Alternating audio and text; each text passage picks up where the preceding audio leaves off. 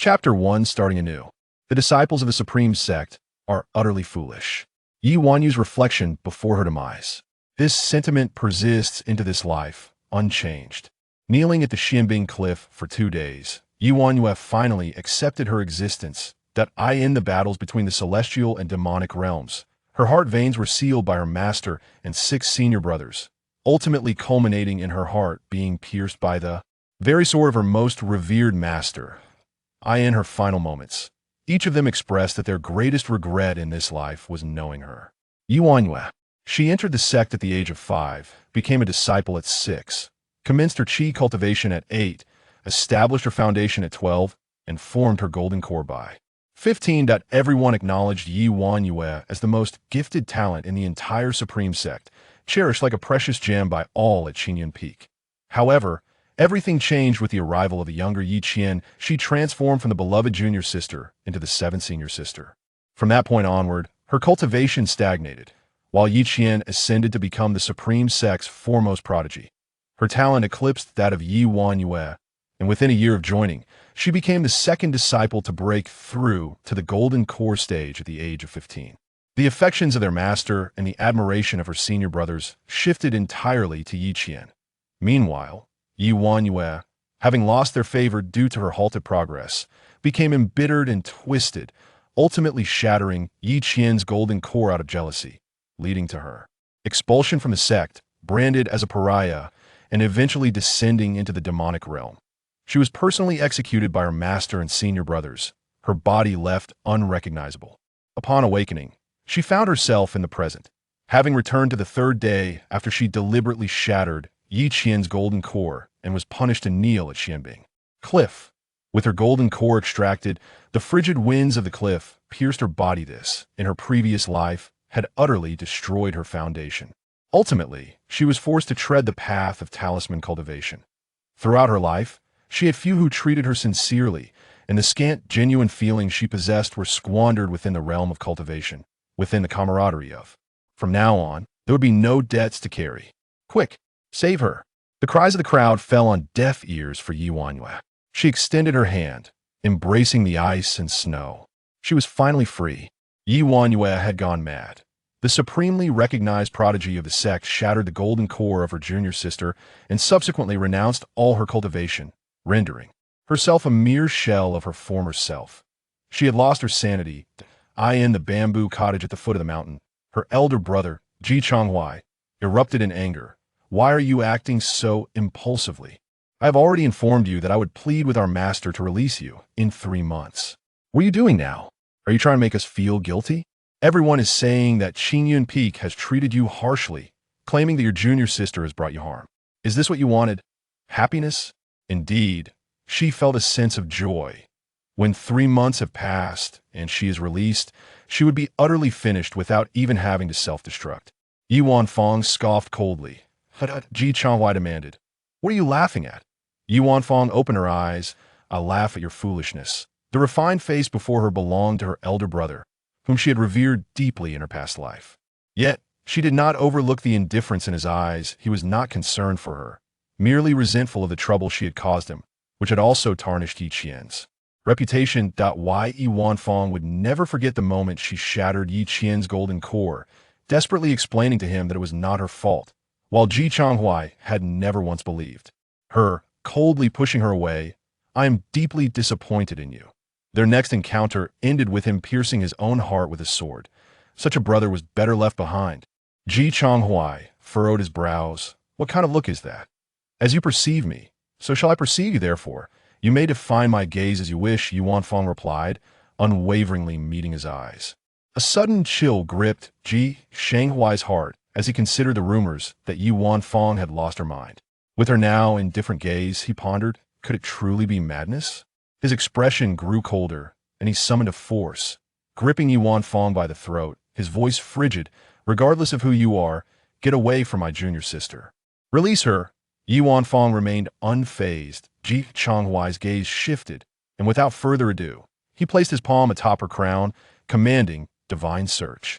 The divine search technique, a domineering spell that disregards the will of the target to forcibly probe into their primordial spirit, if performed poorly, could irreparably A wave of invasive force and the sensation of being torn apart surged within her mind. It felt as though her head might explode.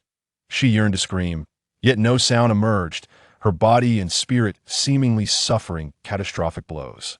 She opened her mouth, and blood poured forth in torrents. After what felt like an eternity, Ji Changhuai stood there, stunned, the primordial spirit. Surely it is indeed. It was truly his junior sister. Not in usurpation. Ye Wanwan, bloodied at her lips and corners of her mouth, yet still smiling, said, "It is I, dear brother. I am Ye Wanwan, and I have never changed." The self-destruction of her cultivation was far from a trivial ordeal, and Ji Shanghuai's strike had nearly shattered her last breath. Yet, she gritted her teeth, determined not to collapse before him.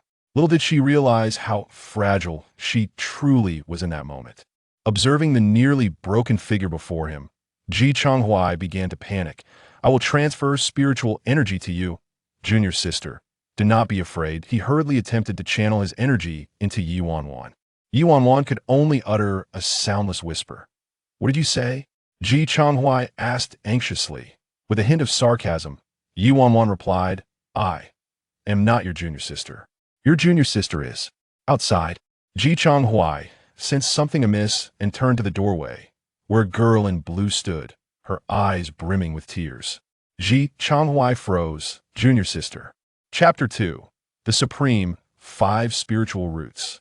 Ji Changhuai felt a surge of panic in his moment of urgency. He had mistakenly called out. He quickly rose. "Junior sister, why are you here?" This time, he disregarded the seriously injured Ye Wanwan entirely. Ye Wanwan lay on the bed, feeling as though she were about to shatter, her soul threatening to split apart, and her body in agony. The pain compelled her to curl inward. She wished to expel the two of them from her presence, but her body was unresponsive. Why wouldn't these two shameless individuals just leave? Upon hearing Ji Changhuai's voice, Yi Qian forced a smile that resembled more of a bitter grimace. Holding a vial of medicine, she timidly spoke, "Senior brother, I heard that junior sister Qi has come down a mountain. So, I came to see." Ji Changhuai gently reproached her. "You're not well yourself. Why did you come such a long way?" "Your sister has us."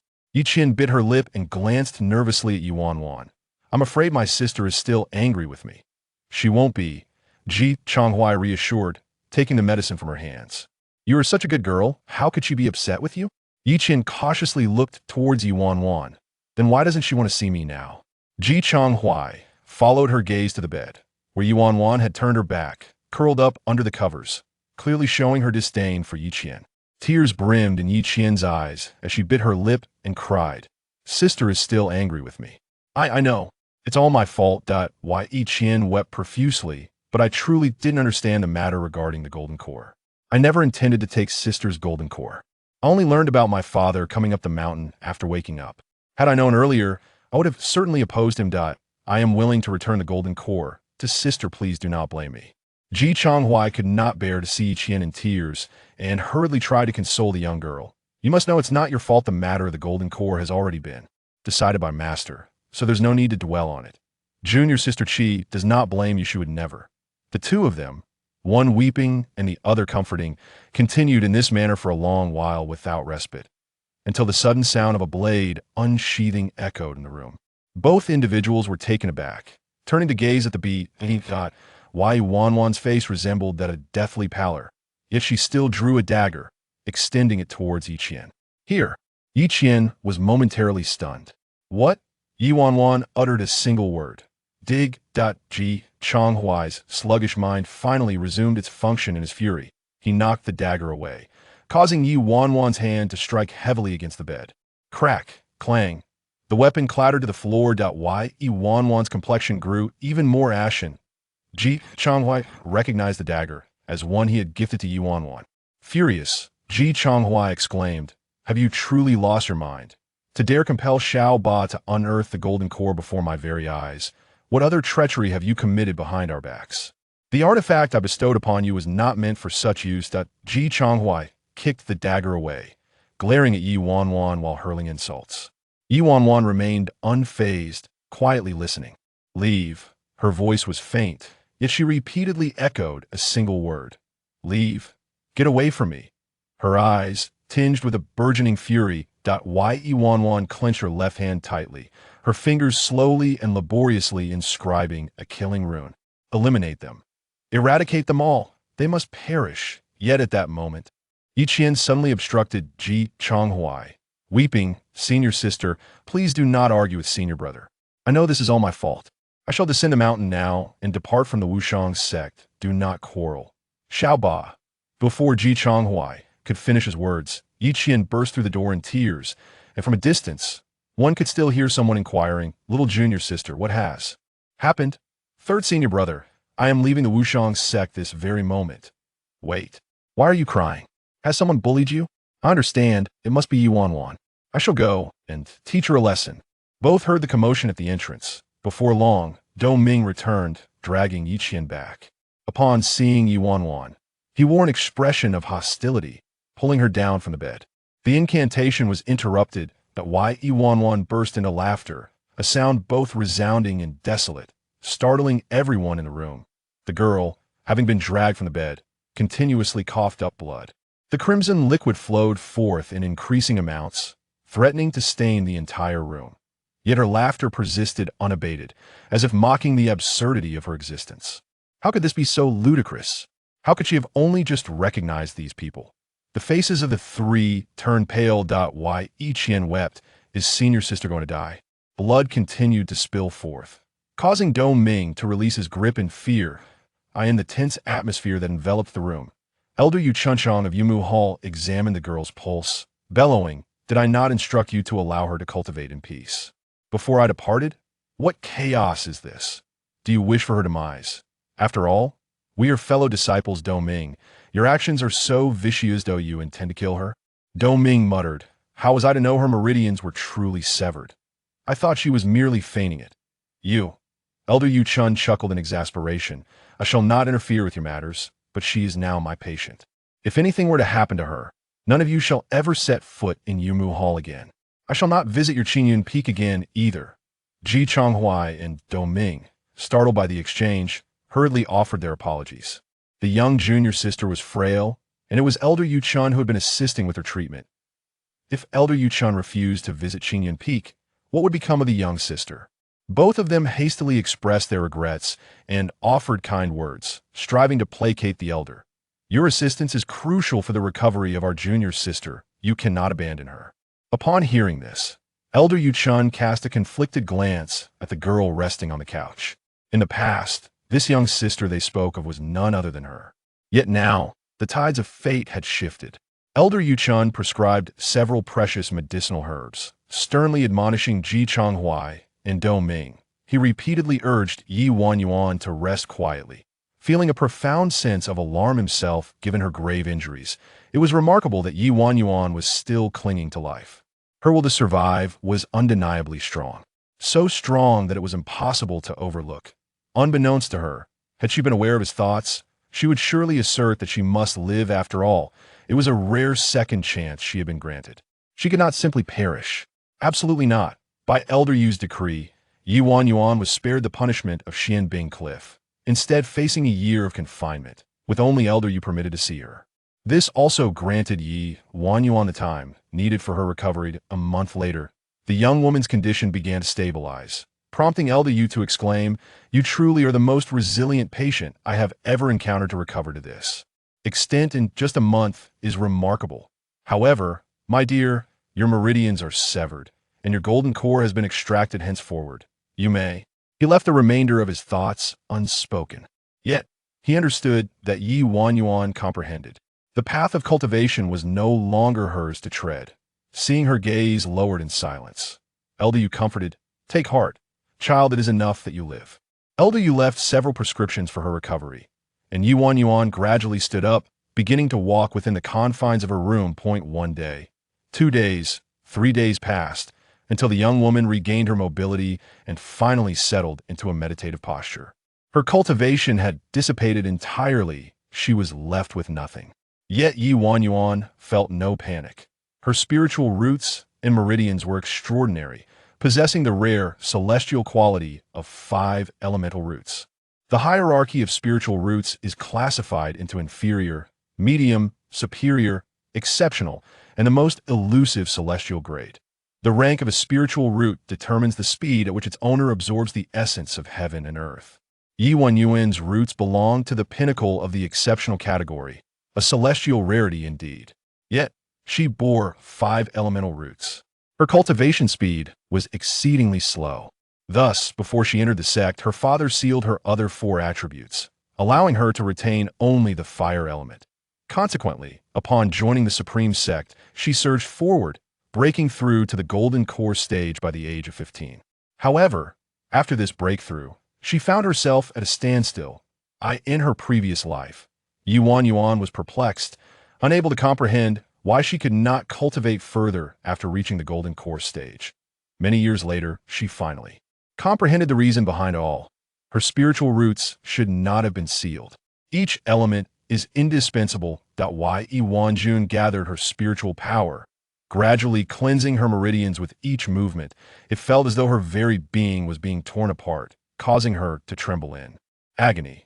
Yet, she persevered, little by little, completing her task. A month later, she broke through the precarious seal within her body, hearing the sound of confinement unraveling.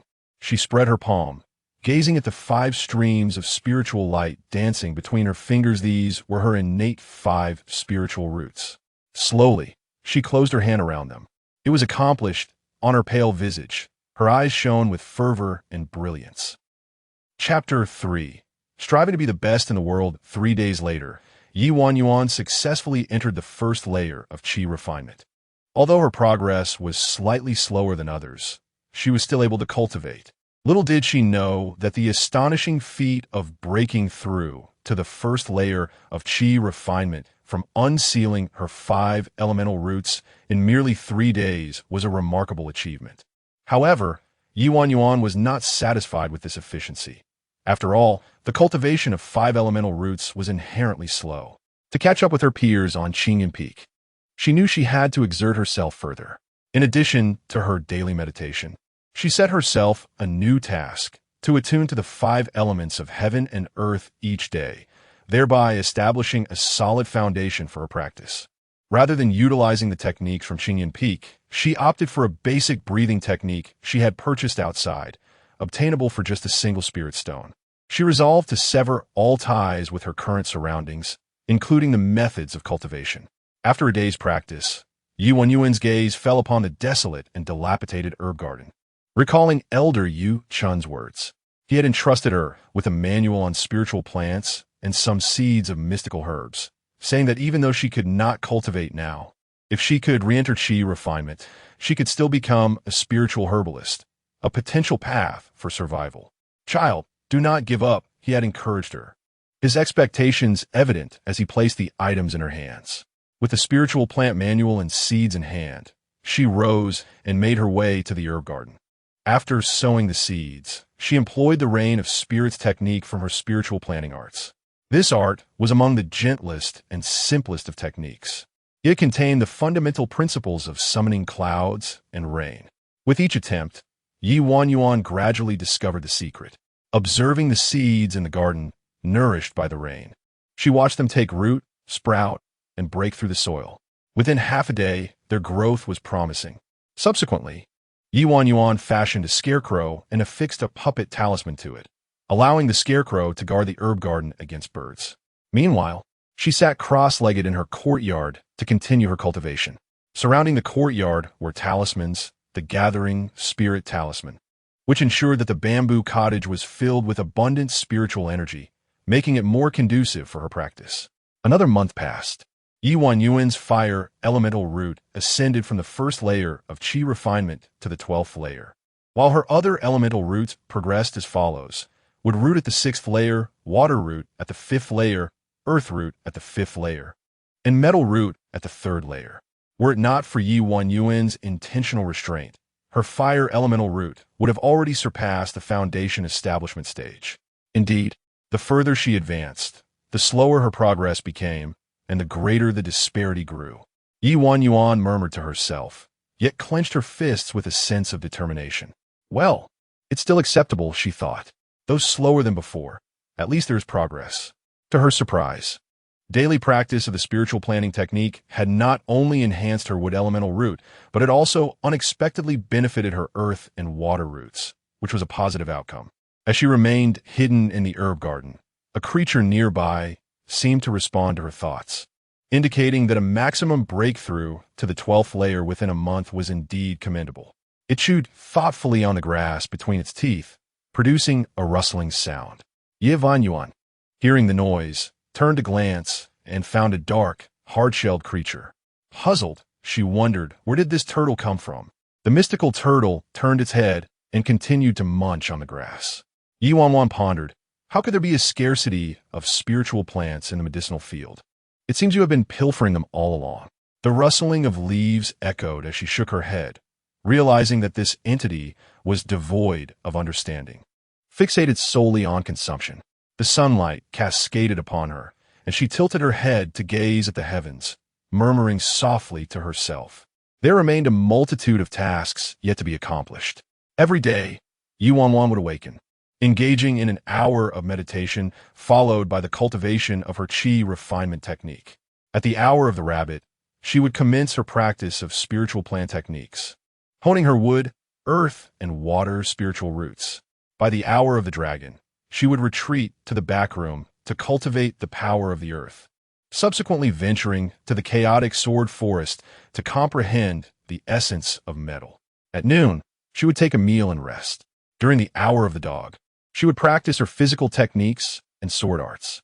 As dusk approached, she would revisit the art of talisman drawing and array formation. Before retiring for the night, she would analyze the circumstances of the day, readjusting her cultivation methods for improvement the following day. This relentless cycle continued without faltering. She meticulously explored the powers of the 5 elements, dividing her focus among them. However, oftentimes, the cultivation of one spiritual root would inadvertently intertwine with the others. After the shattering of her foundations in her previous life, she incessantly pondered methods, all of which she applied in this lifetime.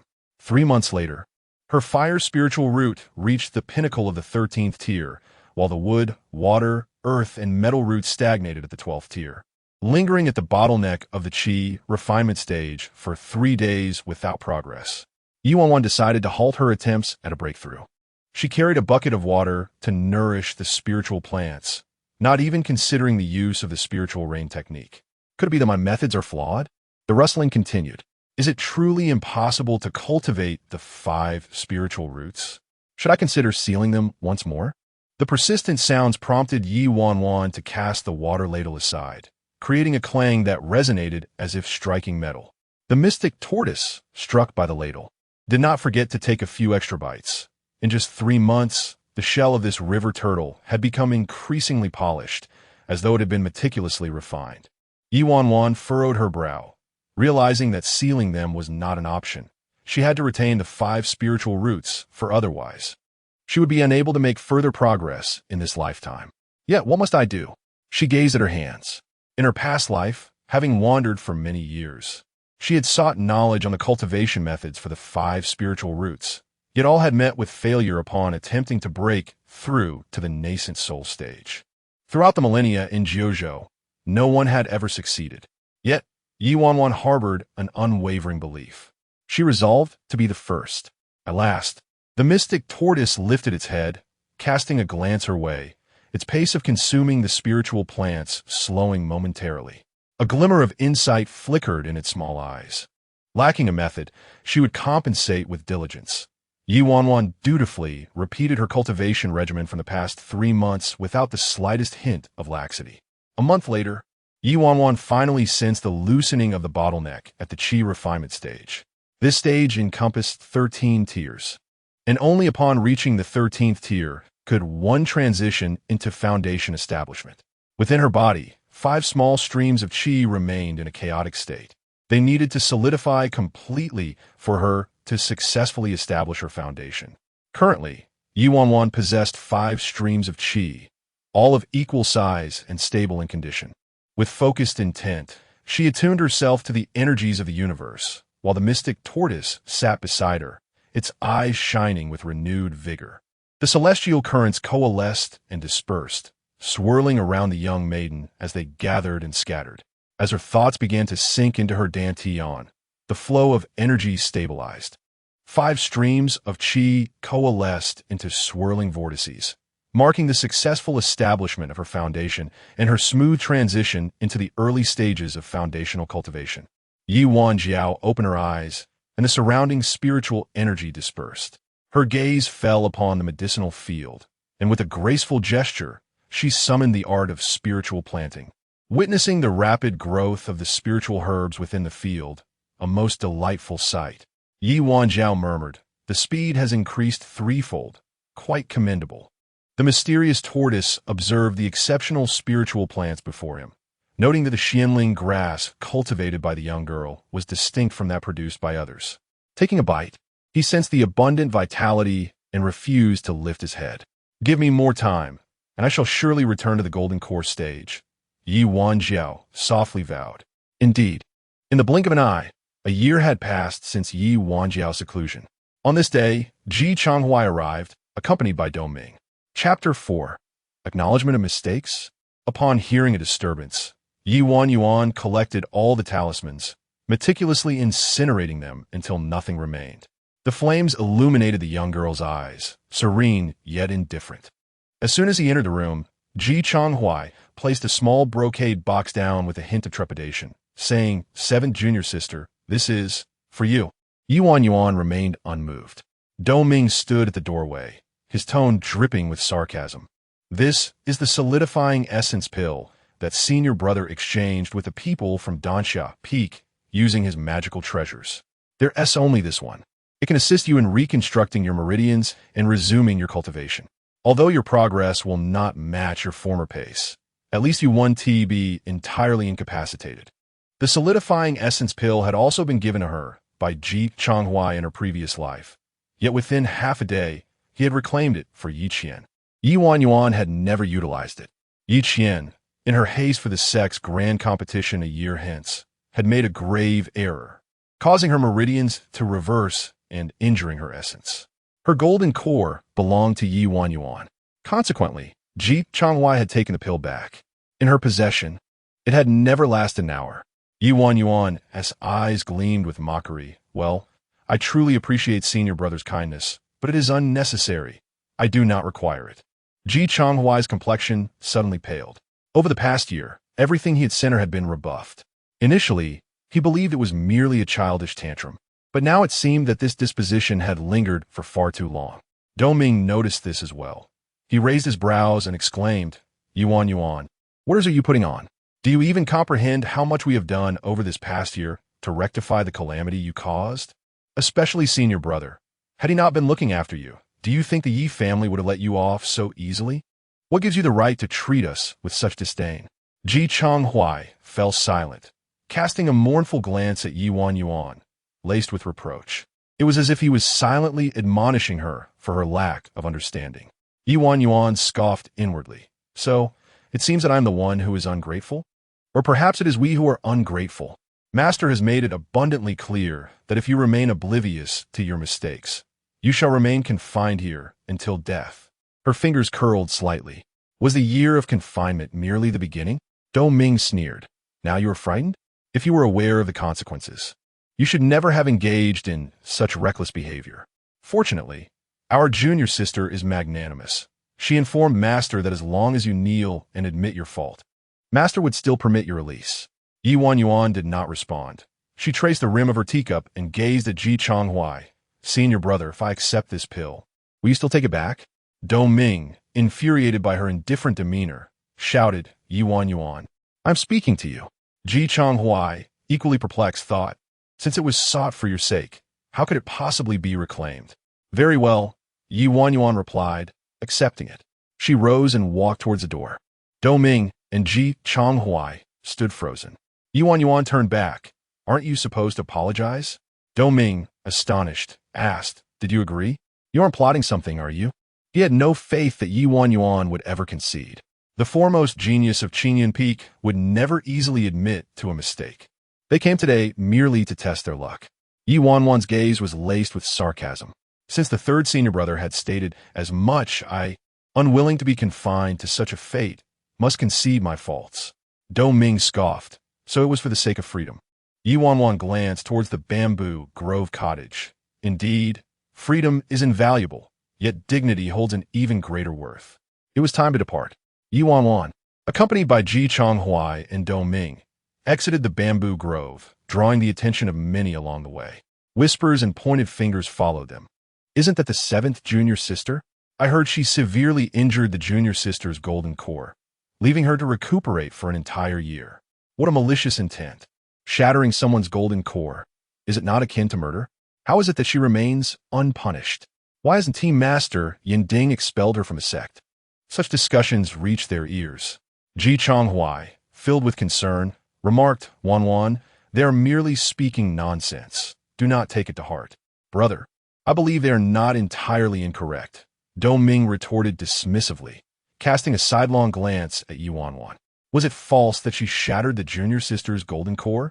Regardless of their words, Ye Wanwan remained unmoved. After a year of introspection, she had come to a clear understanding. This place was not meant for her. Why should she waste her energy on a group of fools? Yi Qian's residence was by the Miao Lake, a place abundant with spiritual water essence. Previously, it had been Ye Wanwan's dwelling, but a year ago, upon Yi Qian's entry into the sect, she claimed it due to her exceptional water spiritual root and frail constitution. At that time, Ye Wanwan, being of the fire element, had acquiesced. However, in retrospect, she realized how overly accommodating she had been. Senior brother, dressed in a flowing gown, Yi Qian approached like a delicate white flower in the wind. I heard your voices from the center of the lake. Ji Chonghuai's furrowed brow relaxed upon seeing her.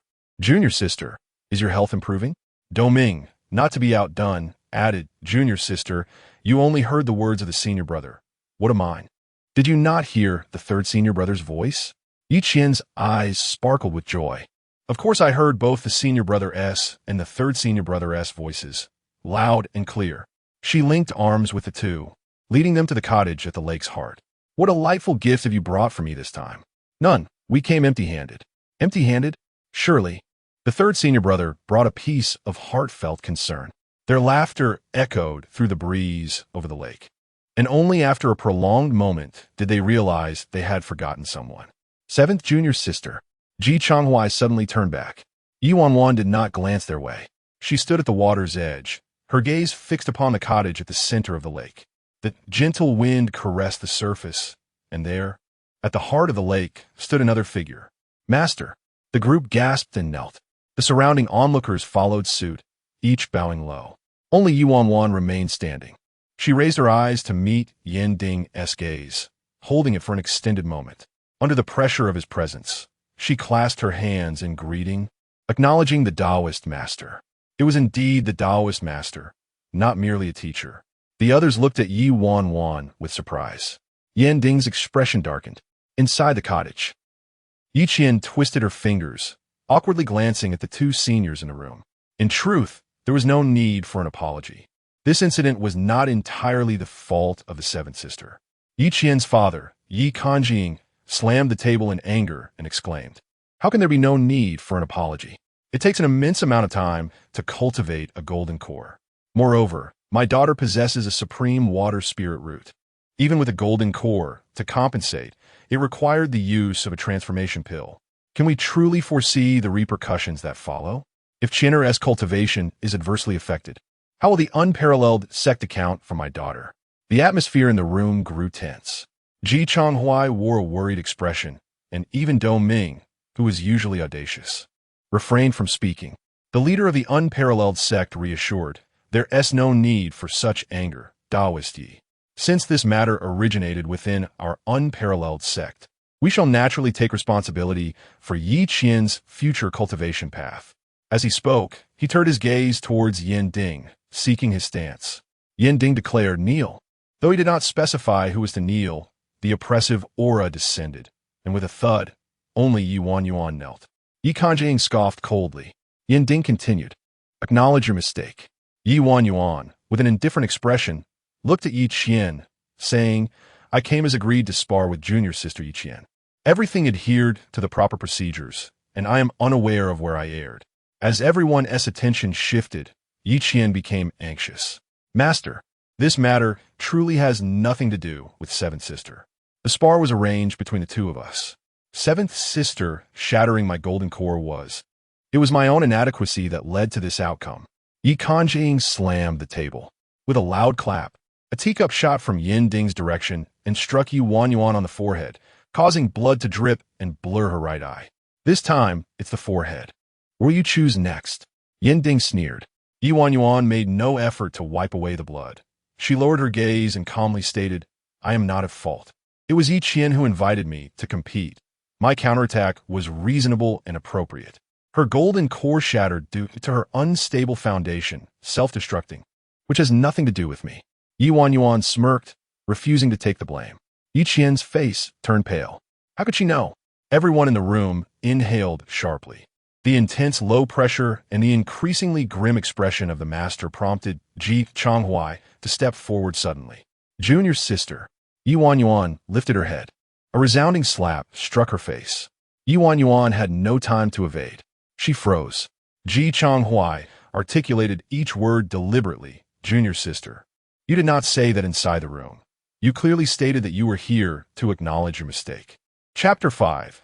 Refusal to acknowledge death. You assert that your momentary jealousy towards the junior disciple led you astray, prompting such a scheme. However, your true intention was merely to teach her a lesson by having her lie down for a while, never anticipating the grave consequences that would ensue. This was merely an accident, was it not? Ji Changhuai gritted his teeth, the pain on his cheeks spreading. Yet, Ye Wanwan's gaze remained unyielding as she coldly retorted. No, I am here to admit my fault, but not this particular one. My error lies in having taken so long to discern your true natures and facades. Yi Qian's failure in forming her golden core was unjustly attributed to me. You all were well aware of the truth, yet chose to collude with her, excavating my golden core and punishing me at Xuanbing Cliff to confess my supposed wrongs, simply because I stand alone. Ye Wanwan raised her gaze to scan all present at the Supreme Sect. Yi Qian was backed by the powerful Yi family, sharing the same surname. While I am merely an orphan, bereft of my parents, you all turn a blind eye as the Yi family shifted the blame onto me, merely because you found me an easy target. Yi Qian is thus, and so are you. With a frigid glare, Ye Wanwan directed her ire at Yin Ding and the sect leader, a congregation of hypocritical charlatans. Ji Changhuai turned pale, silencing himself. And you? Ye Wanwan's cold gaze fell upon Ji Changhuai. What pretense of fairness and concern you put on as the elder brother? Are you oblivious to the bias in your heart? As soon as Yi Qian sheds a tear, I become the villain. The moment her eyes redden, I am the one who bullies her. Is she truly so feeble-minded or impaired? Can I so easily intimidate her? Is she not the so-called prodigy you all boast of, with greater talent than I? Why is it that whenever trouble arises, I am the one to blame? Ye Wanwan exclaimed passionately. Furious, Ji Changhuai raised his hand to strike her. Yet, Ye Wanwan seized his wrist and retaliated with 2 sharp slaps. The sound echoed crisply. Ji Changhuai stood in disbelief. Ye Wanwan pushed him back, commanding, get lost. Consider this your interest. Her gaze bore into the higher-ups. Yin Ding, the Taoist master, I refuse to believe you are unaware of Yi Qian's issues with her golden core. You saw it, yet chose to ignore my competition with her, a contest of which I sought your approval. You consented. During the contest, how could a mere initial-stage golden core practitioner, like myself, shatter another of the same stage? Does that not sound ludicrous? Each of you knows the truth. Your heart's as clear as mirrors, yet you wish to force me into a confession, compelling me to yield to the eldest daughter of the Yi family. Not a chance, Ye Wanwan declared with resounding conviction. Even under the oppressive presence of Taoist Master Yin Ding, the pressure upon her shoulders grew heavier, yet she refused to bow her head.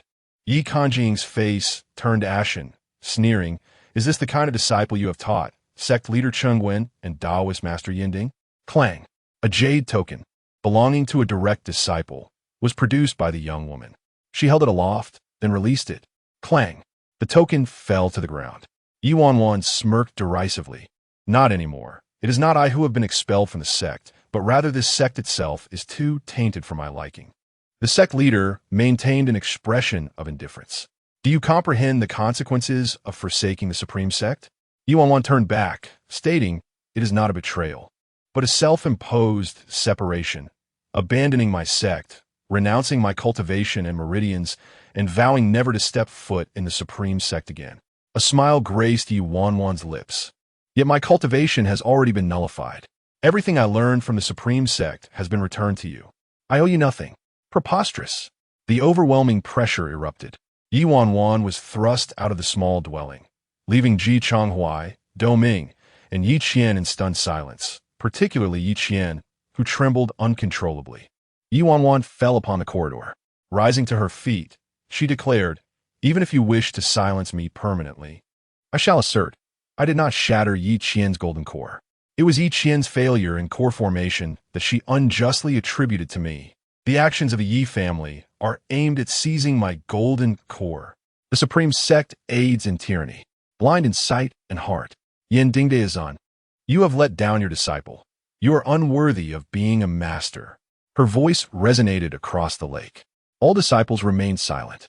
Ye Wanwan lifted her gaze, declaring, "Should I ever vanish, it will be at the hands of Yi Qian and the Yi family, with the Supreme Sect as their accomplice." Yin Ding's eyes were clouded with ambiguity. "Do you not acknowledge your error?" Ye Wanwan's voice was icy. "I shall not confess even in death. What difference does it make? To bear infamy, to linger on, only to be expelled from the Supreme Sect in the end. Rather than that, I prefer to deny it, even at the cost of my life." "Very well. Lock her in the Blackwater prison. The Supreme Sect harbors two places that instill the greatest fear in its disciples. One is the Blackwater prison, and the other is the Xuanbing Cliff. Both serve the gravest penalties, reserved for those who have committed serious offenses. But the Blackwater prison is even more terrifying than the Xuanbing Cliff. An abyss of darkness and a water prison that can drive one to madness." Ye Wanwan chuckled softly. "Yin Dingdaizan, I am no longer your disciple. You lack the authority to judge me. Take her away," Yin Ding commanded coldly. Ye Wanwan was dragged off. She did not resist, merely allowing herself to be taken by two disciples. She cast a glance at Yi Kanjing, seeing murderous intent in his eyes. Her lips moved slightly. Trash. The murderous glare from Yi Kanjing intensified. "Master." Ji Chonghuai knelt, weeping, "Please spare junior sister Qi." Do Ming looked at the bloodied Ye Wanwan, confusion etched on her face. Has she gone mad? But then she turned to the trembling Yi Qian. Do Ming was taken aback once more. Could it be that Ye Wanwan is truly misunderstood? Silence enveloped the room. No one dared to speak. Yet, within half an hour, the two disciples who had taken Ye Wanwan away returned in haste. "Master, junior sister Yi has escaped. She has fled." Gasps of shock filled the air. How could she have escaped? Wasn't her cultivation completely nullified? Couldn't you two apprehend her? This. One disciple hesitantly produced a half-destroyed talisman, saying, "It's a talisman." Everyone was taken aback. Ji Chonghuai was even more astonished. A talisman practitioner? When did she learn that? Our Supreme Sect has no talisman practitioners. No one knows how Ye Wanyan acquired her skills. However, the evidence against her for secretly learning the abilities of the foreign sect is irrefutable. The entire Supreme Sect has sealed its gates, commencing a search for her whereabouts. Yin Ding gazed at the half-damaged talisman in his hand, his expression inscrutable. Elder Yu Chun, who had heard of this matter, sighed softly, lamenting that the Supreme Sect had gravely erred this time. Although the Supreme Sect does not practice talisman crafting, the library holds ancient texts left by their ancestors. A few years prior, Yu Chun had inadvertently encountered Ye Wanyan several times in the library, where she would study and draw talismans simultaneously. He still vividly recalls that scene. Such a gifted disciple, yet she had been cast out by the Supreme Sect. While the entire sect was in an uproar searching for her, Ye Wanyan ventured alone to the Xuanbing Cliff. By the time Ji Chonghuai and Do Ming arrived upon hearing the news, Ye Wanyan was already standing against the wind, seemingly smiling at all the pursuing disciples. Ji Chonghuai and Do Ming's hearts trembled. They urged her to return. Ye Wanyan Julet Herlips, Her Gazichiding. As she reiterated emphatically, I did not shatter Yi Qian's golden core. Yi Qian wronged me, seizing my golden core, and compelled me to admit fault, which I shall never do. even in death. Ye Wanwan looked at them, her eyes profound, enunciating each word. I will never admit it, even if I die. As she spoke, amidst the incredulous stares of the crowd, she took a step back. I will never admit it, even if I die. With that, Ye Wanwan leaped into the void, her echo carried by the cold winds. The disciples were left in shock, while Ji Changhuai lunged forward, shouting, "Come back!" But Ye Wanwan could not return. The bottom of the Xuanbing Cliff is a perilous abyss, known to all. Before Ye Wanwan could touch the ground, she would be torn apart by the fierce winds of the Xuanbing Cliff, leaving no trace behind. Ji Changhuai's outstretched hand could not reach her figure. He only caught sight of her mocking gaze. In that moment, Ji Changhuai's heart shattered, as if something profoundly significant had broken within him. Junior, sister. Chapter 6. With sheer strength, a tavern was flattened. 3 months later, in the city of Anding, a young girl clad in a simple robe blended seamlessly with the crowd as she entered the city. Upon her arrival, she promptly sold a portion of the Xianling grass at an apothecary, trading the acquired spirit stones for talismans, leaving only a few fragmented stones for travel expenses. Subsequently, she settled down at a noodle stall and ordered a bowl of noodles, savoring her meal. The steam rising from the noodles rekindled a sense of earthly warmth within her. She exhaled softly, even finding the leisure to feed the river turtle she had brought along. This girl was none other than Ye Wanwan, who had leapt into the abyss of the Xuanbing Cliff and had been presumed dead for 3 months. The Xuanbing Cliff was a place of certain death, yet there lay a glimmer of hope at its base. In her previous life, she had escaped from the Xuanbing Cliff, so this time, Ye Wanwan took a gamble. Before confronting Ji Changhuai to rectify her mistakes, she had stashed her belongings from the bamboo house and the Xianling grass from the medicinal garden into her Chinquan bag. With a leap, she was wagering on her survival.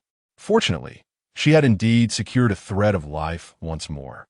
Moreover, having emerged from the jaws of death, at the very moment of her descent into the Xuanbing Cliff, Ye Wanwan shattered the bottleneck of her foundational stage, successfully achieving the golden core stage. However, unlike others, she possessed 5 golden cores. Returning to the golden core stage was perplexing for Ye Wanwan. Beyond the golden cores, she felt the presence of 5 small streams of energy. She had reverted to the Qi refinement stage, not merely entering the early golden core stage, but regressing back to Qi refinement. Yet, she discovered that she could still harness the power of those 5 golden cores. This meant that while her cultivation realm was that of the Qi refinement stage, her strength equated to that of the golden core stage. It was incomprehensible. If she could condense these 5 new energies into cores, would she not possess 10 golden cores? Ye Wanwan pondered this with astonishment. The author remarks, "Fear not, there shall be more revelations in due course." Unable to decipher her situation, Ye Wanwan chose to set the matter aside. After finishing her noodles, she donned her straw hat and departed. The city of Anding still lay within the territory of the Supreme Sect, and she could not linger for long. Not long after she left, the apothecary's manager, having just returned, was astonished to see the pile of Xianling grass beside the counter and inquired of the young attendant, "Where did this come from?" "A young Taoist priest brought it," replied the attendant. "And where is he now?" "He has already left." The manager hurriedly pursued her out the door, but by then, Ye Wanwan had vanished without a trace. Anxiously, he questioned the attendant, "Why did you not call for me?" "But manager, is this not merely ordinary Xianling grass?" "Ordinary? Have you ever seen ordinary Xianling grass that remains this fresh after being picked? This is exceptional Xianling grass, cultivated solely by a heavenly grade spirit plant master. Priceless in the market." The attendant scratched his head, but the Taoist priest just now seemed to be merely a small disciple of the Qi refinement stage. The manager was taken aback. Qi refinement stage? How could that be? A heavenly great spirit plant master must at least be at the nascent soul stage. Upon exiting the city, Ye Wanwan set her sights towards the direction of the Changshan Mountains, distancing herself from the domain of the Supreme Sect. Contemplating the peculiarities of her dantian, she resolved to seek out someone who could elucidate her situation. After her untimely demise in the modern era, she reincarnated into this new body. From a moment she ascended to Qingyun Peak at the tender age of 5, Ye Wanwan had never descended the mountain, which meant her experiences in this world were rather limited. However, in her past life, She had wandered extensively and held some impressions of the renowned mountains across the 9 provinces. Now, following the path etched in her memory, she traversed a distance, soaring through the skies, attracting the attention of many. Remarkably, a disciple in the Qi refining stage was now capable of flight. Wasn't it only the foundation establishment stage that could utilize magical tools for such feats? When had the Qi refining stage achieved this? Ignoring the questions surrounding her, Ye Wanwan arrived at Changshan and entered Jinshu town. "Greetings, elder. Might there be someone here by the name of Li Wanji?" Ye Wanwan inquired at several establishments, but no one had any knowledge of him. Yet, she remained unperturbed. Patience was her virtue. In her previous life, she had encountered Li Wanji a century later, during which he had mentioned his period of destitution in Changshan before founding the Baiji sect, now regarded as the most enigmatic sect in the world. Concealed in shadows, it held dominion over the secrets of all cultivators in the 9 provinces. Even the royal families and esteemed clans could not evade their gaze. Their intelligence network spanned the entire realm. However, as for his current state, well, he should still be in a state of decline. Ye Wanwan spent the afternoon asking around, and as dusk approached, she entered an inn. After settling down, she ordered a dish of rice and a vegetable, having reverted to the Qi refining stage. Her current body still required sustenance. As night fell, the ominous entity was about to emerge. Everyone quickly closed the doors. With a sudden clap, all doors and windows of the inn and the surrounding shops shut tight, plunging the area into silence, just as Ye Wanwan was about to pick up her chopsticks. The innkeeper urged, "Please, eat your meal. It won't affect anything." Ye Wanwan complied and continued her meal quietly. However, the creaking noises sent shivers down the spines of several patrons within the inn. After enduring for a while, the innkeeper cautiously suggested, "Perhaps, esteemed guest, you should refrain from eating?" "That is not me," Ye Wanwan replied. Turning around, the 3 patrons discovered the source of the sound. The noise emanated from a nearby table, where an array of empty bowls cluttered the surface, stacked in rows. The highest row contained over a dozen bowls, obscuring the face of a woman, while a man obscured his face with his hands, seemingly reluctant to be seen. "Sister, they're watching you." "Oh." The woman in the green attire glanced back at them, slurping her noodles with an enchanting sound, exuding a challenging demeanor. Yet, she was not the source of the creaking noise. Ye Wanwan focused her gaze and discerned that the peculiar sound was originating from the edge of the adjacent table, where something was bound with a rope. The creature, resembling a human-faced sheep, was desperately struggling to escape. Yet, the woman in green delivered a swift kick, sending it back into its confines. Ye Wanwan's eyes narrowed. A little Taotai, one of the 4 fearsome beasts, a descendant of Taotai. Though its hybrid lineage rendered it less formidable than its progenitor, it was not to be underestimated. This creature had a penchant for consuming treasures, thriving on gold and jade, making it an expensive companion. If its needs went unmet, its temperament could become exceedingly volatile. The young man and woman before her appeared to be under 20, yet they had managed to capture a young Taotai beast. Ye Wanwan scrutinized their attire, attempting to discern their sect, but could not recall. She had never encountered them before. However, individuals capable of capturing a small glutton at such a young age would undoubtedly not fade into obscurity among the prominent sections. As Ye Wanwan observed them, Bai Jian and Fang Hian were also appraising the young girl. Bai Jian remarked, "Eating so little, she clearly cannot fight." Fang Hian added, "The Xianling grass in her sleeve appears to possess commendable quality. Is she a spirit plant master?" The 3 exchanged glances before diverting their eyes. The commotion within the room diminished, while the noise outside grew increasingly intense. A chilling gust rushed toward the inn, crashing against the doors and windows, as well as the 2 individuals in the corner. "Return my treasures!" A deafening roar echoed. With the shattering of glass, a white figure tumbled inside, heading straight for the long table. Without hesitation, Fang Hian sprang to his feet and fled, leaving the woman to confront the adversary head-on. The innkeeper and the attendant, along with Ye Wanwan, displayed expressions of bewilderment. Fang Hian, with an air of superiority, remarked, "This is our sect tradition. Men retreat, women advance." The two individuals in the back quickly engaged in combat, and the encounter concluded swiftly with a white figure surprise attack, resulting in defeat. As the woman sent her opponent flying with a single punch, the white figure stood at the window, furiously stamping his foot and cursing. Heaven's first sect, I have neither provoked nor offended you. Why are you seizing my treasures? Ye Wanwan paused. Heaven's first sect? It was actually one of the top 3 sections. It was said that this sect only accepted prodigies, refusing to take in anyone less. This had drawn considerable criticism from other sects, yet in recent decades, their rankings in competitions had steadily declined, from 1st to 3rd, then to 7th, 10th, and eventually falling out of the top 20 altogether. Rumors suggested that they had become extinct. Furthermore, in subsequent generations, no news had emerged regarding them. Ye Wanwan couldn't recall. Had this sect truly vanished? The man in white, unable to gain the upper hand, stamped his foot outside in frustration, unleashing a stream of increasingly vile curses. Bai Jian, casually wiping the corner of her mouth, stood up. Fang Hian, sensing the impending disaster, widened his eyes in alarm. Senior sister, no, we cannot afford to. Before he could finish, Bai Jian had already shattered the long table with a single palm strike and charged towards the doors and windows. Although her stature was modest, her movements generated a gale that shook the entire inn, causing a row of doors and windows to collapse with a thunderous crash.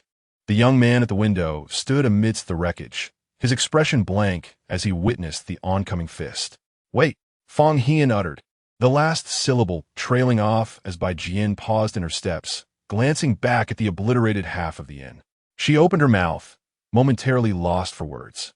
Yet, Ye Wanwan perceived the truth clearly. She had not employed spiritual energy. She had merely used sheer strength to demolish an entire inn. Chapter 7. A Tragic Death in the Previous Life Apologies. The 3 individuals bowed deeply at a 90-degree angle, expressing their contrition to the shopkeeper and Ye Wanwan. Ye Wanwan remained silent. The youth in white, pinned down by Bai Jian, struggled to rise, protesting, "What does the destruction of the inn have to do with me? Why must I apologize?" With a swift motion, Bai Jian struck him down, causing the youth to crash into the ground, unable to recover for a considerable time. The shopkeeper trembled, nearly on the verge of tears. Fang Hian reassured him, "Do not fear. My second senior sister does not resort to violence." However, upon glancing back, Fang Hian found Bai Jian squatting beside the youth, digging a pit. He murmured, "She truly does not hit people." The shopkeeper knelt, raising his hands in supplication. "Esteemed ones, please spare us. We are merely a small business. Whatever you desire, we shall provide." Fang Hian insisted, "They truly are not here to rob us." Observing the wreckage, he reluctantly rummaged for compensation, discovering he had merely 2 spirit stones left. Awkwardly, he turned to ask, "Senior sister, do you have any left?" Bai Jian approached, dragging the white-clad youth along. "No, but he does." Without hesitation, she reached into the youth's pocket and retrieved a pouch. "Those are my spirit stones." The youth cried out in despair. "Now, they belong to me," Bai Jian replied. Ye Wanwan fixed her gaze upon the youth for an extended moment, seemingly trying to discern his identity. After a lengthy pause, she hesitantly inquired, "Li Wanji?" The 3 individuals turned in unison to look at Ye Wanwan. "You know him?" Ye Wanwan glanced at all 3, realizing that they were indeed acquainted. Fang Hian and Bai Jian had emptied their pockets of spirit stones. It was still insufficient to compensate the shopkeeper, while Li Wanji stubbornly refused to part with his own funds. "Is borrowing out of the question?" Fang Hian asked. "Can you even repay me?" The 2 were on the verge of a brawl again. Ye Wanwan stepped over to the shattered window, murmuring softly, "There is no need for such trouble." She retrieved a piece of talisman paper from her robe and skillfully drew a talisman with cinnabar. As the talisman glowed with brilliance, an unseen force gathered the shattered fragments, restoring them to their original positions. Fang Hian and the shopkeeper gaped in astonishment. Even Bai Jian's eyes sparkled with admiration. "Impressive." However, just as those words left her lips, 2 windows collapsed with a resounding crash. The street fell into silence. Ye Wanwan pondered, realizing the quality of the talisman was somewhat lacking. "That's enough," Fang Hian declared. He and Li Wanji set about mending the remaining windows, the sound of their work echoing through the night. Bai Jian attempted to assist, But Fang Hian waved her off. Second senior sister, let us handle this minor task. Li Wanji was drenched in cold sweat.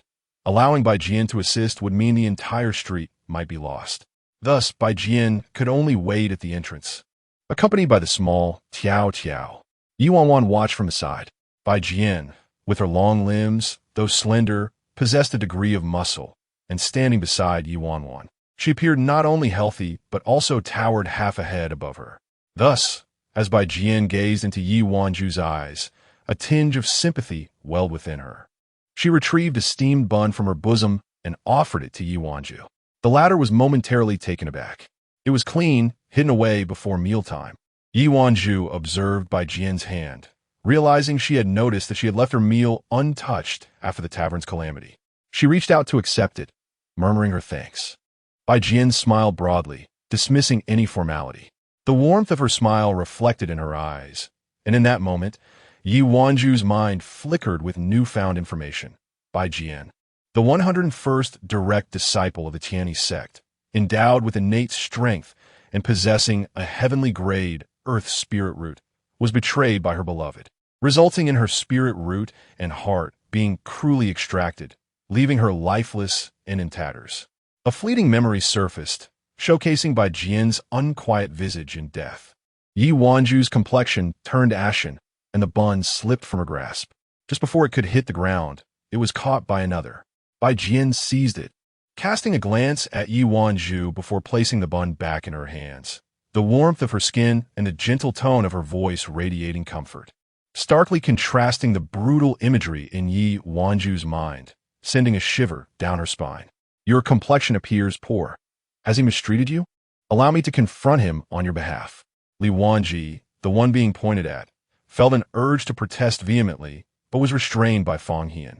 How could you bully a young lady? Me? Li Wanji incredulously gestured toward himself. Are you accusing me? What bullying have I done? I do not even know her. Fang Hian wore an expression of disbelief. Do you think I'll take your word for it? She has traveled a great distance to seek you. Surely you must have done something to provoke her. In a fit of anger, Li Wanji tossed aside his tools, seething and ready to curse, yet he refrained, aware that Ye Wanju was a lady deserving of some respect. I merely declined to join your Tianyi sect. Surely you wouldn't ruin my reputation over that. Fang Hian remarked, Look, she is on the verge of tears. Li Wanji, indignant, retorted, That has nothing to do with me. Yet, as Ye Wanju's eyes glistened with tears, he felt an increasing sense of guilt. I truly do not know her. As his tone grew more evasive, he noticed Bai Jian's palm brimming with energy, prompting him to leap back in alarm. Suddenly, confronted with the sight of Ye Wanju's reddening eyes, he rushed to her side, exclaiming, Wait, I could never have wronged you. This is our first encounter. If memory serves me well, I have only brushed against the Tianyi sect, taking a trifle from them, not from you. Li Wanji floundered, while even Fang Hian stood at the door, rendered speechless. Ye Wanju raised a hand to touch her face, only to realize she was indeed shedding tears. Feeling somewhat peculiar, she said, The wind is too strong. It has clouded my vision. Li Wanji felt as though he might kneel. If you do not speak up, my reputation will be tarnished forever. After a night of toil, they finally repaired the doors and windows, and the four of them did not linger. Departing Jinshu town under the cover of night, Li Wanji kept his distance from Ye Wanju, but Fang Hian unceremoniously shoved him forward. Then return, my little Jinyu. Seized. Two individuals exchanged hushed whispers, and Li Wanji felt a chill run down his spine as Ye Wanyuan's unwavering gaze remained fixed upon him. Yet, he could not recall any connection with such a striking young lady. Surely, anyone who had encountered her would retain some semblance of memory. Unfazed, Ye Wanyuan remarked, We were acquainted in a past life. Bai Jian and Fang Hian exchanged knowing glances, their expressions laden with meaning. Li Wanji retorted, How could you possibly remember events from a previous life? I do remember, Ye Wanyuan replied, her eyes locked onto his. I recall everything you did after the age of 3. All of it was spoken by you. Li Wanji was momentarily taken aback, stammering, I don't believe you. Ye Wanyuan softly countered, You also mentioned that if I faced any trouble, I could always seek your help, and you would undoubtedly protect me. She gazed at him, inquiring if those words still held weight. The young woman tilted her head, her eyes sparkling. Unable to deny her words, Li Wanji scratched his head, feeling increasingly perplexed.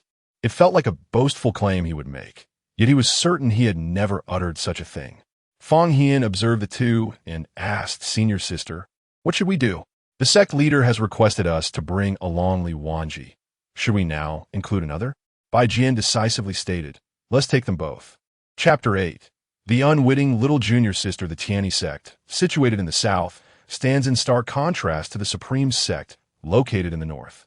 With a vast distance separating the two, Bai Jian, alone, wielded his sword while escorting 3 companions and a beast, soaring for 3 days and nights, until at last they traversed the Qinling Mountains and arrived at the Tianyi sect's territory. Upon reaching familiar ground, Bai Jian and Fang Hian visibly relaxed. The group took refuge in the trees for the night, allowing Bai Jian to regain his spiritual energy. In order to facilitate this, Fang Hian produced 100 pancakes. "Senior sister, eat," he urged. Bai Jian consumed them all within half an hour. As dawn broke the following day, Bai Jian led his companions through the mountain barrier of the Tianyi sect, charging directly towards its gates.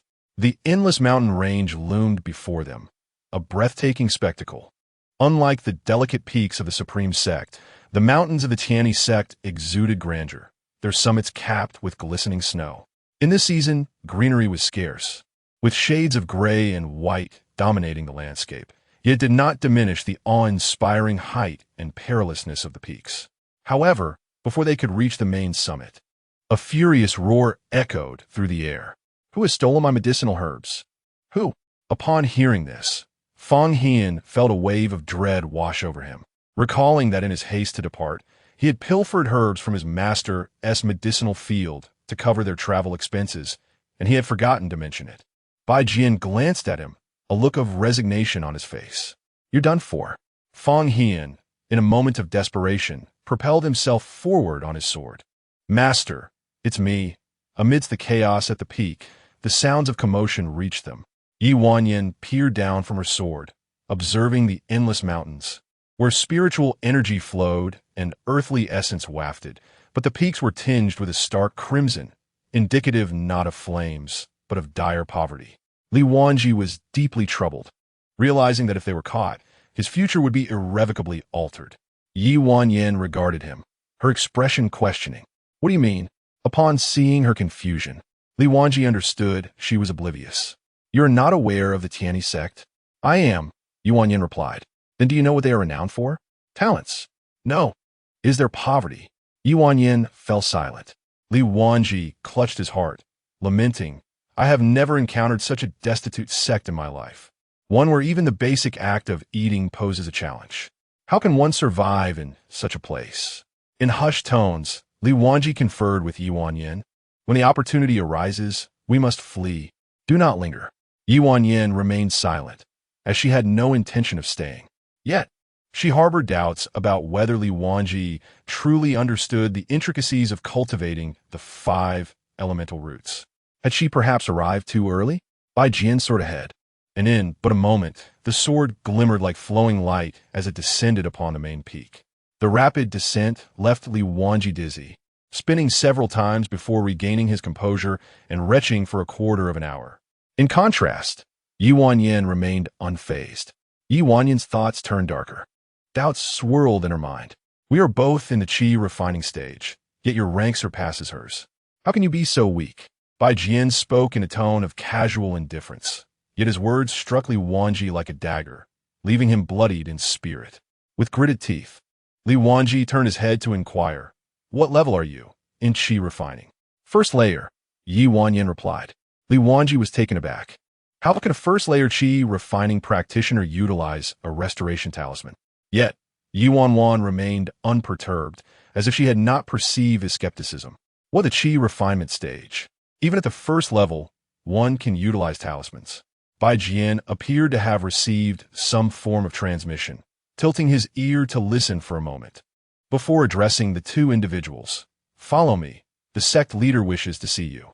Ye Wanwan hesitated. Was it not permissible to decline? Bai Jian replied, "It is not."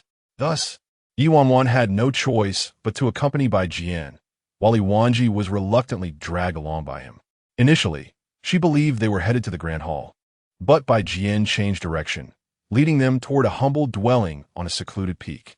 As the scent of food wafted through the air, Ye Wanwan surmised, the kitchen. Bai Jian candidly affirmed, indeed, this is the dining area for disciples. Those below the core formation stage have yet to commence fasting, hence Tianyi sect maintains a cafeteria. Ye Wanwan understood, yet found it rather peculiar for the sect leader to visit the dining hall at this hour, which coincided with breakfast presided over by the senior brother. Upon entering the room, a voice resonated. Li Yin has stepped out. I am covering for him today. A countenance cold and indifferent emerged from the kitchen, bearing a basin of plain rice, devoid of any accompanying dishes. Upon seeing him, Bai Jian offered a greeting without any sign of surprise. Uncle Yin. Although Li Wanji was audacious, he stiffened in the presence of this stoic man and performed a proper salute. Master, uncle. Though Ye Wanwan was not a member of Tianyi sect, her youth compelled her to follow Bai Jian's lead and perform a gesture of respect. I am Ye Wanwan, a junior, paying my respects to my esteemed senior. Yen Ju's gaze fixated on Ye Wanwan, an unexpected glimmer in his eyes. This young girl. Newly accepted? Bai Jian responded, indeed. Ye Wanwan, taken aback, questioned what? Yen Ju's gaze became piercing, as if attempting to peer into her very soul. Have you recognized her yet? He inquired. Not yet. I just brought her back, Bai Jian replied. Oh, not yet. Yen Ju set down the bowl of rice and began to scrutinize Ye Wanwan intently. Ye Wanwan felt the intensity of his gaze, as if he could see through all pretense. Furrowing her brow, she returned his stare. However, Bai Jian positioned herself in front of Ye Wanwan, blocking Yen Ju's assessment. Uncle, you frighten her. Yen Ju snorted softly but withdrew some of his scrutiny and took a seat. The three of them settled down. Li Wanji, resigned to his fate, took a bowl and began to serve himself rice, even offering a bowl to Ye Wanwan. Eat up. If you don't, there won't be any left. Ye Wanwan regarded the rice with little appetite. Bai Jian also served herself a bowl, placing it beside her, and with a clang, she carried off the entire basin. Noticing Ye Wanwan's gaze upon her, Bai Jian inquired, would you like some more? Displaying her goodwill, she scooped a generous portion into Ye Wanwan's bowl, causing rice to overflow significantly. She piled it high, as if guarding her own possessions. Ye Wanwan could only stare in silence. Yen Ju and Li Wanji had grown accustomed to such antics. As the remaining individuals had yet to arrive, the trio refrained from eating. The bowl Bai Jian had served was evidently reserved for Fang Hian, while the purpose of Yen Ju's bowl remained a mystery. From the kitchen came cheerful voices. Xiao, Bai. You're back. Bai Jian nodded in acknowledgement. Master. The esteemed master of the Tianyi sect, Li Mingda, entered bearing 2 large platters of meat and vegetables, placing them before Bai Jian and the others. Upon seeing Li Wanji, he chuckled warmly, remarking on the commendable completion of his task. Li Wanji, however, hung his head despondently. The master continued with a jovial tone, Little one, do not be disheartened. Remaining in the Tianyi sect will not lead you astray. Li Wanji felt a twinge of irritation at this. After a month in the sect, he had encountered countless misfortunes. Li Mingda's gaze shifted from Li Wanji to Ye Wanwan, his surprise evident. This is Bai Jian interjected, my junior sister. The table fell silent, with only Yen Ju thoughtfully observing Ye Wanwan, neither confirming nor denying the statement. Bai Jian added, I brought her back, my junior sister. Ye Wanwan could not suppress her voice, Sister Bai. She had merely come to seek clarity regarding the meaning of the omen. How had she inadvertently acquired the title of junior sister? Bai Jian tilted her head and asked, Do you not like me? Not at all, Ye Wanwan replied. Bai Jian pressed further, Do you not like the Tianyi sect? Ye Wanwan hesitated, Not really. Bai Jian then declared, Well, master, she has agreed to stay.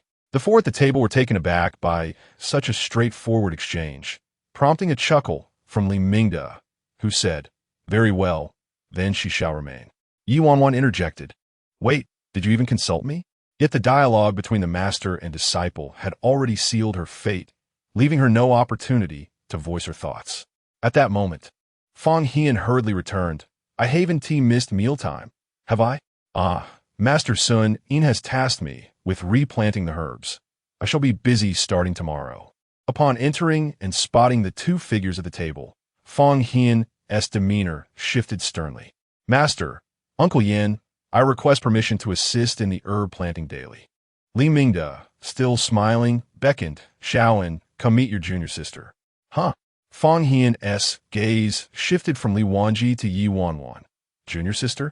When did this happen? Bai Jian and Yin Ju replied in unison. Just now. Fang Hian was left bewildered. What transpired during my absence?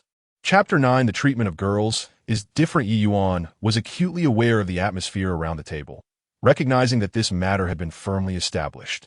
Regardless of her protests, her companions merely urged her to eat, insisting she was too thin. The long-lost concern made her hesitate to express her desire to leave. Observing the master, Li Mingde, who smiled warmly at everyone enjoying their meal, particularly at Bai Jian with pride in his gaze, she felt an overwhelming sense of something she could not find in Yending. Pride, satisfaction. Words eluded Ye Yuan as she bowed her head to eat. Just wait a moment. After all, I will leave sooner or later. Bai Jian, having finished a generous bowl of rice, left not a single morsel wasted, even absorbing the soup with her rice. Yet, it was perplexing how little she seemed to be affected by it all. After rising, she gently patted Ye Yuan, urging her to follow. Ye Yuan glanjit towards Li Mingde. But the elder simply smiled. Go ahead, child. She will show you around. After offering a respectful bow, Ye Yuan hastily followed Bai Jian, as if fearing she might flee. Once outside the dining hall, Bai Jian guided Ye Yuan to the classrooms, the training grounds, the library, the alchemy room, the artifact crafting room, and the disciples' quarters. She even intended to show Ye Yuan the peaks where several senior brothers resided. Why? Ye Yuan inwaited. Taken aback by the question, Bai Jian turned to face her. The confusion in the young girl's eyes unmistakable. I never said I would stay. Looking in her eyes, Bai Jian replied, you have nowhere else to go. Ye Yuan paused, startled. Bai Jian pointed to her heart, saying, this place is telling you that you have nowhere else to go. Ye Yuan felt a tightening in her chest. Bai Jian smiled, her expression soft and reassuring. This place is wonderful. You should stay. Ye Yuan gazed at Bai Jian, who appeared a few years her senior, yet exuded an innocence reminiscent of a girl of 11 or 12. She was well protected. Ye Yuan settled into the disciples' quarters. As she had yet to formally apprentice, she resided in the main peak, planning to move to another peak after her initiation. After listening for a while, she gathered that the entire Tianyi sect had no more than 20 members. Bai Jian had mentioned that she alone occupied a peak dedicated to training. However, I seldom visit my peak. I usually stay here. Ye Yuan pondered this. The sect did not appear lacking in resources, even in the sparsely populated Qingyun peak. It was improbable for a disciple to have an entire peak to themselves. We may not have much, but we have plenty of land. If you wish to plant something, you're free to do so. Ye Yuan nodded. Bai Jian added, I have some matters to attend to. I will report to my master. You should rest for now. This afternoon, I will take you somewhere. All right, Ye Yuan replied. Ye Wanwan sat alone in her room, gazing out through the open window. The sunlight streamed down, illuminating a snow plum tree in the distance, its inky branches adorned with white blossoms, sprinkled with golden light. It was as if a ray of brilliance had leaped into her eyes. Ye Wanwan pondered. Could she remain here? Bai Jian was right. She truly had no home. Not in the modern world, nor here. A self-deprecating smile graced her lips. Seated cross-legged, Ye Wanwan commenced her daily practice of qi refining. After completing her 2 cycles, her cultivation had stabilized at the first level of qi refining, just a step away from the second. Resolutely, she began inscribing talismans and affixing them around the room, summoning her energy to break through to the second level. 2 hours passed, and, as the small currents of qi expanded outward, she successfully entered the second level. She turned her focus inward to her dantian, where 5 golden elixirs circulated according to a certain rhythm, accompanied by 5 small currents of qi, 2 of which were larger and red-blue in hue, while the remaining 3 were similar in size. Fire root, peak of the second level. Water root, mid-second level. Metal wood, and earth, early second level. Ye Wanwan nodded in satisfaction. Not bad. When she awoke, she realized it was already the hour of Shun. The time she had agreed upon with Bai Jian had long passed. After contemplating, she stepped outside her courtyard. As she opened the door, she noticed someone waiting outside. Li Wanji and Fong Hian squatted in the courtyard, having been there for an unknown duration. Fong Hian remarked, "In all my years at Tianyi's sect, you are the second most diligent person I've encountered, aside from the senior brother." Li Wanji looked perplexed. "Is this how you practice? Is your life really so mundane?" Ye Wanwan rolled her wrist, idly. The two echoed in unison. "If you're idle, you could be sleeping." Ye Wanwan replied. Fong Hian shook his head. "Had I known, I would have taken you to plant herbs from Master Sun, since you were just sitting around." Li Wanji jumped over the railing and entered the courtyard. "You can't possibly intend to stay here, can you?" Fong Hian looked at him. "Are you planning to escape again? Master has said, whether alive or dead, you belong to Tianyi's sect. There's no escaping." Li Wanji sprang up, shouting back, "I've already said, you don't need to refund my tuition. Why are you still trying to capture me? It's my father who paid, not me. If you're looking for someone, go find him." Fong Hian, with a serious expression, replied, "Once we accept the payment, we must fulfill our obligations. That is our sect as principle. You, my junior, are bound to us." Li Bunzi, hands on hips, was ready to unleash a tirade. However, Fong Hian paid him no heed. He snapped his fingers and tossed a pill into Li Wanji's mouth. In an instant, the world fell silent. Li Wanji, unable to make a sound, flailed his arms at Fong Hian. Fong Hian chuckled and explained to Ye Wanwan, "It's merely a failed elixir. It works wonders for silencing one." He continued, "Junior sister, the second senior sister has tasked me with taking you to the cleansing marrow pool." Ye Wanwan was momentarily taken aback. "The cleansing marrow pool? Can I go? That is a sacred place of our sect. Even within the Supreme Sect, only those disciples who rank among the top 3 in their realms competitions are granted entry." During her second year, Ye Wanjiao consistently secured a place among the top contenders. However, as her senior brothers had never ventured there, she graciously relinquished the opportunity, believing she would eventually have her chance. It was only after Yi Qian's arrival that her prospects diminished. Naturally, Fong Hian remarked with a smile that every newly admitted disciple must partake in this rite of passage. With a gesture, he indicated that even the junior disciples were included. Upon hearing this, Li Wanji trembled, a cold sweat cascading down his brow. Fear gripped him. The cleansing pool was situated upon the main peak, accessible without the need for flight. Fong Hian guided them into a grove of purple bamboo, and beyond it lay a staircase ascending in a gentle slope, wide enough for two to walk side by side. After traversing the 377th step, they paused and turned left, proceeding for over 100 paces until they reached a chilling pool. "We have arrived," he declared, circling behind Li Wanji. Without hesitation, he delivered a swift kick, sending him plunging into the depths. With his hands tucked into his pockets, he turned to Ye Wanjiao and said gently, "Do not worry, little junior sister. The treatment for girls is quite different." Ye Wanjiao could only watch in stunned silence as Li Wanji sank, his mouth agape in what seemed a silent scream, his throat unable to produce a sound, leaving him to emit only desperate gasps. The chilling mist that enveloped him indicated the intensity of the purification he was undergoing, his entire being enveloped in smoke. Chapter 10. If no one takes disciples, there will be no one. The cold smoke surged, enveloping Li Wanji in an instant. He expelled a stream of bubbles and sank completely, while Fong Hian counted the seconds and retrieved him. His performance had improved significantly, lasting 60 breaths, an increase of 20 breaths from before. Li Wanji lay on the ground, his eyes rolled back, speechless, observing his condition. Ye Wanwan abandoned her intention to inquire about the 5-spirit root cultivation method. Clearly, the current Li Wanji had not yet acquired the abilities of his future self. Although she had prepared herself mentally, the stark contrast was still difficult for Ye Wanwan to accept. Yet, her curiosity was piqued. What experiences had Li Wanji undergone to transform into the person he would become? A figure characterized by coldness, silence, and meticulousness.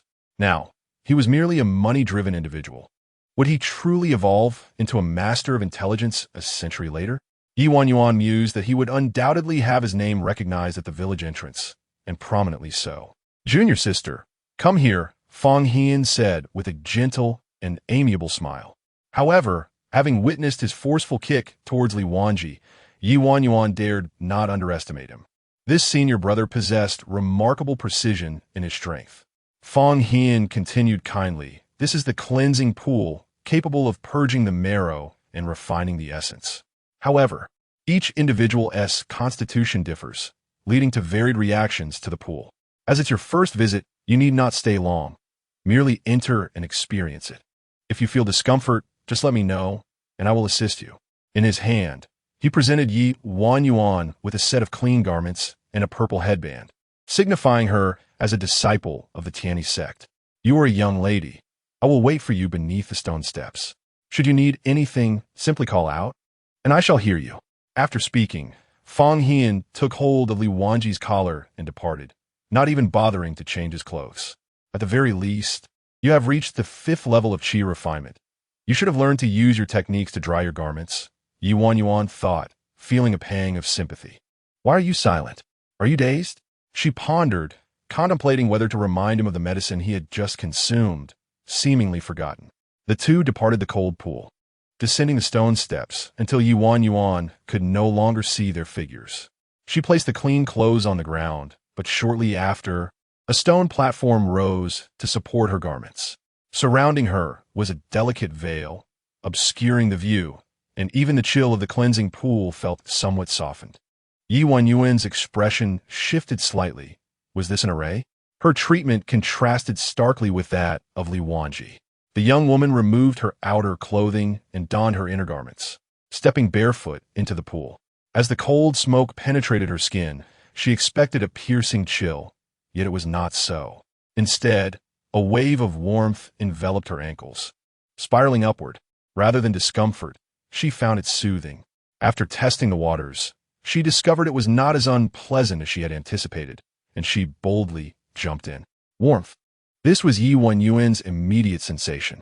The warmth radiating from the cleansing pool dispelled the early winter chill and the feelings of being cast out from her sect, allowing her body and mind to relax completely.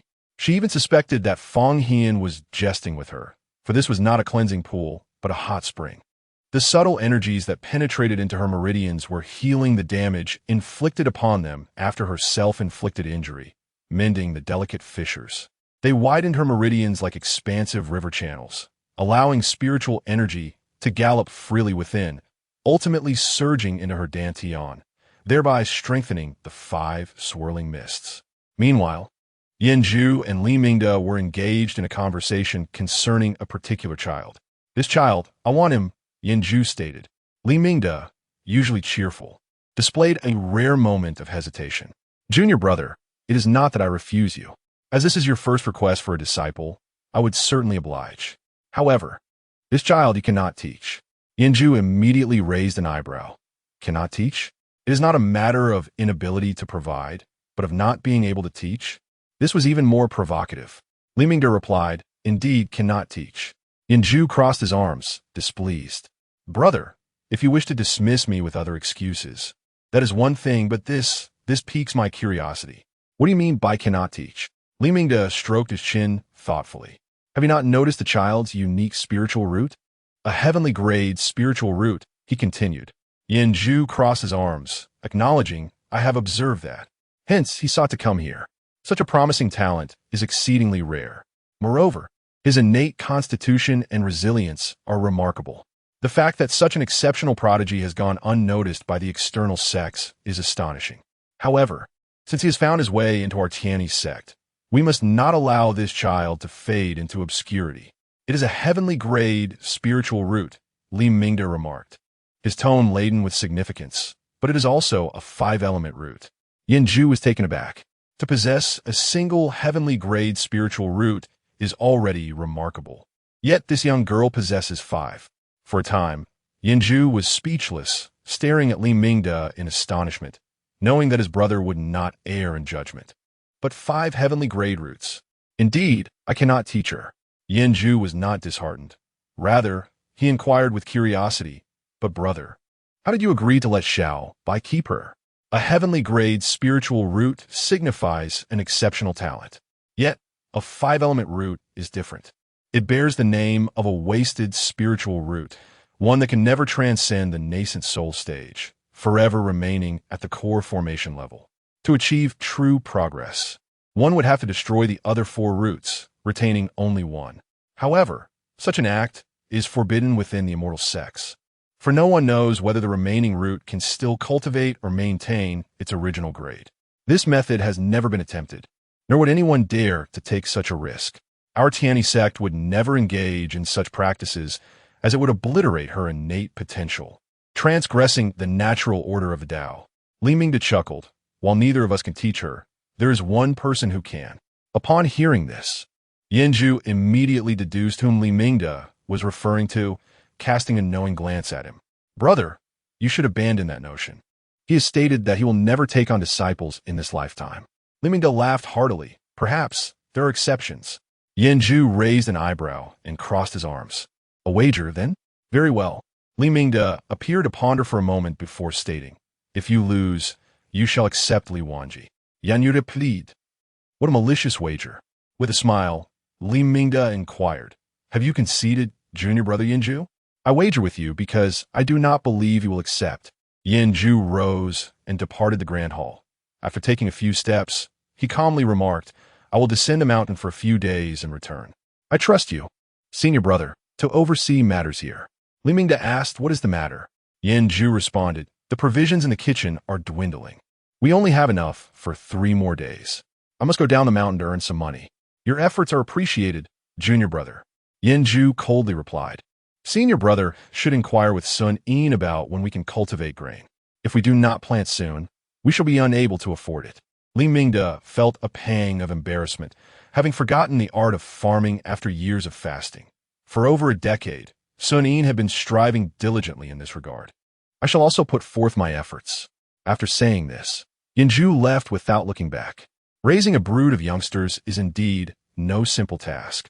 This band of brothers was also embarking on their first experience in taking disciples, for after years of arduous seclusion, they suddenly realized that if they did not accept apprentices, the Tianyi sect would truly face extinction. The 101st generation of disciples would be no more. Who could have anticipated that it would be this reason that compelled the elders of the Tianyi sect to emerge from their reclusion? Chapter 11. The refinement of essence in the esteemed Tianyi sect. There is a notable deficiency of talent. Despite their relentless search for promising disciples over the past few decades, the number of those selected remains scarce. Thus, when a remarkable individual like Li Wanji presents himself, how could they possibly let him slip away? Li Mingda stroked his beard thoughtfully, a prodigious talent indeed, and they must devise a means to retain him.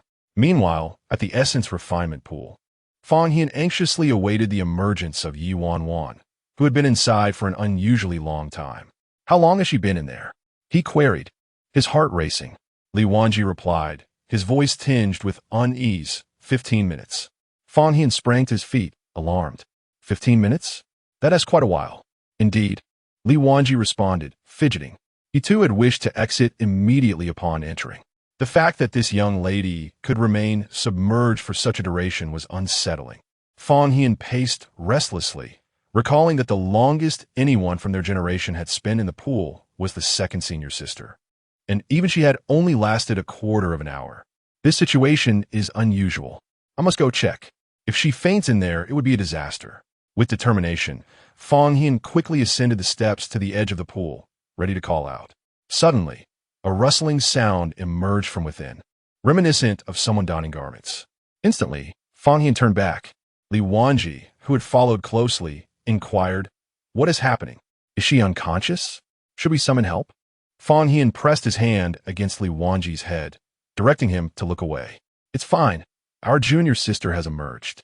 Indeed, Ye Wanwan appeared, clad in the robes of the Tianyi sect, prompting nods of approval from both Fang Hian and Li Wanji. She looked significantly more refined than before. Previously, Ye Wanwan resembled a stray cat.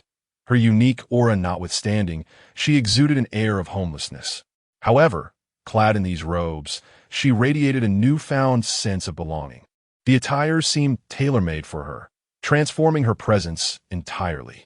Li Wanji circled around her, a golden abacus appearing in his hand unbeknownst to him. He mused, if one were to sell such attire, the profits would be astronomical. Fan Hian shoved his head aside, exclaiming, "Quiet, you greedy fool. The robes are not for sale." Ye Wanwan offered a respectful bow to both, explaining, "Thank you, Brother Fan. I'm quite well now. I lingered longer out of curiosity, as it was my first time in the essence refinement pool." Upon hearing this, Fan Hian understood. She had been testing her courage to take the plunge. He had experienced something similar during his own initiation. Li Wanji, in his first attempt, had dawdled for an entire hour, while this time he had been swift, kicking himself into the water without hesitation. Fan Hian found himself increasingly fond of their junior sister. "I rank third in the Tianyi sect, if you don't mind. You may call me third senior brother. Bai Shiji is second, and we have a first senior brother, though he is currently away. I will introduce you to him later. And then there Esli Shitty, who is fourth, making you sixth, little six." He gestured to Li Wanji, who was identified as fourth. Ye Wanwan pondered silently. But what of the fifth? Li Wanji expressed her heartfelt thoughts, questioning why they had bypassed so much. The fifth disciple's master had made arrangements, yet he had not returned, possibly requiring more time before they could meet. Fan Hian, having concluded his statement, began to lead the two of them downward, preparing to move to the next location. The terms arranged and not brought back struck a disconcerting chord within Li Wanji. She gasped, pondering whether he had also been taken by force. Fan Hian cast a sidelong glance at her, asserting that the situation was quite different. The fifth disciple was notably stubborn. The master had advised that more persuasion was necessary, suggesting that at least 3 visits were required to coax him back. "However, you are different," he added with a grin. "You were delivered by your father." Li Wanji felt that Fan Hian's words implied she had willingly walked into a den of danger. Fan Hian then guided Ye Wanwan and Li Wanji away from the cleansing pool and into a building. From the exterior, the structure appeared to be merely 2 or 3 stories high. Upon entering, they discovered it was a single expansive floor, with an open area that reached to a ceiling soaring over 8 zhang high. Standing there, one felt diminutive. "We've arrived," Fan Hian announced. Upon reaching this place, Li Wanji did not resist. Rather, she found a comfortable spot to recline and remarked to Ye Wanwan that this was far more enjoyable than the cleansing pool. Ye Wanwan surveyed the surroundings, unable to discern anything particularly special. Fan Hian halted at the entrance, smiling as he encouraged, "Take a moment to truly feel."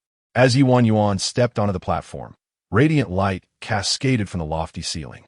Countless streams of spiritual energy surged across the platform, coalescing through the formation and entering their bodies.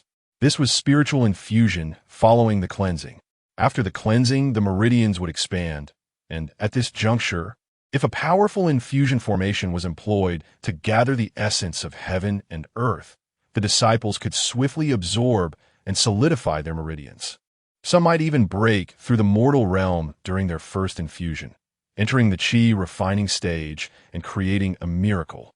Although Ye Wanwan and Li Wanji were no longer novices, the efficacy of this formation was immensely beneficial to them. The combined effects of cleansing and spiritual infusion far exceeded the sum of their parts. The cleansing pool was already a rare treasure, while this infusion formation was prohibitively expensive, indeed, exorbitant.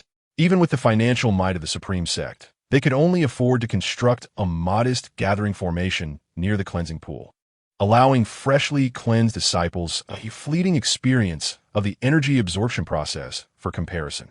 Yet, the Tianyi sect was remarkably generous. So generous that Ye Wanwan felt an overwhelming sense of wealth. They did not utilize a gathering formation. Instead, they boasted a massive infusion formation, uniquely constructed from ancient architecture. This formation had been absorbing the essence of the sun and moon and the power of the mountains for years, releasing it when needed to infuse the disciples. As Ye Wanwan embraced the deluge of spiritual energy, she whispered, "The Tianyi sect possesses profound depth. It is not as superficial as it appears." Li Wanji muttered, "They're merely living off past glories. Stay a while longer, and you'll see how poor they really are." Even in poverty, their generosity towards new disciples is evident, as they have sent us to the cleansing pool and the spirit infusion array today. Other sects may have disciples who have cultivated for 10 years without such an opportunity. Take Ye Wanwan, who has been in the Supreme Sect for so many years, yet has never even entered the cleansing pool. Li Wanji, unusually silent, offered no rebuttal. Ye Wanwan was uncertain how long the spirit infusion array would remain active. Seizing the moment, she focused on her breathing, allowing the 5 orbs of energy within her to spin rapidly. With the enhancements of both the cleansing and infusion processes, Ye Wanwan's fire spiritual root had already broken through 3 levels in the cleansing pool and was now on the verge of a 4th level breakthrough with the assistance of the spear infusion. Beside her, Li Wanji was not lagging behind either. His aura at the 5th level of qi refinement became increasingly refined, showing faint signs of a breakthrough. However, Li Wanji seemed oblivious to this, having fallen into a deep slumber under the warm spiritual energy, showing no inclination to meditate or even make a pretense of it. Ye Wanwan thought to herself, blissful yet unaware of one's fortune. An hour later, Fang Hian arrived cheerfully to escort them.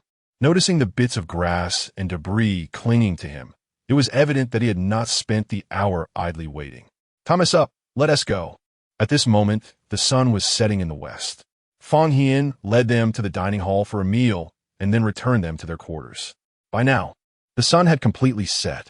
Fang Hian remarked, "Today marks the first day of our junior sister's entry, after a long day of travel yesterday. You should rest well tonight. Tomorrow, I will take you both to the morning lessons." At this point, Fang Hian smiled at Ye Wanwan and welcomed her, junior sister. "Welcome to Tianyi Sect. You will surely look forward to the days ahead." Li Wanji pressed his eyelids down, feeling the ominous twitch of his right eye, foretelling misfortune. Fang Hian promptly dragged Li Wanji away. "Come, junior brother, your room is next to mine. After our long separation, let me help you catch up on what you've missed." In the now tranquil courtyard, Ye Wanwan found herself alone. Habitually, she entered her room by herself. Something in her spatial pouch stirred, and she suddenly remembered, almost having forgotten about it. She released the mystical turtle, searching for a basket to temporarily accommodate it, resolving to find a proper dwelling for it the following day. The mystical turtle glanced at Ye Wanwan before leisurely climbing into the basket, content to stay there, especially since Ye Wanwan kindly placed a handful of mystic spirit grass inside. Ye Wanwan settled into meditation, smoothly passing her first day at Tianyi Sect. The next morning, Bai Jian came a knock on her door. Chapter 12. The death of Fang Hian by a flurry of blows upon hearing a sound. Ye Wanwan promptly opened the door. Second senior sister. Bai Jian paused in her knocking, having risen early. She cast a quick glance at Ye Wanwan, noting her already donned Taoist robes and spirited demeanor, and nodded in satisfaction. "Come, I shall take you to the morning class." Ye Wanwan had prepared herself for today's teachings. Yet the morning lessons at Tianyi Sect differed vastly from those at Wushang Sect. Instead of listening to the master's teachings or engaging in meditation, it was intersecting with fellow disciples in combat. Indeed, rather unconventional. Fang Hian interjected, "Junior sister, you have misunderstood. This is merely a sparring session among peers." Li Wanji had already been dragged into the training ground, commencing his second round of trials. His eyes, filled with desperation and a plea for help, locked onto Ye Wanwan as he reached out towards her, only to be thwarted by Fang Hian, who pressed his hand back down. The joints that were forced back seemed to extinguish Li Wanji's hope for rescue. "As an alchemist, I am no cultivator of physical strength. If you cannot withstand my punches, how will you progress in your training? Junior brotherly, you ought to practice more." Li Wanji sobbed softly. Ye Wanwan followed his gaze for a moment, then observed Fang Hian engaging Li Wanji in combat. Yet, Li Wanji hastily evaded, only to be struck on the cheek after 2 exchanges. After 3 or 4 more moves, he was utterly defeated, revealing his complete lack of foundation. "He will not perish." Bai Jian's voice broke through Ye Wanwan's thoughts. She turned to see Bai Jian, also clad in training attire. "Let me test your skills." Ye Wanwan nodded. "Very well, senior sister, please show mercy." The 2 women positioned themselves apart, confronting one another. The early winter morning still bore a chill, yet as their gazes met, a spark of intensity ignited between them, warming the training ground with their fervor, not of smoke, but of combat spirit. They swiftly moved into action, fists clashing with a resounding thud.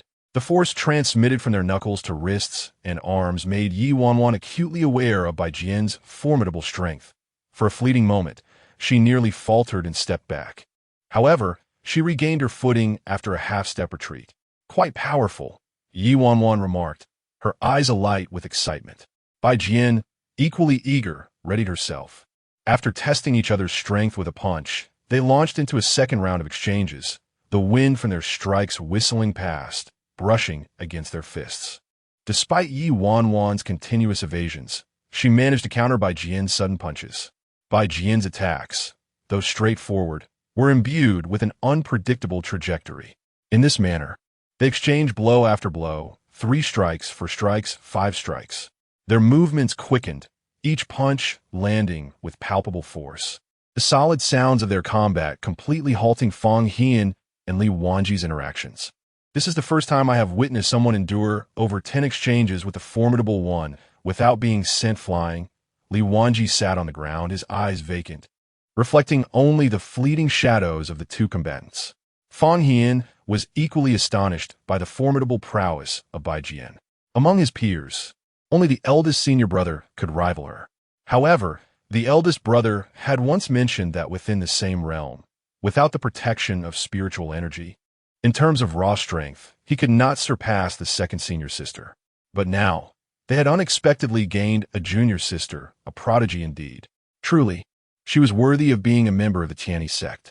As the duel between Ye Wanwan and Bai Jian progressed to the 18th move, Ye Wanwan conceded, saying, "Stop."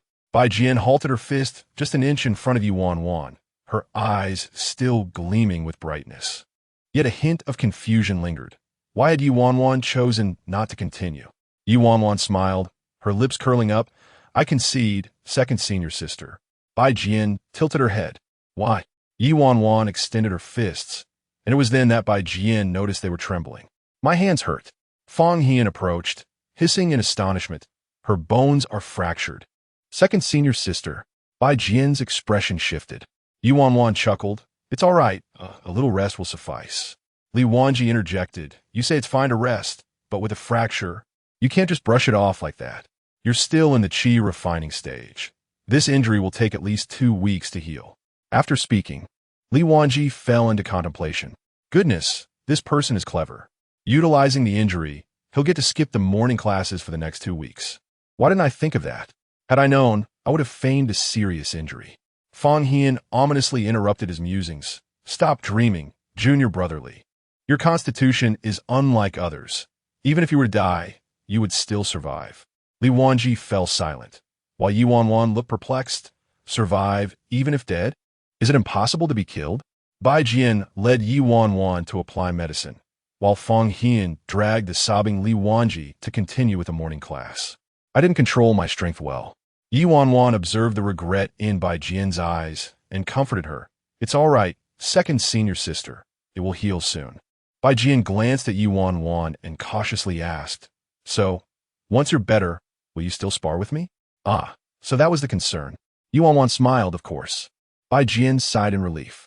The only person she could practice with was Li Yin, but with him absent, she had no sparring partner, making her situation quite dire. While Ye Wanwan rested, due to her injury, she watched Bai Jian and Fang Hian practice with Li Wanji. Observing closely, she noted that Li Wanji's physique was indeed exceptional. Despite the relentless assaults from Fang Hian and Bai Jian, his injuries healed remarkably quickly, and his energy remained robust. He recovered rapidly from each setback, rising without delay. Furthermore, his rate of improvement was visibly remarkable.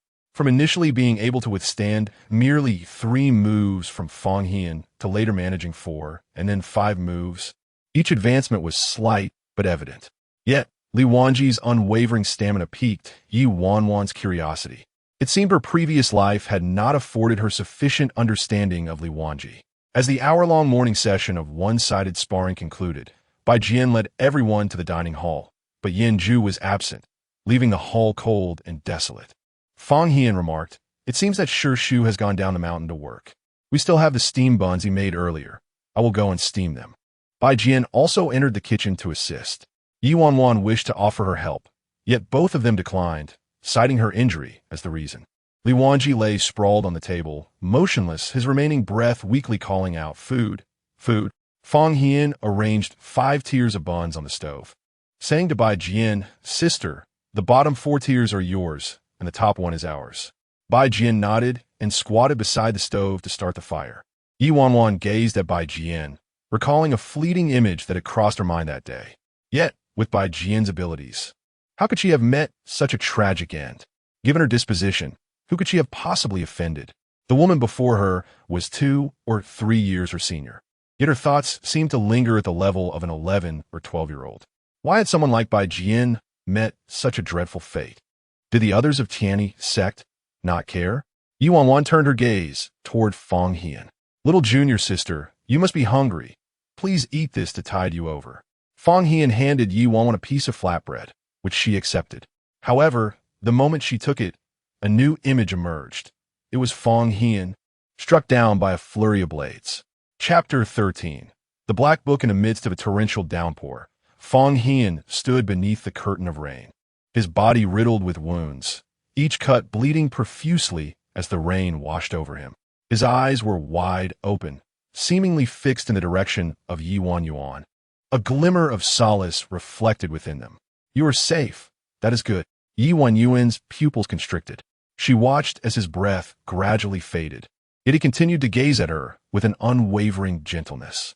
A chilling dread coursed through her from the soles of her feet. Despite having never witnessed such a scene before, an inexplicable anguish and despair seized her heart, plunging her into a state of fear.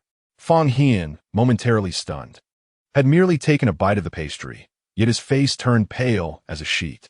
Surely, Wanwan tea turned so white from merely applying powder. "Junior sister, are you unwell?" Bai Jian and Li Wanji looked on with curiosity, observing Ye Wanwan's ashen complexion, as though struck by a heavy blow. Li Wanji's brow furrowed with confusion. "Fang Hian, have you poisoned the food again?"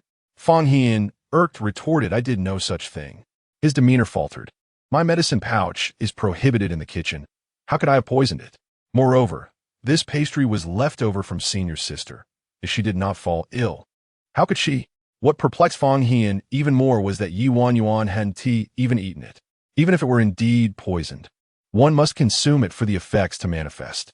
Ye Wanwan steadied herself against the table, taking a considerable time to regain her composure. She gazed at the pastry Fang Hian had given her, recalling the 2 peculiar occurrences that transpired after they had offered her food. But what could this mean? Why was she witnessing their demise? Was it a glimpse of the future? Fang Hian decisively reclaimed the piece of pastry, discarding it. "Do not eat that, junior sister. Wait a moment. I will prepare you some warm porridge." With determination, he resumed washing rice and cooking porridge while instructing Bai Jian to take Ye Wanwan outside to sip hot tea. Once the porridge and steam buns were ready, Fang Hian ascended with 5 baskets of buns, a sight Li Wanji had grown accustomed to. The group dined in silence. Bai Jian ate swiftly. After their meal, they were assigned various minor tasks by their sect. Fang Hian delegated a task to each of them. Ye Wanwan was to organize ancient texts. Li Wanji would accompany Fang Hian to cultivate spiritual plants under the guidance of a reclusive master, while Bai Jian was tasked with reinforcing the sect's protective array, his daily routine.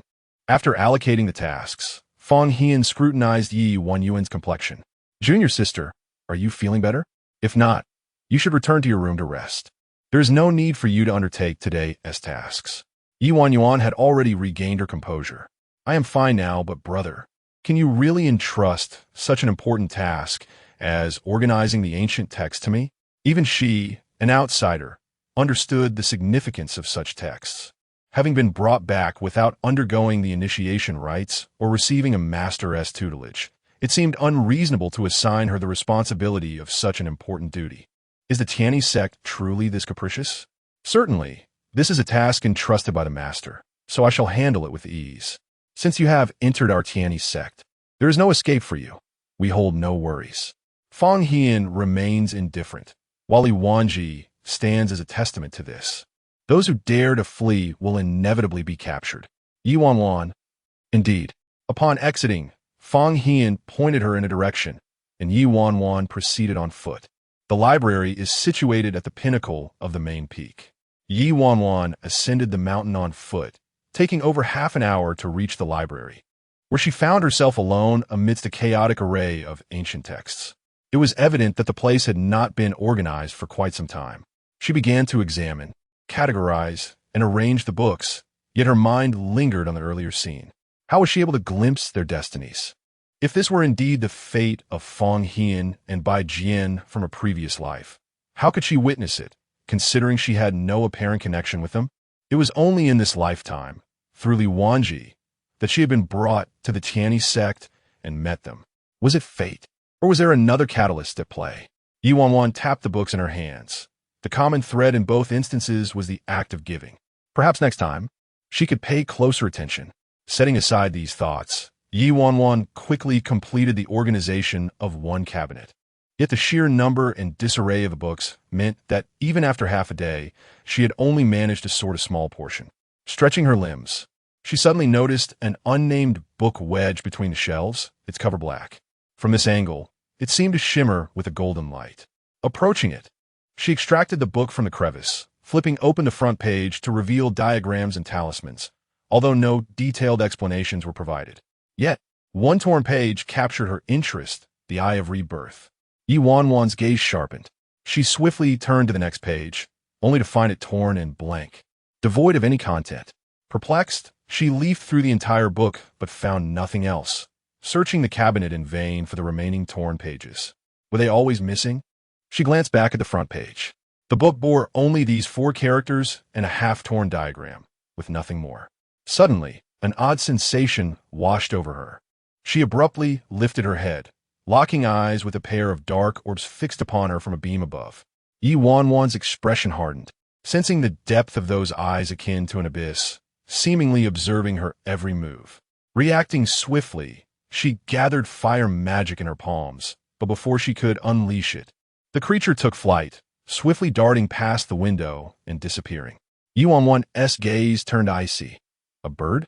What business did a bird have in this library? She focused on the direction the black bird had flown, noticing that a window had been opened halfway, left ajar. It must have entered through there.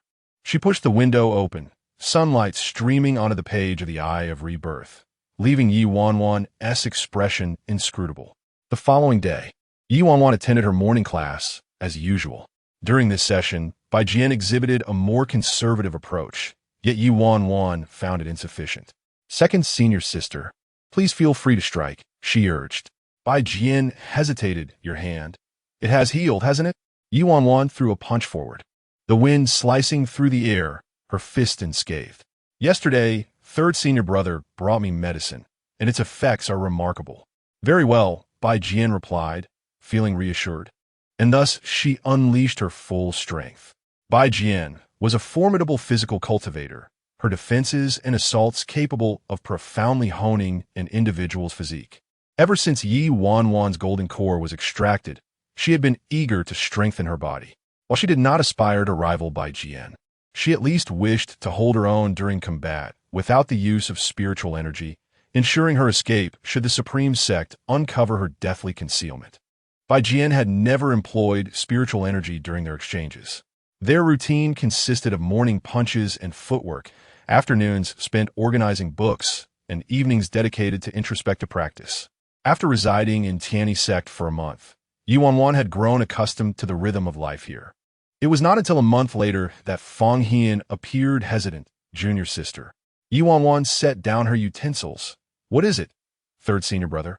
His words lingered on his lips as he struggled to articulate them. Even Bai Jian and Li Wanji turned their attention towards him. Summoning his courage, Feng Hian finally said, "The Sect Master has requested your presence at Sword Mountain." As his voice fell, an unexpected silence enveloped the table. Even the sound of eating diminished. Chapter 14. The Heart of Darkness or the Conscience, Sword Mountain. The forbidden ground of the Tianyi Sect, serving also as a point of assessment for disciples. Typically, only those who have been initiated for over 6 months are subjected to the Sword Mountain examination. Thus, the early engagement of Ye Wanwan signifies but one thing, her exceptional talent. Indeed, Ye Wanwan is amenable to this. In her previous life, she was often criticized for her ruthless methods, envy, and cold-heartedness, accused of forsaking her ancestral teachings. However, no one ever questioned her innate abilities. Even when her golden core was extracted and she shifted her focus to talisman crafting, her prowess remained unchallenged. Her talent was widely renowned. Observing the furtive expressions of her companions, Ye Wanwan declared, "Very well, I shall proceed forthwith." Yet they urged her to eat first. Fang Hian, with a semblance of sympathy, "Serve her more food. Regardless, once you go, hand your items to Uncle Master Pei and do exercise caution." Ye Wanwan acquiesced, "All right." After finishing her meal, she departed. Li Wanji, in disbelief, queried her, "Sword Mountain? Are you certain?" "While I have never been there. My elder has mentioned that only disciples who have been in the sect for a year are permitted entry, though I have no desire to go myself. The junior sister has only been here for a month. Can she truly pass the trials of Sword Mountain?" Fang Hian retorted, "Do you think I sent her? It was the command of the sect master. I am merely following orders." "How cruel!" Li Wanji exclaimed. "You mean to say that after a year of apprenticeship, if no one takes her under their wing, she must leave the mountain?" Li Wanji was invigorated. "Is that true? How splendid!" "Indeed, I would break my legs to leave." "Such lack of ambition," Li Wanji scoffed. "If it were you, would you abandon the life of a privileged young master to become some insignificant disciple? However, if you do leave, remember to return my gold and jade. Do you think you can simply take away a hybrid beast that has inherited the bloodline of a ferocious creature?" "Dream on," Li Wanji grumbled. Fang Hian stood firm. "She will succeed." A sudden voice rang out from Bai Jian, "Yi Shimi will pass." Li Wanji and Fang Hian exchanged surprised glances at Bai Jian, who remained composed. Sword Mountain, also known as Sword Tomb, is one of the Tianyi sect's sacred grounds, where no one may venture without permission. It is the resting place of the spiritual swords belonging to past masters, elders, and disciples of the sect. Regardless of how they met their demise upon death, their swords returned to Sword Mountain, becoming part of this vast collection of blades, a peak formed by thousands of swords, a distinctive feature of the Tianyi sect and a crucible for new disciples. With a brocade box in hand, Ye Wanwan stepped into the sword tomb. As she entered, she felt the resonant essence of swords. The sword chi, akin to the wind, swept past her, creating a flurry of sword gusts that brushed against her. A few strands of her hair were severed. Watching her fallen locks, Ye Wanwan's gaze dimmed slightly, her expression remaining tranquil. With steady steps, she traversed the sword tomb, sensing the potent sword intent poised around her. Each stride she took was firm, unwavering, embodying a resolute determination. A resonant clang echoed in her ears. As countless cries converged from all directions, Ye Wanwan did not falter. Gripping the talisman firmly in her hand, her expression remained unperturbed. Until the scene shifted, she found herself amidst the yellow sands, witnessing a fierce beast charging forth, while a lone figure with a sword stood resolutely before the city gate. He held his sword aloft, gazing indifferently ahead. An army of 100,000 demonic soldiers surged forth. He swung his sword to slay. Amidst the yellow sands, blood, and a cacophony of cries, the man in the Taoist robe remained steadfast at the city gate, refusing to yield. He was resolutely guarding the gate. However, the scene transformed. The demonic soldiers that had surrounded him, along with their weapons, were replaced by trembling and fearful civilians. "Do not blame us, Taoist," they pleaded. "If we kill you, they will spare our entire city. We are only trying to survive." "Taoist, you are immortal. You cannot die. Just let us stab you once with a sword. Only your death will grant us mercy. You have lived for so long, so please allow us this." The sound of a cleaver striking flesh, scraping against bone, sent chills through the teeth. Each slash that followed left the young Taoist in a gruesome state.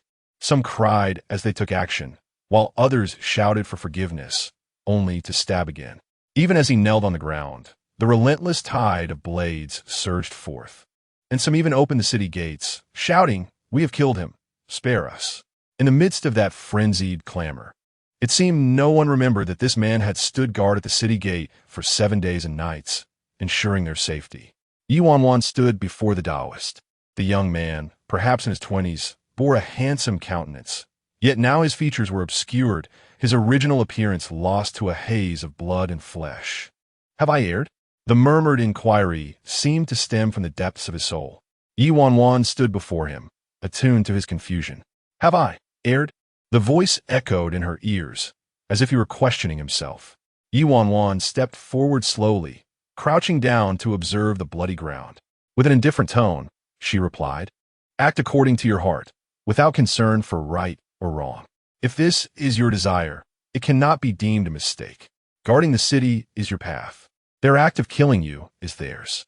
The voice grew somber. Then is my path wrong? Is it wrong? He roared in anguish. Ye Wanwan replied, I do not know. With that utterance, the blood on the ground transformed into a swirling mass of demonic energy, rising to the heavens and spreading in all directions, even overshadowing the city walls.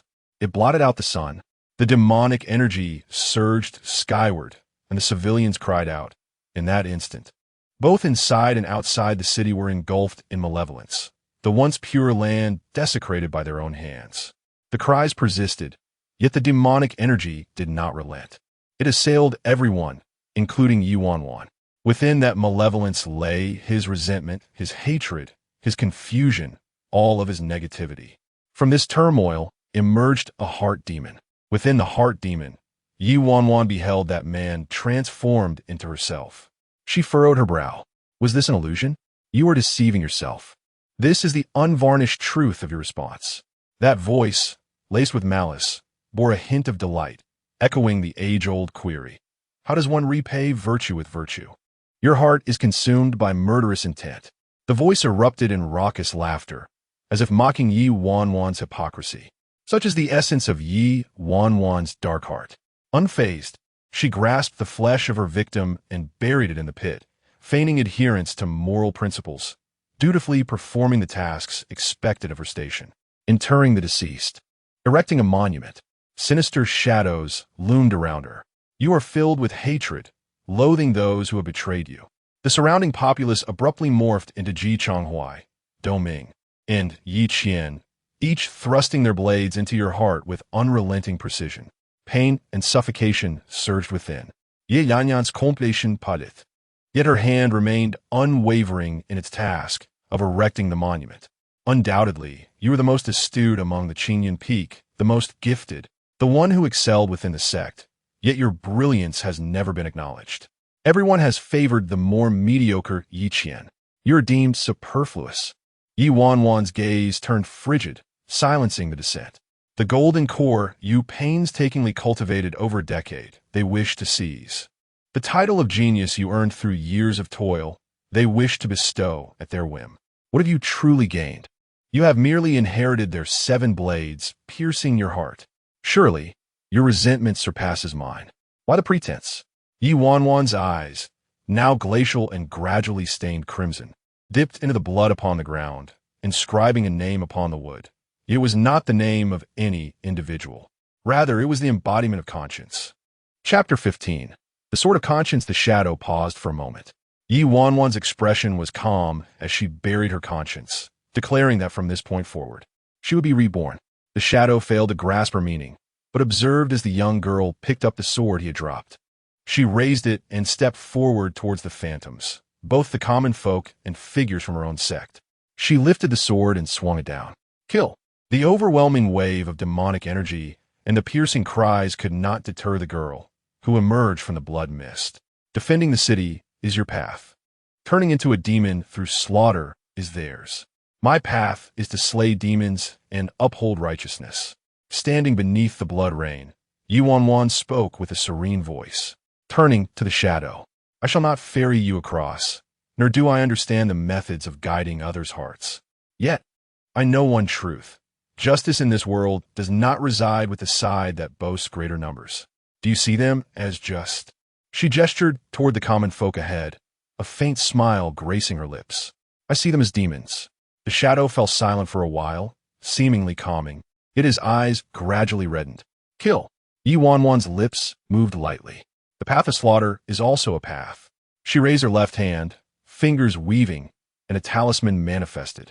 A tremendous force descended from the heavens, and in the blink of an eye, nearly 100 lives were extinguished. Among them was the phantom of Ji Chonghuai. The girl remained unfazed, swinging her sword with precision. One by one, they fell.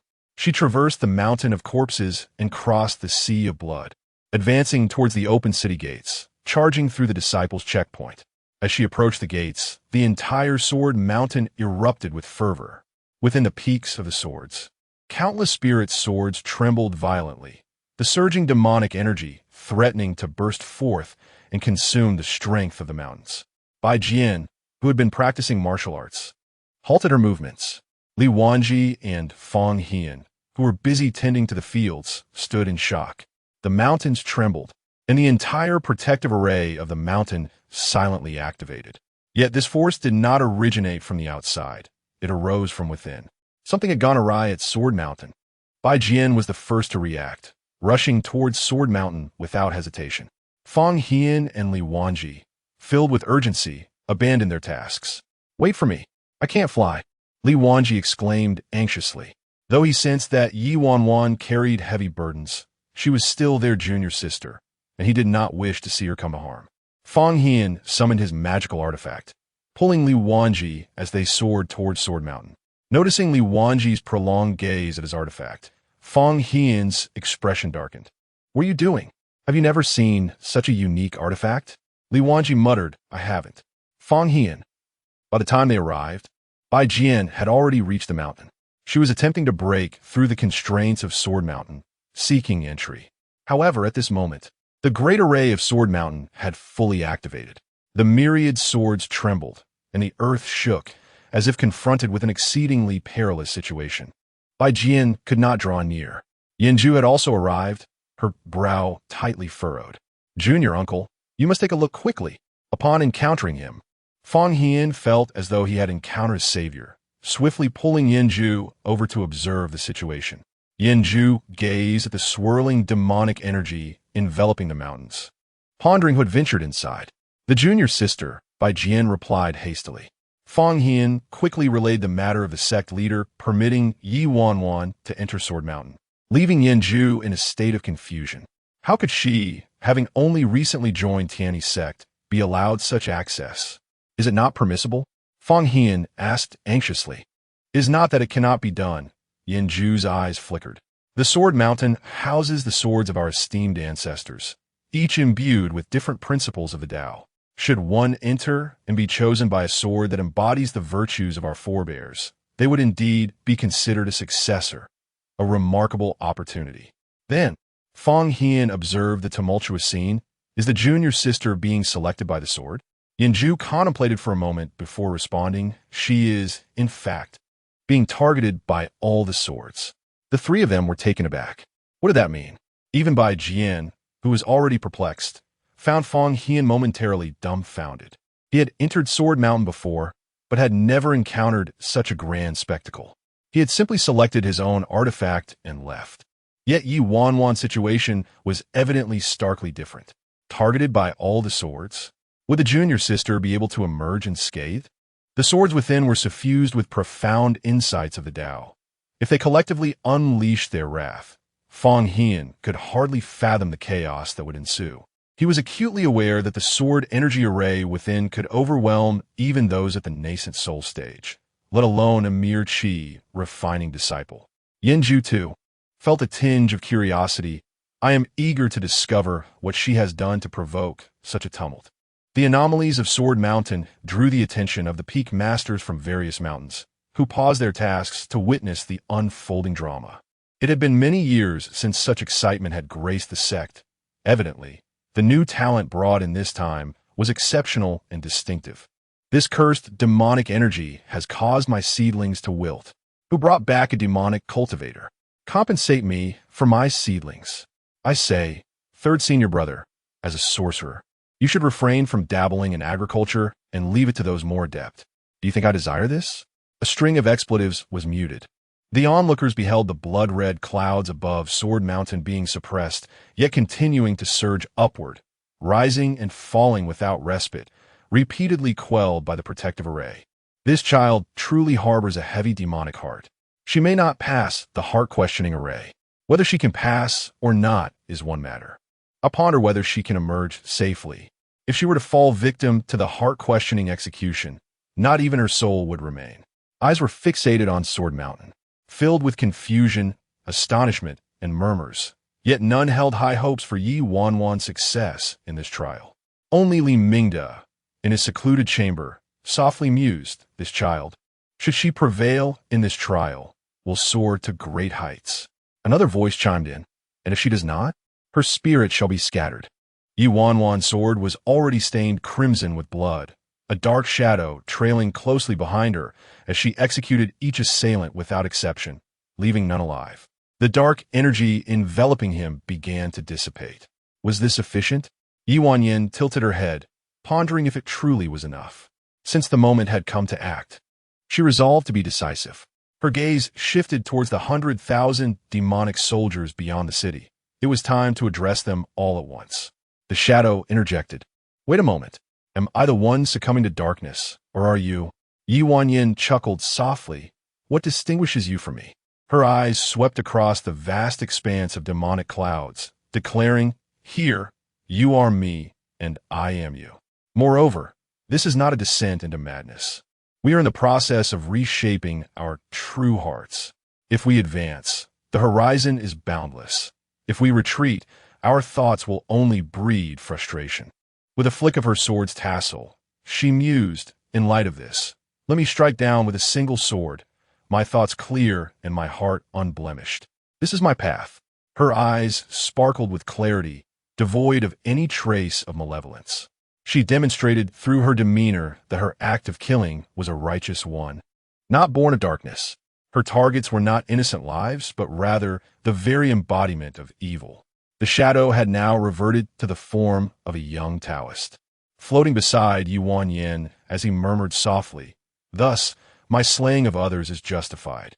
Ye Wanwan met his gaze and declared, The sword in my hand never strikes the innocent. This declaration lingered in the air, resonating at the city gates.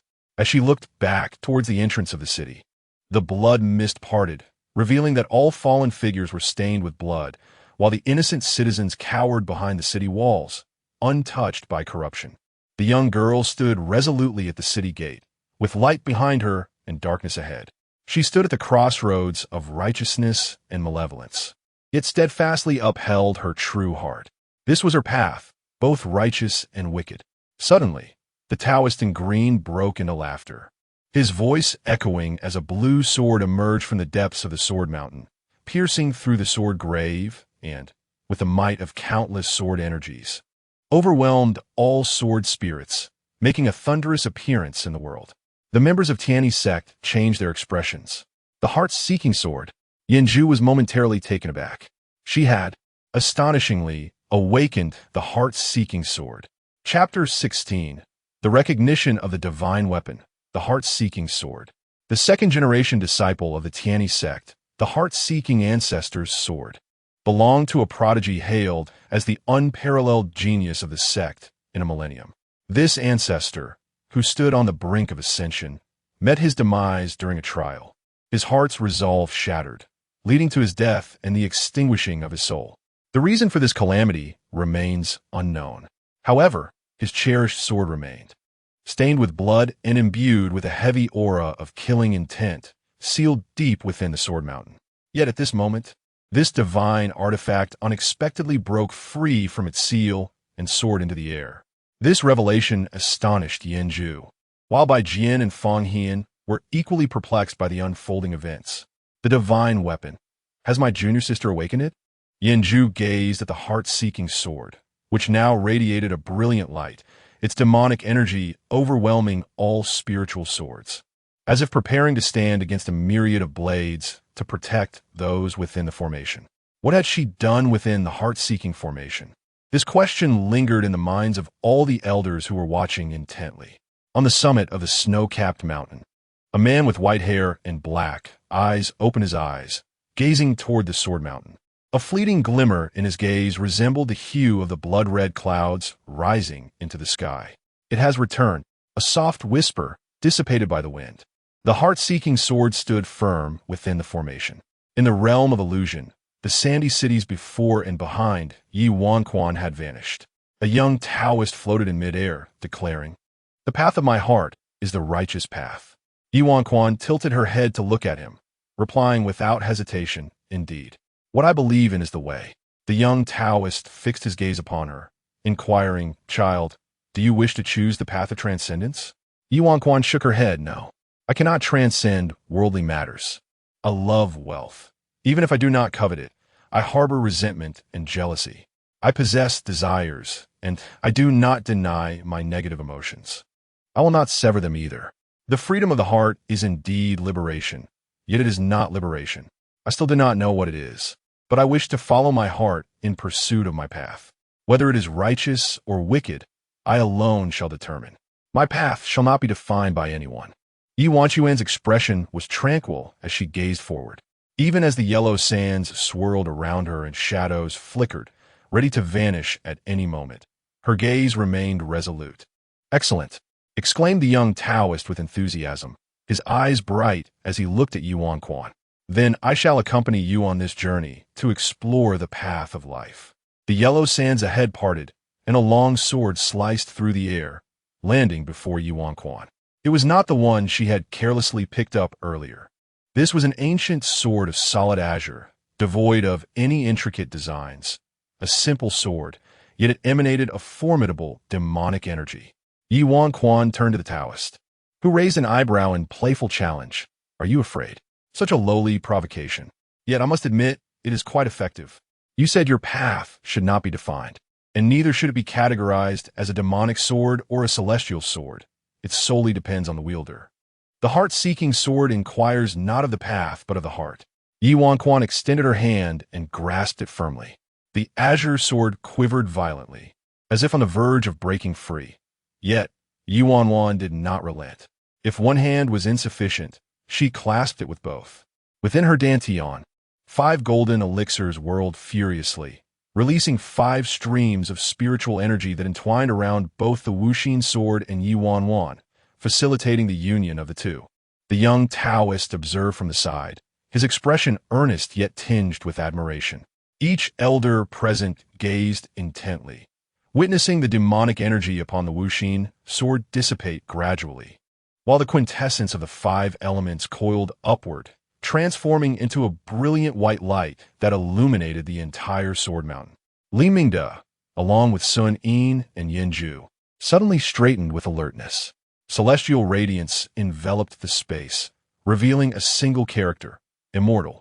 Fang Hian stared blankly at the character suspended in the sky, recognizing its celestial aptitude. Li Wanji, bewildered, inquired, "What does that signify?" Mortal, spirit, immortal. These were the talent evaluations conferred by the Wuxin sword array. Typically, a mortal level indicated an ordinary person, unfit for cultivation. For those capable of cultivation, the talent evaluation generally fell within the spirit category, further divided into 4 tiers: earth spirit, sky spirit, and above them, the immortal. I belong to the earth spirit, my senior sister to the sky spirit, and there exists one tier above sky spirit, the immortal. However, in all these years, the Tianyi sect has witnessed its emergence only once, our ascended ancestor. Li Wanji concealed his face with a fan, pondering the implication. Could it mean that junior sister Yi is extraordinary? Fang Hian murmured, "Extraordinary is an understatement. The path she has chosen is indeed remarkable. Otherwise, she would not have garnered the Wuxin sword's acknowledgement." "And there is also a character," Bai Jian suddenly interjected. It was only then that everyone discerned the faint character following the word immortal, one that could not be overlooked, demon. Fang Hian rubbed his nose, hesitant to speak further, as he had not anticipated that their seemingly obedient junior sister harbored potential for demonic transformation. The commotion in the skies above Sword Mountain persisted for a while before subsiding. Once the grand array was dismantled, Bai Jian realized they could enter. She was the first to rush in, closely followed by Yanju. Amidst the chaotic swords, Ye Wanwan stood alone, grasping a long azure sword in one hand while the other clutched a brocade box. Yanju halted immediately. "Junior sister." Fang Hian's call roused Ye Wanwan from a reverie. She turned to Yanju, bowing respectfully, "Senior." Despite having ascended the mountain for a month, Ye Wanwan had not altered her form of address. Yanju took notice. She had not fully embraced the Tianyi sect. "Is this truly a divine artifact?" Why does it seem so unremarkable? Is it even for sale? Li Wanji, having acted before Feng Hian, reached out to touch the Wuxin sword. Feng Hian quickly cautioned, "Do not touch it recklessly."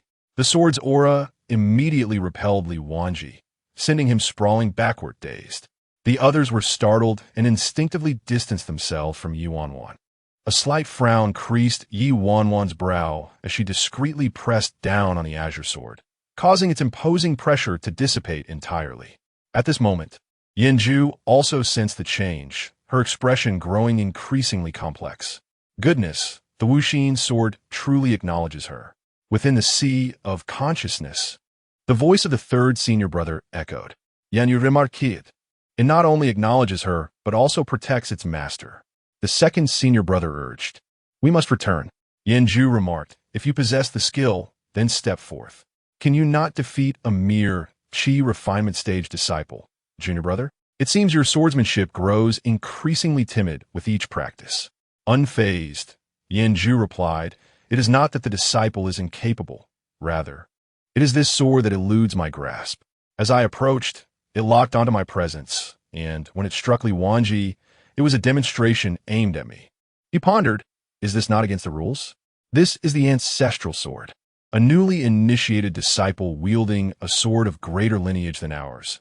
If it serves as a legacy of the Heart Query sword, should we not address her as our revered ancestor? Enough, fifth brother. When will you return, and I can no longer tend to your Qing Tsong mountain? No matter, as long as third senior brother does not incinerate it. That should suffice.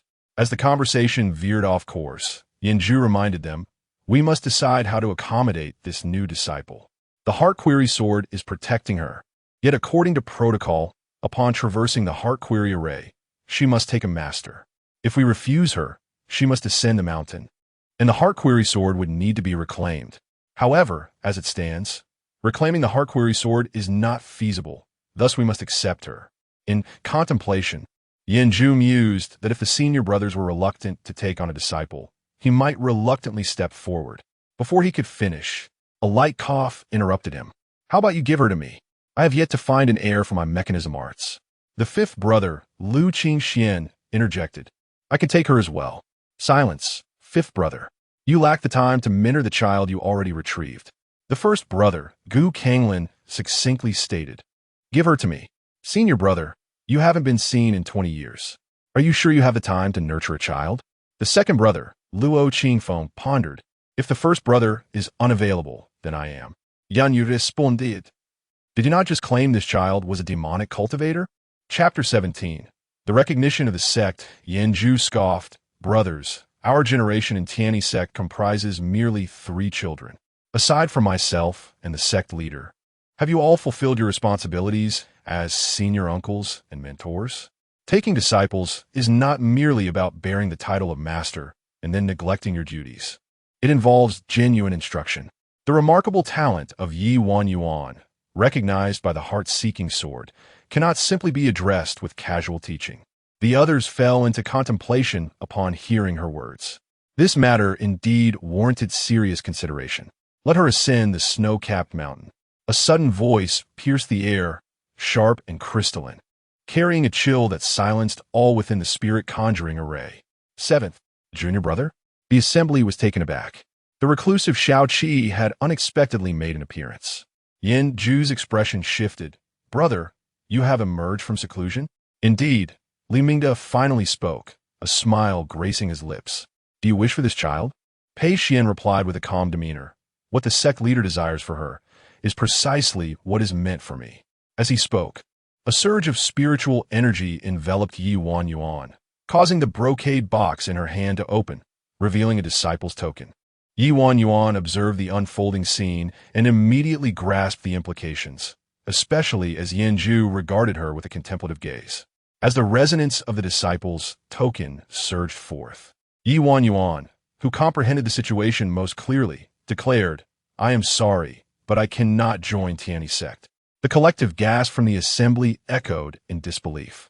What does this mean? Their 7th junior brother has been rejected? They leaned in, eager for the reason. The cold, crystalline voice rang in the air, reverberating in everyone's ears.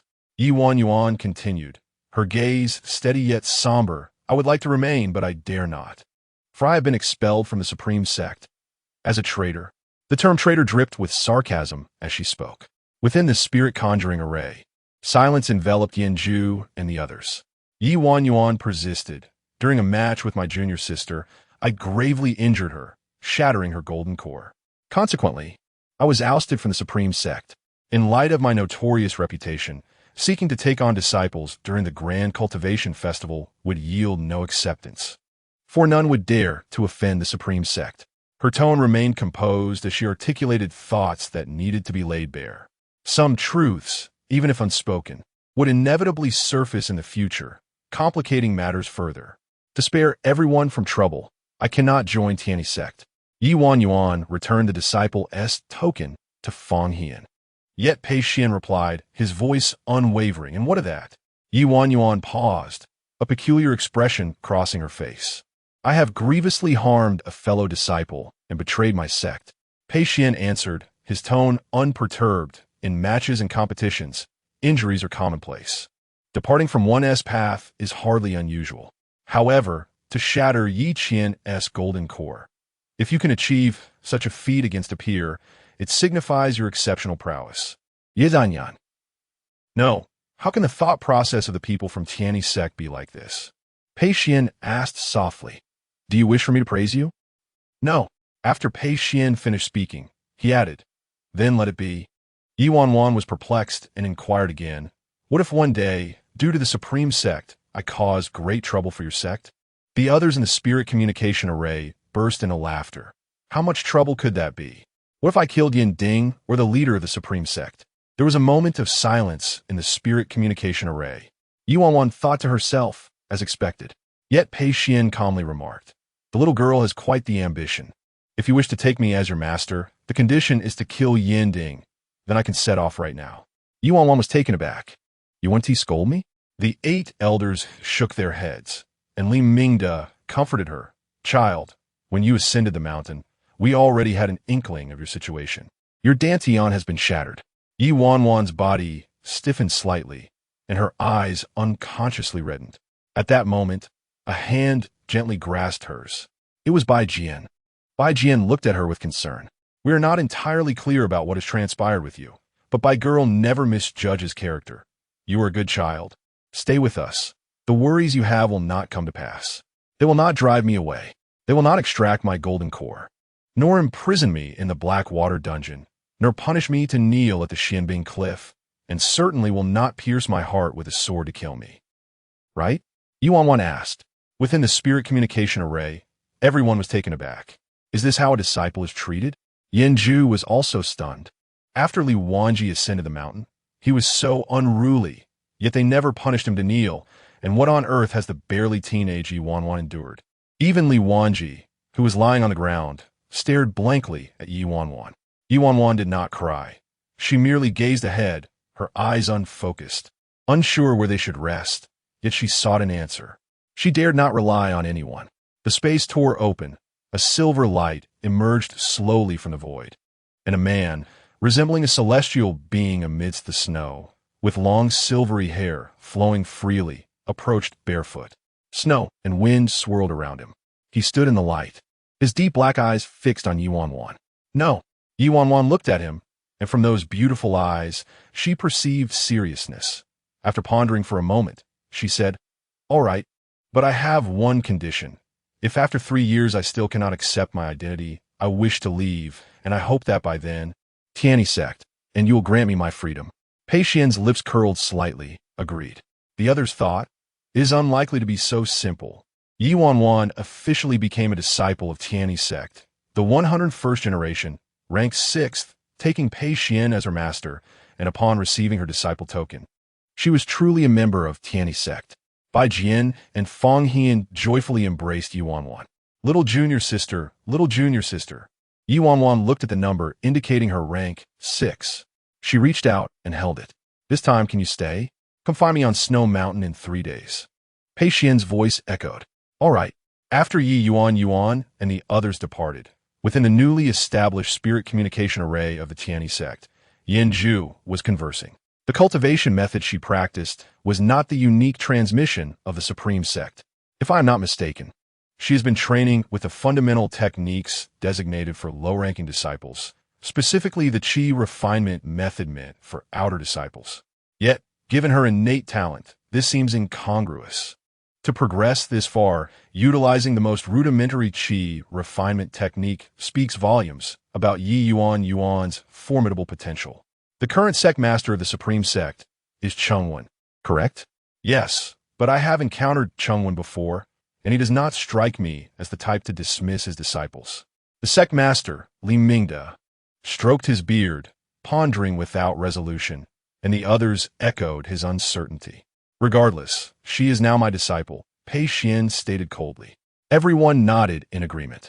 No matter her previous identity, she was now a member of the Tianyi sect, which is renowned for its fierce protection of its own. Ye Wanwan reclined on her bed, toying with her token.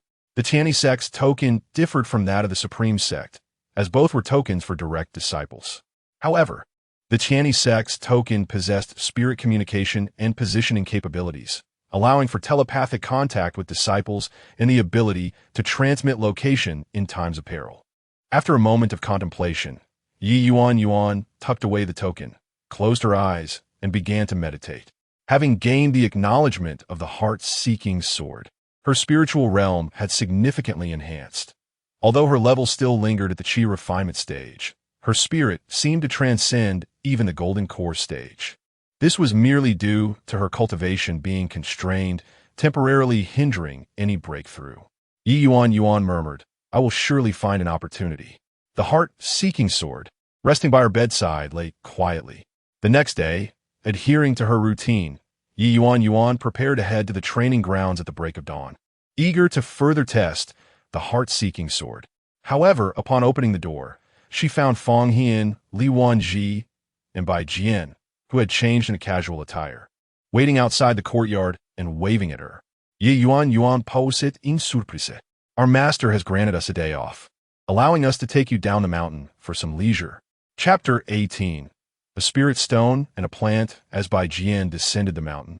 He guided them with his sword, informing Ye Wanwan that this outing was intended for her to familiarize herself with the surrounding mountains and the circumstances of Tianyi sect.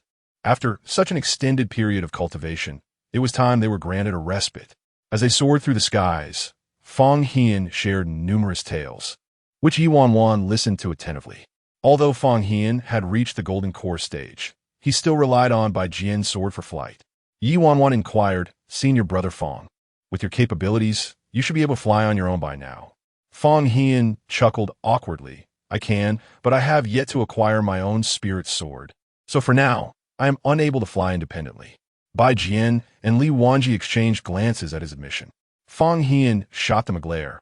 He had spoken no falsehood. Though Tianyi sect does not primarily focus on sword cultivation, it is a rule of the sect that all disciples must select their own spirit sword from Sword Mountain upon entering, nurturing it with their own energy and spirit. This is not only a means of inheriting the sect's legacy, but also fulfilling the wishes of their ancestors. In Tianyi sect, traditions are passed down through generations, encompassing both will and sword spirit. Ye Wanwan asked, is this requirement applicable to all disciples? Indeed, Fang Hian replied. Regardless of whether one practices talismans or alchemy, once junior brother Li passes his trials, he too will select a sword of his own. Li Wanji pondered. Then I must consider whom I will take as my master. Fang Hian interjected, don't overthink it. Just being wanted by someone would be fortunate enough. Li Wanji responded with a sigh. Fang Hian continued, but I advise you to start refining your body early. While our elders are present in the sect, you might catch their attention when you seek guidance. If they are all away, then you may find yourself without a mentor. Is that truly the case? Li Wanji queried. Indeed, Fang Hian confirmed. Our elders are often preoccupied, and some enter seclusion for over a decade. Do you think they would notice you? Li Wanji mumbled. If they do not accept me, then I wouldn't wish to remain. The others paid little heed to his words, considering him fickle in his thoughts. Bai Jian landed them just outside the city, a mile away.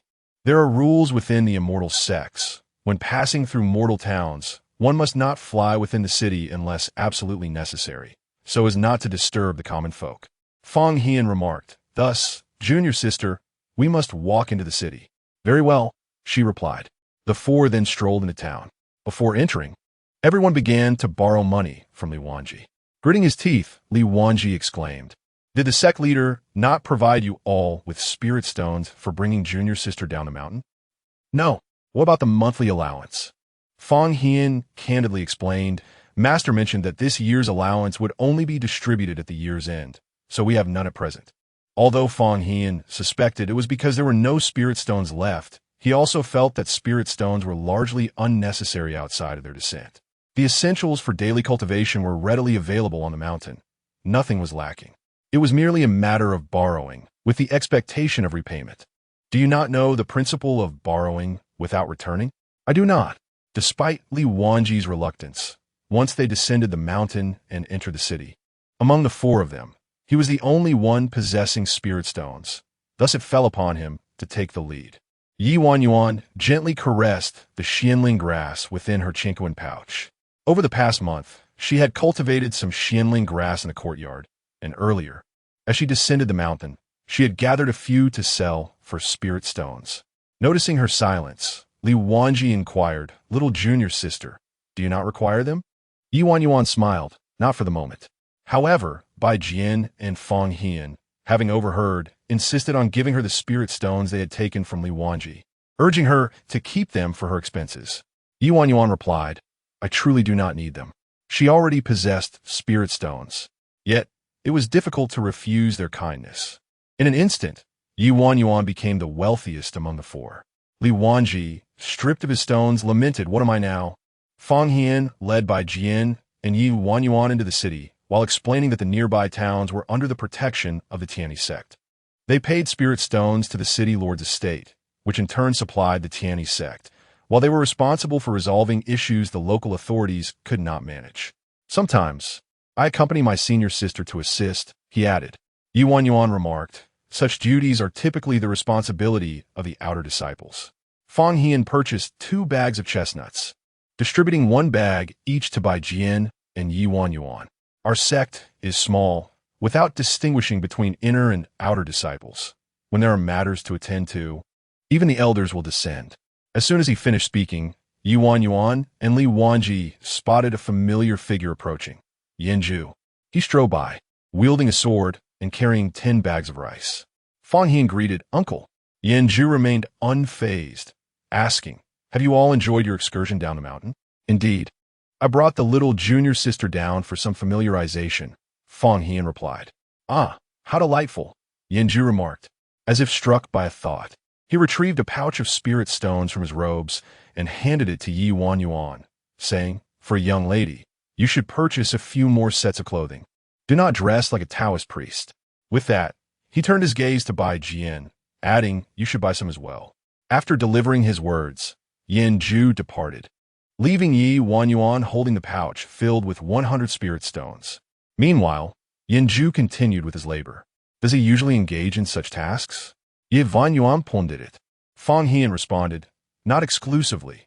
If nearby demonic beasts appear, Uncle will also address those issues. However, in the past few years, to support our second senior sister, he has worked exceptionally hard, clearing out all unruly beasts within 100 miles of the Tianyi sect's territory. For the past 3 years, no beast has dared to approach our domain, and when idle with no hunting to be done, Uncle must resort to menial labor." "But doesn't the city lord's estate supply spirit stones?" Ye Wanwan queried. "Indeed, but those are insufficient for the sect's expenditures," Fang Hian clarified. Ye Wanwan recalled the need to soak in the marrow cleansing pool every few days and understood where the sect's finances were directed. Merely maintaining those pools required more than just spirit stones. Furthermore, the medicinal supplies provided to her by Bai Jian and Fang Hian were of exceptional quality, rare in the market. In other words, selling those medicines could yield a handsome profit. Yet, Fang Hian and the others seemed unaware of this concept, oblivious to the treasure they possessed. However, one person was perceptive enough to recognize it. Ye Wanwan cast a glance at Li Wanji, who felt a shiver run down his spine under her gaze. "What is it?" she inquired. "Brotherly, do you still have the healing ointment that Brother Fang gifted you?" Li Wanji, having relied on the ointment more than anyone else due to his severe injuries, instinctively clutched his chest. Yes, but what are you planning to do with it? Those could be exchanged for spirit stones, right? Li Wanji chuckled awkwardly. They can be exchanged, but it's unnecessary. Ye Wanwan understood the sentiment. Trading such rare healing ointment for spirit stones would indeed be a waste, though the Xianling grass was of little consequence. She glanced at the nearby apothecary. I shall make a quick visit. Bai Jian and Fong Hian expressed their desire to accompany her, but Ye Wanwan waved them off, suggesting that it was unnecessary to have so many people. However, Li Wanji curiously followed her. Upon entering the apothecary, Ye Wanwan, well acquainted with the establishment, inquired about the price of Xianling grass. Upon learning that 10 stalks could be exchanged for a single spirit stone, she promptly produced 1,000 stalks. The shopkeeper, taken aback by her request, hesitated. You should verify the count, Mississippi. We cannot accept 10 stalks for a spirit stone. Ye Wanwan furrowed her brows. Cannot accept? Why not? This price is quite reasonable. She had sold it before and was aware of its worth. However, if the shopkeeper claimed they could not accept it, she would not doubt the quality of her goods, but rather conclude that the shopkeeper simply did not wish to conduct business with her. Upon hearing this, Li Wanji rolled up his sleeves and stepped forward, positioning himself protectively behind Ye Wanwan. What is the meaning of this? Are you attempting to bully our little junior sister? Before Ye Wanwan could respond, Li Wanji whispered, Do not worry. I am several realms above you and shall ensure your safety. Ye Yanyan retorted. It is not as if we are facing life and death here. The shopkeeper hurriedly interjected. No, esteemed guests, you have misunderstood. It is not that we cannot accept your offer. Rather, the Xianling grass is valued at more than 10 stalks per spirit stone. Such premium Xianling grass is worth 10 times that, a single stalk per spirit stone. Chapter 19. Free refill. Ye Yuan exchanged a glance with Li Wanji. 1 spiritual stone for a single piece of Xianling grass? Was this an attempt to drive the price down? Astonishingly, it was an increase. In the realm of Xianling grass, inferior quality typically commanded 100 pieces for a single spiritual stone, while mid-grade varieties range from 30 to 40. Previously, the shopkeeper had quoted Ye Yuan a price of 10 pieces for 1 spiritual stone. This price, while not exorbitant, was certainly not low. Rather, it fell into the mid-high range. Perhaps, recognizing the refined demeanor of both Ye Yuan and Li Wanji, the shopkeeper had offered this rate even before assessing the goods. However, 1 spiritual stone for each piece was indeed a lofty price, remarkably high. Even for the finest Xianling grass, such a figure seemed excessive. Ye Yuan was momentarily perplexed by the shopkeeper's intentions. Even Li Wanji, a seasoned businessman, appeared baffled. Was this a venture in a loss-making territory? Observing their silence, the shopkeeper cautiously inquired if they found the price unsatisfactory. What about 2 spiritual stones? Seeing that they remained silent, the shopkeeper gritted his teeth and declared, 3 stones at most, I cannot go higher. Li Wanji had encountered 3 spiritual stones before, but this statement left him somewhat bewildered. Was there something remarkably special about this Xianling grass? Ye Yuan pondered for a moment, as the shopkeeper struggled to explain. This is already the highest I can offer, miss. With a sigh of resignation, Ye Yuan agreed to sell. The shopkeeper's expression brightened, and he quickly finalized the transaction. Ye Yuan meticulously counted the coins, as both parties hastened to conclude the deal, wary of a potential reversal. The shopkeeper, beaming, asked in the future, Might you consider our establishment for your needs? Ye Yuan contemplated for a moment and replied, If I were to choose your shop, what could you promise in return? The shopkeeper eagerly responded, In any of our Wanbao Lu shops, you shall receive discounts on your purchases. He then handed Ye Yuan a wooden token inscribed with runes.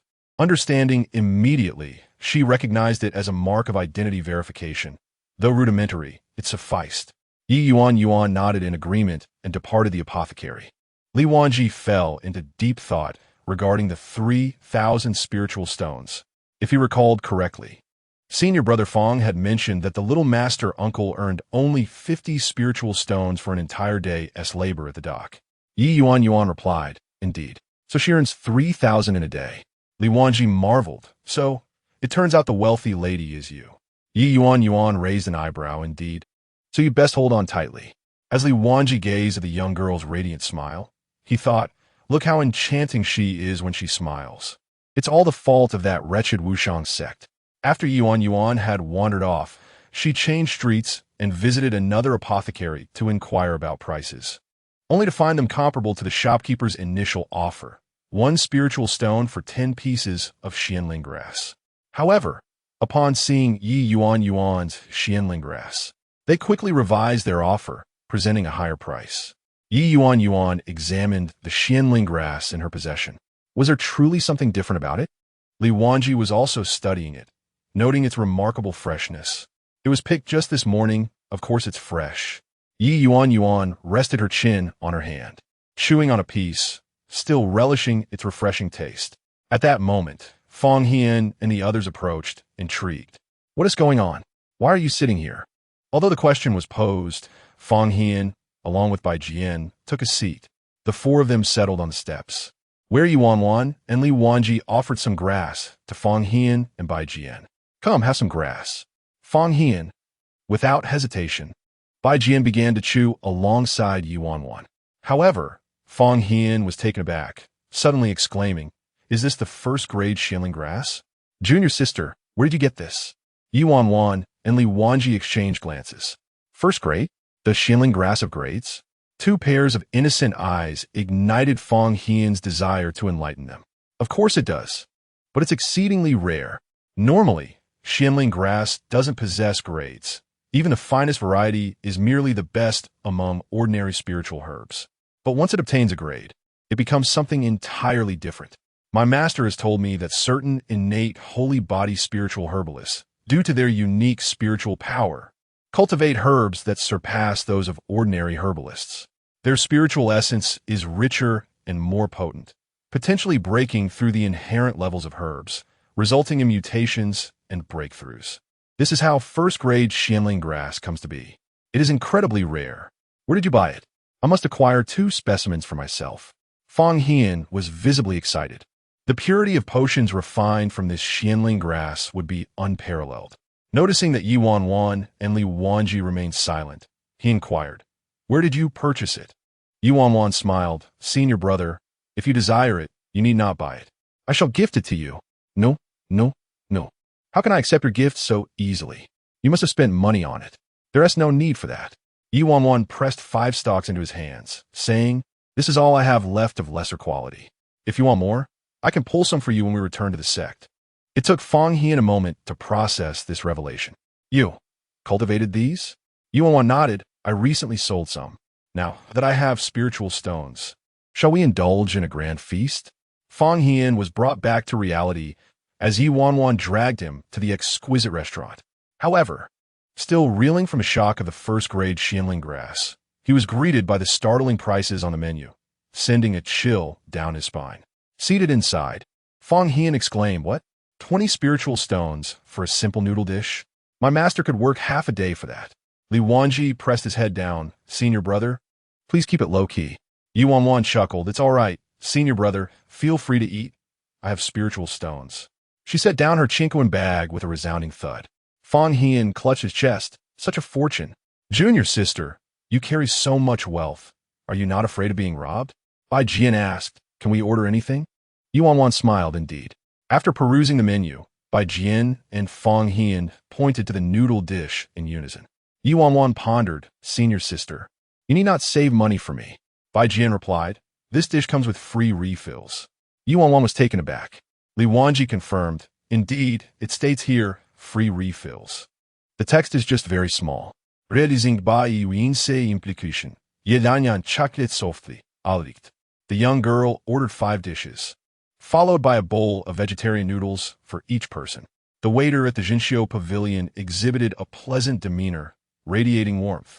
However, the seasoned Fong Hian remarked that soon enough, the smile would fade from the waiter's face. As he spoke, a wave of regret washed over him, pondering that he should have procured a mask for each of them.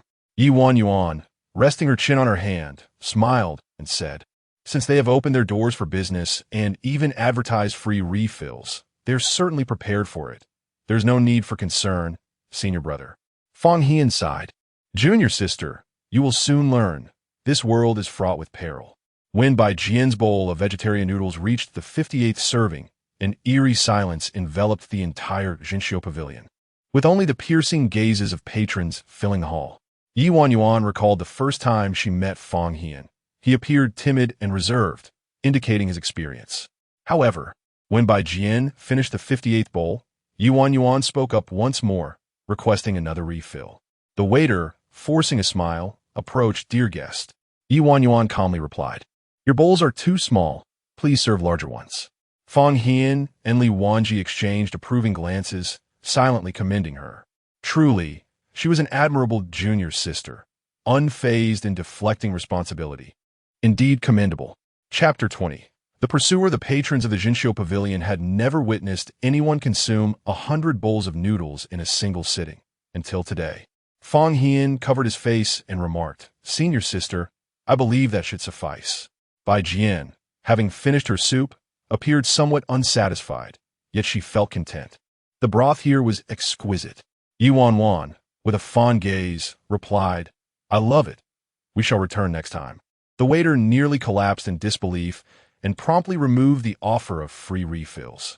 After Bai Jian finished her meal, Ye Wanwan settled the bill, totaling 120 spirit stones. Bai Jian softly suggested, "You should have eaten 20 more bowls." It dawned on Fang Hian that senior sister intended to make up for the younger sister's expenses.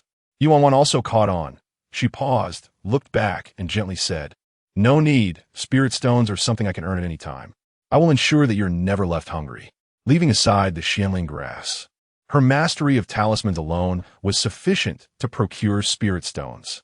Ye Wanwan was not particularly concerned with wealth, for she never lacked it. She had the capability to earn spirit stones. However, noticing Bai Jian's evident concern, Ye Wanwan merely tousled her hair, assuring, "As long as I have a meal to share, there will always be a place for senior sister." After settling the bill, they prepared to leave, but a group obstructed Ye Wanwan's path. Who might this be? Is the gluttons from the Bai family. Upon hearing chatter in the streets about someone consuming 100 bowls of free noodles at Jinxiu Pavilion, I immediately suspected it was you. The arrogant voice was grating to the ears. As Ye Wanwan gazed ahead, she was met with ostentatious attire and a palpable air of debauchery, the individuals before her displaying the telltale signs of those accustomed to a life of indulgence. Is that not a young master of the Yi family? Raising her head, Ye Wanwan scrutinized the person before her. Yet she recognized that this individual did not represent the stable branch of the Yi family. However, observing the jade tokens they bore, she comprehended their affiliation, Lingxi.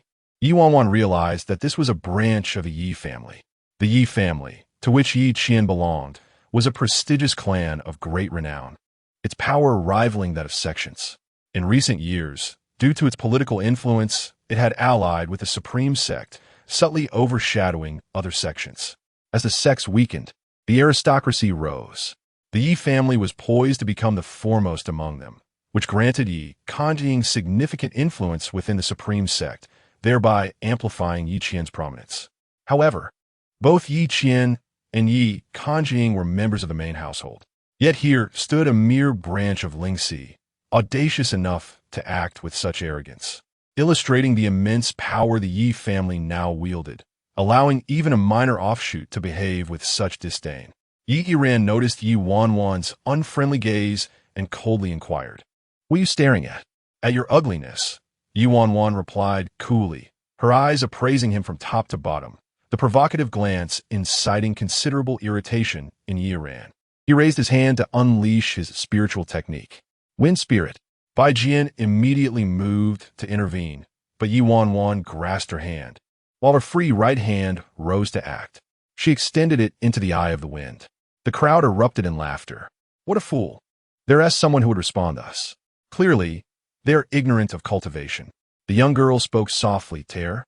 A faint sound echoed as her hand effortlessly ripped the wind before her in two.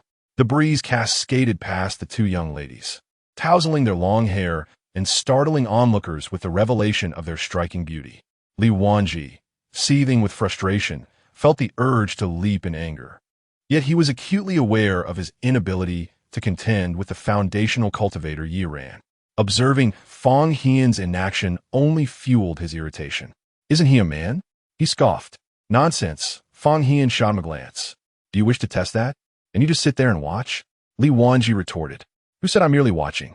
I'm seated here, assessing whether we could afford the consequences should a conflict arise. Fang Hian pondered too much. Yet he could not help but be astonished as he witnessed Ye Wanwan shatter Ye Ran's wind technique with a single palm strike. The progress of his junior sister's physique was remarkable. Engaging in daily sparring with Bai Jian, Ye Wanwan's physical prowess had evidently reached a level capable of contending with first-tier spiritual techniques, albeit Ye Ran did not appear particularly formidable. Nevertheless, it was still a first-tier spiritual maneuver. Unarmed, she engaged with finesse. What a remarkable display. What a humiliation. Ye Ran, taken aback, uttered, You didn't use spiritual energy? Ye Wanwan raised her gaze, coolly responding, Do I need it for you? Ye Ran leaned forward, this time employing a second-tier spiritual technique. Suddenly, blades of wind erupted in the center of the hall. Ye Wanwan scoffed, raising her hand to block the onslaught. One palm strike after another. She closed the distance to Ye Ran. With a resounding clap, she delivered a slap, followed by another. The barrage of slaps continued, leaving Ye Ran staggering back, engulfed in a mix of rage and astonishment at Ye Wanwan's restraint in not employing spiritual techniques. You humiliate me. Humiliate you? Must I consult the calendar for that? Ye Wanwan glirit at Ye Yiran. Next time you see us, mind your words. Eating so much rice hasn't seemed to yield any benefit. With that, she turned to leave. Yet Ye Ran trembled with rage. Bai Jian, you are my betrothed, sold to me by the Bai family. Would you dare to leave like this? This time, the four of them turned in unison, all eyes fixated on Ye Ran. Betrothed? Li Wanji erupted in laughter. You think you deserve that? Ye Ran, infuriated, retorted. What are you laughing at? Everyone knows the Bai family promised their daughter to me. Ye Ran. Our engagement was sealed when we were 6. Bai Jian is my fiancé. Bai Jian rejected, I do not know you. Fang Hian scoffed, did you hear that? My senior sister does not know you. But I do. Ye Ran fixed his gaze on Bai Jian, his eyes filled with a profound yearning, evoking a sense of familiarity in Ye Wanwan. It was reminiscent of the way Yi Qian had once gazed at her before she had unearthed her golden core, restrained, yet revealing a hint of longing. It was not attachment, but rather a desperate craving for something inherent within them. Ye Wanwan's palm curled involuntarily, sensing something amiss. Bai Jian furrowed her brow. I have never seen you before. Ye Wanwan fixed her gaze upon Ye Ran, peering into his eyes as if searching for something profound within. The intensity of her stare caused even Ye Ran to feel a tremor of unease. What is it that lies within you? She inquired, gripping his jaw tightly. Startled, Ye Ran retorted, What are you doing? Why are you touching me? In response, Ye Wanwan raised her hand to cover his eyes, contemplating that if they were to be extracted, they would surely warrant extensive study. Ye Ran was genuinely taken aback. He pushed her away, exclaiming, You lunatic! Nevertheless, Ye Wanwan did not overlook even the faintest shift in his expression, and the peculiar moment that had just transpired vanished as she turned her attention towards Bai Jian. Bai Jian appeared somewhat bewildered as well. A flicker of suspicion crossed Ye Wanwan's mind, yet before she could dwell on it, Ye Ran's companions surged forward to shield him. She cast a lingering glance at him, a sly smile gracing her lips. I truly admire your eyes. Should you ever wish to part with them, do name your price. A chill ran through Ye Ran and his associates as they shouted in protest. Yet Ye Wanwan remained unfazed, offering Ye Ran a meaningful smile before taking Bai Jian by the hand and departing, leaving him pale and frozen in place. Had she, perhaps, uncovered his secret? As the four departed, Li Wanji remarked, Someone is following us. Chapter 21. The spiritual city, Ye Wanwan remained composed, unfazed by the scrutiny of Fang Hian and Li Wanji, who were observing her intently. She pondered, What are you all staring at me for? Junior sister, you just exhibited a murderous intent, Fang Hian remarked. Ye Wanwan sighed gently. Brother, we are law-abiding citizens. And what does that imply? She continued, There are prohibitions against brawling and killing within the city. Li Wanji clapped his hands. Then let us take the fight outside the city. Bai Jian nodded in agreement with Fang Hian. Ye Wanwan retorted. Why are you all acting more like demonic cultivators than I am? Fang Hian chuckled. Junior sister, do not be displeased. That person with the surname Yi is merely making a ruckus. After being frightened by senior brother last time, he has returned. Once senior brother is back, I shall inform him. Ye Wanwan's expression momentarily faltered. Is this not the first time? Indeed not, Fang Hian replied, having procured 4 apples, 1 for each of them. This marks the 3rd encounter. We meet him every time we descend the mountain. But sister does not recognize him. Bai Jian interjected innocently. I have never seen him before. Li Wanji added, he just mentioned the Bai family. Fang Hian waved his hand dismissively. That makes it even more impossible. Sister has no ties to the Bai family. She is an abandoned child brought back by senior brother, with no family of her own. Bai Jian nodded in agreement. Li Banzi, bewildered, remarca. Why does it seem like each of you has a tragic backstory, as if you were the protagonists? Fang Hian retorted, are you courting death? The 4 of them evaded their pursuers and proceeded to the dock to find Yanju, preparing to return to the Tianyi sect. Upon hearing that someone had bullied Bai Jian, Yanju set down what he was holding and coldly inquired, where are they? His demeanor exuded a chilling aura. Fang Hian and Bai Jian appeared unperturbed, while Ye Wanwan contemplated, realizing this was customary behavior. Fang Hian said, Master Uncle, junior sister has already dealt with the matter. Yanju frowned slightly. Next time such an occurrence arises, inform me. Understood, they replied. Noticing that it was getting late, Yanju declared, wait for me a moment. I will accompany you back. Ye Wanwan and the others did not decline his offer. Yanju treated each of them to a bowl of tofu pudding, while he himself completed his final task before departing with Ye Wanwan and the others. Ye Wanwan sometimes found herself curious. With Yanju's capabilities, he need not engage in such laborious tasks. He could easily earn more spirit stones elsewhere. Master Uncle is doing this to look after us. These tasks are close to the sect and offer flexibility in timing. If he chose to undertake missions like Master Uncle and the others, he would be unable to care for us. Moreover, one should not underestimate Master Uncle. His work extends beyond this one endeavor. He is quite formidable, except in the culinary arts. Yanju guided the 4 of them back to the Tianyi sect on his sword. Bai Jian took Fang Hian, while Ye Wanwan and Li Wanji were fortunate enough to ride with Yanju. This time, Li Wanji expressed his heartfelt gratitude to Yanju, as his steady swordsmanship ensured that he did not feel nauseous during the flight. Moved by the experience, Yanju looked at the 4 children and instructed, next time you descend the mountain, inform the adults within the sect. If you encounter anything insurmountable, signal for help. Fang Hian, have you brought the signal talisman? Yes, I believe I have. Yanju lifted her gaze to him, questioning. Indeed, I have. Fang Hian raised his head with confidence, affirming his words. Only then did Yanju take her leave. However, the glance she cast back at Fang Hian stirred a sense of unease within him. What was that look from my junior master? It felt as if she were wielding a blade. Just as Li Wanji finished speaking, he received a punch from Fang Hian. What a pity, encountering such a nuisance. Otherwise, we could have gone shopping for clothes, lamented Fang Hian. Li Wanji shook his head. What is there to regret? We can always shop in the spirit market. The spirit market is expensive, you little rascal. You don't know the value of rice, oil, salt, soy sauce, vinegar, and tea until you manage a household, do you? Yet, Ye Wanwan appeared momentarily taken aback. Is there already a spirit market? Fang Hian replied, yes. But only a few people know about it. You need a password to enter, and it is this young lad who will lead us in. Li Wanji bowed his hands in mock praise. Ye Wanwan stared at Li Wanji, surprised that there was a spirit market so early on. On that day, Li Wanji instructed Ye Wanwan on how to use the jade token to access the spirit market. He also glanced at Ye Wanwan's disciple token, noting that the Tianyi sect disciple token was more effective, possessing stronger spiritual resonance and a more stable communication array. However, it had a drawback. It could easily expose one's identity. Ye Wanwan pondered, is there an aura lock? She inquired how we entered. Yes. Use your divine sense to perceive it.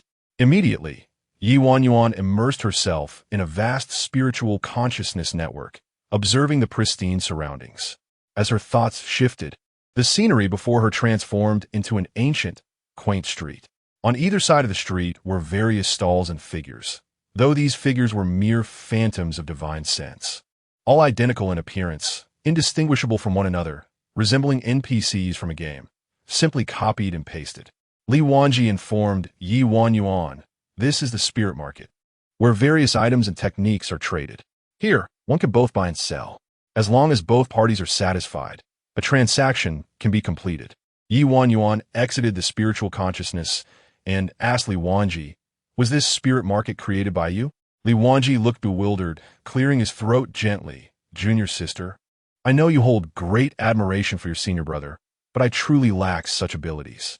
This is not my creation. The spirit market has existed for many years, only recently gaining recognition, although I do have a small part in promoting it." He chuckled. Ye Wanwan understood. He had facilitated its promotion. Li Wanji taught Ye Wanwan the methods of entry and transactions. For small items, they could be directly delivered to one's hands via the formation. But for larger or more valuable items, they would opt for a universal delivery service, ensuring safety with a direct handover. Ye Wanwan acknowledged it, understood. All right, that S about it for the functionalities. Don't linger in there too long. It's taxing on your divine sense. Ye Wanwan nodded. All right. Once Li Wanji departed, she entered the spirit market. She glanced over the myriad of goods displayed on the street, where everything imaginable was for sale, with some items even hanging in midair, though their owners were nowhere to be seen. Ye Wanwan pondered. In her previous life, she had only come to know of the spirit market after meeting Li Wanji. Who would have thought that such wonders had existed long before that? After a moment of contemplation, Ye Wanwan decided to hang the mystic spirit pill she had crafted. She also added a bit of mystic spirit grass. Subsequently, she hung up 2 peace talismans. The stall was rather empty, yet Ye Wanwan felt a profound sense of satisfaction. Pei Xian had given her 2 days to prepare, and on the following day, she turned over the soil in the front yard and replanted the mystic spirit grass. During this time, Fang Hian came to seek her guidance on how to cultivate it. Ye Danyan gladly imparted had it. Ultimately, it was concluded that Ye Wanwan's spiritual energy was unique. Although Fang Hian attempted the same methods, he could not replicate the results she achieved. Resigned to his fate, Fang Hian agreed to assist in seeking out hidden plants and spiritual foods, yet he earnestly expressed his intention to help her with weeding, as long as she would provide him with a bit of mystic spirit grass in return. Ye Wanwan smiled and acquiesced. As night fell, she entered the spirit market once more, only to find that no one was purchasing goods. Just as she was about to leave after browsing, she heard a voice inquire about the price of the peace talismans. Chapter 22. The Peace Charm. How much do peace charms sell for? The voices and tones in Ling City can change, allowing sellers and buyers to conceal their identities. Yet when that languid voice emerged, Ye Wanwan's eyelids twitched involuntarily. It conjured an image of a debonair lounging on a chaise longue, being fed grapes by a maid, without even lifting an eyelid, a demeanor that inexplicably resonated with Ye Wanwan. She sensed that today would yield a transaction. Ye Wanwan set her price at 10,000 spirit stones. The languid voice inquired further, "Oh, what makes your peace charm so special?" A regular attack charm typically costs only 1,000 spirit stones, which is already a premium price among talismans. How do you justify the sale of your peace charm at 10,000? In the realm of similar peace charms, selling for 5 or 10, merely providing psychological comfort. Her asking price was exorbitant, indeed an outrageous sum. The question posed by the other party dripped with sarcasm. Unfazed, Ye Wanwan defended her price, asserting that the charm could negate harm once. "Ha!" came a chuckle from the other side. "I could simply purchase a defense charm, which would be effective and considerably cheaper." Ye Wanwan replied calmly, "It can withstand both magical and physical attacks." Physical? The other party probed. In simpler terms, it can deflect the damage from blades and swords. Even against magical harm, be it ghostly assaults, malicious attacks, accidents, or illnesses, it can protect you once. In essence, it offers comprehensive safety. A true peace charm. On the other side, silence lingered. "Are you boasting?" Ye Wanwan replied confidently, "Refund if ineffective." The other party fell silent. Ye Wanwan was not in a rush. She had merely listed the 2 peace charms as a trial. These charms were her practice pieces over the past month. After witnessing the fates of Feng Hian and Bai Jian, coupled with the foresight from the Library of Rebirth, Ye Wanwan was 90% certain that these events mirrored what Bai Jian and the others had experienced in their previous lives.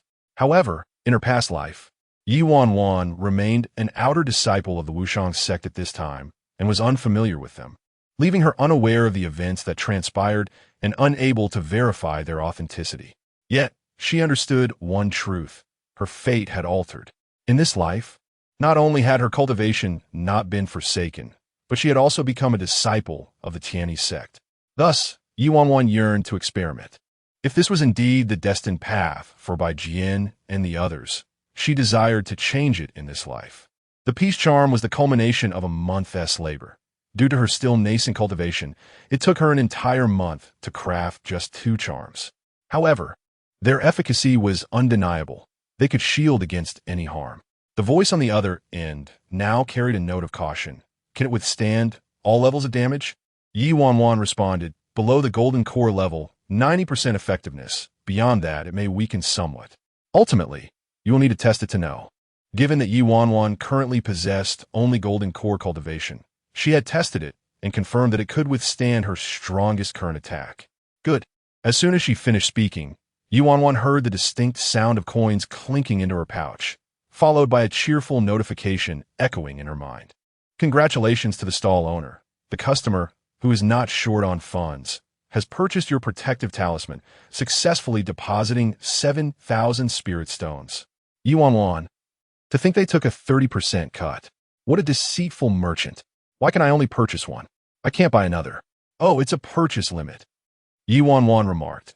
A single talisman can only ward off 1 instance of harm. 1 is sufficient. Why would you need so many? Oh, because for me, it's rather inadequate. Ye Wanwan, then come back to buy more once you've used it. Very well.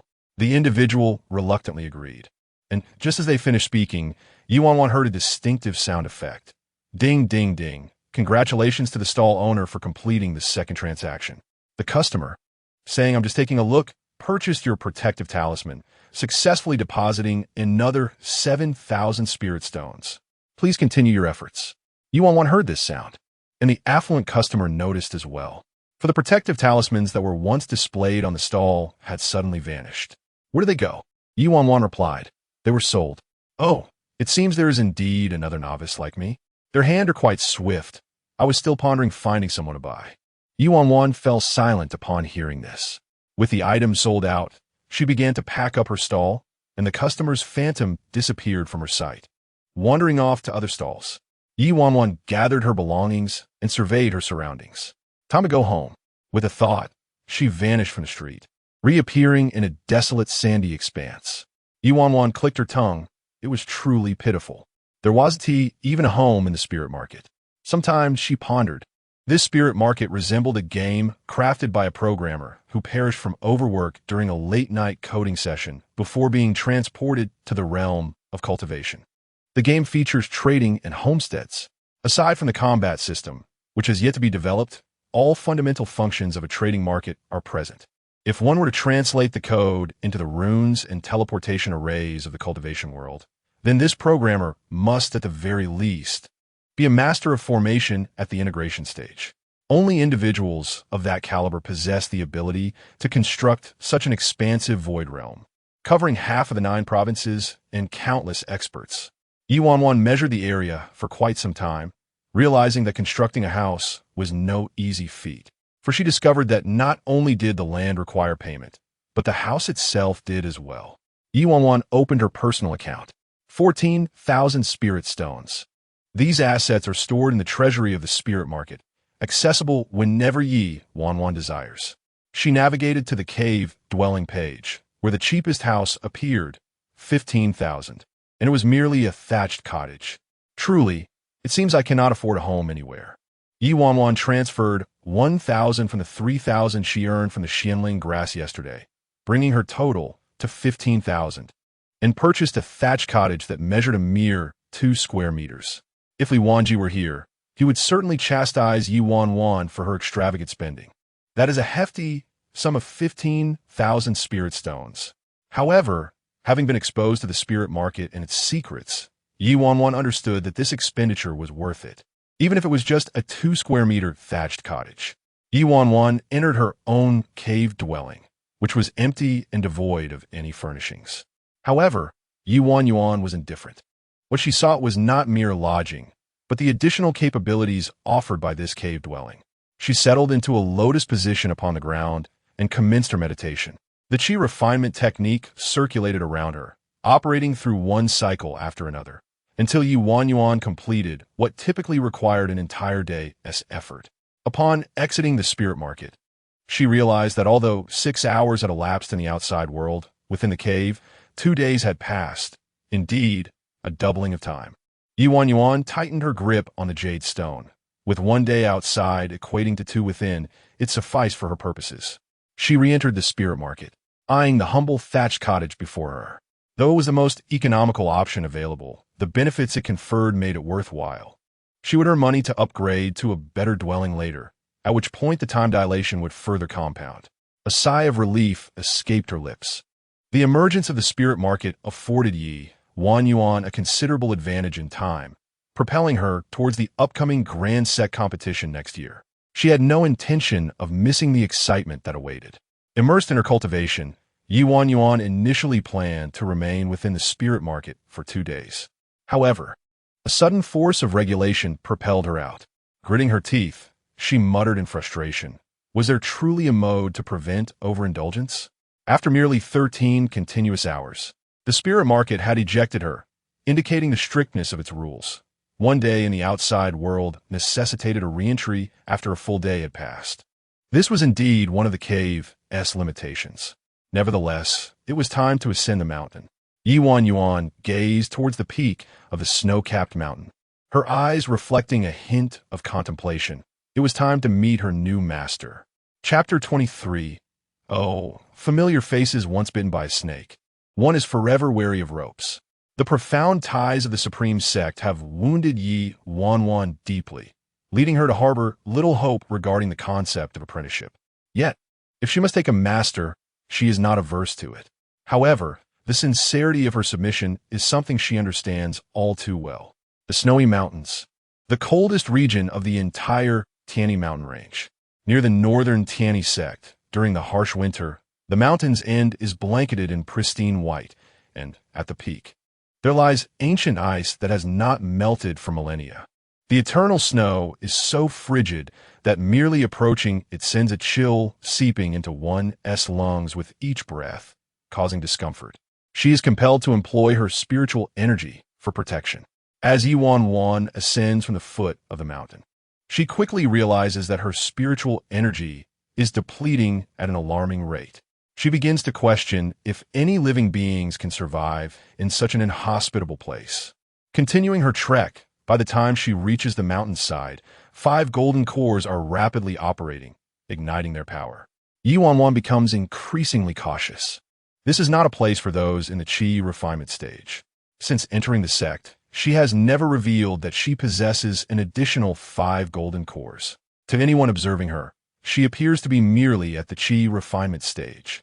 Yet now, with her gaze fixed on the summit, her resolve deepens. Enveloped in the protective aura of her golden cores, the biting cold becomes more bearable. However, as she approaches the peak, the speed at which her spiritual energy burn surpasses her expectations.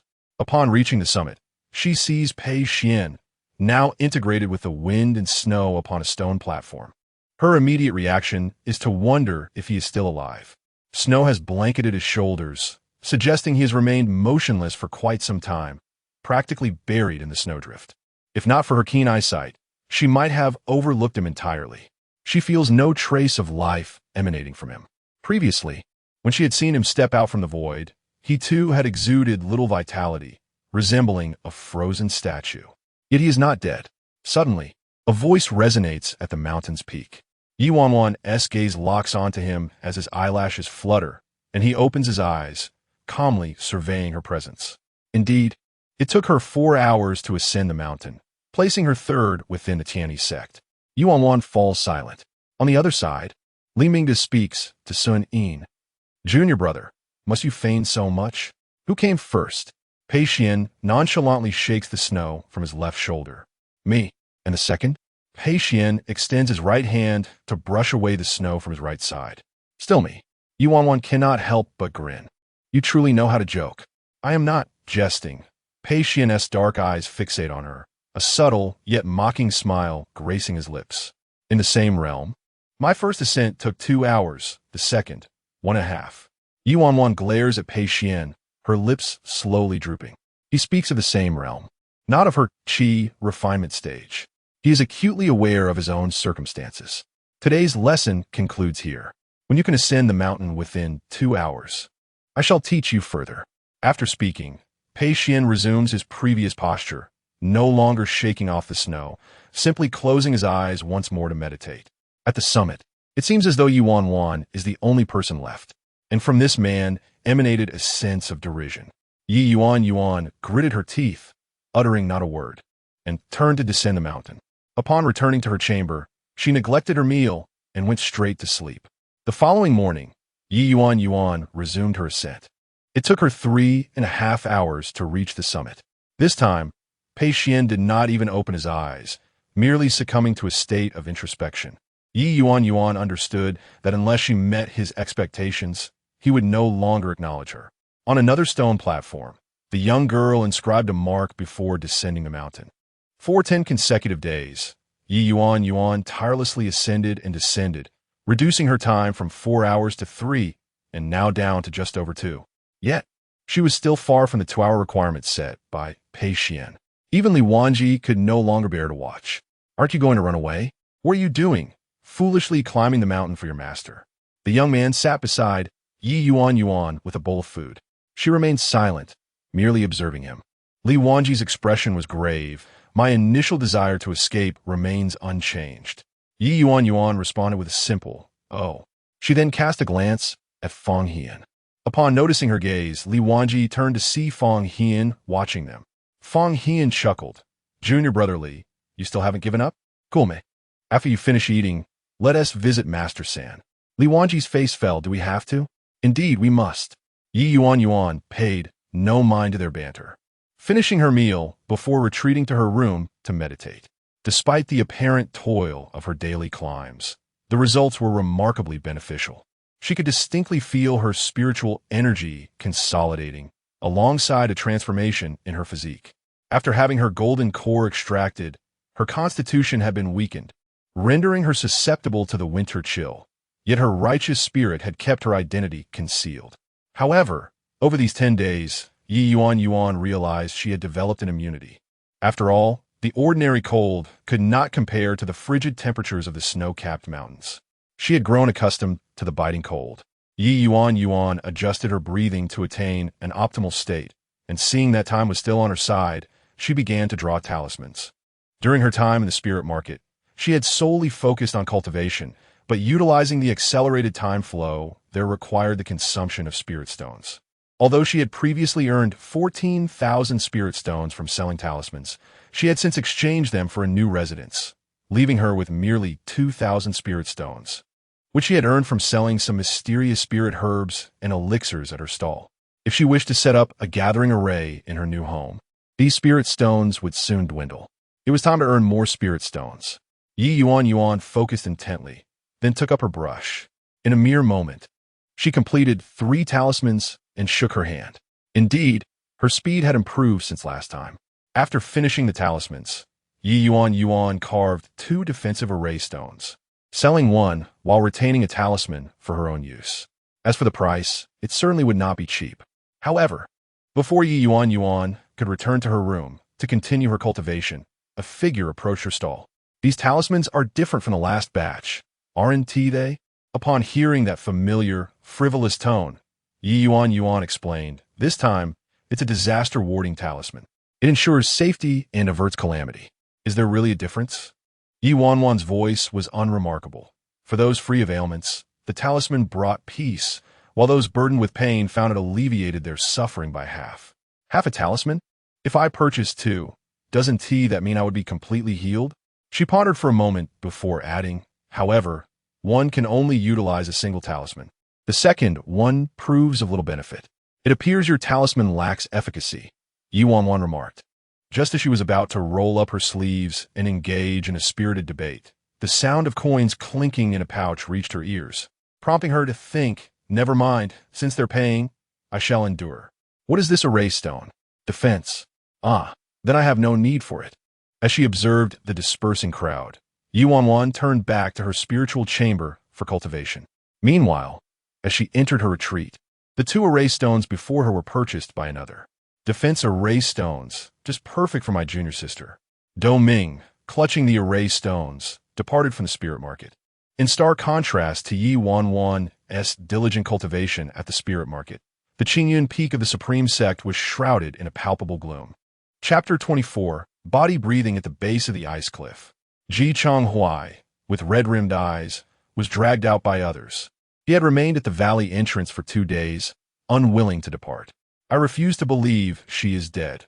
Until the body is found, I shall not accept it. The other disciples calmly remarked, Brother, the base of the ice cliff is a vortex of fierce winds. Once someone falls, their remains cannot be preserved. What do you mean by that?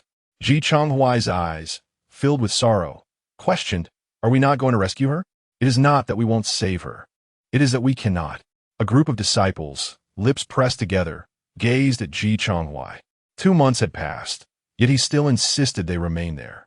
Originally, there had been dozens of them, but now only 7 or 8 remained. After 2 months, those who had once followed Ji Chonghuai were reluctant to continue this futile endeavor. The winds at the cliff's base were fierce and the cold, biting. For the sake of a rebellious disciple, Ye Wanwan, they felt it was not worth risking their lives. Ji Chonghuai's eyes glistened with tears. But what about junior sister Qi? Brother, I will help you search. If we do not find senior sister in a day, we shall not return. The persistent voice of a girl beside him drew Ji Chonghuai's attention. He turned to see Qian, her face pale. Ye Chonghuai's lips quiveret. Junior sister. Yet, it was because of her that junior sister Qi had walked the path to despair.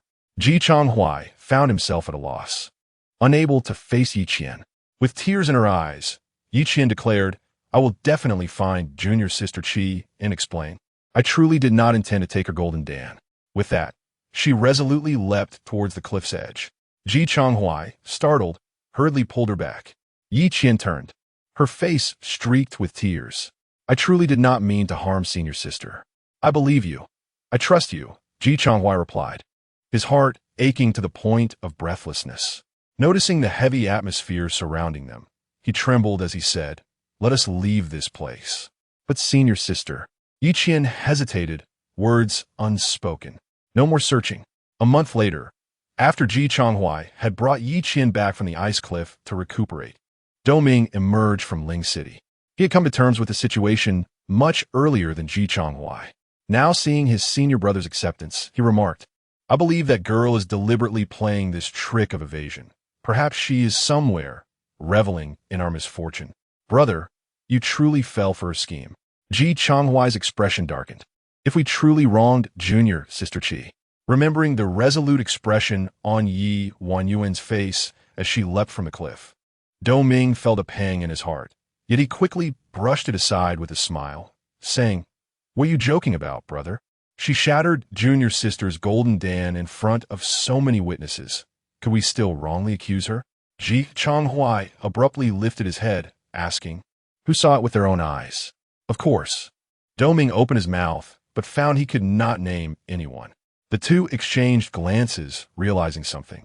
This matter had been widely circulated, yet no one had truly come forward to claim they had seen it. Do Ming chuckled awkwardly. You wouldn't suspect junior sister, would you? She's so innocent. Ji Chonghuai averted his gaze, pondering the possibility that someone might be deliberately sowing discord among the brotherhood. Do Ming lowered his eyes, reflecting on when he began to harbor disdain for Ye Wanwan. The details eluded him, as he had once held a fondness for this junior sister.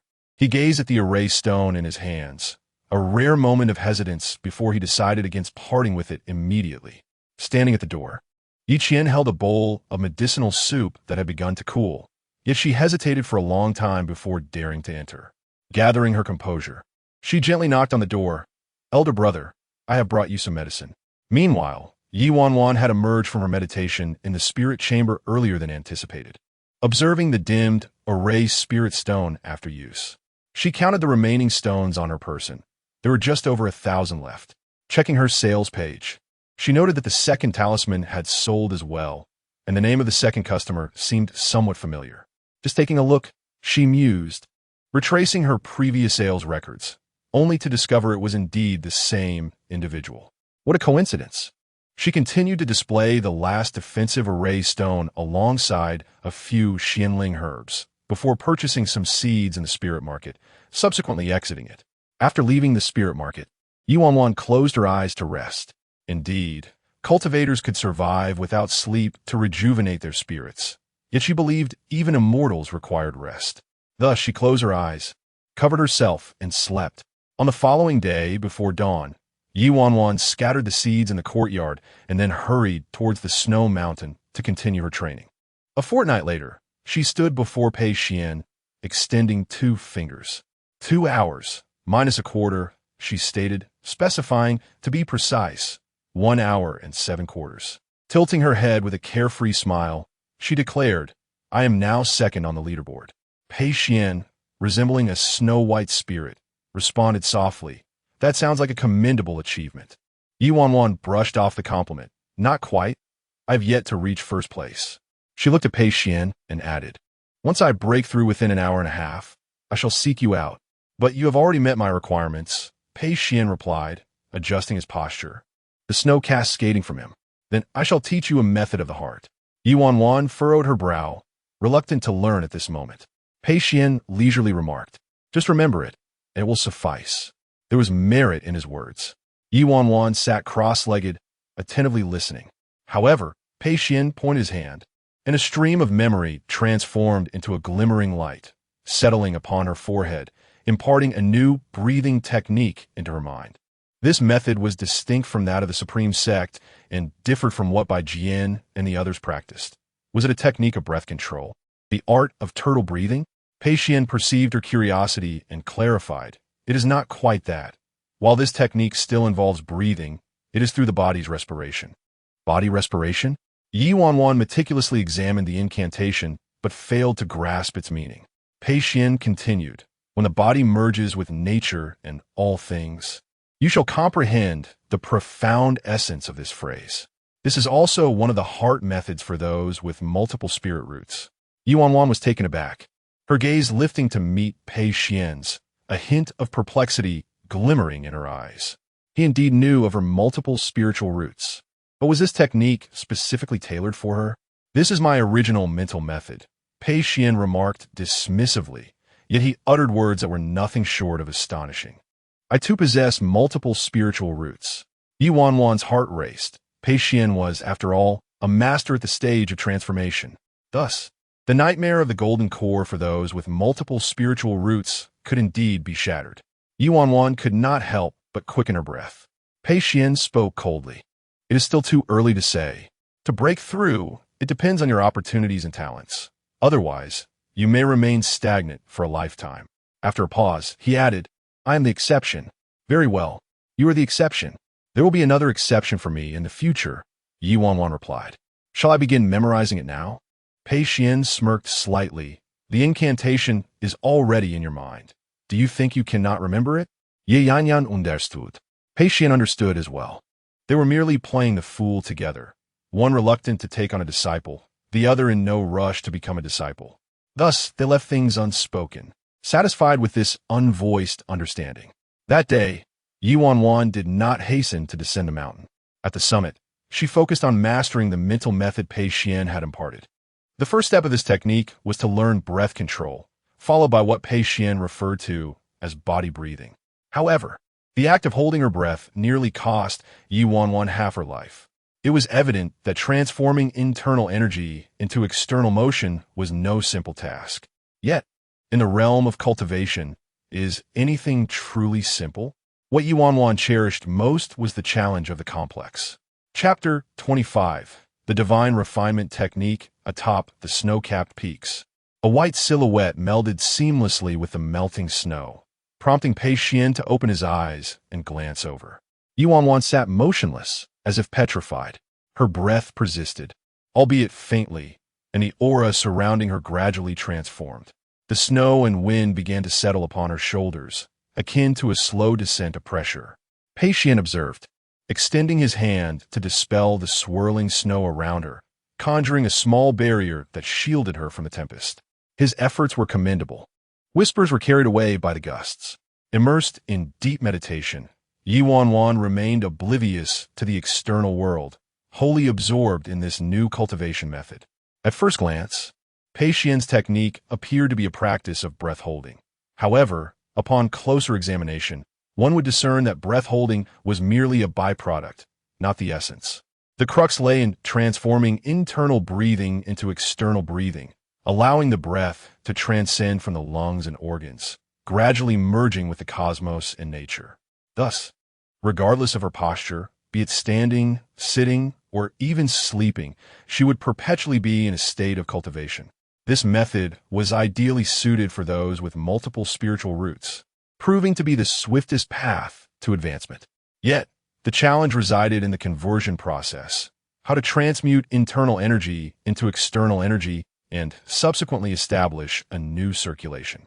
Ye Wanwan focused her thoughts on the energy circulating within her dantian, observing a strand of spiritual essence entering her body, traversing through her meridians, completing a circuit before returning to her dantian. She also noted its gradual expulsion through her skin, ultimately leaving behind a mere fraction.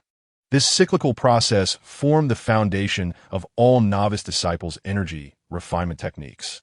However, she pondered the possibility of creating a new circulation externally, forming a complete inner loop with her meridians. Uncertain of the method, she resolved to attempt it. Drawing upon her spirit, she inscribed spiritual patterns around her, manifesting a new circuit of energy that resonated with her internal meridians. This transformation resulted in the formation of a fresh cycle. The effect of these spiritual patterns bore resemblance to a spirit-gathering formation, yet unlike the conventional formations which relied on stones as focal points. Ye Wanwan became the focal point herself, as spiritual energy coalesced from the heavens and surged into her meridians. It was expelled through the formation, leading Ye Wanwan to realize she had established a complete cycle with the spiritual patterns. Although arduous, this cycle was achieved. The influx of energy was overwhelming, straining her meridians as it struggled to navigate through her body. Previously capable of completing 3 full cycles with ease, she now found even a single small cycle to be a daunting task, accompanied by indescribable agony. Gritting her teeth, Ye Wanwan persevered until she completed the small cycle. Upon the energy returning to her dantian, she realized that the energy retained within her was over tenfold compared to her prior cycles. Naturally, the associated pain was exponentially greater. Yet, the results were remarkable. Exhaling deeply, Ye Wanwan regained her senses, acknowledging that such a method could not be relied upon frequently.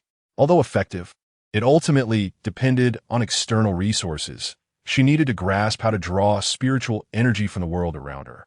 Only then could she achieve greater results with less effort. She clenched her fists, noticing that Pei Xian remained asleep, and continued her efforts. Before attaining a certain level of strength, it was inconsequential to rely on advantages. After she entered a meditative state, Pei Xian opened his eyes, lost in contemplation. How long had it been since he first utilized the spirit-refining technique to cultivate his physique? It seemed to have taken a month. This girl, however, required not even a single day. With the assistance of spiritual runes, Ye Wanwan swiftly absorbed the ethereal energy of heaven and earth. Yet she gradually diminished the influence of the runes each day, using her primordial spirit to sense the changes in the universe. Gradually, she replaced the function of the runes, achieving a genuine internal and external circulation, and successfully upgraded the Qi refining technique to the spirit refining technique. This name was bestowed upon her a month later by Pei Xian, a rather impressive title. At this moment, Ye Wanwan had successfully surpassed Pei Xian's previous record, breaking through within an hour and a half. However, by this time, both she and Pei Xian had ceased to care about such records. Yet, in pursuit of a more dedicated cultivation, Ye Wanwan moved from the disciple peak to the summit of the snow mountain. Spiritual herbs could be purchased in the spirit market. allowing her to cultivate a plot of land for future use. But she couldn't continue to hide away in the spirit market forever. Rubbing her jaw, Ye Wanwan resolved to construct a house atop the mountain. Before she could gather all the materials, a leisurely voice drifted over. Have you never considered that your master possesses his own cave dwelling? Ye Wanwan turned, astonished. Master, I thought your dwelling was the very stone beneath you. Pei Xian was rendered speechless. Upon unsealing the enchantment, Ye Wanwan finally beheld the cave that had been revealed not far away. A cold, unwelcoming abode. Observing the entirely blue cave, she chuckled, truly befitting of my master, though it hardly seemed superior to sleeping on the ground. This was a residence that, while not resembling an ice palace, bore a striking resemblance to one, a frigid abode. Yet, it must be said, it was remarkably spacious. So spacious, in fact, that Ye Wanwan could change rooms every hour. Choose whichever room you wish, Pei Xian calmly stated, unusually rising from the stone platform to lead Ye Wanwan into the dwelling. As the door opened, there was no chilling atmosphere as she had anticipated. Instead, a warm aura permeated the space.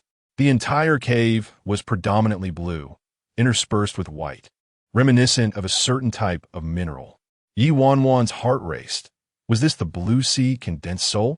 Pei Xian glanced back, showing a hint of discernment. With a tight voice, Ye Wanwan asked, is the entire cave made of it? This is an exceedingly rare mineral found beneath the deep sea. Previously, a smith had spent a fortune just to acquire a small piece. Yet here, a cave has been constructed. Well, I used some blue crystal to make up for the insufficiency, Pei Xian replied nonchalantly. A gram of blue crystal was more precious than an ounce of blue sea condensed soul. He truly used it as a patch? Master, you must be quite wealthy then. Not too bad, he replied. Then, could you lend me 100,000? Pei Xian turned to glance at his little disciple, a teasing smile playing on his lips, yet his indifferent gaze carried a hint of mockery towards the mundane world, as if he regarded all with a sense of detachment. Yet at this moment, the sight of one reaching out for money has an unusual charm. Pei Xian waved his hand dismissively. A small ornate box landed between Ye Wanyao's hands, leaving her momentarily stunned. It's for you, Pei Xian remarked as he turned to walk inside. If it's insufficient, just let me know. Ye Wanyao opened the box, and her pupils contracted. Inside, it was brimming with spirit crystals, 12 in total. Each spirit crystal could be exchanged for 1,000,000 low-grade spirit stones. Master truly possesses great wealth. Pei Xian continued. There are many empty rooms within the cave abode that I seldom use. Feel free to choose anyone you desire. Glancing around, Ye Wanyao playfully suggested, may I establish my own cave residence next door? Pei Xian turned to regard her. In the face of her hopeful yet uncertain gaze, he replied, certainly. Ye Wanyao's heart tightened. He actually agreed. Chapter 26. The Purple Spirit Cave, though she had known Pei Xian for only a brief period, it was evident that individuals of such profound cultivation often possessed elusive temperaments. Take Yin Ding, for instance. A mere glance from him rendered his disciples hesitant to act recklessly. Even Ji Chonghuai, the most trusted among them, dared not display any petulance in Yin Ding's presence, adhering strictly to decorum. For Yin Ding instilled in them the essence of a high-minded individual. However, during her recent interaction with Pei Xian, she had boldly proposed 2 conditions, each more audacious than the last. Yet he acquiesced to them. He was not like Yin Ding, though his cultivation surpassed that of Yin Ding.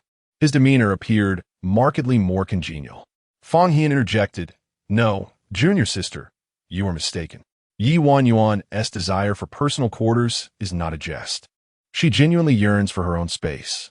While Pei Xian's cave is splendid, with the azure sea condensed soul nourishing her primordial spirit, it remains someone else's domain, making it inconvenient for her to pursue her own endeavors. She intends to procure materials in the spirit market to construct her own cave. Large or small, either would suffice. Nevertheless, this is not a matter that can be resolved hastily. Ye Wanwan must bide her time, as the availability of spirit stones poses a challenge. As Ye Wanwan contemplated creating more spirit talismans or seeking a mystical mine, Pei Xian produced a delicate spirit artifact from his sleeve. Ye Wanwan's eyes widened with intrigue. Pei Xian explained, "This is a half-finished product I crafted previously and deemed unworthy. As you seek materials for your own creation, which may not be readily available, you might as well use this for the time being." With that, the spirit artifact was gently tossed into Ye Wanwan's hands. She tightened her grip, yet wore a playful smile. "You truly gift this to me, master? Is it strange for a master to present a token to their disciple?" "Not all," she replied with a grin, though it was her first time receiving such a gift. Pei Xian spoke softly. "Would you like me to accompany you to test it?" "Certainly," Ye Wanwan responded. Exiting the Azure Sea Condensed Soul Cave, she examined the diminutive dwelling in her palm for a while. Pei Xian remained patient, instructing her to drop a drop of blood upon it. Ye Wanwan complied, and as her blood mingled with the artifact, it recognized its master. The small abode glowed in her palm, and with a flicker of her thoughts, the cave materialized before her. This petite spirit dwelling, nestled beside the opulent Azure Sea Condensed Soul Cave, radiated a deep purple hue, exuding an air of refinement and restraint. In stark contrast to the grandiose and imposing architecture of its neighbor, it embodied a more understated elegance, yet still reflected the owner's distinct style. Cool, yet softened by the gentle lavender tones. Casting a glance at Pei Xian, she perceived a silent inquiry in his eyes. He responded, "Since it belongs to you, must you seek my approval to enter?" Ye Wanwan chuckled. "Master, let us go in together." Pei Xian remained silent, asserting, "I know the nature of what I have crafted. You venture in alone." Observing him transform into a fleeting light and return to the stone platform, she pondered momentarily before stepping into the cave. Upon pushing open the door, she discovered a spacious courtyard. Enclosed by a protective barrier, it shielded her from the frigid air of the snowy peaks, creating a realm of its own. Surrounding the courtyard were two side rooms, one designated as an alchemy chamber and the other as a crafting room. The abode is spacious, capable of extending and transforming at will. Beyond the front courtyard and through the central courtyard lies another yard, flanked by two wings and four quarters. As Ye Wanwan continued onward, she realized that after the second section, there were no more houses. However, a shimmering water curtain barrier appeared behind her. Recalling Pei Xian's words about it being a semi-finished product, she understood the situation. Returning to the front courtyard, Ye Wanwan discovered that her true affinity lay with the yard. This yard, occupying half of the cave dwelling, could shield her from the mountain storms, and within the barrier, the scenery and climate of all four seasons flourished. For Ye Wanwan, who desired to cultivate some mystical herbs, it was entirely sufficient. Coupled with her talismans, it was more than adequate. Observing that the cave dwelling was now hers, she moved her belongings from the Disciple Peak, leaving only Li Wanji as the sole newcomer there. Li Wanji felt a deep sense of resentment, lamenting, "Even you have abandoned me." "I never asked for you," Ye Wanwan retorted. After collecting her things, she departed without a trace of nostalgia, which left Li Wanji simmering with anger, feeling that with a master, she no longer needed her senior brother. Ye Wanwan pondered briefly. Do Ming had once expressed a similar sentiment, yet he had forgotten about Shao Qi once he gained a junior sister. She shrugged, a hint of self-mockery flickering within her thoughts. What was the point in dwelling on such individuals? They were merely a collection of worthless debris, residing atop the snow-capped mountain. Ye Wanwan saved herself the daily trek down and up, dedicating 2 hours each day to meditation with Pei Xian, refining her spirit techniques, followed by 2 hours of sword practice and another 2 hours of tempering her physique in the cold spring. With her mind sharpened, she could draw talismans much more swiftly, yet achieving the same market value as before proved challenging. She realized that not many were aware of the spirit market nowadays, and it would take time to gradually unveil it. Consequently, besides completing her daily tasks to avoid forgetfulness, she focused most of her attention on her cultivation. She successfully advanced through the 13th layer of the Qi refinement stage, entering the second round of foundation building. Ye Wanwan did not forget her resolve to push forward vigorously in closed-door cultivation, aiming for the Golden Core stage. 6 months later, a thunderous roar echoed from the summit of the snow mountain, startling everyone. Thunder. The sect leader, Li Mingda, chuckled as he stroked his beard. remarking on how swiftly these children were progressing. Hidden in the farmland, Sun Yin raised his head, muttering that he had yet to perfect the spiritual cuisine. They would hardly benefit from it, lamenting the half-year he had spent. Fang Hian removed his bamboo hat, questioning the source of the thunder. Sun Yin slapped him lightly, scolding, "You little rascal, the new junior sister has already surpassed you in achieving the core formation. When will you amount to anything?" Fang Hian stumbled, exclaiming, "Uncle Master, I have already formed my core." Oh, he had forgotten. The thought incited anger within Sun Yin. If you had already formed your core, how could you still rely on your senior sister sword? Fang Hian felt disheartened, lamenting the presence of that thing in the sword tomb, making him reluctant to face anyone. He grumbled softly, but still dared not retort loudly. Instead, he gazed at the thunder on the snow mountain, listening to the crackling of thunder. The speed at which the junior sister was cultivating was truly remarkable. Yet wasn't she supposed to possess 5 elemental roots? Her gaze fell upon a solitary white blossom blooming among the spiritual herbs, a manifestation of the 5 spiritual roots, which also represented 5 celestial roots. Thunderous clouds swirled ominously above. Ye Wanwan stood beneath the tempest, her expression serene, yet tinged with a hint of perplexity. The last time she ascended to the golden core, such commotion had not occurred. Within her dantian, 5 golden cores quivered subtly, seemingly influenced by the impending thunderstorm. Ye Wanwan's eyes lowered slightly. Could it be that beneath the abyss of Xuanbing lay an array that obscured the heavenly mechanisms? Nevertheless, pondering such matters was futile. She must confront the tribulation ahead. Gazing at the ominous clouds above, her resolve remained unwavering. Gulme. Chapter 27. The thunderous tribulation. A rumble echoed as the thunderclouds were torn asunder, and a flash of lightning streaked across the sky, as if it had cleaved the night into two, a sight most astonishing. In her previous life, Ye Wanwan traversed the path of talismans, evading the orthodox way, and thus had no need to face such tribulations. Yet, Ye Wanwan was unperturbed. The girl's gaze bore no trace of fear as she advanced toward the brilliant light. The lightning engulfed her entirely. Beneath the stone platform, Pei Xian sat in tranquil meditation, yet a careful observer would note the tightening of his palms. After all, he was the first disciple and the successor to the heart sword. Pei Xian could not be indifferent. Nevertheless, the girl's eyes shone brightly, bathed in the radiance of the lightning, as she allowed the heavenly bolts to strike her. A fierce sensation of acidity and numbness coursed through her skin, rendering her entire body devoid of strength. The grip on her weapon slackened by 7 or 8 parts. Ye Wanwan knelt upon the ground. It was no wonder that crossing tribulations instilled fear, for the first to be shattered were one's defenses and willpower, as the force penetrated through her meridians directly to her most vulnerable dantian. Ye Wanwan summoned the spiritual energy from her dantian. 5 golden elixirs were now pierced by the lightning, as if cracks were forced open upon them, intertwining with the bolts. It seemed as though they were on the verge of shattering.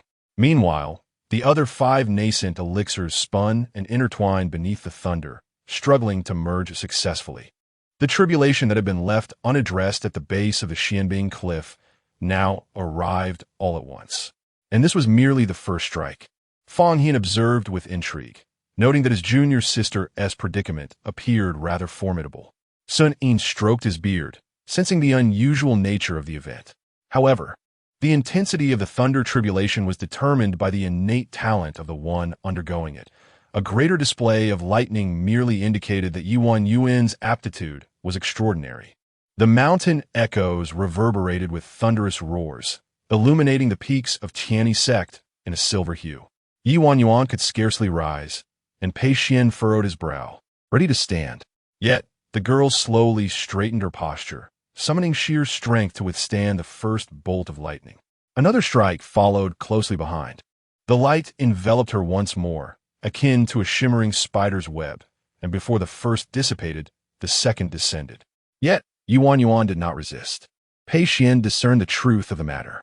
Nearby, someone exclaimed in admiration, marveling at the girl's audacity in forging her body against the heavenly thunder. Pei Xian did not turn to look, but recognized the voice. My disciple could never be weak. Li Mingde chuckled. Indeed, she bears a resemblance to you. Ye Wanwan did not resist, for she was challenging her own limits, seeking to refine her battered body with the power of the thunder. She was determined to complete this trial, the entirety of her being pressed against the ground, yet she persisted, achieving a seated posture that allowed the thunder to be partially directed into the earth. Though she was in defiance of her limits, Ye Wanwan was acutely aware of her own thresholds. The human body could not withstand such immense lightning, without the Earth's energy to absorb its force. Her petite frame could not endure. Fortunately, she remained resilient. The first bolt, the second, the third. Ye Wanwan withstood each successive strike.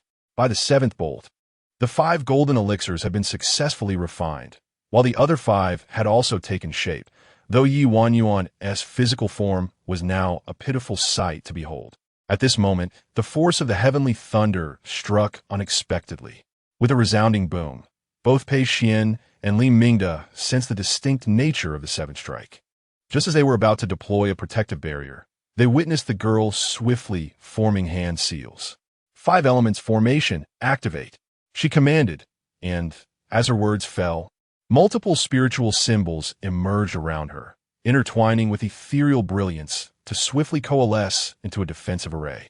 The immense heavenly thunder descended from the sky, but was diffused into 5 streams by the formation, absorbed by the spiritual symbols before crashing into the ground below. The girl stood within the array, unscathed. A hint of astonishment flashed in Li Mingde's eyes. The young girl had evidently come prepared. Even Pei Xian's furrowed brow gradually relaxed. In the brief pause before the 8th strike, Ye Wanwan quickly harnessed the formation to restore her mobility, promptly consuming a vial of spiritual liquid she had meticulously prepared. This was the Xianling liquid, crafted from the Xianling herb, and she drank it in measured sips, her gaze calm as she regarded the impending thunder from above. After half a gourd of the liquid had been consumed, she regained about 70% of her strength, stowing the gourd away and wiping the remnants from her lips. Just as the lightning flashed across the sky, with the winching sword as her focus, the girl ascended, daringly challenging the thunder once more, now facing the 8th strike. Li Mingde fell into contemplation. At such a tender age, her poise in confronting the heavenly thunder was extraordinary. The girl possessed an intellect beyond her years, combining both courage and strategy, her resolve unwavering. The Supreme Sect had foolishly relinquished such a promising talent. They would surely lament their decision. Ye Wanwan liftet hersyord, meeting the lightning head-on. The radiant lightning surged through the winching sword, illuminating the azure blade with a silvery sheen, and beneath the brilliance of the lightning, it tore through the mottled bronze, revealing a pure white light, imbued with ancient pressure. Everyone seemed to sense the awakening of an ancient spirit from a sword. Pei Xian and Li Mingde exchanged solemn glances. Yet, in the next instant, this formidable pressure seemed to dissipate. The spectacle of heavenly thunder captivated everyone's attention. The lightning completely engulfed Ye Wanwan and the winching sword, but the girl continued to form seals with her left hand. The 5 elements' spiritual symbols moving around her with astonishing speed, rapidly dismantling the force of the heavenly thunder. The winching sword shone brilliantly, absorbing the final remnants of the thunder's power. At this moment, Ye Wanwan braced herself for the 9th strike. Fang Hian and the others were taken aback. Wasn't the interval between the 8th and 9th strikes alarmingly brief? Indeed, it was almost non-existent. Without a moment's pause, Fang Hian abandoned his search for the hidden and resolved to check on his junior sister. However, compared to the thunder, Li Mingde was more concerned about the fleeting pressure they had just experienced. It was too brief for them to fully comprehend. And now, they were already facing the 9th strike. Li Mingde glanced at Pei Xian, who was fixated on the final bolt of heavenly thunder, the most formidable of them all. Yet, despite its overwhelming force, Ye Wanwan was prepared. As the first of the 5 elements' spiritual symbols shattered, the second array surged forth, radiating with spiritual light. The brilliance of the formation enveloped Ye Wanwan, absorbing the majority of the heavenly thunder's might, while she bore the remainder herself. As the towering storm clouds dissipated and the heavy rain poured down, The gentle blessings of rain following the thunder nourished Ye Wanwan's body. She lay on the ground with her limbs spread wide, unable to suppress her laughter. She had succeeded. She had successfully formed her core. Others around her joined in joyous exclamations. Little junior sister! Little junior sister! Ye Wanwan tilted her head and saw Bai Jian and Li Wanji standing not far away, with Li Wanji waving 2 small flags in celebration of her achievement. Nearby, Fang Hian was also rushing towards her. Amidst their excited chatter, Ye Wanwan discerned a steady footfall approaching, and she slowly turned her gaze in that direction. Chapter 28. The second path. Pei Xian murmured, "You have done exceptionally well." Ye Wanwan's lips curved into an uncontrollable smile as she nodded vigorously. "I will strive to do even better." For this was not the Supreme Sect, but the Heavenly One Sect. After the tribulation, Ye Wanwan took a full 7 days to recuperate completely. However, upon their reunion, the girl's cultivation drew silent contemplation from Bai Jian and Fang Hian, who wondered why their junior sister had reverted to the qi refinement stage. Li Wanji pointed to his own eyes and exclaimed, "Had I not witnessed your thunder tribulation with my own eyes, I would have thought I was dreaming that day." Ye Wanwan touched Hernose.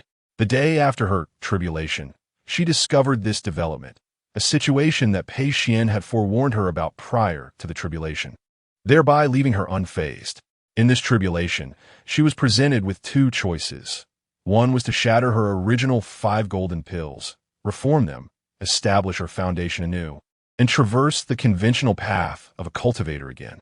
However, this would prove arduous, as she would encounter stagnation in her cultivation akin to before, needing to overcome it. Failure to do so could leave her trapped at this stage for eternity. The second option was to continue condensing her pills without looking back, to surpass the maximum number of golden pills, accumulate pills, and break into the nascent soul stage, utilizing the divine, refining technique I imparted to you, thus embarking on an unconventional path that no ordinary cultivator had ever traversed. Do you dare to attempt it? After discussing this matter with Pei Xian, Ye Wanwan pondered for 3 days, reflecting on the fragments of her past life. She believed Yinding must have realized her inherent difficulties in breaking through to the nascent soul stage. Thus, despite her previous displays of excellence, she could never garner significant trust within the Supreme Sect, for a genius unable to transcend the nascent soul stage was not regarded as a true genius and would not receive due consideration. Her father, in his desire to shield her by sealing her spiritual roots, sought to carve a path for her, yet he failed to comprehend that once Yinding saw through this, he felt nothing but ire, which he unjustly directed towards her. Having clarified her thoughts, Ye Wanwan chose the second path. Pei Xian inquired, "Have you made your decision? This path is one we tread for the first time, and my counsel may not be infallible. Should it prove erroneous, you may remain at the golden pill stage for life. Be it the golden pill stage, I shall accept it. The outcomes of both choices are nearly equivalent. Hence I choose the second method. If necessary, I shall pursue the path of talisman crafting." The 2 of them exchanged glances and together chose this untraveled route. "I will assist you," Pei Xian assured her. Thus, the Ye Wanwan they encountered was the one at the qi refinement stage. Ye Wanwan smiled. "Indeed, I have begun my cultivation anew." Something felt amiss, far too amiss. Li Wanji circled around Ye Wanwan, scrutinizing her closely. "Have you been possessed?" Ye Wanwan chuckled lightly, raising her hand to form a seal, and the essence of her golden pill cultivation surged forth. Li Wanji's eyes lit up. "This is the golden pill stage." Ye Wanwan concealed her golden core aura, camouflaging her cultivation level. "My spiritual root is rather unique, thus my cultivation method differs from others. Senior brother, there is no need for concern. I am both the golden core and the qi refinement stage. I still possess the strength for self-preservation." Fang Hian inquired, "Has Uncle Master Qi spoken to you regarding the secret realm?" Ye Wanwan descended the mountain, this time specifically for the secret realm event occurring in a month. "Indeed." She nodded. "I will accompany you this time. Prior to the Sect competition, we must venture into the secret realm to acquire treasures, thus enhancing our chances of victory." Fang Hian replied, "Agreed. This time, it will be you, me, and our senior sister embarking together. What about me? Li Wanji interjected eagerly from the side. Fang Hian pushed him aside. You haven't reached the foundation building stage yet. Be off with you. Li Wanji protested, stretching out his hand. I'm just one step away. We shall depart in half a month. If you can achieve the golden core within that time, you may join us, Fang Hian concluded, and indeed, Li Wanji appeared despondent upon hearing this. However, it cannot be said that Li Wanji lacked talent.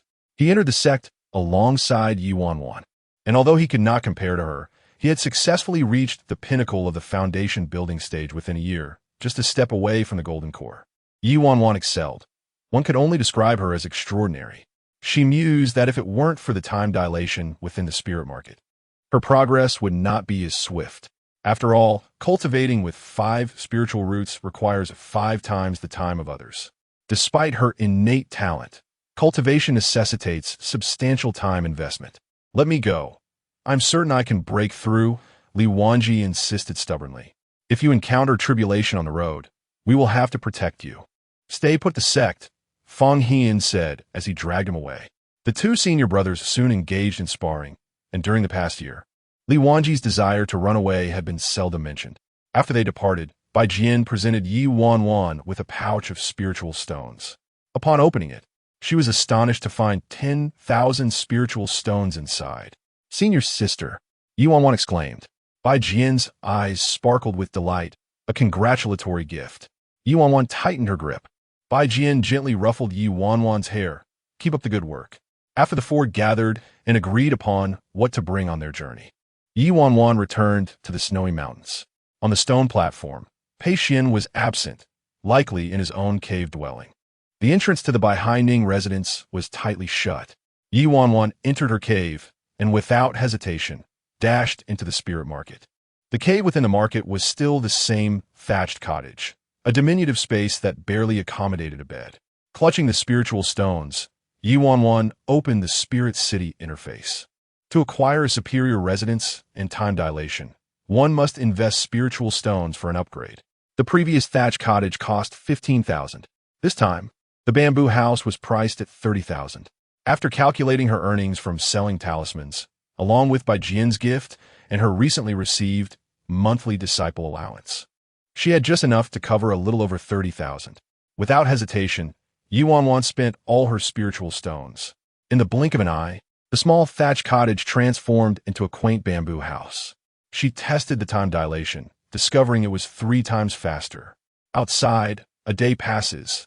Inside, 3 days unfold. This time, it was not merely a day that ushered Ye Wanwan out. Her sojourn in the spirit market has been prolonged. As she caressed the shabby little bamboo hut, she pondered how many times the flow of time escalated at the pinnacle and how many spirit stones it would demand. Even in her past life, she had not ventured to the highest realms. Her curiosity about the master behind this spirit market deepened. However, for Ye Wanwan at this moment, her sole focus must be on diligently acquiring spirit stones, for relying solely on this tripling of time would not suffice for her needs. Seated in a meditative posture, Ye Wanwan resolved to elevate her cultivation speedily. As Pei Xian had indicated, her pace of advancement would inevitably slow as she progressed further.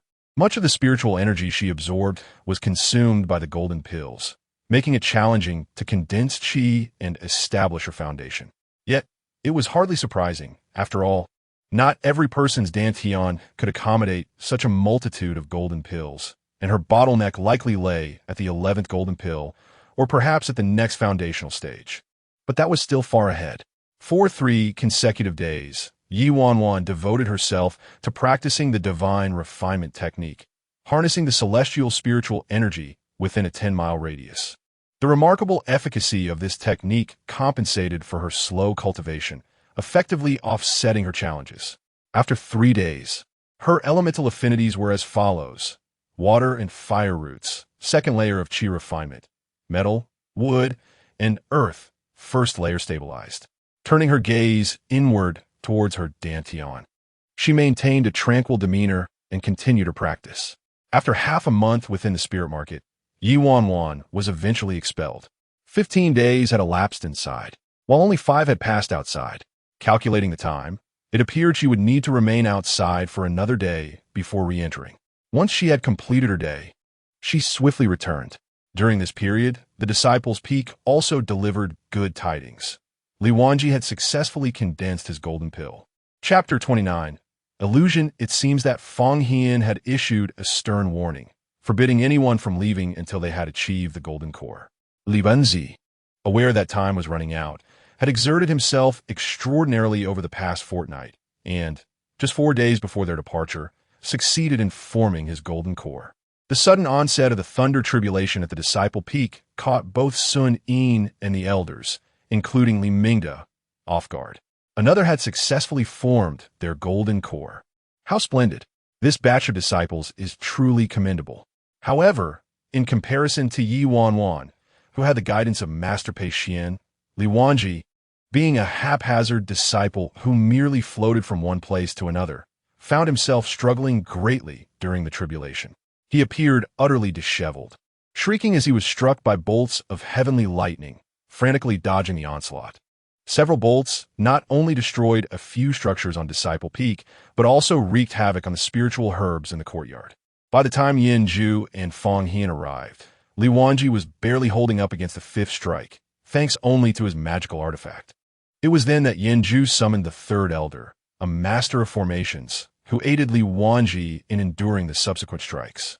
Rumor has it that Yin Zhu was quite furious afterward. Ye Wanwan inquired why. Because our junior brother had made no preparations whatsoever and faced the tribulation head-on. Had it not been for the keen instincts of our little uncle, who sensed something amiss and rushed to check on him, he might have become the first disciple of Tianyi's sect to perish under the ninth thunder tribulation. Even Bai Jian raised a thumb in admiration, declaring him remarkably bold. Li Wanji straightened up from his bed, exclaiming, "That was due to my inexperience. How could I have known that the heavenly lightning would strike down so suddenly during cultivation? I had no idea." Feng Hian stuffed a segment of orange into his mouth, urging him to eat. "With this experience, you'll know better next time." Due to Li Wanji's recovery, they lingered for 3 extra days and departed from Tianyi's sect 3 days before the secret realm was to open. Among the 4, with the exception of Feng Hian, who was accompanied by Ye Wanwan and Bai Jian, Li Wanji flew on his own sword, while Feng Hian relied on Li Wanji for support. Li Wanji proudly proclaimed, "See, senior brother, you still need to depend on me." Feng Hian, his hands resting on Li Wanji's shoulders, appeared pale and said, "Listen to your senior brother. Get down. I'll take the reins." "Senior brother, this is my sword. You cannot control it. Trust me. I will surely take you to Dream Lake Mountain," Li Wanji asserted with pride. "No, I fear I may perish before we even arrive," Feng Hian replied. Li Wanji's spiritual sword had only been retrieved from the sword grave before their departure, and he was still unaccustomed to it. For Feng Hian, the experience of flying on the sword was akin to a life-and-death trial. Once the 3 descended from Sword Mountain and entered the nearest city to Dream Lake Mountain, Feng Hian leaned against a tree, vomiting more dramatically than Li Wanji had during his first attempt at sword riding. Li Wanji, with a disgruntled expression, patted his back. "Is it really that bad? I didn't even vomit." Feng Hian, trembling, pointed at Li Wanji. "You are, deliberately, seeking revenge against me." Li Wanji immediately denied it, vehemently declaring, "Nonsense! How could I do such a thing? I am your beloved junior brother." Feng Hian retorted, "It is undoubtedly intentional." Ye Wanwan lifted her gaze towards the city gate before them. Dream Lake City. Once Feng Hian regained his composure, Ye Wanwan and the others entered the city. However, upon their arrival, an unsettling atmosphere enveloped them. Even Feng Hian, who had been hiccuping and gagging, fell silent, abruptly recovering. The 4 exchanged no words, merely gazing at the street before them. The thoroughfare was eerily quiet, with only a few pedestrians passing by. While it could not be said that there were few people, as the city of Mengza boasted a population of over 100,000, the expressions of these individuals were strikingly numb and indifferent. The air surrounding them was heavy with despondency, devoid of vitality, a palpable sense of lifelessness. Ye Wanwan broke the silence. Li Wanji, having lost all inclination for merriment, gravitated toward Feng Hian. He was astute enough to discern the essence of Ye Wanwan's words, yet he hesitated. fearing he might have misheard. Junior sister, what did you just say? Lifelessness? Both Bai Jian and Fang Hian turned their attention to Ye Wanwan. She fixed her gaze on the people in the street, refraining from uttering any more ominous phrases, and simply inquired of Fang Hian, brother, where is the designated meeting place agreed upon by the sects? This time, the secret realm was not merely a trial for Tianyi Sect, but an invitation from Xuanbing Sect. Before their departure, Li Mingde had specifically instructed Fang Hian that he would be leading the team, and the coordination would also fall under Fang Hian's purview. Fang Hian replied, East City, 7th Street, at the Yulian. Ye Wanwan nodded. Let us proceed. Taking the lead, Ye Wanwan walked alongside Bai Jian, while Fang Hian and Li Wanji followed closely behind the two young women. Li Wanji initially contemplated suggesting that they should head further ahead. But after considering the prowess of Ye Wanwan and Bai Jian, he thought better of it. After all, it was a tradition of the sect that the junior sisters were to charge forward, and their role was merely to avoid hindering their progress. As they traversed one street after another, they encountered numerous townsfolk along the way. Yet, every individual bore a vacant expression, as if they were invisible to the world around them.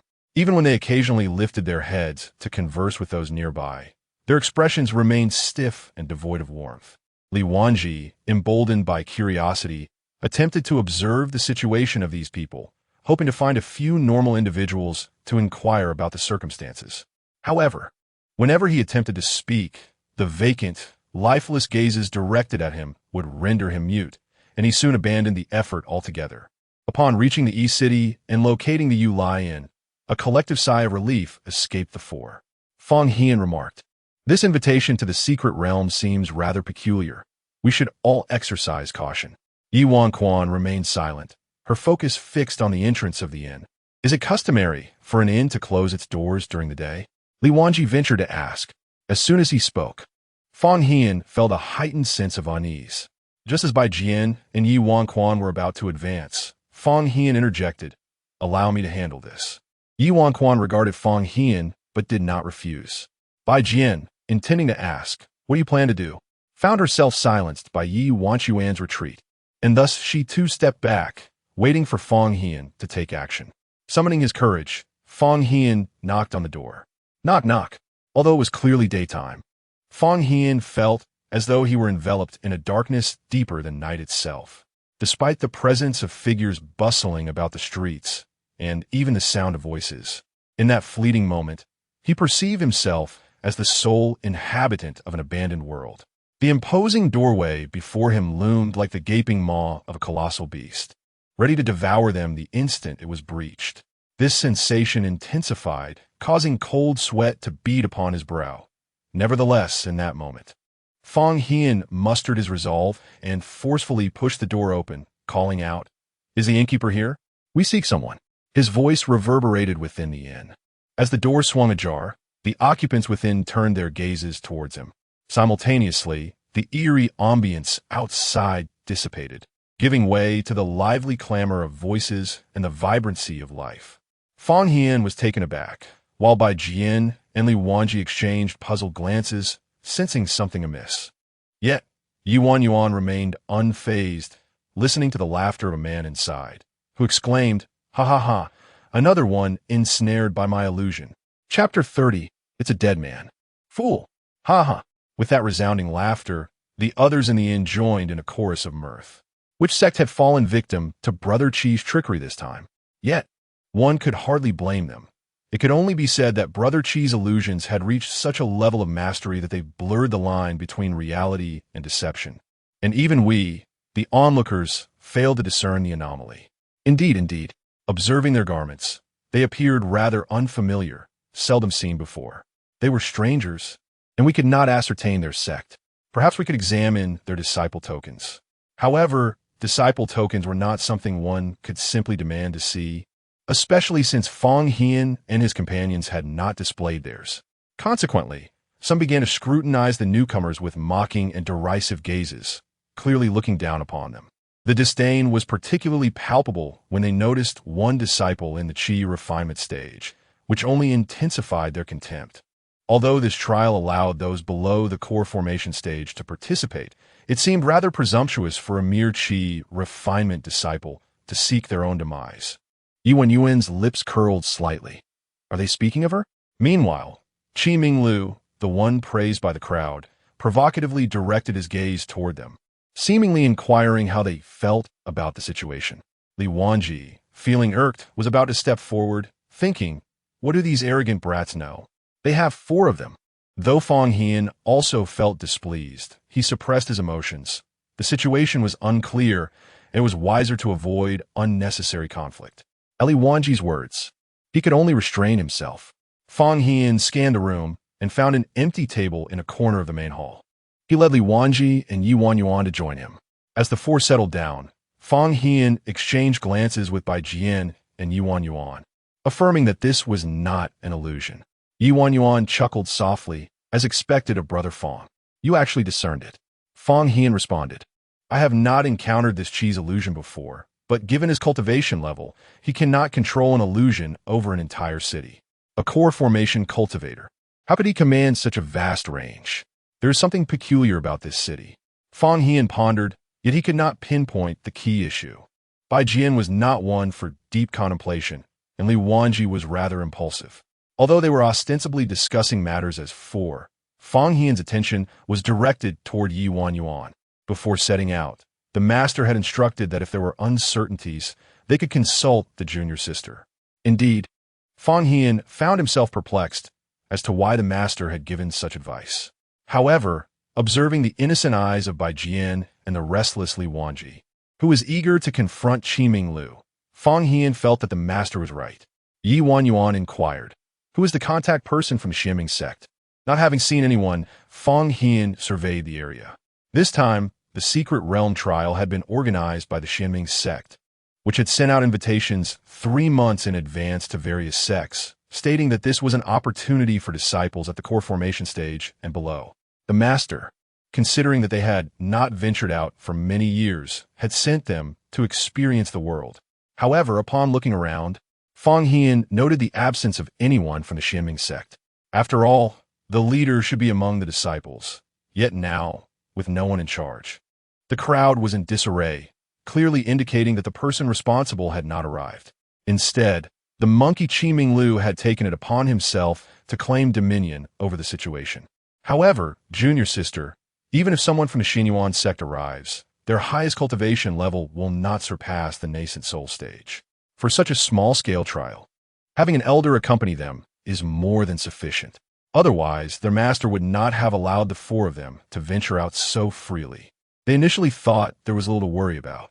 Yet, it seems that the situation is far more complex than Fang Hian had anticipated, particularly regarding the events that unfolded after entering the city, which appeared decidedly unusual. Ye Wanwan pondered for a moment and inquired, how much do you know about this secret realm? Fang Hian recounted the details accurately, explaining that the secret realm is known as the illusory Dream Star Lake. Its existence is shrouded in mystery, as it is said to have been present long before the emergence of Dream Lake City. Some speculate that it is a remnant of a failed ascension by a powerful cultivator during the Great Ascension stage, with the space gradually shrinking after the failure, ultimately becoming attached to Dream Lake Mountain.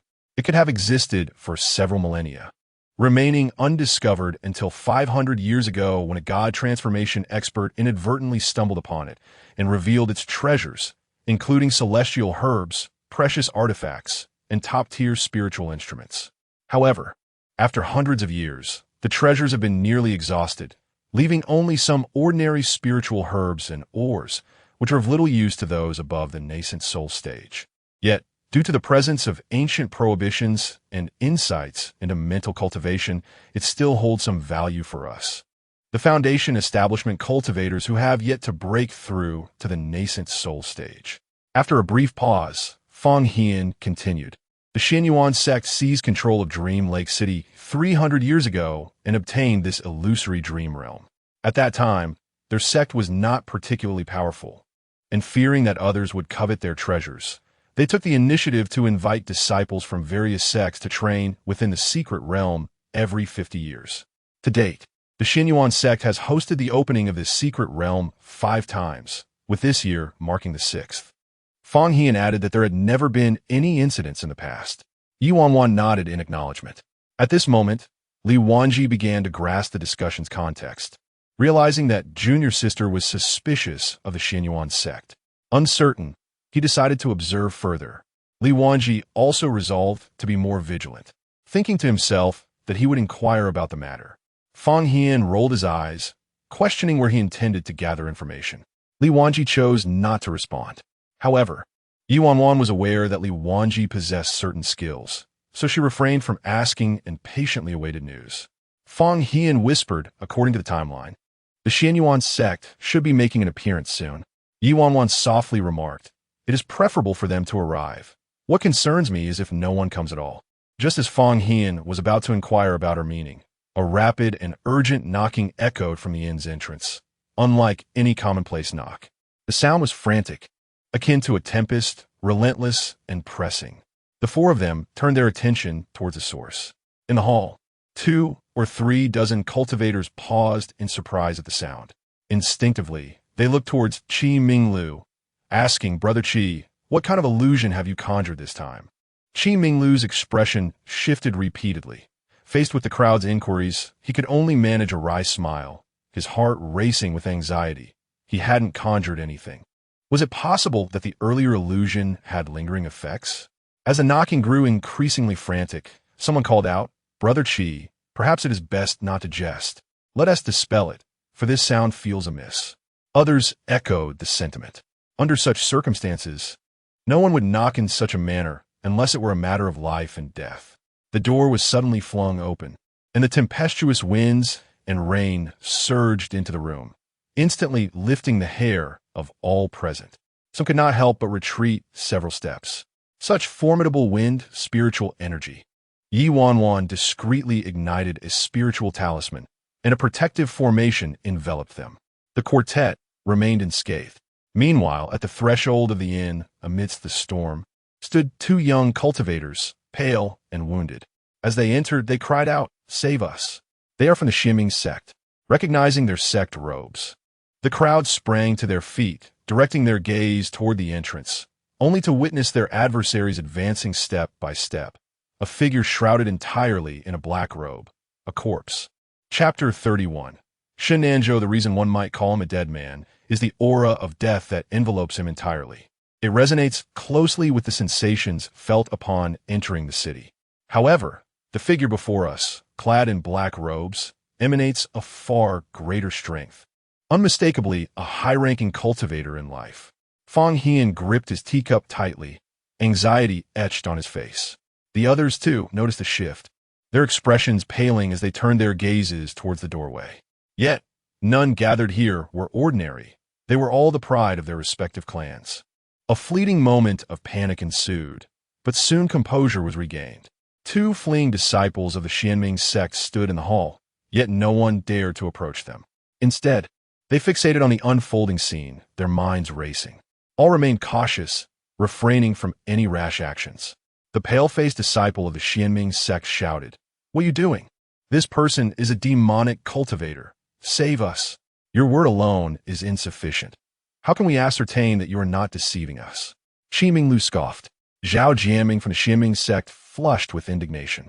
This creature has severely injured our 3rd elder and harmed all our disciples.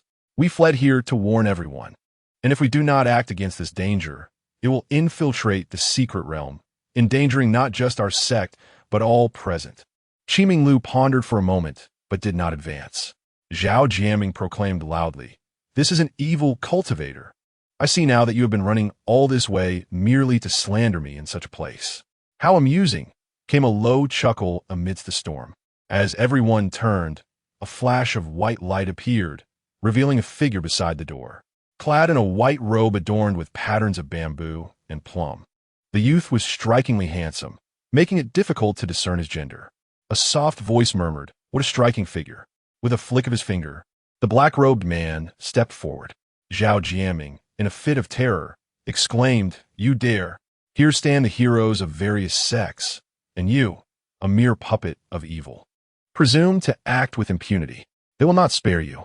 The youth lifted his gaze, a contemptuous smile forming upon his lips. Then let it come. Ye Wanjian felt an increasing sense of foreboding. She pressed her eyes shut, but upon glimpsing that familiar face, she could not restrain her shock. It can't be. How could it be him? If one were to ask whom Ye Wanwan remembered most vividly from her past life, aside from Yending, it would undoubtedly be the demon Lord Tianyuan, who unified the demon realm with his demonic essence, a lunatic even more sinister than the evil cultivators themselves. Yet, the boy before her now bore little resemblance to the demon Lord she recalled. The current Shin Nanzhou appeared somewhat youthful, lacking the murderous intent and malevolence of years past. Instead, he was filled with a youthful indignation and disdain towards the mundane world, a quintessential rebel. In contrast to the black-robed figure beside him, Shin Nanzhou still seemed alive, radiating a vibrant energy. He raised his hand, and the black-robed man lunged at the remaining 2 disciples of the Xuanbing sect. Just as it seemed they would be bloodied on the spot, a hurried voice called out, "Friend, please hold your hand." Ye Wanwan lowered hergaze, knowing full well he would not relent. As anticipated, the figure in the black robe launched a strike toward Zhao Jiaming. With swift movements, Zhao retreated, and in a moment of desperation, he pulled his junior disciple to absorb the lethal blow. Seizing the opportunity, he dashed into the midst of Qi Minglu and the others, hoping the crowd would provide him with a means of escape. The onlookers were incensed. How could he use his own disciple as a shield? Zhao Jiaming wished to flee, yet no one extended a helping hand, forcing him to escape with all his might. Despite his efforts, the figure in black drew ever closer. In that critical moment, a silhouette burst through the doors and windows, exuding the powerful aura of a perfected golden core cultivator on the verge of a breakthrough to the nascent soul stage. This presence drew the attention of many and momentarily repelled the cloaked figure. The newcomer swiftly intercepted the black-robed figure's attack and countered with a powerful strike. Under the force of this blow, both the corpse and its shroud were sent flying, revealing the figure beneath. Gasps of disbelief filled the air as they recognized the attire of the black-robed individual. It belonged to the Xuanbing Sect. He was indeed a disciple of the Xuanbing Sect. As the corpse disintegrated into the wind, leaving behind a crowd of bewildered faces and a relieved Zhao Jianming, confusion reigned. How was it possible that the puppet pursuing them was also a disciple of the Xuanbing Sect? Zhao Jianming pointed at Shin Nanzhou, shouting that he was the one who had transformed Junior Brotherly into a puppet, that it was he. The crowd was taken aback. A flicker of malice crossed Shin Nanzhou's eyes. Did he fear no repercussions? Ye Wanwan observed Shin Nanzhou, sensing his rising temper, yet she had no intention of intervening. Her focus instead on the perfected golden core cultivator, another familiar face, Ji Chonghuai. Unbeknownst to Ji Chonghuai, he delivered a sharp kick to Zhao Jianming, reprimanding him to be silent. Zhao coughed up blood. "Well done, senior brother." With a man and woman standing resolutely at the tavern entrance, the crowd gasped in recognition. Disciples of the Wushang sect. Ye Wanwan's gaze turned icy. 2 more had arrived, refusing to relent. Yi Qian was protected by Dou Ming, casting a glance at Shin Nanzhou, reproaching him softly. "Why didn't you heed my advice and stop? Look, now everyone is still wronging you." Ye Wanwan was taken aback. Did these 2 have a connection? Shin Nanzhou coldly regarded Yi Qian. "Who are you?" Ye Wanwan felt a surge of indignation. Although she currently had no ties to Shin Nanzhou, if her only comrade from her past life were still connected to this woman, she would be overwhelmed by a sense of betrayal from the world. Fortunately, Shin was as unwavering as ever. Yi Qian momentarily faltered at the rebuttal, but quickly regained her composure, introducing herself gracefully to the crowd. "I am Yi Qian, a disciple of Qingyun Peak, apprenticed under the esteemed Yin Ding, ranked 8th. This is my senior brother, Ji Chonghuai, and this is my 3rd senior brother, Dou Ming." The onlookers, recognizing her stature, bowed in respect. "I am Lu Han from Sanyan Sect, Lin Yu from Fuchuan Valley, Qi Minglu from Xinghuan Pavilion." Only Shin Nanzhou remained as indifferent as ever, disinterested in her presence, yet his gaze swept across the crowd, settling towards Ye Wanwan and her companions. "Fong Hian murmured to Li Wanji, is he looking at us?" Ye Wanwan pondered for a moment. "It seems he is." Shin Nanzhou's attention on the 4 of them quickly retracted, as if he had merely glanced over casually. Qi Minglu, upon seeing Yi Qian's appearance, softened his tone. "Junior sister Yi, what is going on?" "Brother Qi, The matter is rather lengthy. Yi Qian sighed lightly. The senior brother and the third senior brother and I entered Dream Lake City ahead of time, and we quickly discerned something was amiss with the citizens. They were enveloped in an unshakable aura of death, and some streets were devoid of any living souls. Realizing the situation was dire, we began to investigate discreetly. Today, Yi Qian pointed abruptly at Zhao Jianming, indignantly exclaiming, "When we entered the city, we encountered the third elder accompanying this Zhao brother, bringing along several puppets to siphon the life essence of the townsfolk." A collective gasp arose from the crowd. By now, a significant portion of the citizens were afflicted with illness, and many had already perished, all due to their actions. Zhao Jianming's face flushed crimson. You are speaking nonsense," Yi Qian firmly retorted. "The three of us witnessed it firsthand. It was precisely because this brother saw your deeds that he intervened. The third elder was killed by the backlash of the puppets, and you were also pursued by them, reaping the bitter fruits of your actions. How can you still have the audacity to wrongfully accuse others?" Zhao Jianming's complexion turned ashen. I am innocent." Yet no one paid him heed. All attention was fixated on the Xuanbing sect as puppets, draining the citizens' vitality. They overlooked the fact that the third elder had sought to control the puppets, to kill Shen Nanzhou, but ultimately failed and was instead slain by him. Moreover, Shen Nanzhou possessed the ability to control puppets as well. "This brother is innocent," Yi Qian clarified to the crowd regarding the Shen Nanzhou, subtly conveying goodwill towards him. However, Shen Nanzhou dismissed her entirely, striding purposefully towards the hall, evidently approaching Ye Wanwan and her group. Ye Wanwan exclaimed, "What are you doing?" Chapter 32. The most remarkable junior sister Ye Wanwan's gaze was fixed intently on Shen Nanzhou, unwavering and direct. Their eyes clashed in midair. One was calm and composed, while the other was sharp and probing. Yet, Ye Wanwan could not discern whether this person possessed memories of a past life. Why else would he approach her? Shen Nanzhou's actions drew the attention of many. Ji Changhuai and Yi Qian exchanged surprised glances, their focus primarily on Shen Nanzhou's path. As Shen Nanzhou approached and took a seat at an empty table beside them, a collective chuckle resonated among the crowd. It seemed he sought a place to sit. After all, the hall was overflowing with disciples, and prime spots had long been claimed by those who arrived earlier. Naturally, one would seek refuge in a corner. However, Li Wanji, Bai Jian, and Fang Hian stared curiously at Ye Wanwan, questioning when their junior sister had donned a veil. Ye Wanwan smiled gently at them. "Senior brother, would you care for some tea?" After a year of camaraderie, they were well acquainted with one another's personalities. Ye Wanwan never acted without reason. Consequently, they discreetly feigned ignorance. Yet, Li Wanji subtly scanned the Wushang sect. It was them. Fang Hian and Bai Jian quickly grasped the situation. It was indeed the former sect that had bullied their junior sister. Qi Minglu and the others had not scrutinized Ye Wanwan closely before. Even now, with her altered appearance, they might not recognize her, and even if they did, it would not warrant their attention. After all, far more pressing matters awaited them. The elder of the Xuanbing sect's involvement in the crafting of puppets from civilians was of paramount importance. Given the elder's dubious character, what conditions would the soon-to-be unveiled secret realm present? Would it remain accessible? Were there traps within? This was the crux of the matter. At that moment, everyone hurriedly contacted their respective sect elders to relay the events transpiring here, seeking guidance for their next steps. Yi Qian, as the one who had unveiled the truth about the puppets, garnered widespread praise and admiration.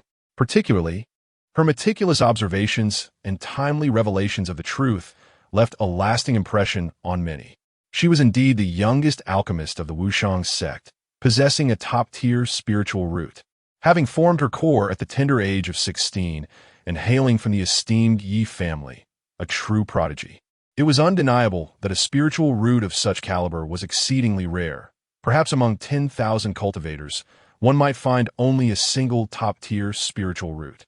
Moreover, with Ye Wanwan's early achievement in core formation, her future seemed promising.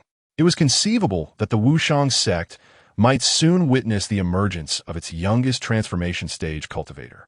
The previous record for the youngest transformation stage cultivator was held by Yin Ding, and the next could very well be Yin Ding's disciple. Envy filled the hearts of the onlookers. In response, Yi Qian humbly remarked, "My master is exceptionally gifted. As a disciple, I am already overjoyed to possess even 1/10,000th of his talent. How could I dare to compare myself to him?" The young girl's modesty only endeared her further to the crowd. Doming wore a proud expression. This was their junior sister, unlike the insufferable Ye Wanwan, who could hardly muster a word. How vexing! Li Wanji scoffed twice, wondering what was so remarkable about possessing a single celestial root, especially when his junior sister boasted 5. 5 indeed.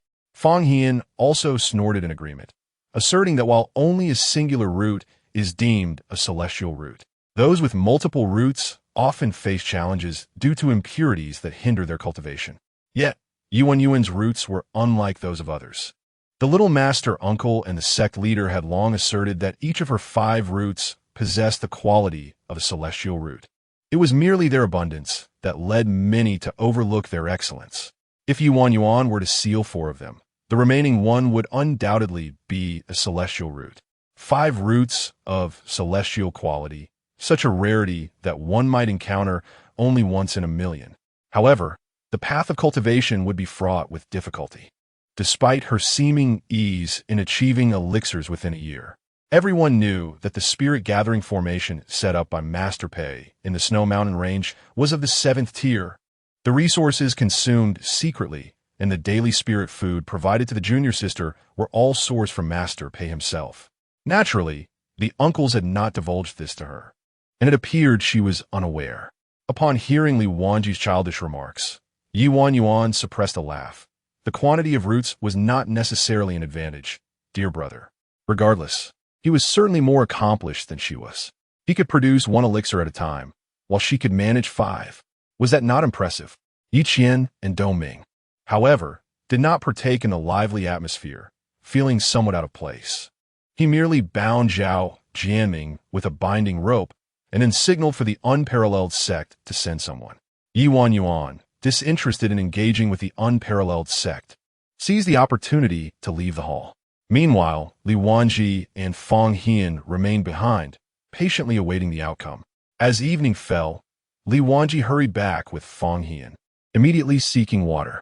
"Tea, quickly, I am parched to death." Ye Wanwan handed him a cup of tea. Upon sipping, Li Wanji paused, surprised. "Is this spirit tea?" Ye Wanwan smiled and inquired, "Do you not like it, brother?" "How extravagant, little junior sister," he remarked, smacking his lips before continuing, "After you and sister left, someone from the Xuanbing Sect arrived, and even the nearby Tsangyun Sect showed up." Ye Wanwan raised an eyebrow. What transpired? A commotion ensued. Li Wanji's eyes sparkled with excitement, revealing that the elders were bickering like common street ruffians. Bai Jian tilted his head. Ruffians? Indeed, they were almost at the point of tearing each other's hair out. Li Wanji continued, taking a large gulp of tea. This time, the Xuanbing sect nearly sacrificed all the disciples sent by various sects due to the selfishness of their elders. Although the Xuanbing sect claimed no such intention, had it not been for prior discovery, the situation could have been dire. Several sect elders condemned the Xuanbing sect, which, aware of its culpability, dared not retort and could only offer apologies. Verbal apologies? Surely they won't accept that. Li Wanji chuckled, as expected of my junior sister. Those elders would definitely refuse. They merely uttered a few words. Who couldn't he do that? The matter hinges on sincerity. Li Wanji rubbed his fingers together. Ye Wanwan immediately understood. How much was offered? The disciples who attended the secret realm this time each received 10,000 spirit stones, while those who were injured were awarded 30,000, along with a Tier 3 beast core. Furthermore, any gains made within the secret realm were theirs to keep, without the previously stipulated 30% tribute to the Xuanbing sect. Ye Wanwan was slightly taken aback. This was indeed a significant expenditure. Each time the illusory dream secret realm opened, the Xuanbing sect profited from that 30% tax, garnering resources for half a year. Yet now, they had relinquished it all and were even incurring losses. Indeed, the expressions of the elders from the Xuanbing sect had turned ashen, observing their countenance. One might have thought a brawl was imminent, were it not for the presence of so many people. As Fang Hian entered, he overheard the conversation and rolled his eyes. "Do you think it's just you?" They are not the type to resort to violence. The Xuanbing sect's financial generosity was advantageous for them. Ye Wanwan was about to inquire why Fang Hian had not returned with Li Wanji, but was suddenly interrupted by his words. Fang Hian chuckled. Look who has arrived. Beside Fang Hian stood Yin Ju and an elderly man. Although Ye Wanwan had never seen Sun Yin before, the old man's blue robe, adorned with a wooden hairpin, and his ethereal demeanor, accompanied by a subtle fragrance of herbs, led her to deduce his identity. It was her third master uncle. Chapter 33.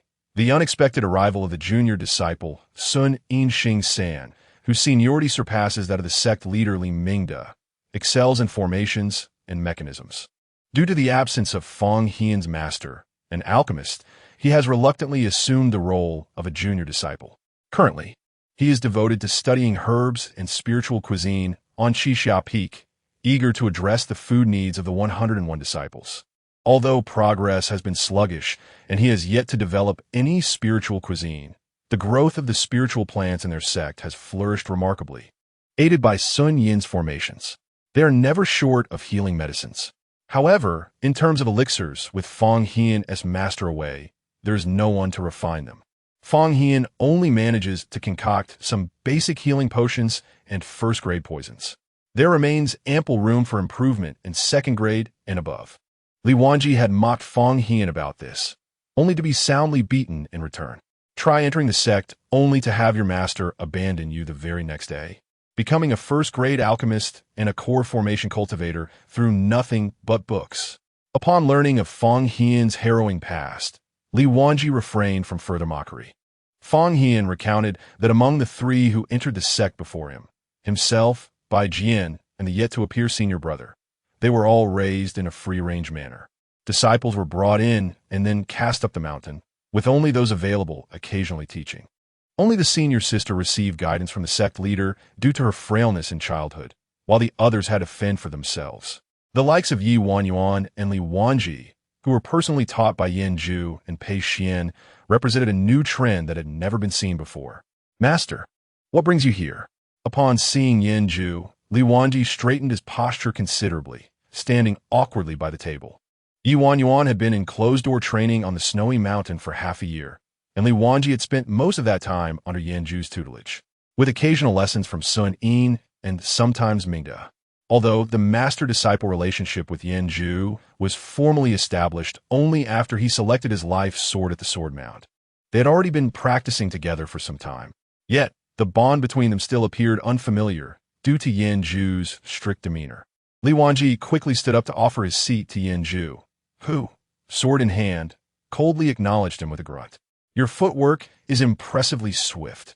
Tell me, how much of the swift wind thunder control technique have you mastered? Li Wanji's expression fell instantly, nearly on the verge of tears.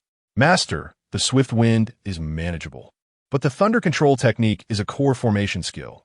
I just entered core formation 2 days ago, and Haven T had the chance to learn it yet. Are you still trying to slack off? Li Wanji clutched his head in grievance. Sun Yin, however, chuckled. Now that we are all here, let us not frighten these youngsters. Fang Hian interjected. Master, you are the one who is scaring me. This sudden gentleness is quite unsettling. Sun Yin shot a glare. You little rascal. Fang Hian grinned mischievously. Li Wanji and Bai Jian each greeted him respectfully. Sun Yin waved his hand. We have no strict formalities. Please sit. This time, we have come down the mountain with your little master uncle to discuss matters here. Ye Wanwan and the others nodded obediently. Sun Yin stroked his beard, surveying the 4 young ones. Did we perhaps arrive at the wrong place? Look how nervous these little ones are. Do not be anxious. I have already communicated with the Xuanbing sect regarding the puppet matter. The elders will handle it. You need only focus on entering the secret realm. After a brief pause, Sun Yin remarked, This time, we shall await your emergence outside. Li Wanji chuckled awkwardly, questioning the necessity of such an arrangement. If Master is here, then surely Yin Ju must remain amongst the city. What shall we do then? Yin Ju lifted her gaze, coldly inquiring, Am I not welcome? How could that be? Li Wanji exclaimed loudly. With Master present, my aches and pains vanish, and I can even indulge in 2 extra bowls of rice. How could I possibly disdain Master? As he spoke, he eagerly moved beside Yin Ju, offering to massage her shoulders and back, concerned that Master might tire. After all, she bore significant responsibilities. Providing for them was indeed Yin Ju's solemn duty. However, since the end of last year, when the sect leaders ceased the offering of spirit stones for the two cities under their protection, they had not faced a shortage of resources. Yanju no longer needed to seek work elsewhere. Yet, she continued to traverse ancient sites and dense forests, elusive as a dragon, returning each time with a wealth of resources, beast carcasses, materials for refining weapons, precious herbs, and even rare celestial grasses. Not only Yanju, but several of the other elders also brought back treasures for the sect, though they were unaware of the true value of these items. The sect leader had adjusted the annual distribution to a monthly one this spring, with a monthly allocation of 10,000 spirit stones. They understood that the Tianyi sect was temporarily not in want of funds. The elders worked diligently for their sake, and so did Master. Yanju, disregarding Li Wanji's flattery, dragged him along, declaring, "It has been days since we met. Let me test your agility." Li Wanji nearly wept at the thought. As the two departed, Sun Yin cheerfully announced his own departure, instructing them to rest well today. Tomorrow at dawn, when the supplies arrive, we shall discuss the secret realm. Yes, Master. Watching the two elders leave, Fang Hian let out a sigh of relief. Junior sister, why do you still furrow your brow? Ye Wanwan quietly replied, "It is precisely because the situation is grave." Fang Hian, taken aback, asked, "What do you mean?" Ye Wanwan gazed towards the door, as if looking out over the entirety of Mengzi City. If Yanju and Sun Yin had not come, it would suggest that matters were not serious. Their arrival, however, indicates that the situation is indeed complex. Only when their lives are at stake would they descend the mountain to protect us disciples. Brother, be cautious when we enter the secret realm tomorrow. Although Fang Hian felt that Ye Wanwan was overly anxious, he listened attentively. The following day, everyone gathered at the foot of Mengzi Mountain. 3 elders from the Xuanbing sect, in the nascent soul stage, appeared. Upon seeing Yanju and Sun Yin, their expressions grew somber, and they promptly approached with flattering demeanor. Yanju remained silent and aloof, while Sun Yin greeted them with a smile, though his handshake was firm as he distributed 4 Chinquan bags to Ye Wanwan and the others. This must be their compensation, Li Wanji mused as he opened one bag, only to quickly raise his hand and tuck the bag away. Fang Hian rolled his eyes. What are you being so secretive about? Anyone would think we have never seen the world. Yet when he opened his own bag, he too swiftly secured it, astonished. Ye Wanwan scrutinized the expressions of the 2 individuals, her heart filled with suspicion. Upon opening the bag, she was indeed astonished to find the number of spirit stones within had multiplied tenfold compared to their prior agreement. Could there have been a mistake? Li Banzi whispered, "Incredulos. Tenfold. 100,000 spirit stones? Even as the young master of the Li family, I have never encountered such affluence. It is impossible that a mistake has occurred." Fang Hian stated gravely, "These were personally brought by our esteemed Uncle Shi. Yan remarqué coldly impressive." In contrast, Sun Yin chuckled this time. "It is the disciples of our Tianyi sect who have suffered persecution from the Xuanbing sect. Our compensation, of course, must be distinct from that of others." Li Wanji and Ye Wanwan exchanged glances, bewildered. What? When did they suffer persecution? Ye Wanwan felt a sense of foreboding. "Nanzhou, come over and meet your senior brother and sister." Chapter 34. Otherwise, how could the senior sister remain still for an entire day? Ye Wanwan understood that her seniority would inevitably increase with time, and she was aware that she would eventually assume the role of a mentor. However, like any only child who resents the emergence of siblings encroaching upon their cherished affection, she detested the sudden appearance of another junior sister. A sentiment exacerbated by the shadow cast by her junior sister Yi Qian to the point of loathing. Yet now, it was not merely an additional junior sister, but a junior brother. Nonetheless, the sentiment remained unchanged, an annoyance. Shenanzhou stood by a massive rock not far away, his gaze drawn towards the sound of Sun Yin's voice. The youth's expression was haughty, exuding an aura that discouraged approach. Nevertheless, under the scrutiny of Sun Yin and Yanju, he gradually approached and offered a slight nod to Ye Wanwan and the others, a gesture of acknowledgement. Li Wanji, Fang Hian, What an arrogant junior brother. Li Wanji immediately took a disliking to Shun Nanzhou, muttering, "What a demeanor! Is this how a junior brother greets his seniors?" Bai Jian, on the other hand, was indifferent, quietly savoring her snow fruit, which had been cultivated by her junior sister in the Xiling Cave. During their descent, Ye Wanwan had brought her 2 bags of the sweet and delectable treats, perfect for satisfying cravings. Bai Jian cherished them, only permitting herself to eat one after an entire hour. Upon seeing the junior brother, her gaze drifted towards the bags, contemplating whether to offer one. Should we give him one?" Fang Hian asked uncertainly. Sun Yin chuckled. "This is your new junior disciple under Master Qingfeng." Fang Hian's eyes widened in surprise. The 5th junior brother? Li Wanji and Ye Wanwan immediately recalled that this was the 5th junior brother-senior brother who had ranked but had yet to be initiated. If he were indeed the 5th senior brother, Ye Wanwan pondered. She could accept that. Sun Yin stroked his beard, smiling kindly. "It is he? Although he cannot be strictly counted as the 5th, for he joined later than you. Thus, in accordance with your current ranks, he is the 6th, little 6. This is your senior brother and senior sisters. Do take the time to familiarize yourselves." The smile that Ye Wanwan had just begun to form vanished once more. A junior brother. Was being a senior brother not preferable? Shen Nanzhou furrowed his brow, appearing somewhat displeased. Yet, as if recalling something, he still managed to greet them. "I am Shen Nanzhou." Fang Hian, sensing the awkwardness, realized this individual would not engage in further conversation, with Li Wanji and Ye Wanwan displaying clear discontent. Fang Hian felt compelled to ease the atmosphere. "I am your 3rd senior brother, Fang Hian. This is our 2nd senior sister, Bai Jian, and our 4th senior brother, Li Wanji, and the 5th senior sister, Wanwan junior sister." Shen Nanzhou assessed each of them in turn, finally resting his gaze on Ye Wanwan. "Senior sister?" Ye Wanwan, with her hands clasped in a formal gesture, replied seriously, "You are the disciple favored by Master Qingfeng, entering a year before me. Thus your rank is naturally higher. You may address me as junior sister." Shen Nanzhou replied coolly. Then the old man stated, "I am ranked 6th. No, senior brother. You are exceptional among men and should not be the youngest.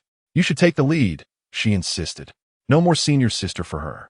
Fang Hian and Li Wanji exchanged glances. Sun Yin and Yin Ju had long departed, heading to the secret realm with the elders of the Xuanbing Sect, leaving only 5 individuals behind, observing Ye Wanwan and Shen Nanzhou as they exchanged polite refusals. "Senior brother, you are indeed the 5th. Senior sister, there is no need for such modesty. Since Master Uncle has declared you the 5th, you rightfully are my senior sister. Senior brother, that was merely Master Uncle's attempt to comfort me, but I genuinely admire your character and graceful demeanor. It is you who should assume this title." It was evident to all that Ye Wanwan was reluctant to take on the role of senior sister. She wished only to remain the youngest. Shen Nanzhou perceived this as well. The girl before him had consistently lingered at the back of the crowd, exuding an air of indifference, her expression as unyielding as a mountain facing collapse. Regardless of the conversation around her, she maintained an attitude of detachment. Even in the previous day, she had been the same. Yet, upon hearing the term senior sister, her countenance momentarily fractured and twisted, as if she harbored a deep-seated aversion to the phrase, reminiscent of something profoundly distasteful. Although she wore a veil today, her eyes betrayed her resistance to the title of senior sister. Does she truly despise it? And he felt compelled to use it even more. A mere title, whether senior brother or junior brother, was but a label for Shen Nanzhou. His presence in the Tian East Sect was merely a diversion. Yet now, he found himself unexpectedly fixated on this designation. "Senior sister, do you not like the little junior brother?" Ye Wanwan clenched her jaw, turning away as if she had not heard, but Shen Nanzhou leaned closer. "Senior sister, you appear quite displeased." "Senior sister." A pristine white fruit was offered from the side, causing Shen Nanzhou to pause and look up at the girl holding it. "Little junior brother here."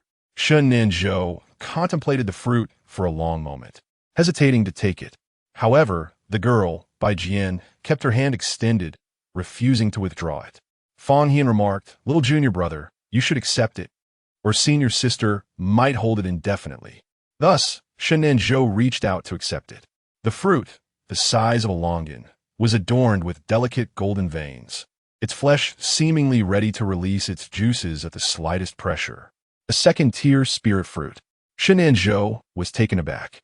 The trivial snack of a mere disciple within the Tian Sect turned out to be a second-tier spirit fruit, capable of instantly restoring the cultivation of qi, refining disciples, and even beneficial for those in the foundation establishment and golden core stages.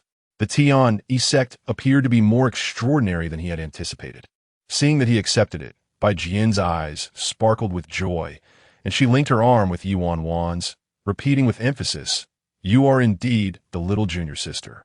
Ye Wanwan's expression softened as she gently nodded, regardless of how many new disciples the Tian Sect may have. Ye Wanwan would always remain Bai Jian's little junior sister. A gentle breeze stirred in the high skies, and radiant light began to unfold before their eyes.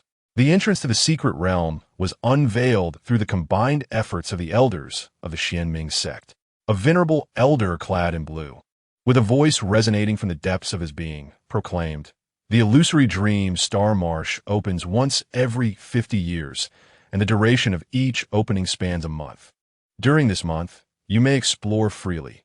However, the Xuanbing Sect wishes to remind all that although the illusory dream Star Marsh has diminished to a Tier 3 secret realm, with the most formidable beasts being of the 3rd tier, the perils within the dense woods are innumerable. All who enter must sign a life and death contract. Life and death are determined by fate." A sheet of golden paper materialized before the assembly. Ye Wanwan observed it closely. The contract. Her soul force extended outward, leaving her essence upon it. Once the contract was established, 200 sheets of golden paper returned to the elder of the Xuanbing Sect. The sect preemptively wished all a fulfilling journey. "Now, let the entrance be opened." With this declaration, individuals began to soar into the entrance of the secret realm, vanishing before the crowd's eyes. Ye Wanwan and her companions were not the swiftest prior to their departure. She had bestowed upon Li Wanji and the others a pouch each. "What is this?" they inquired. "A protective talisman." Aware of Ye Wanwan's penchant for crafting talismans, they accepted the items without much thought, unaware that these charms would save their lives in critical moments. "Let us proceed." Fang Hian and Bai Jian took the lead, and the group soared into the secret realm. Ye Wanwan, struck by a thought, glanced back. Shenanzhou followed her, maintaining a calm distance of 5 steps behind. Noticing Ye Wanwan's gaze upon him, he offered her a smile imbued with profound significance. Ye Wanwan's palm tightened slightly. Could this person possess memories of a past life? Chapter 35. The Fruit of the Trees. As Ye Wanwan contemplated her past life, she realized her memories were becoming increasingly nebulous. While she could recall significant turning points in her life, the finer details were gradually fading away. Perhaps it was due to her diverging path from her previous existence that her memories were evaporating. After all, in her former life, she was merely an outer disciple of the Supreme Sect, enduring trials and tribulations. The prospect of entering a secret realm was a distant dream. Even descending the mountain was fraught with difficulty. Yet today, she found herself among the fortunate elite, securing one of the 200 coveted disciple positions. What is Sister thinking? Upon hearing the address, Ye Wanwan cast a sidelong glance at Shenanzhou, who wore a smile, albeit one that was tinged with a hint of coldness, characteristic of his usually aloof demeanor. It felt almost mocking. Ye Wanwan swiftly changed the subject. We've arrived. As she passed through the entrance of the secret realm, she felt the token at her waist pulse momentarily. Then, she successfully traversed the threshold, entering a new world. In the blink of an eye, a tempest of yellow sand engulfed her.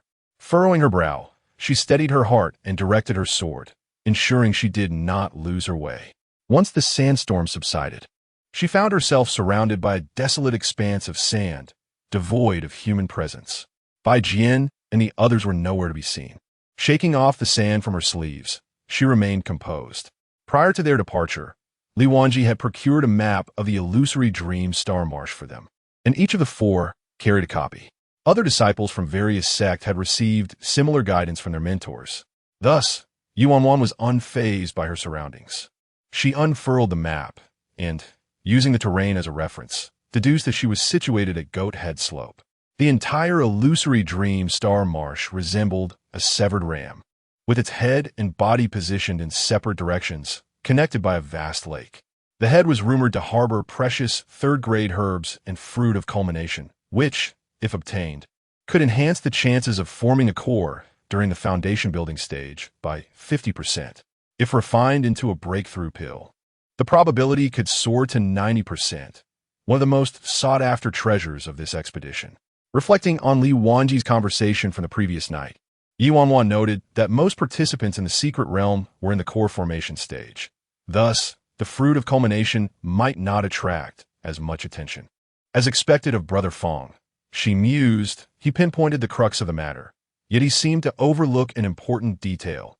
While core formation disciples may not need it, those at the foundation stage certainly do.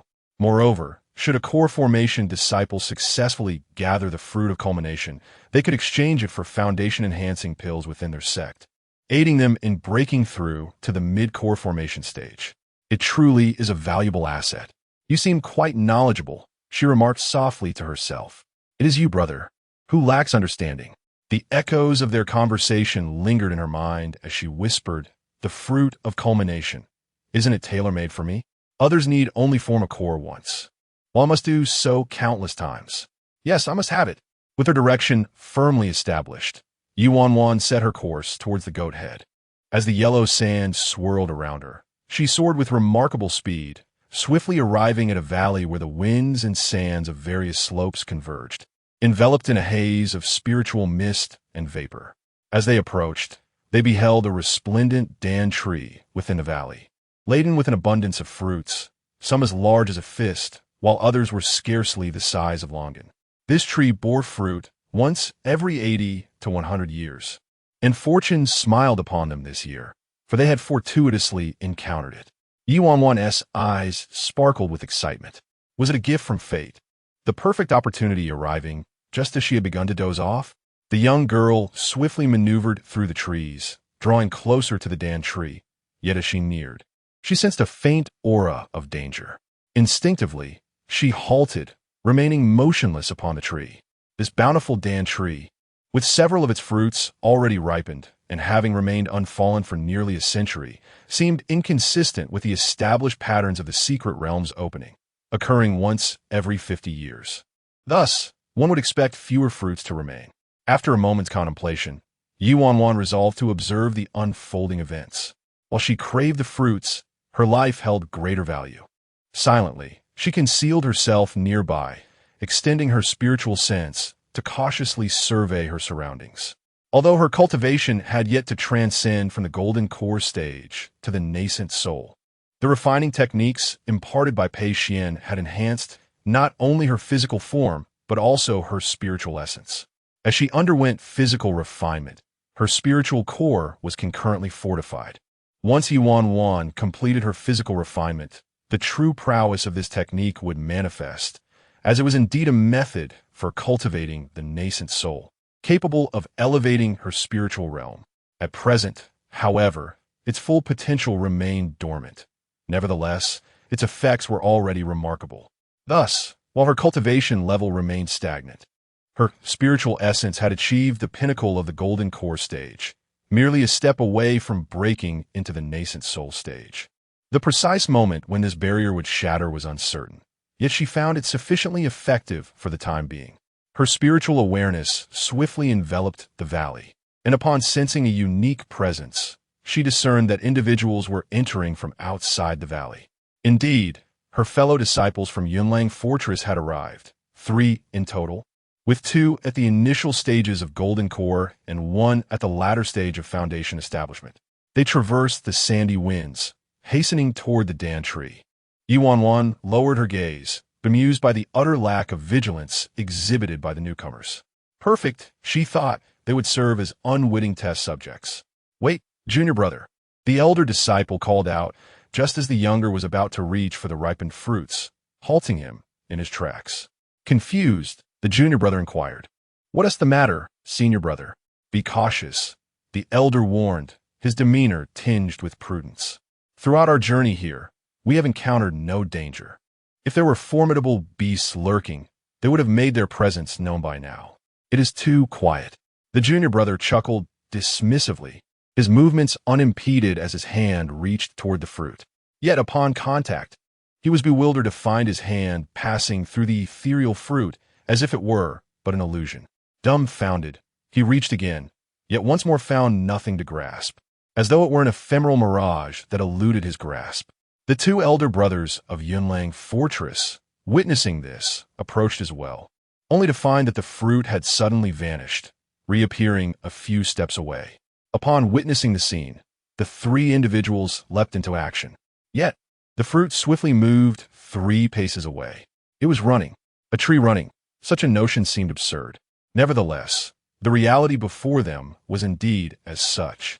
The Dan tree suddenly uprooted itself in their presence, its roots extending and then dashing into the depths of the valley. Ye Wanwan was taken aback as the 3 disciples stood in shock. "Quickly pursue it," they urged, sprinting after the tree. However, the Dan tree exhibited remarkable speed and agility, evading their grasp effortlessly. Frustration surged within the 3, prompting one to unsheath his sword. "Halt!" he commanded, unleashing a wave of sword energy that reverberated through the valley, shaking the very ground beneath them. The strike was aimed directly at the roots of the Dan tree.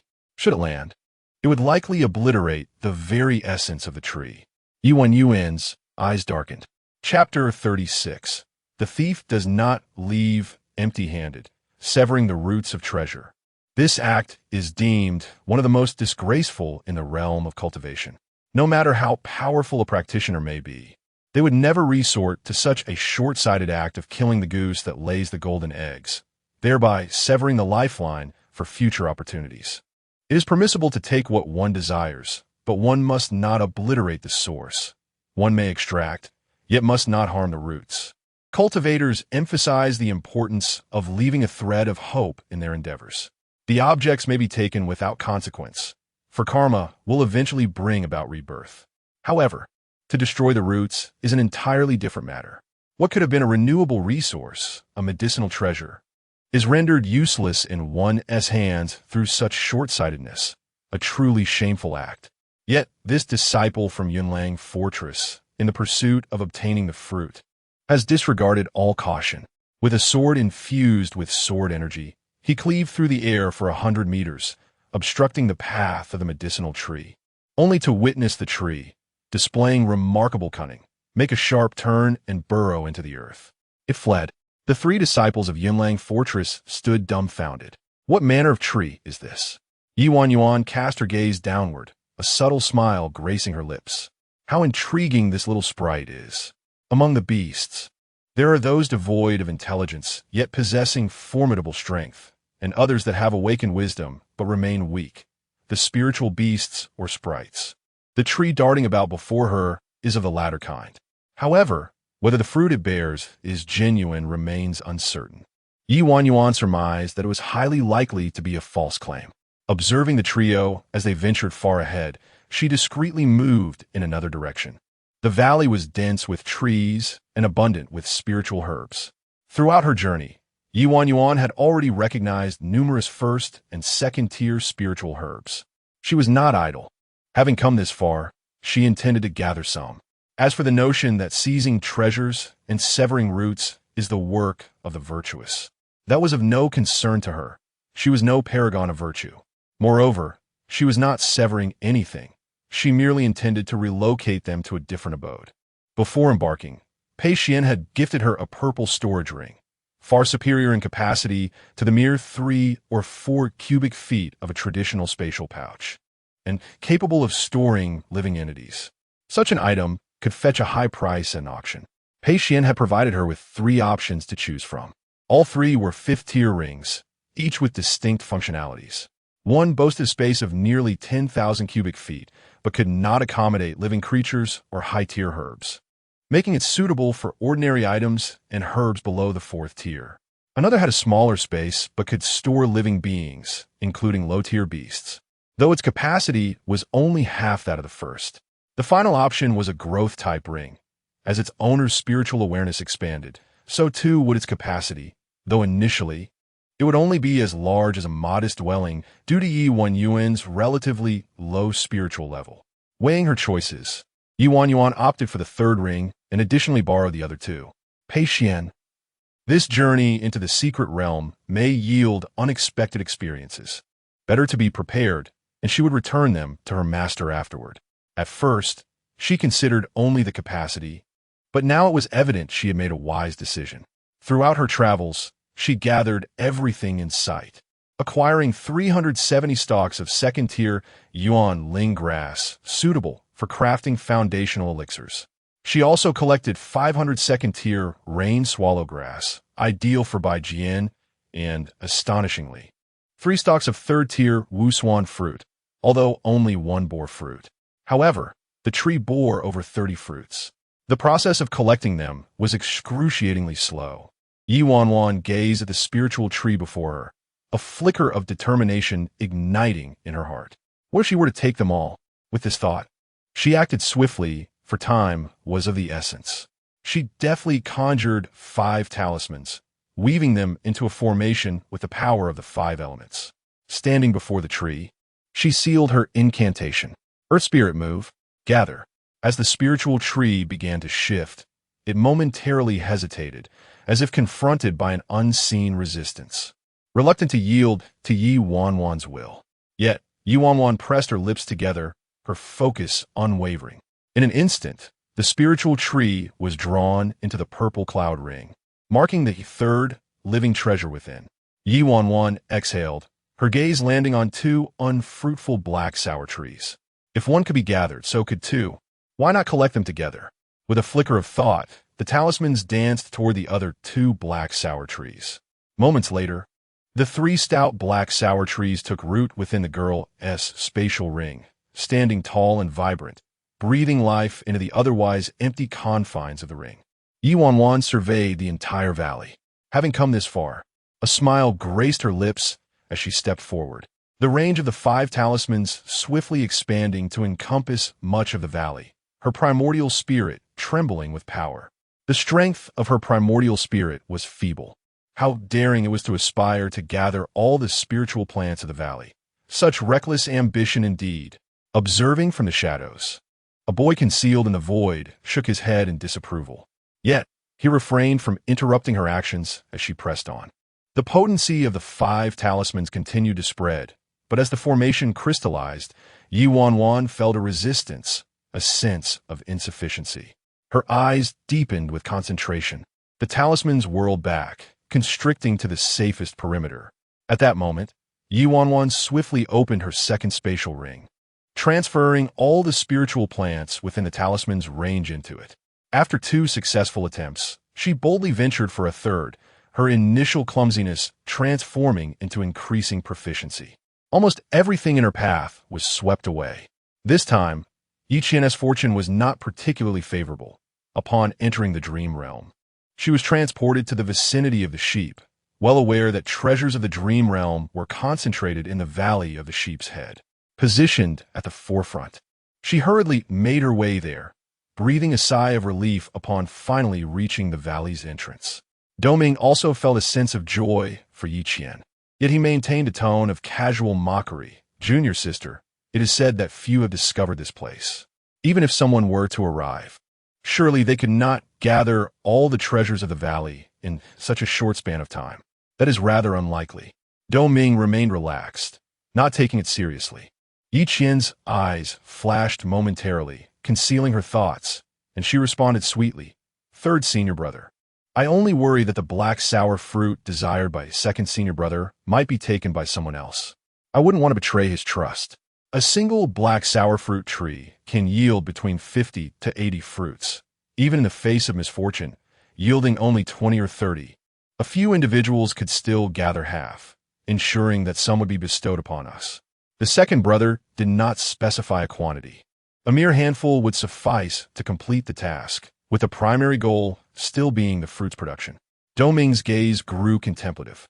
Although the fruits were not particularly beneficial for cultivators in the core formation stage, there were ample foundation establishment practitioners within the Supreme Sect, and surely they would have a need for such yield. Their expedition to the northern mountains had secured 3 quotas from the Xuanbing sect, one of the objectives of their trial being to return with this fruit. Ji Chonghuai harbored similar thoughts, though neither spoke it aloud. They shared a singular notion. What if that person were still alive? A harvested golden core could be replenished with the fruit's essence, could it not? What was lost could be restored, rendering the notion of succumbing to despair utterly senseless. Doming remained unaware of Ji Chonghuai's thoughts, yet upon hearing of the fruitful yield, both had promptly sought their master's permission to embark.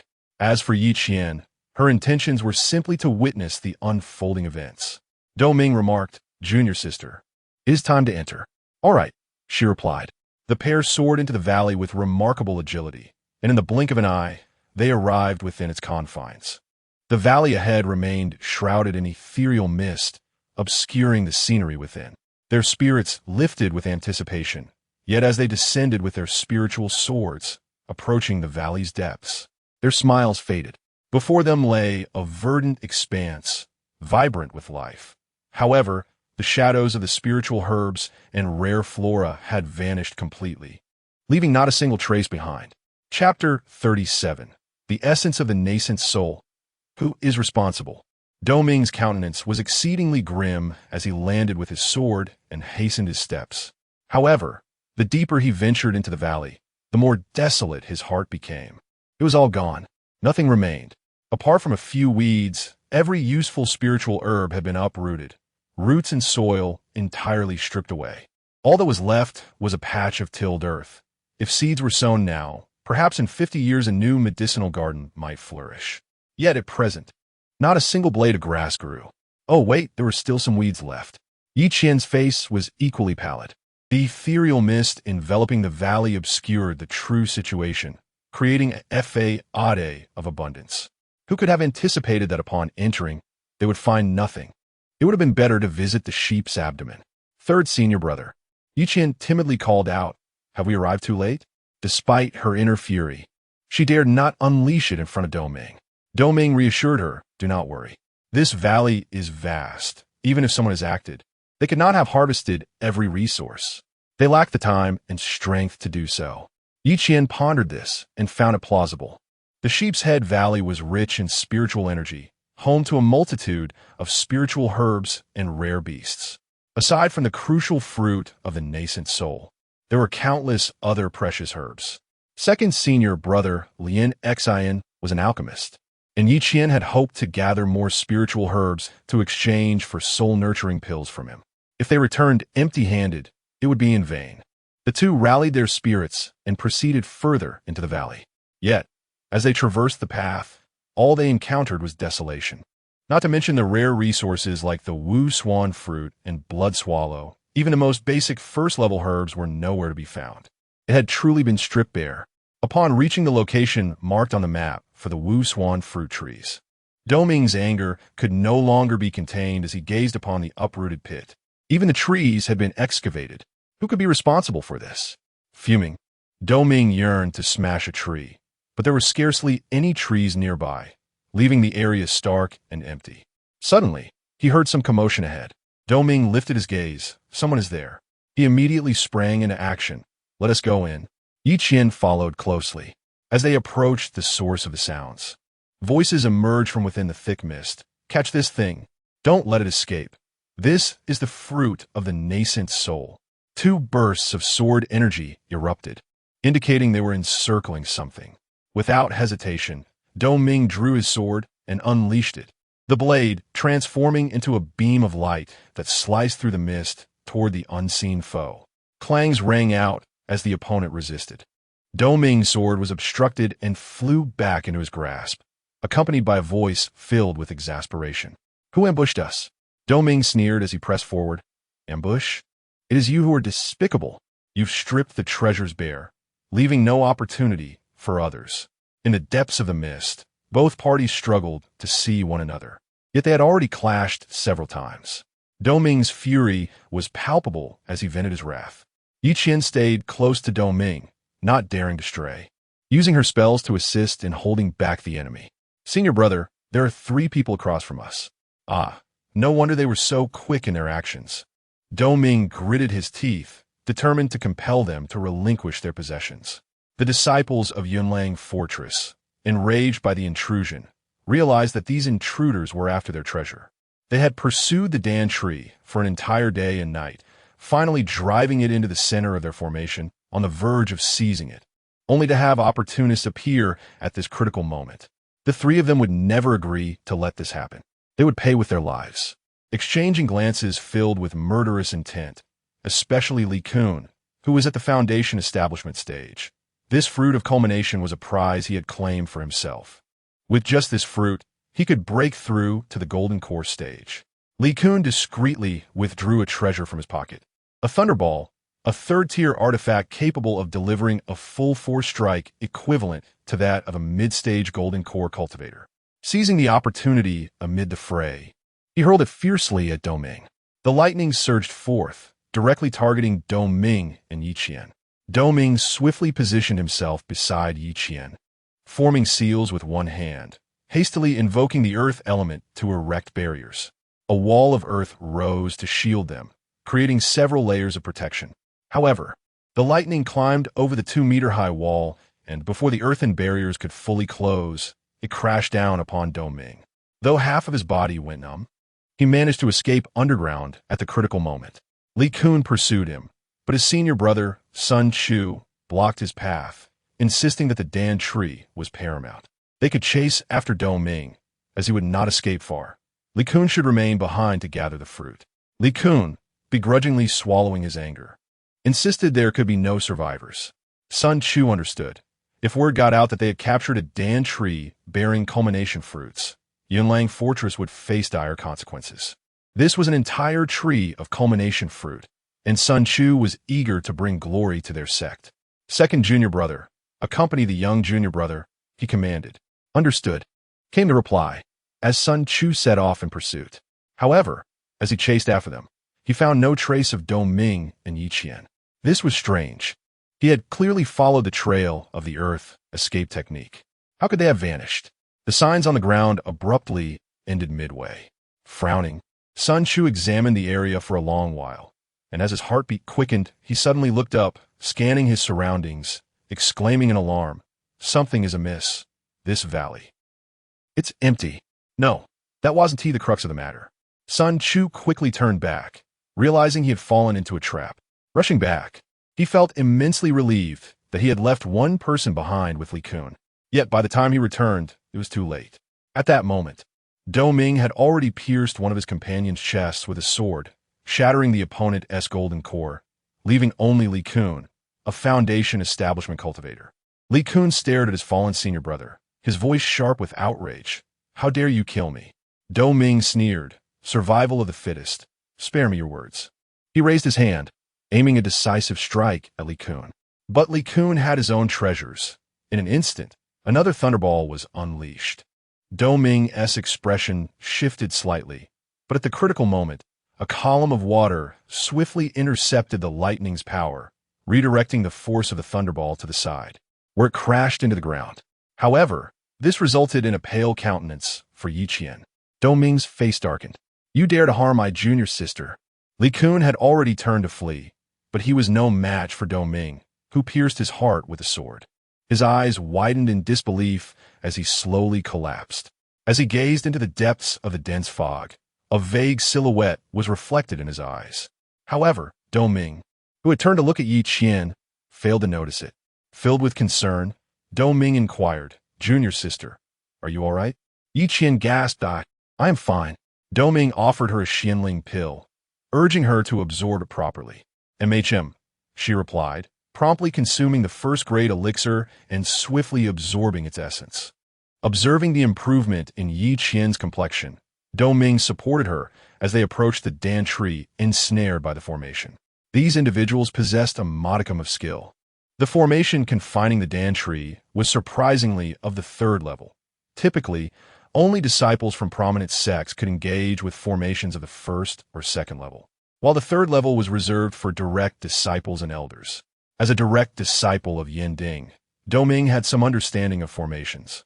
Yet his expertise did not lie in this field, and he had only encountered formations of the 2nd level at most. This situation proved somewhat challenging. If only my senior brother were here, Doming thought. Yi Qian asked, Senior brother, can it be resolved?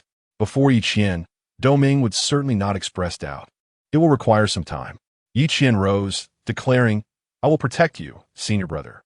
She swiftly formed seals, reciting, the spring river's tides rise to meet the sea.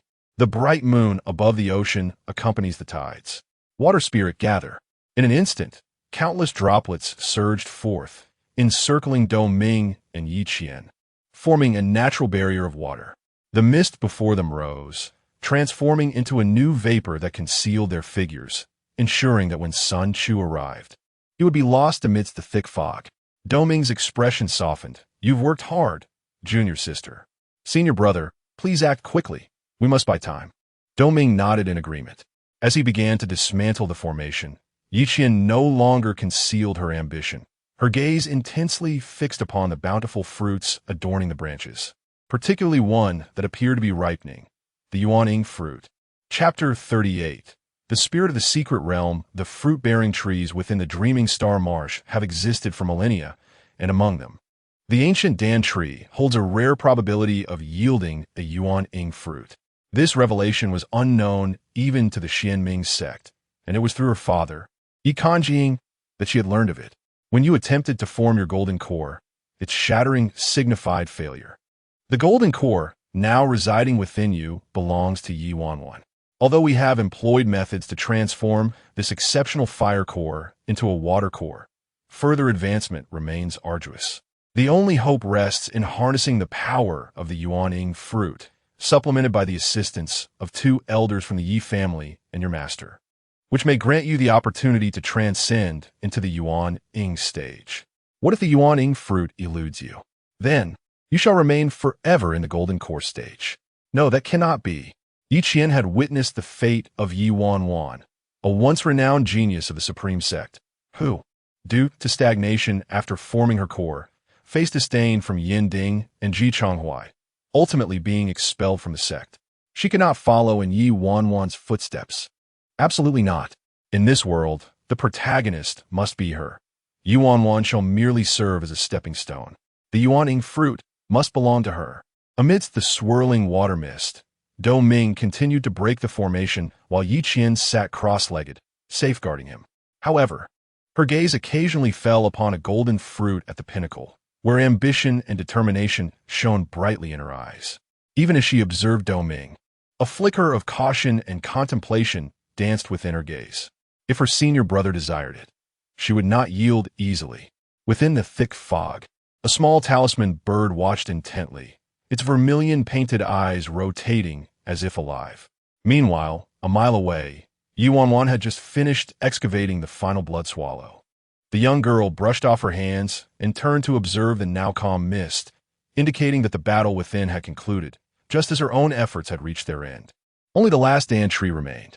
Yet, Ye Wanwan refrained from approaching recklessly, for this Dan tree had eluded the disciples of Yunlang Fortress for an entire day and night, granting her a precious opportunity. Still, doubts lingered regarding its authenticity.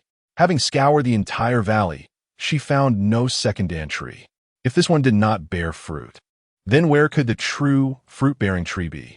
Ye Wanwan's toes touched the ground. It is worth mentioning that while the fruit-bearing tree has thrived in the dreaming star marsh for many years, few have truly managed to harvest its fruit. The Xuanbing sect has conducted 5 secret realm explorations, yet only on 2 occasions did disciples manage to obtain a single fruit each. Yet this particular tree bore such an abundance.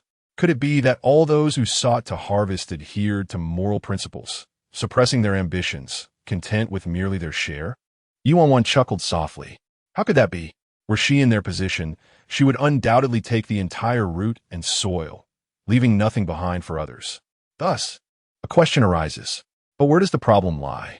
As Ye Wanwan pondered, her gaze shifted to the ground, then suddenly to the sky, where thick fog enveloped the air.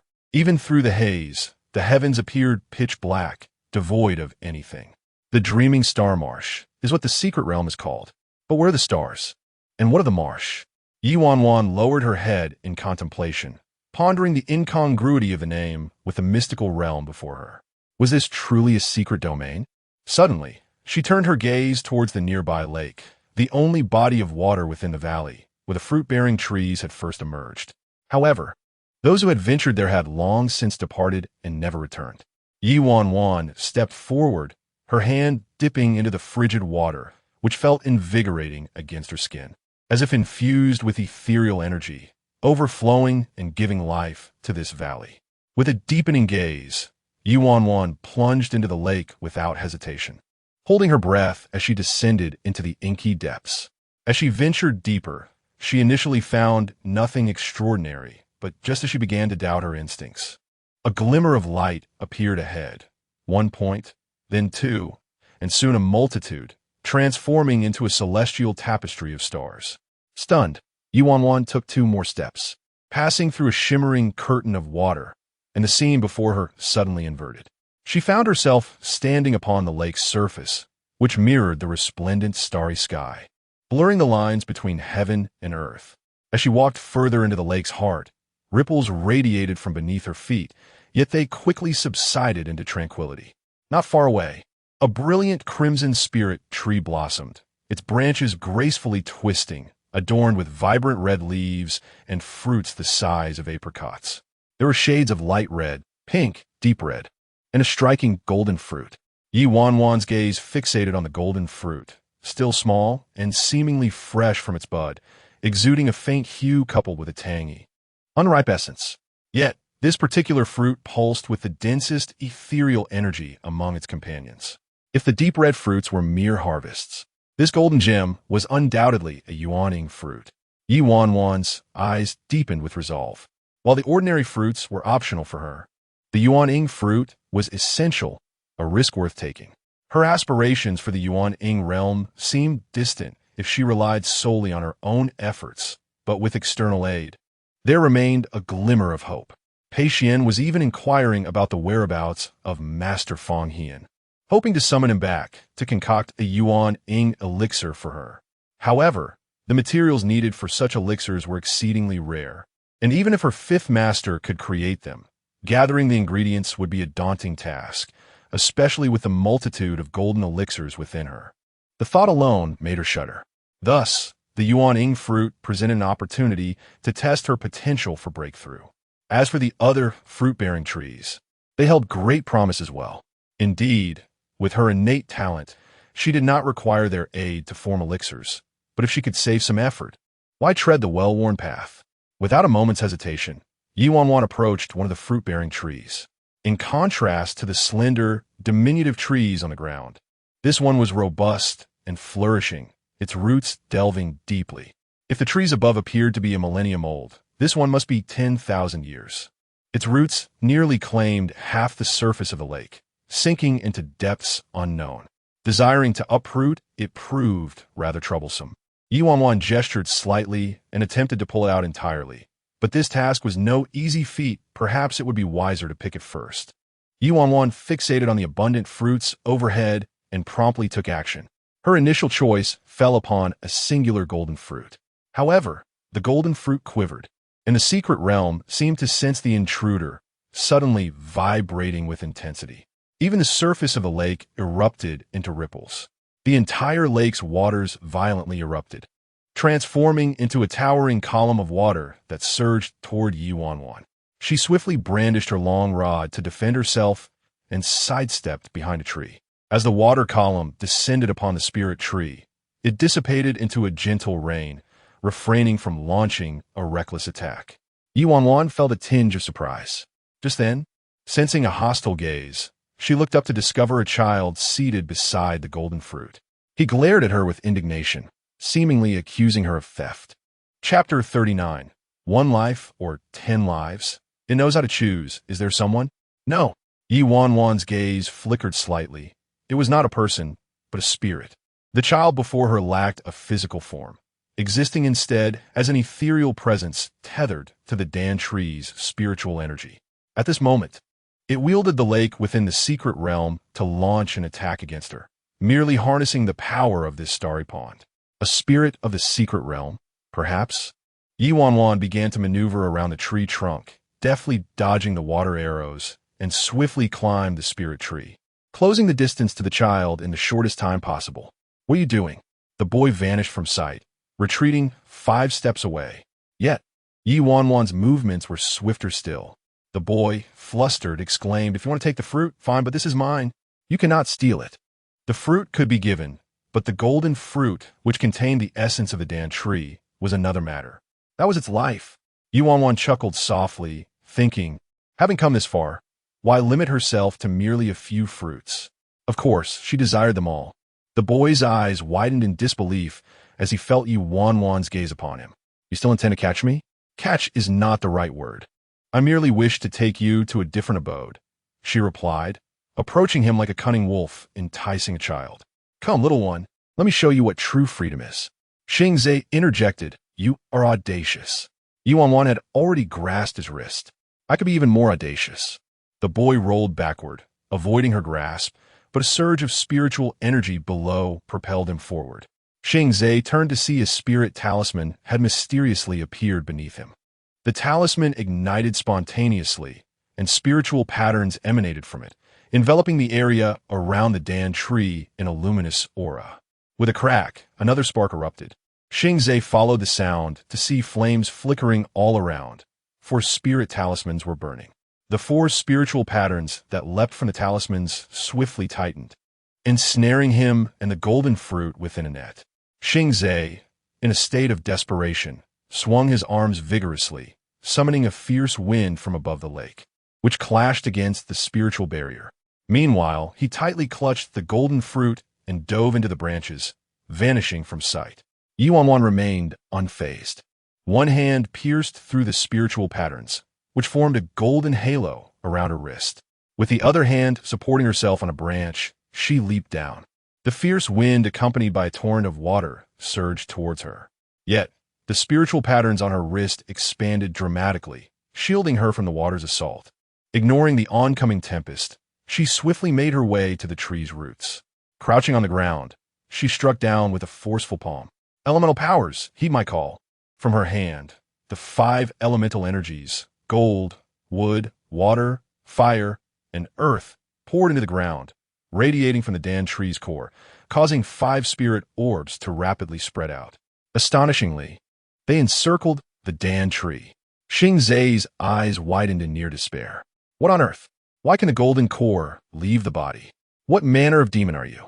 "A cultivator's golden core. This woman is actually using it as a magical artifact. Moreover, 1, 2, 3, 4, 5. There are 5. Why are there 5? What sort of technique is this?" Ye Wanwan transitioned from a palm to a fist, her palm suddenly clenching fiercely, and then she gradually pulled upward, uprooting the entire Dan tree. Xingzhe felt the turmoil in the concealed space he inhabited. The entire spiritual realm was in an uproar. "What are you doing?" Ye Wanwan maintained a nonchalant tone. "I'm taking you out." "You madwoman." As the Dan tree was slowly extracted, the entire lake's secret realm trembled, seemingly affected by the disturbance. Xingzhe shouted, "The cultivation Dan tree is the heart of the entire Xingzhe secret realm. If you remove it, this place will collapse. It matters not. It is not mine." "Xingzhe, where's your conscience?" "It is absent." With a surge of determination, Ye Wanwan finally uprooted the entire Dan tree. Yet even at a height of several dozen meters, the roots still had not reached their end. Evidently, the roots were truly deep. Ye Wanwan sighed lightly. How troublesome this is. Xingzhe assumed she would give up, yet the golden core, detached from her body, spun rapidly, rising even higher, and she still had the energy to spare. She opened the entrance to the Ziyun ring. This time, Xingzhe could no longer remain seated. His old nest was about to be uprooted. How could he sit still? He shouted, "Wait!" The cultivation Dan tree relies on the spiritual lake in Xingzhe. If you merely remove the tree, it won't survive long. Ye Wanwan's attitude finally showed some signs of wavering. Then Xingzhe lamented, "Either take the entire spiritual lake with you, or set it down. I will give you all the fruits here." He added, "Don't forget the golden fruits as well. It will not remain. It is a parasitic spirit that exists in conjunction with the secret realm. As long as the realm exists, so does its life. But if it collapses, then it is finished. 1 life versus 10. It knows how to choose. Perhaps waiting a little longer would be tolerable, though it is quite begrudging. Ye Wanwan pondered for a moment and decided it need not be so complicated, since the spiritual lake must be taken. She would take it all.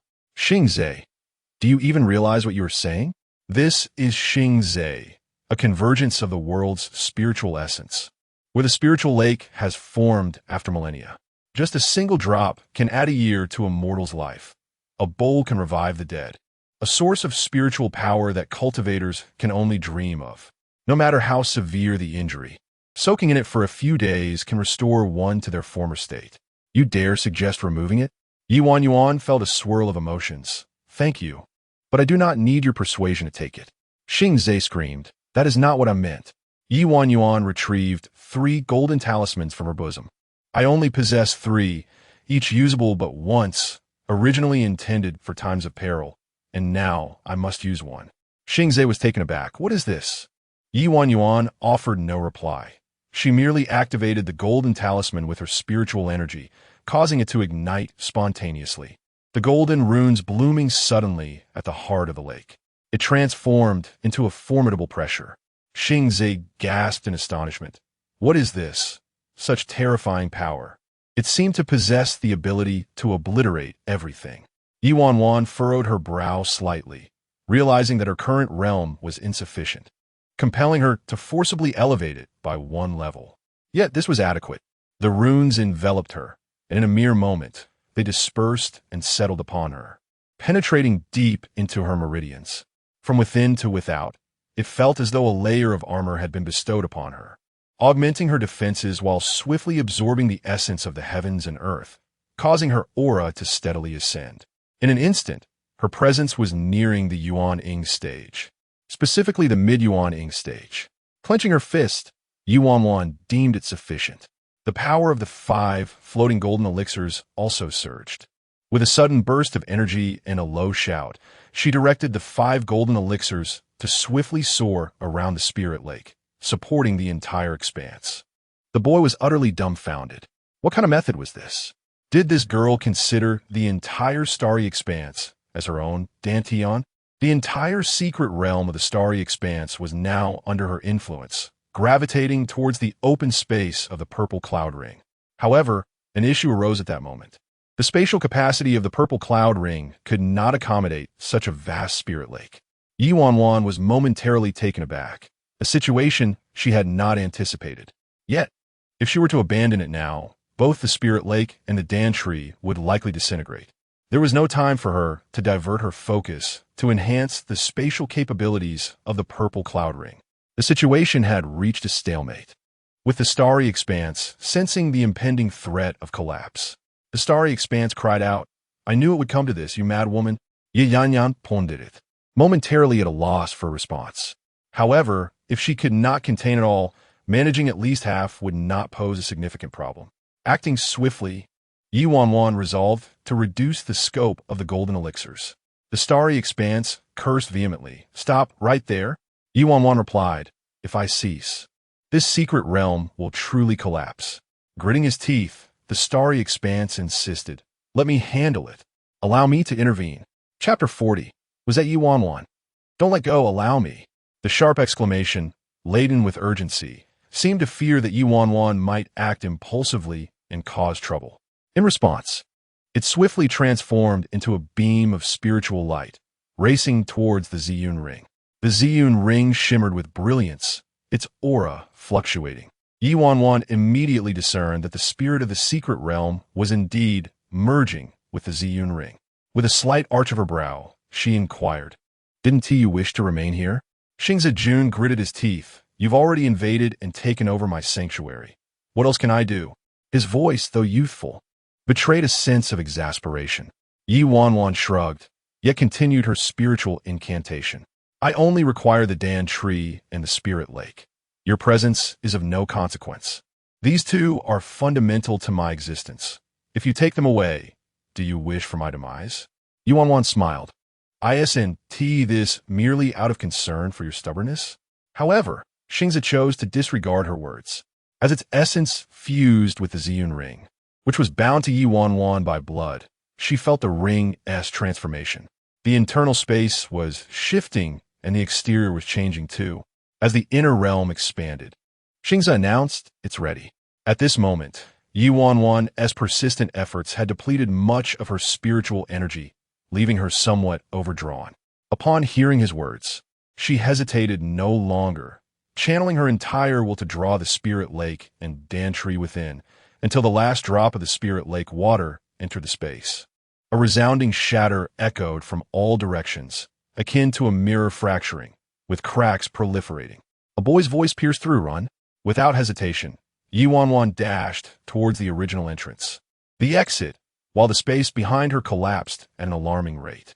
The cacophony of destruction drew nearer, closing in with each passing moment.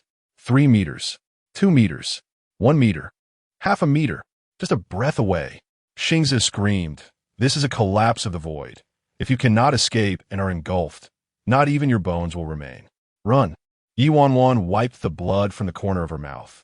The repercussions of forcibly elevating her cultivation were significant, and the fatigue from overexertion surged within her.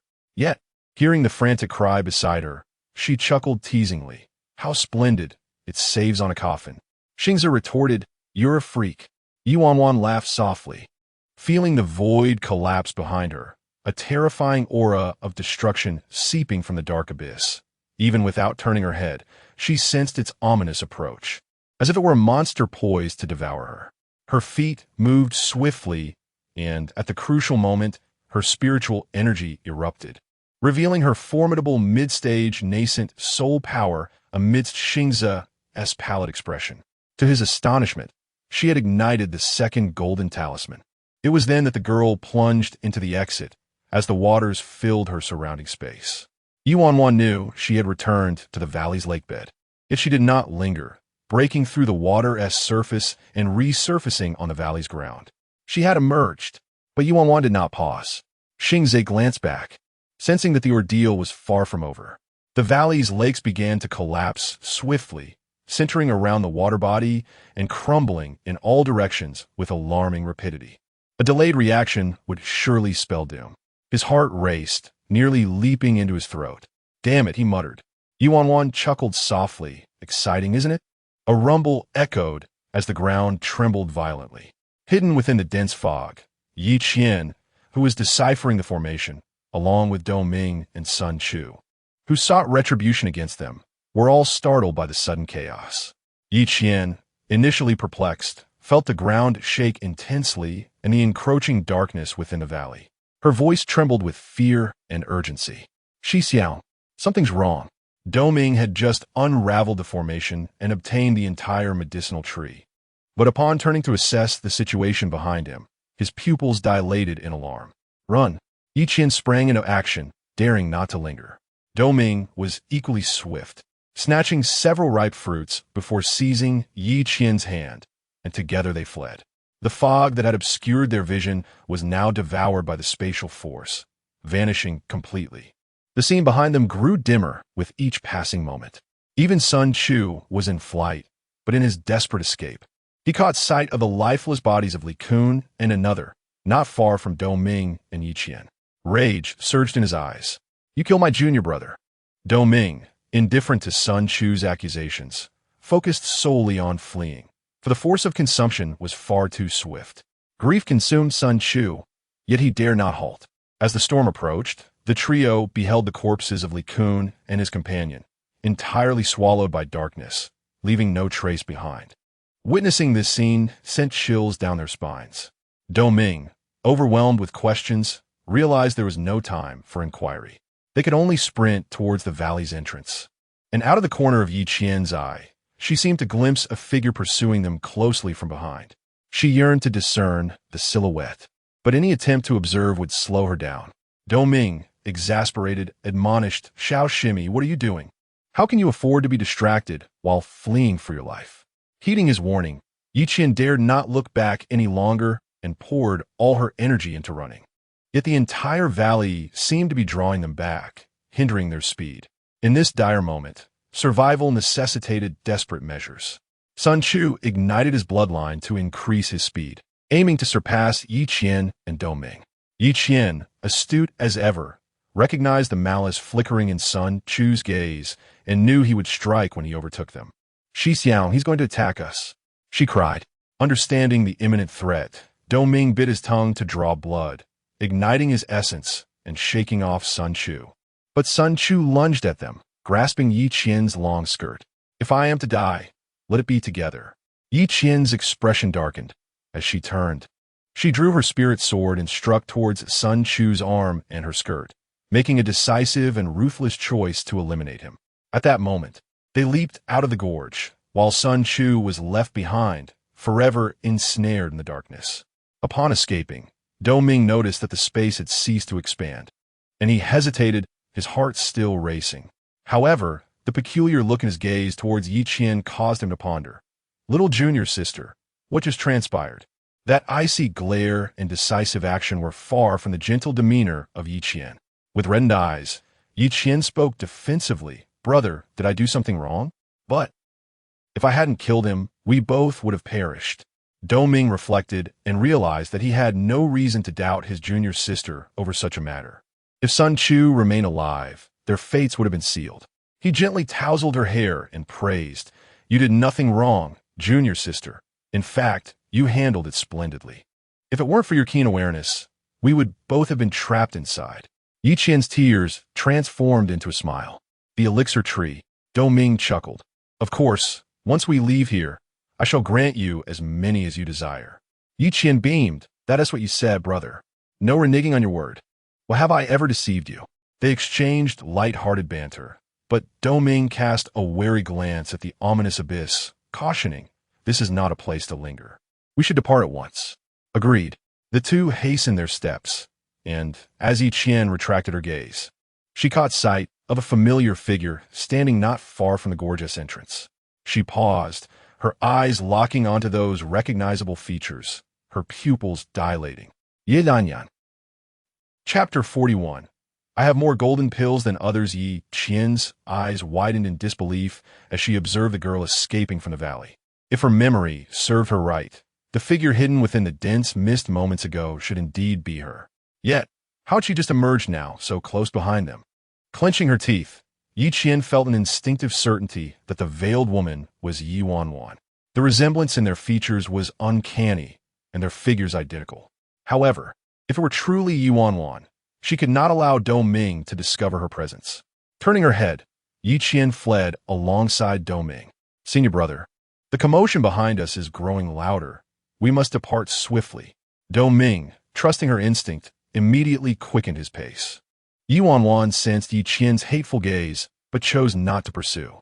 Instead, she calmly cast a glance in their direction, her subordinates efficiently dragging someone out. It was Sun Chu. Why must I save him? Ye Wanwan pondered it. Had she not turned back to rescue him, she would not have emerged at this moment. The diminutive voice within the Ziyun ring commented, "I sensed a familiar aura surrounding this person. He likely possesses something I desire." "What is it?" Ye Wanwan inquired. Her curiosity piqued. Yet, as the devouring continued at an alarming pace, there was no time for contemplation. She had to allow Ye Wanwan to rescue the individual first. The consumption within the valley persisted, but with the mountain walls providing some obstruction, it had not yet collapsed entirely, though it remained perilous. As Ye Wanwan dragged Sun Chu a few meters away, she scanned the surroundings, her brow slightly furrowed, seemingly searching for something. There was an unnatural pallor to her complexion. The little voice sensed this and remarked, "Oh, you've overexerted yourself, haven't you? You're exhausted now, aren't you?" "Serve you right," Ye Wanwan replied coolly. "I need to find a place to meditate and recover. Do you have any means of keeping watch?" 2 golden talismans had drained her internal spiritual energy completely. She needed a sanctuary to recuperate. Otherwise, the following 20 days would be unbearable. The little voice smirked. "Why go through all that trouble? Just enter the Stars Realm." The Stars Realm. Ye Wanwan immediately recalled the ethereal spirit lake. She glanced down at the ring. Enter the ring? Can it hold its master too? The little voice quickly grasped Ye Wanwan's intent and explained, "This ring now houses me, a parasitic spirit, unlike your ordinary storage rings. With but a thought, you can enter. Ordinary?" Ye Wanwan mused, "Storage rings are never ordinary. And then what? Just toss the ring on the ground for someone to pick up? I can transform." As the parasitic spirit of the ring, I can reduce it to a speck of dust, hiding it within the earth, so you needn't worry about being discovered. Ye Wanwan relaxed her brow. The plan sounded promising. However, you should keep your distance. If that devouring force escapes, it would spell disaster. Thank you for the reminder. I am not foolish. Ye Wanwan carried Sun Chu a considerable distance, ensuring they were far from the valley's entrance and that the surroundings were secure before she tossed him inside. Then, she herself entered the Ziyun Ring. Inside the Ziyun Ring, the space had transformed into a realm of stars. Surrounded by the Ling Lake lies a fertile expanse of land. At the center of this verdant oasis stands an ancient fruit tree, its roots entwined with the three-tiered Wu sour fruit tree, alongside a dozen three-tiered spiritual herbs scattered around the Dan tree. The growth of these plants is remarkably splendid, surpassing their former appearance before being transplanted from the valley. Ye Wanwan's gaze deepens as a diminutive spirit manifests atop the Dan tree, crossing its arms and looking down at her with a hint of disdain. These low-tier spiritual herbs can enter the star realm? It seems you must have amassed quite a fortune in your past life. With my discerning eye, I would never allow such trifles to pass. Ye Wanwan, lifting her skirt, sits cross-legged and retorts, in my view, there is little distinction between you and them. All are meant for medicinal use, devoid of any hierarchy. The small spirit, brimming with indignation, flits to Ye Wanwan's side, exclaiming, I am the great formation spirit, the most precious companion spirit in this world, governing a realm, and you dare compare me to mere weeds. With her eyes closed, Ye Wanwan remains unfazed. The spirit, feeling deeply wronged, insists, quick, apologize to me, or I shall take offense. I won't play with you anymore. In a calm tone, Ye Wanwan responds, I require time to meditate. Entertain yourself. With a gentle wave of her hand, she pushes the spirit aside, while 5 golden elixirs float around her, forming a protective barrier that envelopes her. The spirit, Star Zay, fixates on the golden elixirs, lost in contemplation. Why can a cultivator's golden elixir exist apart from the body? This question has long eluded Star Zay's understanding. Even Pei Xian, upon their first encounter, struggled to maintain composure. No one anticipated that Ye Wanwan would leverage the unique properties of the divine refining technique, utilizing the method of internal and external circulation of spiritual energy to establish 5 larger meridians outside her body. It is as though a greater manifestation of Ye Wanwan encapsulates her true self, allowing her golden elixir to traverse through these meridians, even extending her range of attack, rendering her foes defenseless. When Ye Wanwan shared this concept with Pei Xian, he gazed at her for a considerable time and remarked, You truly are a genius. Ye Wanwan has grown weary of such accolades, yearning instead for strength. She finds solace in the efficacy of her method. However, there exists a drawback. Should someone manage to strike down her golden elixir, she risks not only losing it, but also sustaining grave injuries, a perilous trade-off. For the golden elixir is of utmost importance to cultivators. Regarding Pei Xian's concerns, Ye Wanwan reassures him, Master, you need not worry. I may lack in many aspects, but I possess more golden elixirs than others.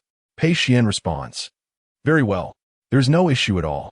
Ye Wanwan channels the divine refining technique, drawing spiritual energy from the cosmos, which flows rapidly into Star Zay through the purple cloud ring. 5 streams of spiritual mist, soaring from the void, leave Star Zay in awe. What sort of person is this? Merely cultivating can invoke such phenomena. And how is it so effortlessly absorbed in such vast quantities of heavenly spiritual energy? As Ye Wanwan becomes enveloped in a vortex, incessantly drawing in the essence of the heavens and earth, Star Zay gasps, realizing that this new master is truly extraordinary. He was the former master of this secret realm, that deceased old man who, even at the golden core stage, could not boast such extraordinary talent. Yet here was an individual with 5 spiritual roots, destined for a tumultuous path in cultivation, who surprisingly possessed this remarkable ability. Xing Zay's gaze shifted restlessly before settling into a resolute decision. Perhaps this person could indeed be of assistance, rather than remaining trapped within the confines of Xing Zay's realm, unable to escape. Crouching nearby, Xingze observed for a while, only to suddenly recall Sun Chu, who had been dragged in, with a slap to his forehead. He hurriedly began to rummage through Sun Chu's belongings, eager to study them. 5 days later, Ye Wanwan emerged from her meditative state, opening her eyes to feel her meridians flowing smoothly. Upon raising her hand, she realized she had made a breakthrough, advancing from the second level of the Qi refinement stage to the third level. Wood spiritual root, fourth level of Qi refinement. Water and fire spiritual roots, third level. Metal and earth, second level. Ye Wanwan raised her eyebrows in surprise. The concentration of wood attributes in this place was astonishing, allowing her, wood attribute, to leap 2 levels into the fourth. Truly, it was a swift progression. Chapter 42. Senior sister, we need you. At this pace, it would take no more than half a year to re-enter the foundation establishment stage. Ye Wanwan withdrew the spiritual energy enveloping her and approached Xingze, who was seated beside Sun Chu, intently scrutinizing the items before him, his expression grave. What is it? Look. Xingze pointed at the array of possessions that had spilled from Sun Chu's Qinquan bag. As a distinguished disciple of Yunlang Fortress, Sun Chu had but a modest collection of treasures, a couple of second-tier swords, a few ordinary Xianling pills, which were scarcely of any note, and the only valuable items were a few hundred spirit stones. The rest held little worth. However, Ye Wanwan's gaze soon fell upon another stone, resembling a spirit stone but darker in hue. Though it appeared devoid of spiritual energy, it emanated an air of peculiarity. Low-tier Qinquan bags lack a master contract. With a casual gesture, Ye Wanwan summoned the stone for closer examination. It was a bluish stone that, when illuminated, revealed what seemed to be runes. Xingze's demeanor grew serious. This is a dream stone. The dream stone of the illusory dream? Ye Wanwan pondered it. I have heard that this stone can aid individuals in comprehending illusions and mastering illusionary arts. That refers to the ordinary dream stone, Xingze replied earnestly. Ye Wanwan arched an eyebrow, weighing the stone in her hand. Is this not extraordinary? Indeed, it is uncommon. This is a stone from the illusory dream realm. You might liken it to an array stone, an object as crucial as Xingze's spirit lake. Standing upright, Xingze maintained a serious countenance. If refined and absorbed, it can bestow temporary mastery of illusionary abilities and provide insights into the art of realm creation. Ye Wanwan felt a stirring in her heart. The art of realm creation? Does that not pertain to constructing a spatial domain? This is quite remarkable. The stone, however, had lost much of its spiritual essence and was merely an auxiliary stone, rendered useless after a single use, lacking any significant comprehension power. Xingze spoke with palpable gravity. Its presence here indicates that the array stone within has been severely compromised. Ye Wanwan began to align with his line of thought. Are you suggesting that something has happened in the illusory dream realm? The illusory dream, Xingze explained, is a realm divided into 2 layers. Typically, cultivators such as yourselves enter the first layer of the illusory dream, but only you. He cast a furtive glance at Ye Wanwan, realizing she was the one concealed behind the illusory dream. That would be me. Xingze puffed out his chest. However, the illusory dream realm is capable of sustaining itself for at least 7 or 8,000 years. If even the array stones have been excavated, and the realm itself has collapsed, without the need for the little one to elaborate further, Ye Wanwan grasped the gravity of the situation. The realm was on the brink of collapse. This expedition was fraught with deception. Without a moment's hesitation, she set out. She deftly activated the Ziyun ring, which reappeared upon her finger, leaving Sun Chu abandoned by the riverside. Are we taking this person with us? Xingze inquired.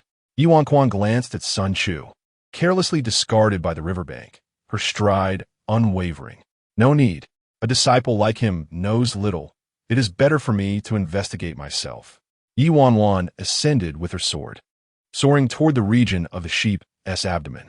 The fierce winds whipped around her as she swiftly analyzed the situation in her mind. The disciples of Yunlang Fortress dashed toward the valley upon entering. It was common knowledge that the sheep's head valley was the location of the fruit-bearing trees. Hence, all those in pursuit of the fruits would naturally gravitate towards this area. However, The rapid arrival of Yinlang Fortress was unexpected. Ye Wanwan herself had been teleported to Sheep's Head Slope by chance, which prompted her to choose this nearby location. Yet, cultivators in the core formation stage would likely prefer the more resource-rich Sheep's Abdomen, and there were 3 of them. This did not align with the usual teleportation rules, unless they were already aware that this secret realm could not sustain itself for long, prompting someone to instruct them to prioritize obtaining the fruit before addressing other matters.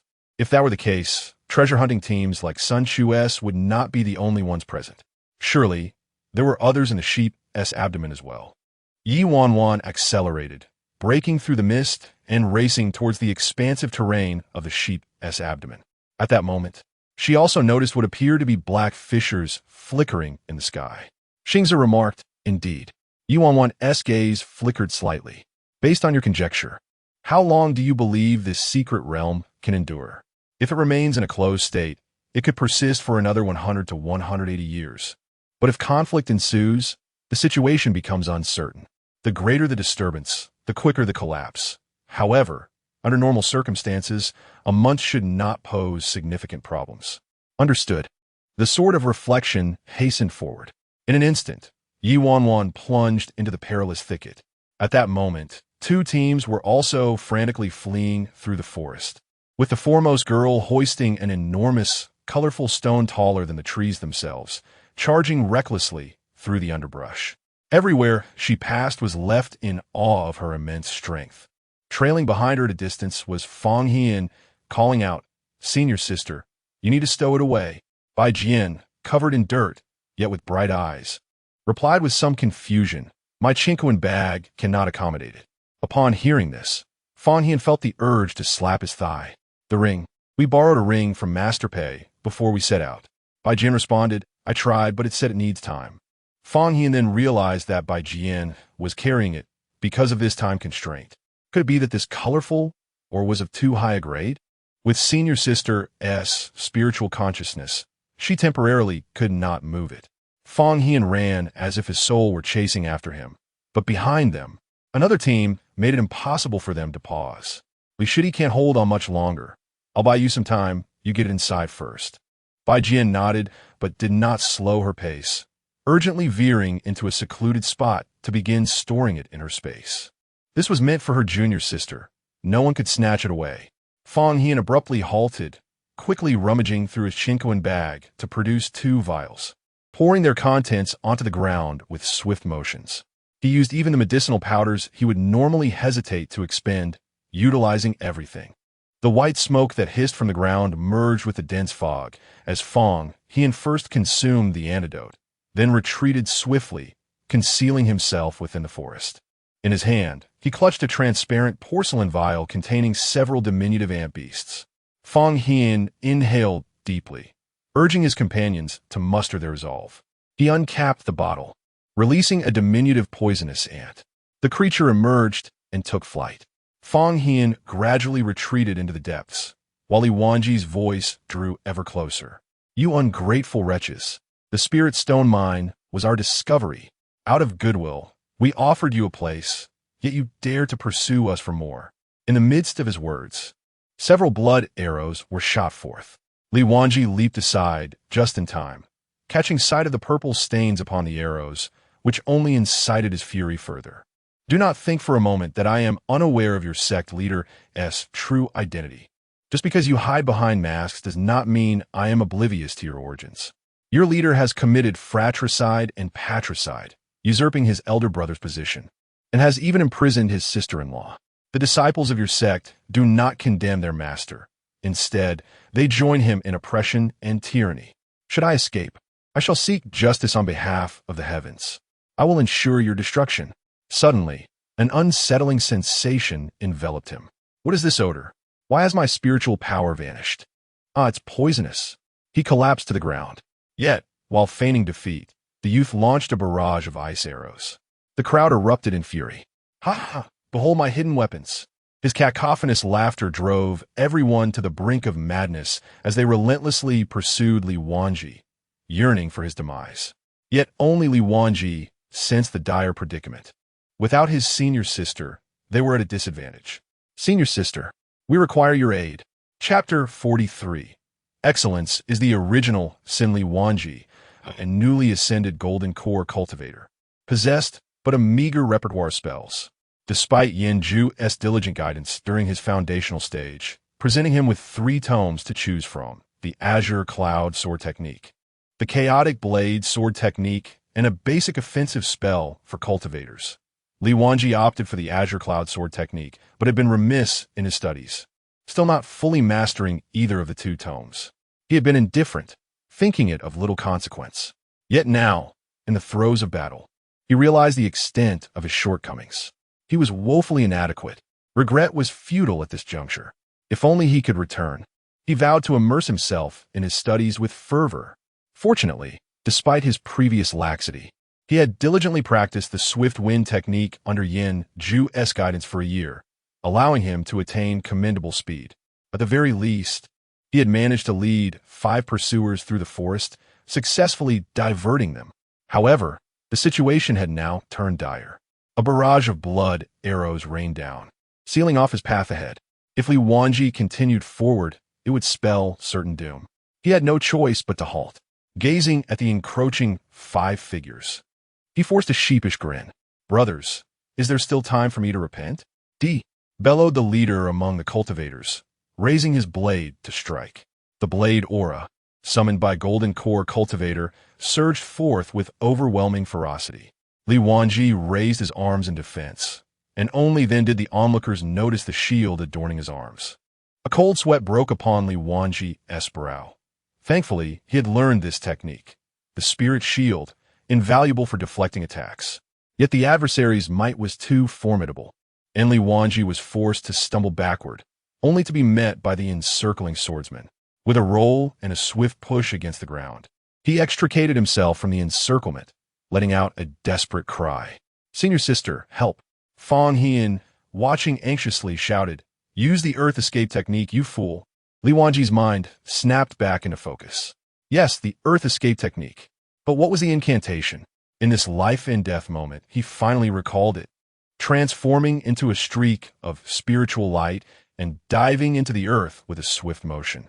Simultaneously, Fang Hian began casting her spell, summoning a gust that swept through the forest, sending a thick fog towards the 5 pursuers from Blood Rainbow Pavilion. Yet, a more powerful gale surged forth, reversing the toxic mist and directing it back toward Fang Hian's position. Fang Hian was fortunate, but Li Wanji, who had just emerged from below, gasped for air, nearly suffocating. Yet, in a fleeting moment, he pondered that perhaps being suffocated would have been preferable. Countless bubbles erupted from his skin, a purplish-black hue rapidly spreading. Despair washed over him as he extended his hand, believing he was doomed. In a desperate slide, Fang Hian lunged forward, thrusting an antidote into Li Wanji's mouth. He swallowed it down, and in that critical moment his life was salvaged. However, Li Wanji was rendered immobile, leaving Fang Hian with no choice but to hoist him and flee. The 5 pursuers were hot on their heels, but soon, anguished screams echoed through the air. They were poisoned. The fleeing pretty boy was a poison master. Fang Hian sprinted desperately, cursing as he ran.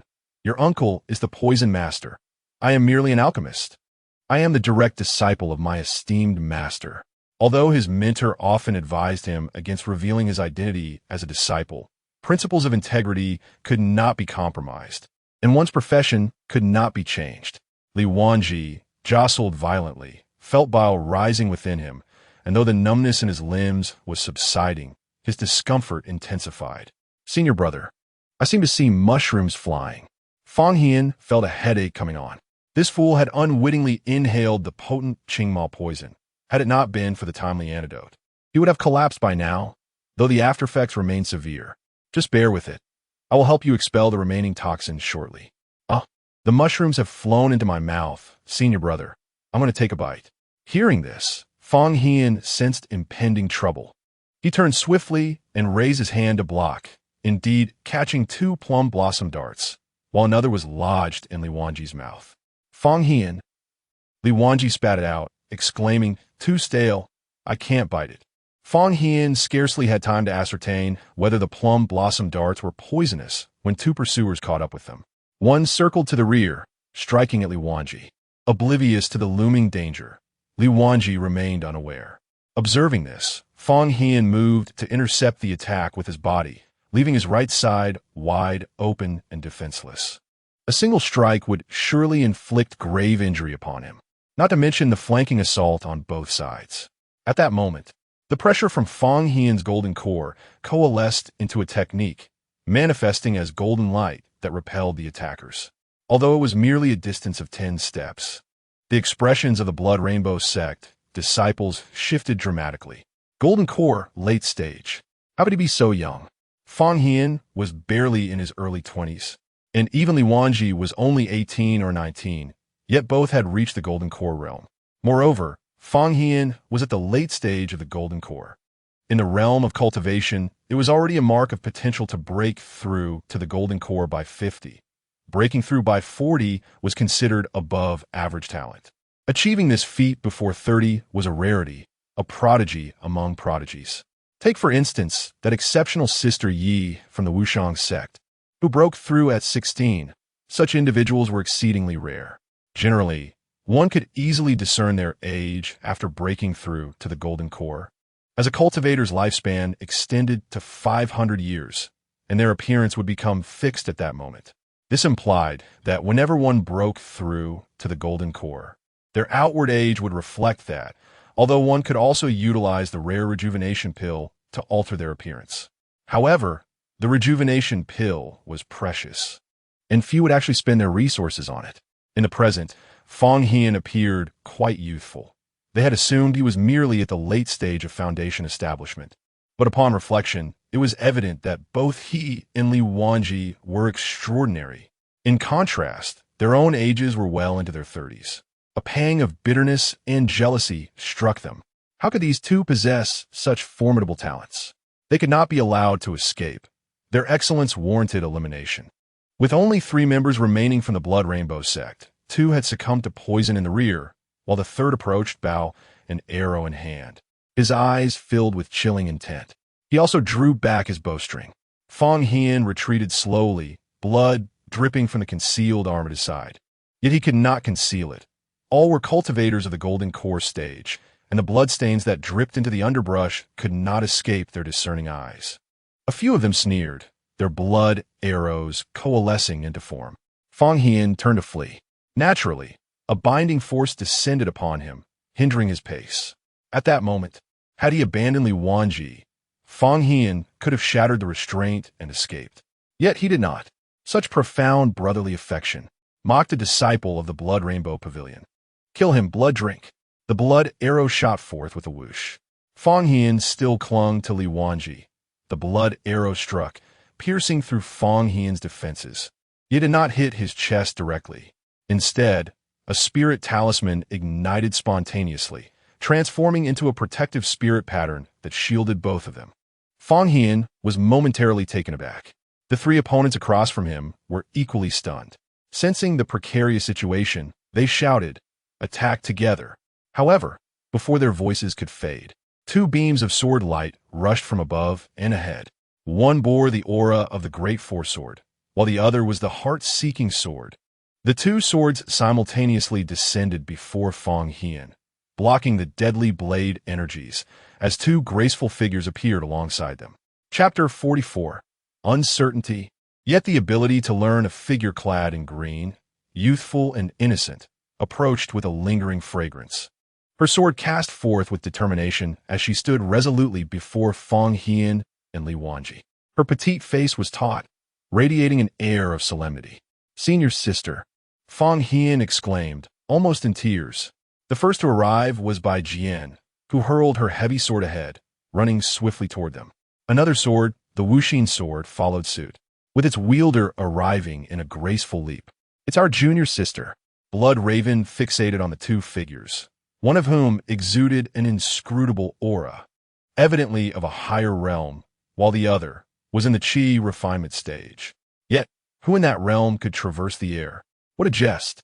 However, as their gazes met, a shiver ran down Blood Raven's spine. His instincts honed from years of peril warned him that something was amiss. "Run!" he shouted to Blood Drink and the others, But Ye Wanwan and Bai Jian acted in unison. Bai Jian's assault was straightforward. She drew her mighty sword and executed a horizontal slash, unleashing powerful energy that violently sent the three adversaries sprawling. She quickly pursued, zeroing in on the formidable Bloodraven, while Blood Drink and Bloodwinter, sensing the strength of their opponents, seized the opportunity to flee. Ye Wanwan smirked. "You dare bully my senior brother and think to escape?" Raising her hand, she formed a seal, casting an array that enveloped the realm in mere moments. "Run!" Bloodraven bellowed, as Bloodwinter attempted to break free, but the power of the formation repelled him back. His expression shifted dramatically. An array master. Quite astute, the girl appeared before him in an instant. Bloodwinter's face paled as he struck out with his palm, intending to catch Ye Wanwan off guard and inflict grave injury. Yet, his hand passed through her form, only an illusion. "Bloodwinter, behind you!" Blood Drink shouted urgently. Turning back, Bloodwinter beheld the girl shrouded in mist, her gaze cold and indifferent, wielding an unremarkable longsword, her aura merely that of the lowest chi refinement stage. Yet, as the sword energy pierced through him, he could not fathom the reason. It was the Wuxin sword embedded at his heart. A voice seemed to inquire, "What is your greatest regret in this life?" Bloodwinter opened his mouth, his deepest regret being not breaking through to the nascent soul stage and returning home to inform his parents that their clan would be under his protection henceforth. With a thud, Bloodwinter collapsed. The sound drew the attention of Blood Drink and Bloodraven, their eyes turning crimson. Blood Drink drew back his bow. "Die. You will die." Yet, his focus was not on Ye Wanwan, but rather on Fong Hian, clearly aware of who was more vulnerable in the fray. Ye Wanwan waved her hand, and the Wuxin sword transformed into a multitude, creating a circular net of blades that intercepted the blood arrows conjured by Blood Drink. Meanwhile, Ye Wanwan advanced toward Blood Drink, who, realizing his ambush had failed, shifted his aim toward her. One blood arrow split into 8 midair, each aimed at critical points on Ye Wanwan's form. The delicate hand of the young girl resembled an indestructible shield. She raised her hand and gently grasped the 8 blood arrows, then crushed them. Blood Drink's pupils constricted. "Who exactly are you?" Ye Wanyan raised her gaze. "The one who seeks your life." Blood Drink, upon hearing this, frantically unleashed a torrent of blood arrows. But it was too late to utilize the ethereal bow. Instead, he summoned the blood within him, coalescing it into a lethal strike. With the power of the Golden Core realm, he unleashed his most formidable attack, a strike capable of severely wounding even the strongest of the late Golden Core stage. "This is my self-created technique, the Azure Dragon rising from water. For the last time, can you evade it?" Sacrificing his own blood, he aimed to perish alongside his foe with this unparalleled move, his expression filled with pride and madness, especially as he beheld the beastly silhouette formed from the gathered blood. The immense blood dragon soaring skyward, its roar suppressing the pressure of the late Golden Core stage. The entire forest trembled in response. He felt an overwhelming sense of pride. This was the mightiest strike conceived by him, a genius of the Blood Rainbow Pavilion, a technique that even his master praised with astonishment. At this moment, within this secret realm, before the talented disciples of various sects, he was finally poised to make a name for himself. If he could win this battle, Blood Drink would undoubtedly achieve fame across the world. He fixed his gaze upon Ye Wanyan, hoping to see astonishment, confusion, and panic reflected in her eyes. But there was none. The girl regarded the soaring blood dragon, as if inquiring of Blood Drink, "Is this all?" Blood Drink's smile gradually faded. Even Fong Hian, standing nearby, was puzzled. What Azure Dragon? Isn't it a blood dragon?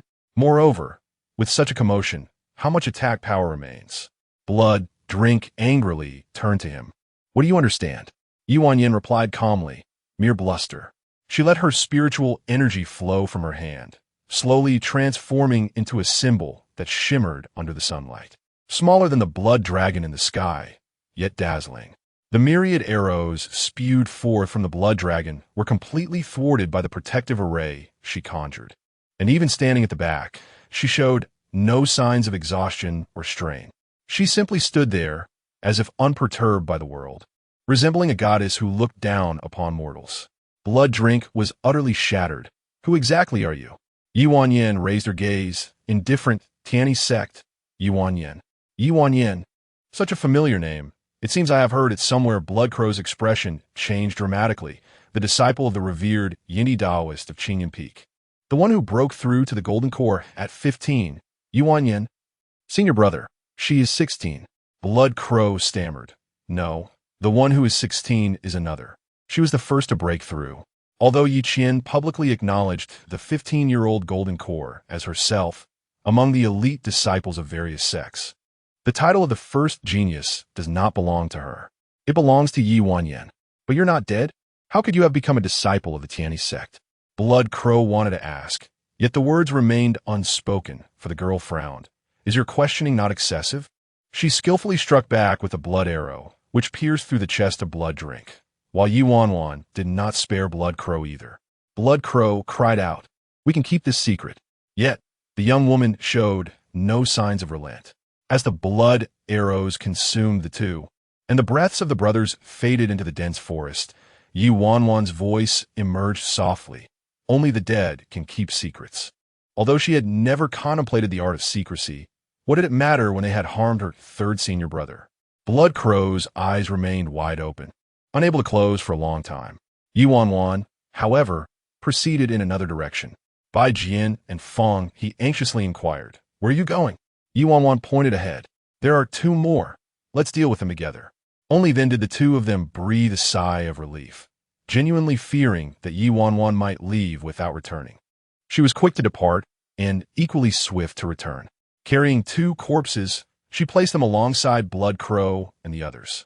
Then, as if recalling something, she turned to them and asked, "Will we bury the bodies?" Fong Yi contemplated, "No, but we can learn." Bai Jian nodded vigorously, "Yes, we shall learn." Chapter 45. That voice. It resembled that of junior sister Ye Wanwan. Accompanied by Fong Hian and Bai Jian, the three of them finished digging the pit and buried all 5 individuals. Naturally, they collected the contents of the Chinquan bags belonging to these individuals. The Chinquan bags were merely low-tier storage pouches, devoid of any Master S mark. Once opened, their contents would spill out. Ye Wanwan divided the items into 4 portions, one for each person, even including the still dreaming Li Wanji. The camaraderie among the 4, having dug the pit, buried the bodies, and divided the spoils, seemed to deepen further. As they exchanged glances, Fong Hian was grinning foolishly, rivaling the current state of Li Wanji. Ye Wanwan reminded, "Third senior brother, take a look at senior brother Li." Right, nearly forgot. Fong Hian quickly retrieved his medicinal pouch to prepare an antidote for Li Wanji, who obediently sat there, allowing Fong Hian to tend to him. Bai Jian and Ye Wanwan stood guard. Casting a glance at the gradually awakening Li Wanji and the focused Fong Hian, Ye Wanwan said to Bai Jian, "Senior sister, please wait here for a moment." "All right." Ye Wanwan soared into the depths on her sword, taking a brief tour. Upon her return, she held several herbs in her hands. Fong Hian recognized them as hemostatic grass. Ye Wanwan nodded, crushing the grass. "Senior brother," she called. Fong Hian responded, "What's wrong?" "Your hand." Fong Hian, bewildered, extended his hand, only to find Ye Wanwan grasping his arm, applying the herbs to his right forearm. He was momentarily taken aback. The coolness of the herbs brought a sensation back to his previously numb wound. Not pain, but an indescribable warmth. I have only a minor injury." Ye Wanwan replied, "Do not underestimate it." Fong Hian quickly nodded in agreement. Ye Wanwan stored the remaining hemostatic grass, waiting for Li Wanji to awaken, who groggily asked, "What has happened?" Seeing that they were nearly recovered, Ye Wanwan cut to the chase. "Let us discuss the matter at hand." In a few succinct sentences, the young woman recounted the collapse of the Yangtu Valley and subtly conveyed Xing's speculation. The 3 listened in silence for a while. Li Wanji, taken aback, exclaimed, "Are you suggesting, junior sister, that the secret realm is a trap? Someone is deliberately enticing everyone in, aiming to capture us distinguished individuals in one fell swoop?" He had just dozed off, drifting through a sea of mushrooms, only to awaken to such dire consequences. Ye Wanwan replied, "Not necessarily, but there are indeed issues within the secret realm. Fang Hian pondered for a moment, realizing the gravity of the situation. It could not be taken lightly. However, both junior uncle and third senior uncle were outside the realm. If something truly amiss occurred here, they would surely detect it in advance. Ye Wanwan nodded in agreement. Fang Hian reassured everyone. Thus, we need not be overly anxious. If we sense something is wrong, the four of us shall flee first. We will have time. However, from now on, we must remain together. Bai Jian and Li Wanji nodded vigorously. Ye Wanwan stated, I'm not worried about danger, but since we are here, we must not waste what lies within. The eyes of the three brightened, fixated on Ye Wanwan. If it's all collapsing, then of course, let's take what we can. Ye Wanwan chuckled softly. Brothers, how many storage bags have you brought? 3 hands swiftly extended, each adorned with a ring. Ye Danyan remarked it. These were borrowed from Master Zheng before our departure, to ensure we have a place to store any treasures of higher grade we might encounter. Excellent. All are third-tier rings, capable of holding several hundred cubic units, Bai Jian commented. I have brought you many sparkling stones. Oh, I nearly forgot. Fang Hian suddenly slapped his forehead. Junior sister, we just discovered a colorful stone mine, but we were interrupted halfway through digging. People are already rushing to claim it. We must hurry. Jivanguan displayed, Norus. She unfurled her map. Fang Hian glanced at it and remarked, Junior sister, how come your map has several more markings than ours? Well, that is because she extracted the information from Xingze through intimidation. Ye Wanwan circled the nearest mark. Is this the colorful stone mine you are referring to? Fang Hian and Bai Jian were momentarily puzzled, but Li Wanji exclaimed, Yes, that's the one. It resembles a rooster, though the comb has been dug out by senior sister. Bai Jian tapped his ring. I have it here. Ye Wanwan laughed. The most important 7 colored stones have already been claimed by senior sister. The rest are not of great significance. She shifted her finger to a mountain peak. Let us head here, Yinshan Cave. The trio expressed no doubt regarding Ye Wanwan's suggestion. After securing the map, Ye Wanwan and Bai Jian, each accompanied by Fang Hian and Li Wanji, set off. As the young woman soared on her sword, she suddenly felt an inexplicable sensation and glanced back. Li Wanji inquired, What is the matter? Ye Wanwan pondered for a moment and recalled that ever since leaving the valley, she had felt as though someone was following her, yet this presence had not revealed itself. It seemed wise to exercise caution. Nothing, just steady yourself, she urged, accelerating to catch up with Bai Jian. The 4 of them halted atop a mountain peak, enveloped in swirling mists, which parted to reveal an ancient cave. Bai Jian and Fang Hian had already arrived ahead of them. Before the cave stood a group of individuals. Ye Wanwan cast a glance at the vigilant cultivators, 7 or 8 in total, masters from various sects, among them Ji Changhuai. The members of the group held him in high regard, subtly positioning him as their leader. Ye Wanwan mused, after all, Ji Changhuai was the esteemed eldest disciple of the Qingyun Peak from the Supreme Sect, and by virtue of his strength and abilities, he was indeed deserving of such a role and the allegiance of others. Ye Yanyan halted. Li Wanji spotted Ji Changhuai and snorted disdainfully. Ji Changhuai appeared bewildered, for it seemed that these few individuals had harbored animosity towards him since their first encounter. Junior sister Fang Hian spoke up. Ye Wanwan nodded, signaling for patience. Then she leisurely returned to their side with Li Wanji. The presence of others at Yinshan Cave did not surprise Ye Wanwan. After all, there were only a few locations within the secret realm that housed treasures, and it was not unexpected for everyone to congregate here. Amidst the exchanged glances, one individual stepped forward, breaking the silence. Esteemed guests, have you also come to explore Yinshan Cave? Fang Hian replied, No, we are only here for a few days. The inquiring companion was momentarily taken aback. What? Li Wanji smirked. That's quite a foolish question, so my senior brother responded with a jest. Li Yun felt a wave of embarrassment wash over him, yet a flicker of displeasure sparked in his heart. If it weren't for the youthful appearance of these individuals, despite their considerable cultivation, he would not lower himself to such a degree. His tone grew markedly rigid, and he cast aside any pretenses of courtesy, stating bluntly, This Yinshan Cave was discovered by us first. And what of it? Do you intend to seize it? Fang Hian and Li Wanji queried in unison. Li Yun's not up. First come, first served.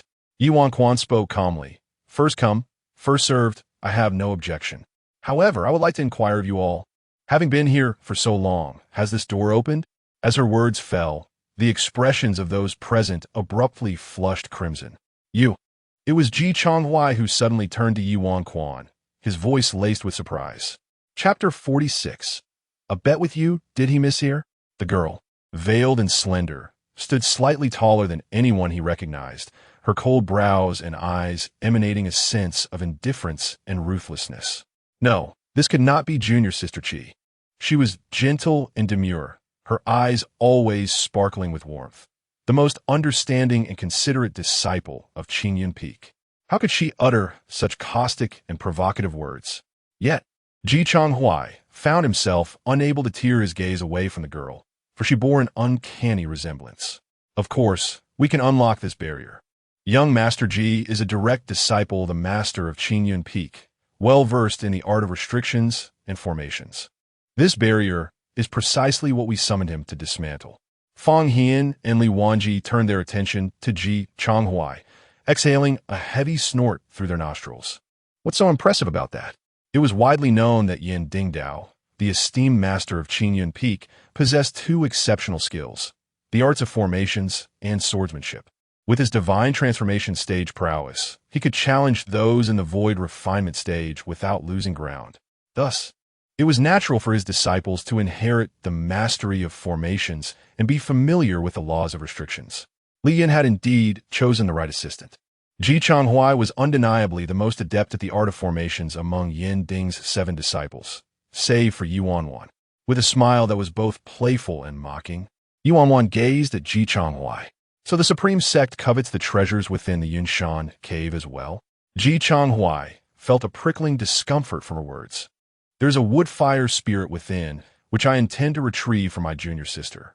This is what I agreed upon with you. This statement was directed at Li Yin. Li Yin quickly responded, of course, we would never obstruct young Master Ji from obtaining what he desires. Ye Wanwan scoffed, if I recall correctly. Your esteemed junior sister cultivates the water spirit root. What need you have for a wood-fire spirit? Ji Chonghui's expression darkened as he stepped forward, his aura suddenly surging, forcing Ye Wanwan to retreat. What I desire is none of your concern. Do I need to explain myself to you? Ye Wanwan remained silent. Yet at that moment, Bai Jian positioned himself in front of her, confronting Ji Chonghui's overwhelming presence. However, Ji Chonghui showed no signs of backing down. His gaze bore down like a weight, and his aura radiated a palpable terror that gripped everyone with a sense of dread. The golden core staged perfection. He was merely a hair's breadth away from the nascent soul stage. No, perhaps Ji Chonghui had already comprehended the nascent soul stage, but had deliberately suppressed his cultivation to aid Yi Qian in her treasure hunt. Realizing Ji Chonghui's formidable strength, Li Yun and the others felt both alarmed and relieved.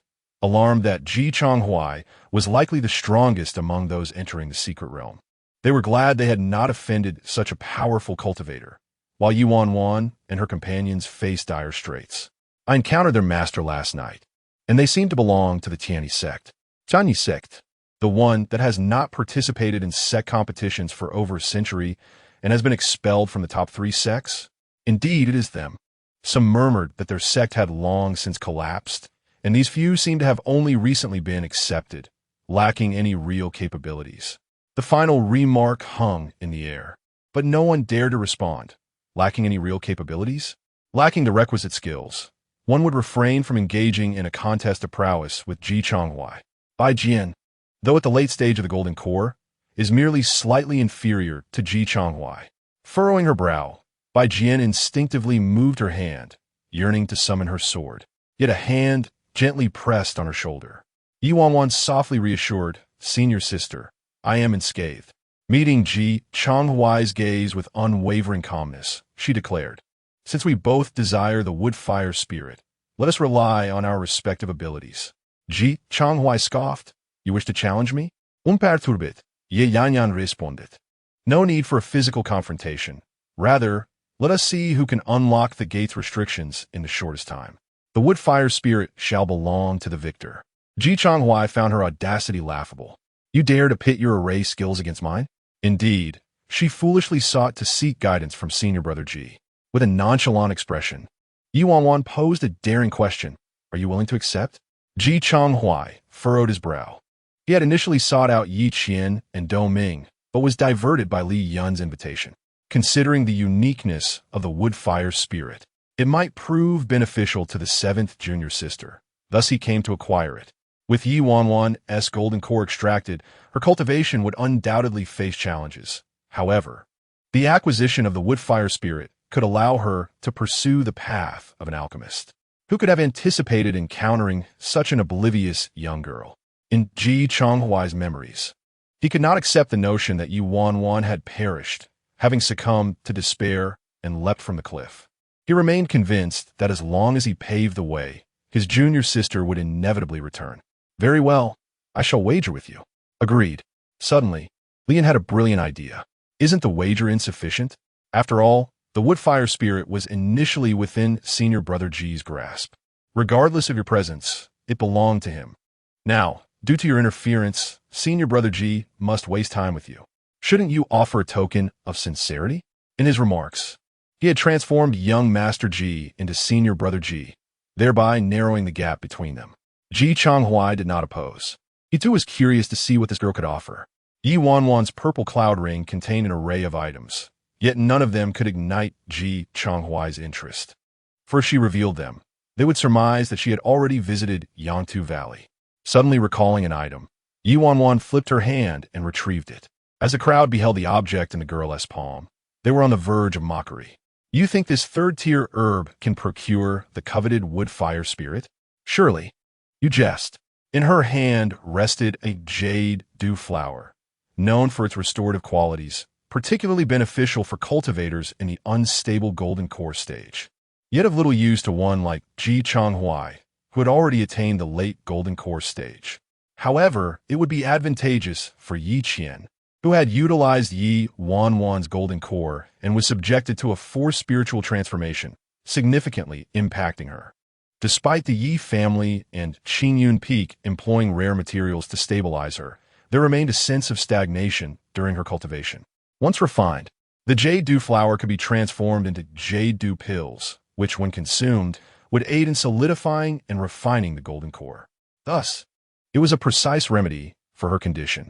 Consequently, regardless of what Li Yun and the others might say, Ji Chonghuai's gaze was already fixated on the jade dew flower, revealing a mixture of astonishment and an undeniable sense of determination. Ye Wanwan's eyes glimmered with sarcasm. She was well aware. Whenever it concerned Yi Qian, Ji Chonghuai appeared to lose his wits. So, what do you think of this Yulu flower, senior brother Ji? Is it to your satisfaction? Indeed, Ji Chonghuai replied nonchalantly. After receiving his promise, Ye Wanwan stowed her belongings. Then, who shall go first? Ji Chonghuai, however, calmly stated, since you have just arrived, you may proceed first. Ye Wanwan raised her gaze and chuckled lightly. Senior brother Ji, if I go first and unlock this door, how shall we calculate the outcome? The individuals nearby were amused by the girl's banter, bursting into laughter. Do you know we've been here for 3 days, and we haven't even budged a single restriction of this Yinshan cave? You, a mere chi refining stage girl, dare to speak such grandiloquent words? This must be your first time seeing the world. We thought you hail from that trivial place of Tianyi Sect. Ignoring the ridicule surrounding her, Ye Wanwan focused solely on Ji Chonghuai. He spoke in a measured tone. There are 3 layers of restrictions here. You will unlock the first layer. I shall handle the second. Whoever takes the least time will be the one to attempt the 3rd layer. At that time, you may choose whatever you desire, and no one shall object. Agreed. With that, Ye Wanwan turned and walked towards the Yinshan cave. Li Yun and his companions were filled with mockery, exclaiming, "What a disgrace! If I were her senior brother, I would pull her down instead of letting her flaunt her meager skills here." Chapter 47. The Talented Genius of the Array. Ji Chonghuai, when Fong Hian and the others heard the remarks, they turned their gazes over. Li Wanji spat disdainfully. You aspire to be your senior brother, yet you lack the requisite qualifications. To think of being the elder brother of a little junior sister? How laughable! All of you combined do not measure up to even a single strand of her hair. Li Yun, visibly irritated, questioned their intentions. Were they truly implying such a thing? They were clearly criticizing Ye Wanwan for her overconfidence. Yet what was with these individuals claiming to be her senior brothers? However, mindful of their superior cultivation realms, Li Yung Kuldli Raturta, Non Sansikao, Li Wanji yearned to retaliate, but upon noticing Bai Jian and Fong Hian remaining motionless, he suppressed his anger and returned, gritting his teeth to ask, "Can you endure this?" "We must endure, even if we cannot. We cannot jeopardize our little junior sister's affairs." Fong Hian replied in a hushed tone. Li Wanji's gaze shifted to Ye Wanwan at the entrance. Indeed, engaging in conflict with them at this moment would only hinder their objectives. They were acutely aware that Ye Wanwan was racing against time to gather treasures within this secret realm. If they failed to secure what was in Yinshan Cave, they would have to hasten to the next location. There was truly no time to waste on these individuals. With a heavy huff, Li Wanji remarked, "Though we refrain from violence, I will not yield in words. I understand. The jealousy is palpable. Do not overstep your bounds. We shall not back down. Come at us if you dare." "Impudent wretch," Li Yun interjected, "do not lose sight of our priorities. The person is right here. Whether the restrictions can be broken will soon be revealed. Some are merely waiting to witness their own folly." Indeed, the group raised their voices. "Let us see how a mere Qi refinement period cultivator attempts to breach this advanced restriction. Do not be surprised if you suffer backlash and sustain injuries, perhaps even losing your life. What good is mere verbal sparring? It is time to showcase real skills." They jeered, "Come forth, you bunch of cowards who rely on external help, yet dare to mock us. What qualifications do you possess to ridicule those who do not even know whether the restriction lies to the left or the right?" Failuras, libanzi gesturad dismissivedi, indicating their worthlessness. The two sides began to bicker, and amidst the fray, Li Wanji held his own, engaging in a fierce verbal duel without faltering. Fong Hian and Bai Jian watched in rapt attention, applauding in admiration. "Well done." As expected of junior brother Li, the argument escalated, faces flushed with fervor. Yet, Ji Chonghuai remained unfazed, his attention solely focused on Ye Wanwan, who stood motionless at the cave's entrance for a prolonged moment. Ye Chonghuai spoke coldly. "If you cannot unravel it, you may choose to give up." Ye Wanwan cast a fleeting glance at Ji Chonghuai, then raised her hand to press against the cave's entrance. "Stop! That is a killing array. Li Yun barnat sharply." Others screamed, "Fall back." The 6 individuals, led by Li Yun, took to the skies on their swords, while Ji Chonghuai and Li Wanji remained steadfast. Before Ye Wanwan, a red array emerged, a level 3 killing array, yet it had not fully manifested. Instead, it resembled a smooth sphere ensnared within the young woman's grasp. The myriad of swirling symbols danced like small fish in a lake, gradually parting and dissolving under the delicate touch of the young girl's fingertips, unraveling the formidable 3-tiered killing formation that ensnared Li Yun and his companions. In her hands, it quietly disintegrated. As the last glimmer of light faded, everyone stood in stunned silence. Had this truly been resolved? How much time had passed? The group exchanged incredulous glances. "Surely not. I must investigate." One individual, skeptical, stepped forward and cautiously prodded with his sword, but the cave remained silent. Even as they advanced, pacing back and forth before the cave entrance, and striking forcefully against the great door, they encountered only a deflective barrier, devoid of the previous lethal intent. Li Yun was lost in thought. What manner of resolution was this? Was a formation meant to be unraveled in such a way?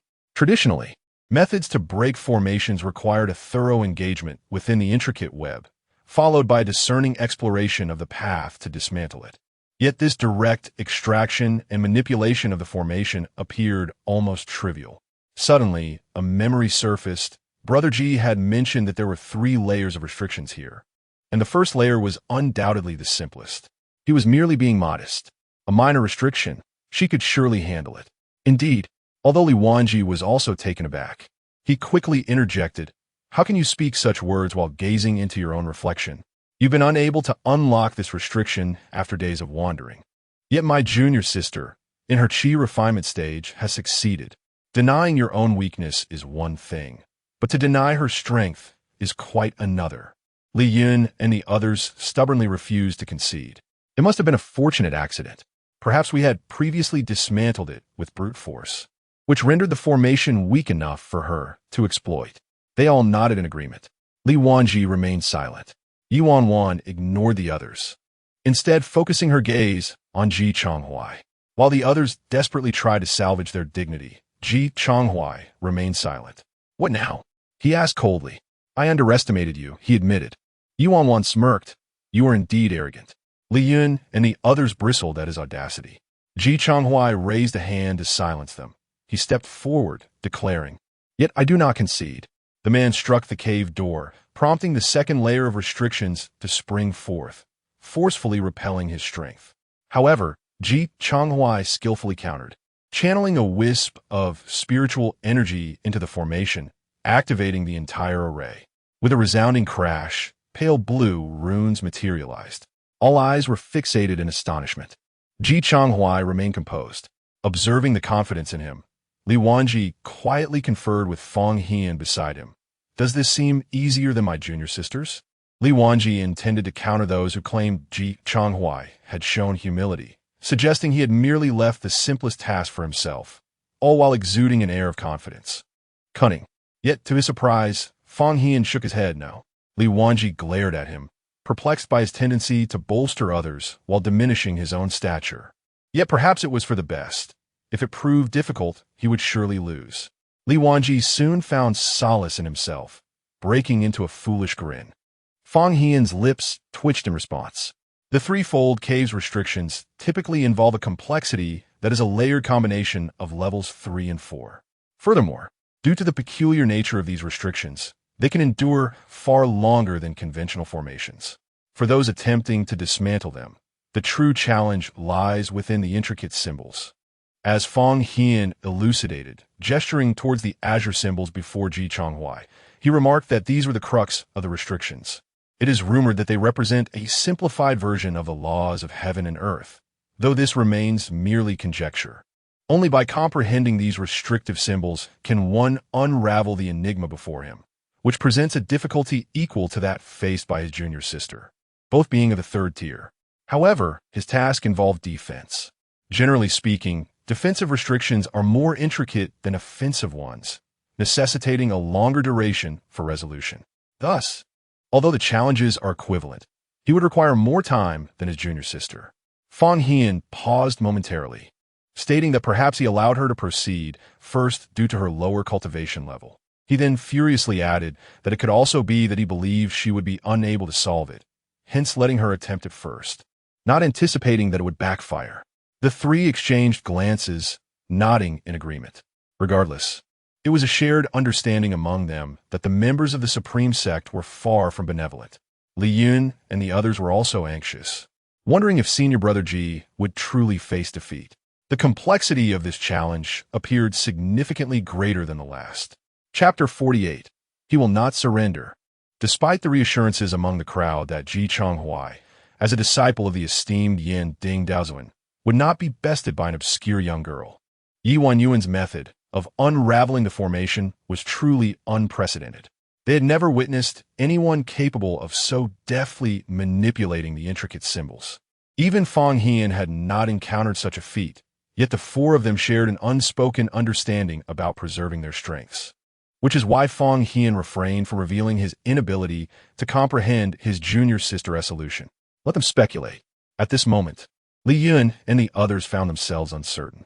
Some were frustrated, lamenting Ji Shixiang's gentlemanly demeanor, wondering why he had allowed the young girl to take the lead. If he had acted first to dismantle the formation, they would have had no part in it. Though unspoken, the sentiment resonated among them all. Ye Wanwan observed coolly. She held no doubts about Ji Chonghuai's prowess. His array techniques were personally taught by Yin Ding. A mere third-level restriction could hardly pose a challenge to him. If it could, he would cease to be Ji Chonghuai. Before long, the formation dissipated, and the sound of the gate creaking open filled the air. Li Yun and the others were overwhelmed with joy. It had opened. They yearned to rush forward to congratulate Li Wanji with applause.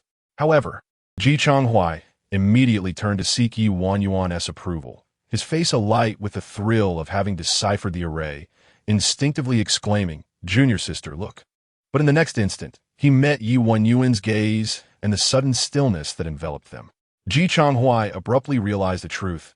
She was not his junior sister. Li Wanji and Fang Hian swiftly positioned themselves before Ye Wanwan, questioning their intentions, as if to defend their junior sister. Li Wanji raised his voice.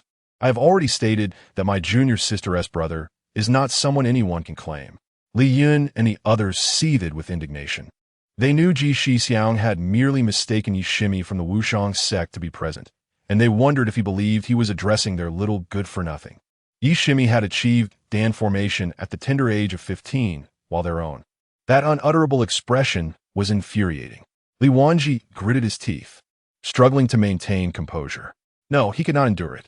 However, a sudden white figure darted ahead of him. Bai Jian delivered a punch that sent the opponent hurtling off the cliff. Had the other not managed to summon their sword in time, they might have met a dire fate. Bai Jian declared silence. The crowd fell into silence. The late stage of Golden Core, indeed. Let it be. They cannot match such strength. Ye Wanwan chucked it lightly. Senior sister, there is no need to be vexed with them. They are but a group of second-generation wastrels. I do not regard them. Ji Gongzi, shall we begin? Ye Wanwan turned her gaze to Ji Changhuai. She understood his momentary distraction and his disheartenment. Before Yi Qian's arrival, she had been the one to accompany Ji Changhuai through the lengthy and tedious period of comprehension. She had stood by him as he overcame the formidable challenges set by Yin Ding. She had inspired this brotherly figure, guiding him through his moments of uncertainty, ultimately aiding him in entering the array and achieving his breakthrough. She was like an admirer of Ji Changhuai, gazing up at him as he ascended to become the foremost genius of array techniques on Xinyan Peak, a rising star in the cultivation world. Regarded by all as the heir of Xinyan Peak, it was he who cast himself into the abyss. 10 years. Ye Wanwan in this body is merely 17 years old. It does not constitute a lifetime. Nearly 2/3 of her existence has been spent within the unparalleled sect, revealing the depth of her reliance upon them. Consequently, the wounds inflicted upon her are profound, as is her despair. Ji Changhuai regained his senses. Discomfort colored his voice with a rigidity as he remarked, "Our time apart is nearly equal. It is impossible to discern who has triumphed and who has faltered. What shall we do then?" Li Yun inquired with concern. Ji Changhuai turned his gaze toward Ye Wanwan. "I propose that you join me in breaking the formation." "Absolutely not." Li Wanji and Fang Hian exclaimed in unison. Even Bai Jian turned sharply, regarding Ji Changhuai as though he were a thief, ensuring that Ye Wanwan remained securely behind him, as if fearing he might abscond with her. Ji Changhuai frowned, finding their demeanor exceedingly strange. Li Yun and the others scoffed. Senior brother Ji has not objected. Why do you interject? Li Wanji and Fang Hian wore dark expressions, unwilling to allow Ji Changhuai to be alone with the junior sister. Ye Wanwan observed their antics, momentarily taken aback. Yet, upon reflection, a sense of bewilderment and a long-forgotten warmth enveloped her. Senior sister, since young Master Ji has offered this suggestion, why not consider his perspective? Once the door is opened, how shall we divide the spoils? Ji Changhuai pursed his lips based on our contributions within the formation. You expect me to guard against you seizing credit while we break the formation? Ji Changhuai's gaze darkened. This individual was indeed not the junior sister he knew. She was not one to engage in such underhanded calculations. Very well. Ye Wanwan replied coolly, I too wish to avoid wasting time. Let us act together. Whoever opens it shall claim it. Are you suggesting? Ji Changhuai furrowed his brow, realizing that this was not a proposal for collaboration. Each shall act independently. With that, Ye Wanwan stepped forward. Ji Changhuai's expression changed as he instinctively moved to block her path, intending to convey that the third layer of the restriction was far from simple. Yet, Ye Wanwan swiftly brushed aside his hand, her gaze frosty. Do not touch me. Ji Changhuai's hand hung in the air, fury igniting within his eyes. You. Fine. Let each rely on their own abilities. Ji Changhuai declared. Yet he took the lead. Ye Wanwan's eyes deepened as she followed closely behind, but Ji Changhuai turned to obstruct her once more.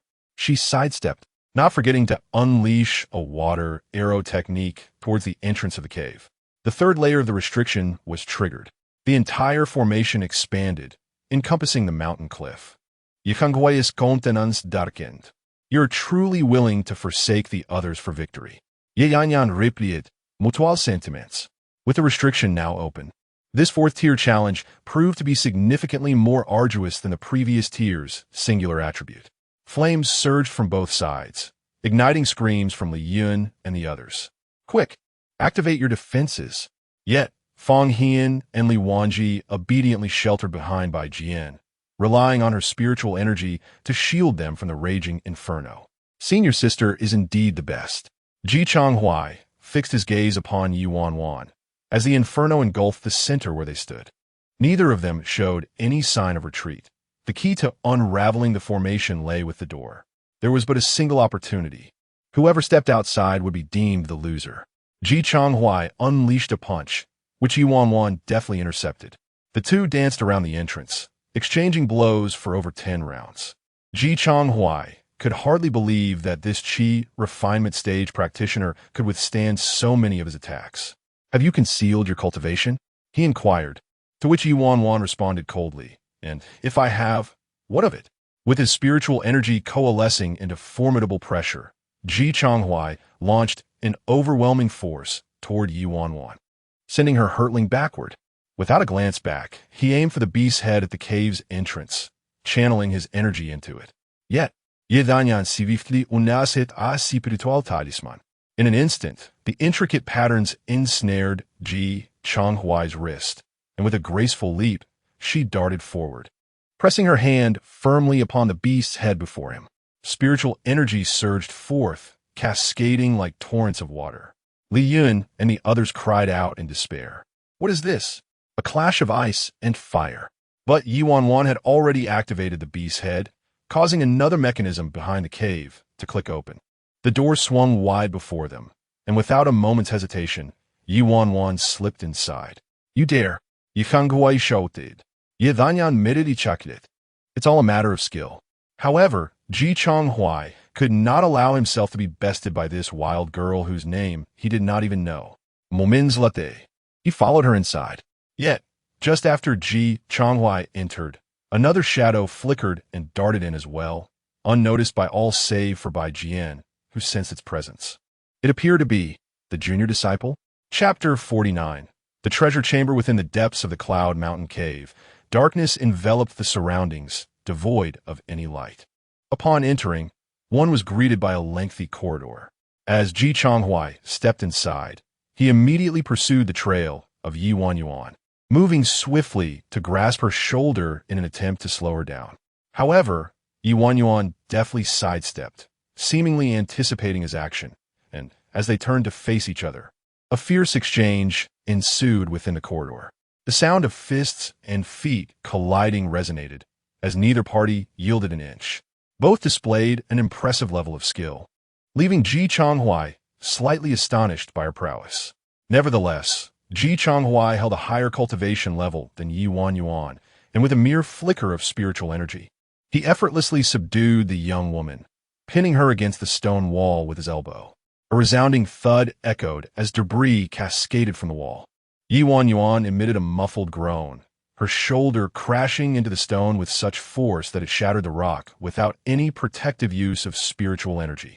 Ji Changhuai was momentarily taken aback, but upon seeing the defiance in her eyes, he felt a surge of irritation. I have been lenient with you due to your youth, yet you show no gratitude, he reprimanded coldly. You assert yourself without hesitation. Ye Wanwan chuckled softly, her gaze laced with mockery. The esteemed eldest disciple of the Qingyun Peak. So fickle, do you truly consider yourself a gentleman? Ji Changhuai, incensed, retorted, I never claimed that the Muhua spirit would be denied to you. Ye Wanwan raised her chin defiantly, meeting his gaze with icy resolve. Then you may leave. His grip tightened slightly. Her bright eyes and pristine features bore an uncanny resemblance to someone he knew. It was as if with a mere flick of his finger, he could unveil her true identity. Yet, she had just employed water-based spiritual techniques, while his junior sister possessed a fire affinity. This could not be her. Ye Wanwan observed the turmoil within him with clarity, unperturbed as she awaited the opportune moment. Ji Chonghuai, brimming with indignation, remarked, "You are young yet harbor a considerable temper. Has your mentor not instructed you in the ways of propriety? I am older, thus I should take precedence." Ye Wanwan let out a derisive laugh. Ji Chonghuai raised his voice, declaring, "Very well. I shall teach you a lesson in manners on behalf of your mentor." "Fool," she retorted. "What did you say?" Ji Chonghuai demanded. Ye Wanwan, with a swift motion, pushed him away, stepping back several paces and creating distance between them. Ji Chonghuai's expression darkened, and a bright flame ignited in his palm. Yet, Ye Wanwan merely laughed. "What are you laughing at?" he inquired, but before he could finish, he sensed something amiss. It felt as though an unseen force clung to him, and as he attempted to advance, pain surged through his meridians, causing him to tremble.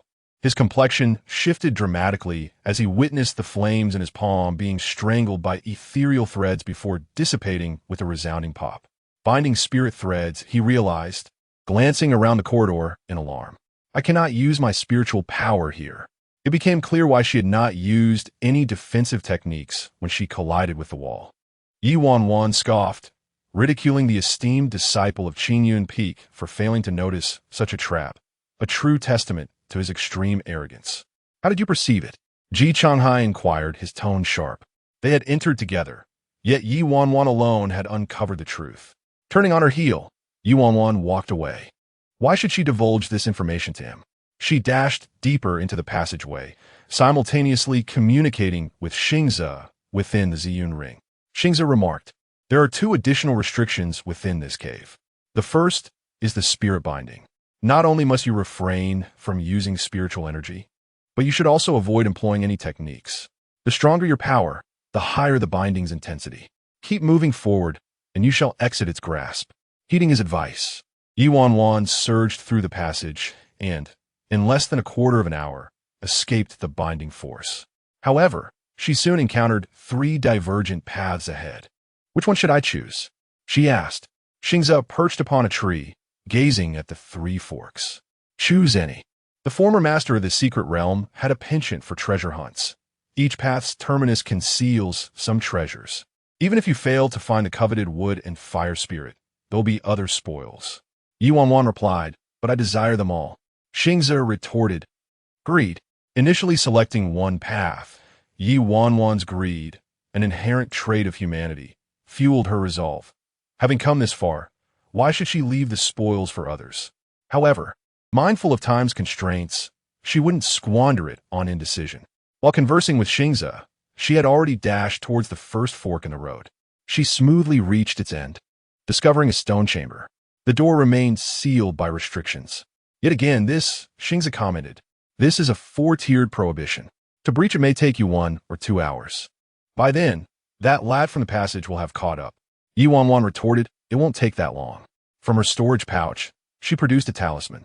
Xingze, though unfamiliar with talismans, recognized the explosive character inscribed. Ye Wanwan affixed the talisman to the door, channeling her spiritual energy into it. The talisman glimmered brightly as she turned and fled. Xingze's voice trembled. "You intend to use an explosive talisman against a 4-tiered restriction? That's akin to cracking a stone with an egg. The force of this prohibition cannot be undone by mere explosion. Your brute strength may instead provoke its utmost power." "I am aware," Ye Wanwan replied. Xingze questioned, "Then what are you doing?" Boom! A resounding explosion erupted at the first fork, shaking the entirety of Yunsen Cave, including the cliffs. Everyone was taken aback, Ji Chonghai's expression darkening. "What's she doing?" Xingze stood in stunned silence, watching the girl emerge from the stone wall. Ye Wanwan surveyed the shattered stone door and the lingering restrictions. The door was open, yet the prohibitions remained intact. "I cannot enter, but you can," she stated. Xingze exclaimed in disbelief. "Who told me this would work?" "I never said that." Grasping a stone, Ye Wanwan mused, "If trees can run, surely stones can too." Xingze fell silent. With a smile, Ye Wanwan beckoned, "Shall we?" A black stone resembling a palm sprouted 2 feet, its expression one of indignation and grievance. "I, the noble parasitic spirit of the secret realm." Ye Wanwan gestured toward the stone door, buying time. Xingze could only rise to his feet, urging, "Throw me in quickly." "Very well." Ye Wanwan cradled the stone in her hands and tossed it inside. The sealing mechanism only reacts to living beings. But whether it would provoke hostility towards a parasitic spirit like Xingze was a matter of uncertainty for her. However, the prospect of risking her own safety was far less appealing than subjecting Xingze to danger. The young girl accurately hurled the stone into the opening, allowing it to enter the stone chamber. "Did it make it inside?" Ye Wanwan inquired. Xingze's jubilant voice responded, "Yes, indeed. This is the old man's treasure chamber. You've struck gold." To enter and immediately discover a treasure room was quite astonishing. Ye Wanwan lowered her voice to ask, "Is there a wood fire spirit?" Xingze murmured in reply, "A wood fire spirit is hardly a rare item. What do you want with such a thing?" Ye Wanwan would not take no for an answer. Find it. Chapter 50. He possesses intelligence. The wood fire spirit, while not particularly precious, holds significant value for alchemists and serves as an excellent remedy for those afflicted with cold ailments. The higher the grade of the wood fire spirit, the more potent its effects. When it comes to the treasures of the Dreaming Star Lake, Ye Wanwan did not harbor excessive expectations. However, upon hearing Xingze mention a 5th-grade wood fire spirit within the Yinshan cave, she resolved to acquire it at any cost. She recalled the figure of the man who always meditated on the stone platform of the snowy mountain, contemplating that it was time to present a gift to her dear master. "I found it." Xingze's exuberant voice rang out. Ye Wanwan nearly stepped into the forbidden area in her haste, but reason prevailed, bringing her to a halt. "Where is it?" she inquired. "I found a 2nd-grade wood fire spirit," Xingze replied. Ye Wanwan furrowed her brow. "2nd grade? Wasn't it 5th grade?" "It is indeed 2nd grade, along with some other cloud pearls, spirit shells, and various materials for crafting," Xingze explained, as a small black stone extended its tiny arms, balancing a brocade box larger than its own body, and queried through the barrier. "Do you want it?" Without hesitation, Ye Wanwan responded, "Yes, I want them all." Calmly, she added, "As you are now the parasitic spirit of the Ziyun Ring, you should be able to open the entrance and collect everything, right?" Xingze exchanged a glance with Ye Wanwan. "Oh, how did I forget about that?" At once, Xingze expanded its form, and a vortex gradually materialized in the center of the stone. In a mere moment, it had gathered all the treasures into the Ziyun Ring.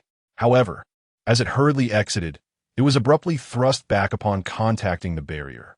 "Oh no!" Xingze exclaimed. "Something in the treasure chamber triggered the barrier. I can't get out." Yet, the young girl reached into the forbidden symbols, grasping the stone and pulling it out.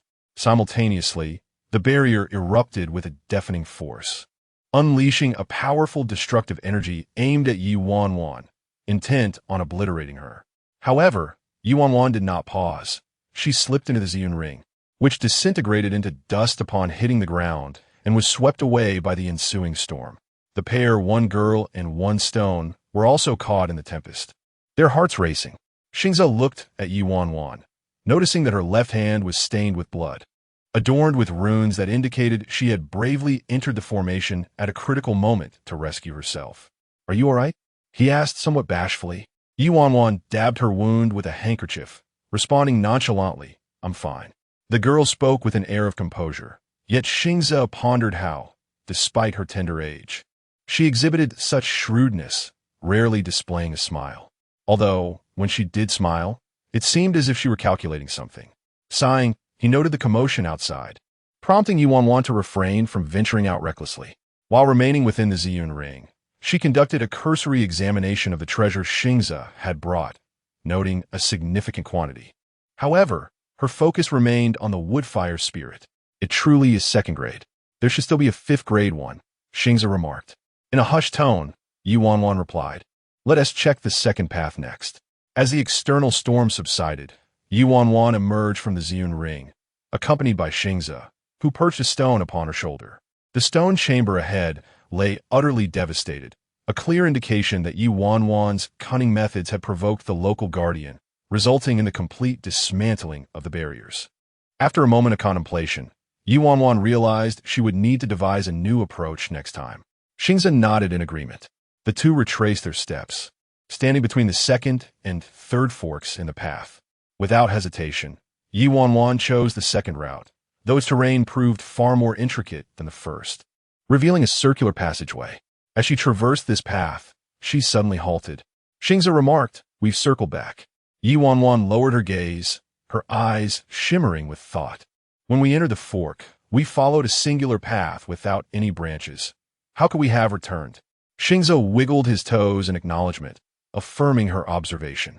Ye Wanwan remained silent and continued onward. This time, as she advanced, each step was deliberate and slow, meticulously attuning herself to the subtle shifts in spiritual energy beneath her feet, diligently noting every nuance. Xingze tilted his head, observing Ye Wanwan as her eyes sparkled with concentration, the sheen of her gaze shifting between moments of deep contemplation and sudden clarity. Within her eyes, he discerned a myriad of emotions, resonating with her silent revelation. "I understand now." Ye Wanwan lifted her head, a soft smile gracing her lips as she declared, "The 7 stars illusion array. How delightful." "What is it?" Xingze inquired. "It seems to be a form of array," Ye Wanwan replied. She advanced with a peculiar rhythm, unfettered this time, and successfully reached the stone chamber, which stood devoid of barriers, indicating that the illusion array had merely been a test. Entering the chamber, she found it sparsely adorned, save for a single brocade box. As she surveyed the surroundings, her gaze settled upon the box, and, as she extended her hand to touch it, a surge of formidable spiritual energy emanated, though it posed no immediate threat. Ye Wanwan stepped back slightly. It is remarkable that someone has made it past the second challenge to stand before me.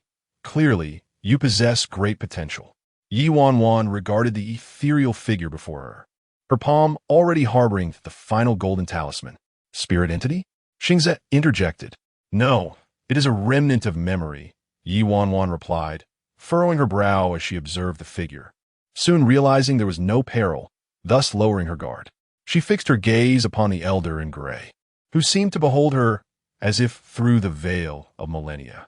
"Child, you must have come seeking the wood and fire spirit. Allow me to inquire. Do you wish to become a great alchemist?" "I do not," Ye Wanwan replied. But you should. I, the illusory dream elder, have lived a proud life, unmatched in the alchemical realm. It is only in my twilight years that I lament the absence of a worthy successor. How fortunate I am that at last someone has traversed my trials to stand before me. You are the chosen heir of destiny." Ye Yuan stared intently at the elderly man in gray, questioning whether this process was a fixed procedure devoid of choices. The old man, with a kind and approachable demeanor, regarded her as if to convey that she had no right to refuse. In a soft voice, Ye Yuan replied, "I wish to." The elderly man, filled with excitement, responded, "That is precisely the right sentiment. I, the dream elder, have lived with pride." Ye Yuan interrupted, "Silence, let us get to the point. Yet, a process is a process. One cannot advance to the next step without completing the current one. This residual memory was left by the master of the secret realm from years past, possessing a limited intellect." As Ye Yuan proceeded step by step in her choices, she noticed that the ornate box ahead contained additional items. Among them was a spirit pearl. "This encapsulates my lifelong alchemical insights, and now I bestow it upon you." Ye Yuan's expression momentarily faltered as she scrutinized the elderly man before her. From his expectant gaze, she discerned something more. He possessed sentience. Chapter 51. The cost of good deeds in the eyes of the gray-clad elder. There flickered a sense of humility and trepidation, as if he feared that Ye Wanwan would decline his offer. Yet, for a master at the great ascension stage, it was unbecoming to sink to such a lowly state. Moreover, as a mere memory devoid of sentience, he ought not to harbor such emotions. To accept or to reject, Ye Wanwan gazed into the elder's eyes, and under the dimming light of his gaze, she extended her hand and grasped the memory spirit pearl. "Very well." The elder's eyes suddenly gleamed with hope. "You have accepted it?" "Indeed, I have accepted it," she replied. "Let her perform a good deed each day. A drop of blood will affirm your ownership," the elder reminded. Ye Wanwan responded, "I have matters to attend to. I shall deal with this later." The elder hastily interjected, "This memory spirit pearl contains not only the knowledge of alchemy, but also the layout of this cave, dwelling, and the entirety of the secret realm's memories. Only by absorbing it will you comprehend everything. Ye Wanwan paused briefly. Xingze pondered for a moment and said, "It should be genuine. The Dream Elder is the master of this entire secret realm, and there are certain truths he knows far better than I, as a parasitic spirit." Very well. After a moment's reflection, Ye Wanwan proceeded. A drop of blood fell. The memories surged forth. A torrent of vast recollections abruptly assaulted her mind, causing Ye Wanwan to half kneel upon the ground, her complexion slightly pale. At that moment, she realized that this was not merely the insights of alchemy, but also the cultivation reflections of a formidable master at the Great Ascension stage. However, it was unbearable. At a crucial moment, the glimmer of the heart-seeking sword flashed, and a chilling sword chi pierced into her forehead. Ye Wanwan's spiritual clarity returned, and she lifted her gaze to glare at the elder. With her left hand, she grasped the heart-seeking sword, and with her right, she unleashed a talisman. Ye Wanwan leapt onto the table, pursuing him, her voice icy as she demanded, "Did you conspire against me?" The gray-clad elder immediately protested, "I did not." The sword chi of the heart-seeking sword was poised for action, and with her grip on the elder's memory spirit, she could shatter it at any moment. The girl was filled with murderous intent. The elder cried out, "Your primordial spirit and realm are still too weak. So it is only natural that you cannot withstand such profound insights. It will pass in a moment." Ye Wanwan retorted coldly, "You speak nonsense. If it were merely the memories of alchemy, I would not falter. Yet you have woven in your own selfish motives." Gripping the heart-seeking sword tightly in her left hand, she emphasized, "You wish to interfere with my Tao heart through this emotional memory inheritance?" The elder's spiritual form dimmed considerably, and he cautiously proposed a deal with Ye Wanwan. "Little girl, I can offer you the most crucial treasures and inheritance of this cave dwelling, but only with this slight selfishness." Ye Wanwan scoffed. "Do you think I would be so naive a second time?"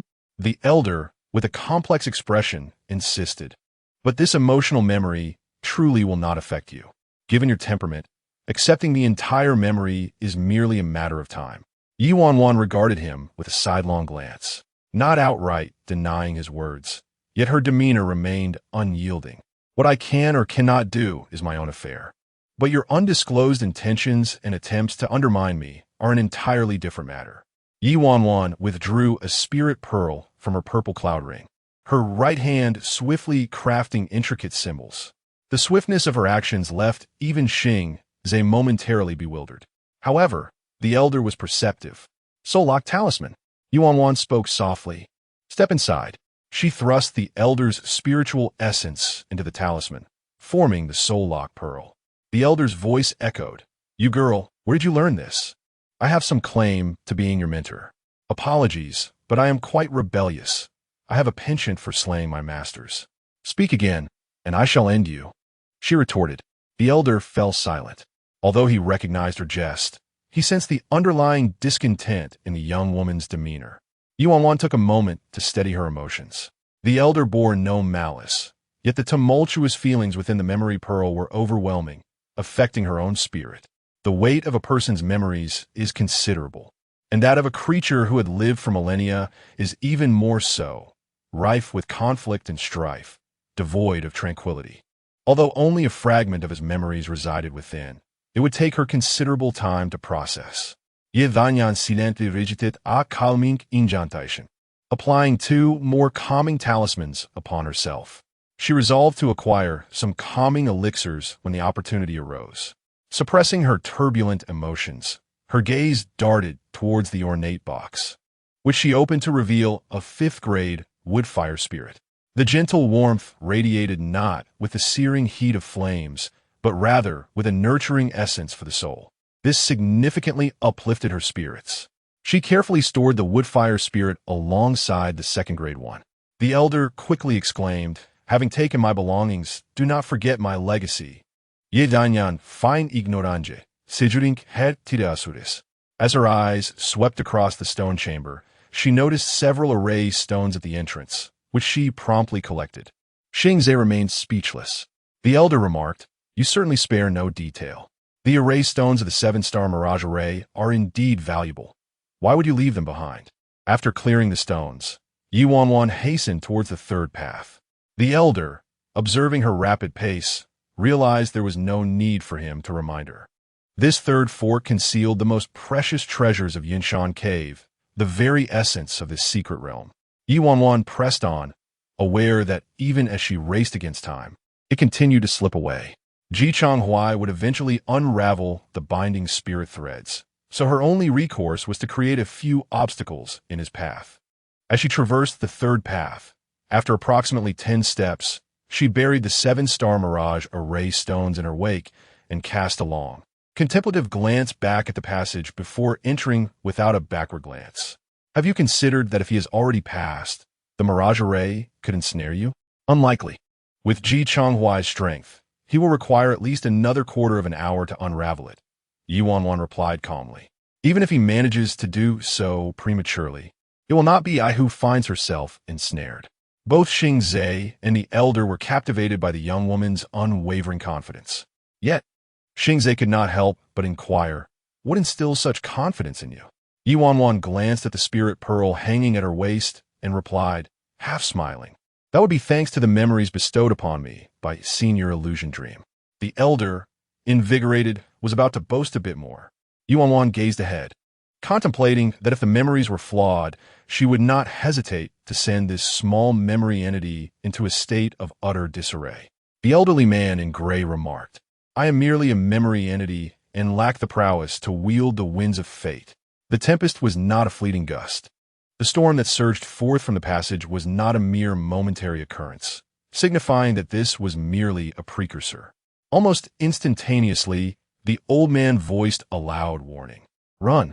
Yet, Ye Wanwan had already anticipated his caution, retreating into the purplish cloud ring. Dust danced amidst the tempest, and the disturbances ahead centered around the passage's terminus. Suddenly, it erupted with a thunderous blast. Ultimately, it engulfed the entire cavern, including the precipice. Unlike the previous explosion, this was a cataclysm that directly consumed the entire cavern, even affecting Ji Changhuai, who had broken free from his constraints.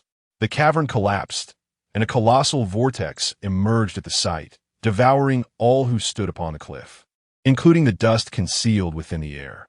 Chapter 52. Is it a dream or a past life? Even while concealed within the Ziyun ring, Ye Wanwan could perceive the violent tremors emanating from the outside world, penetrating into her very being.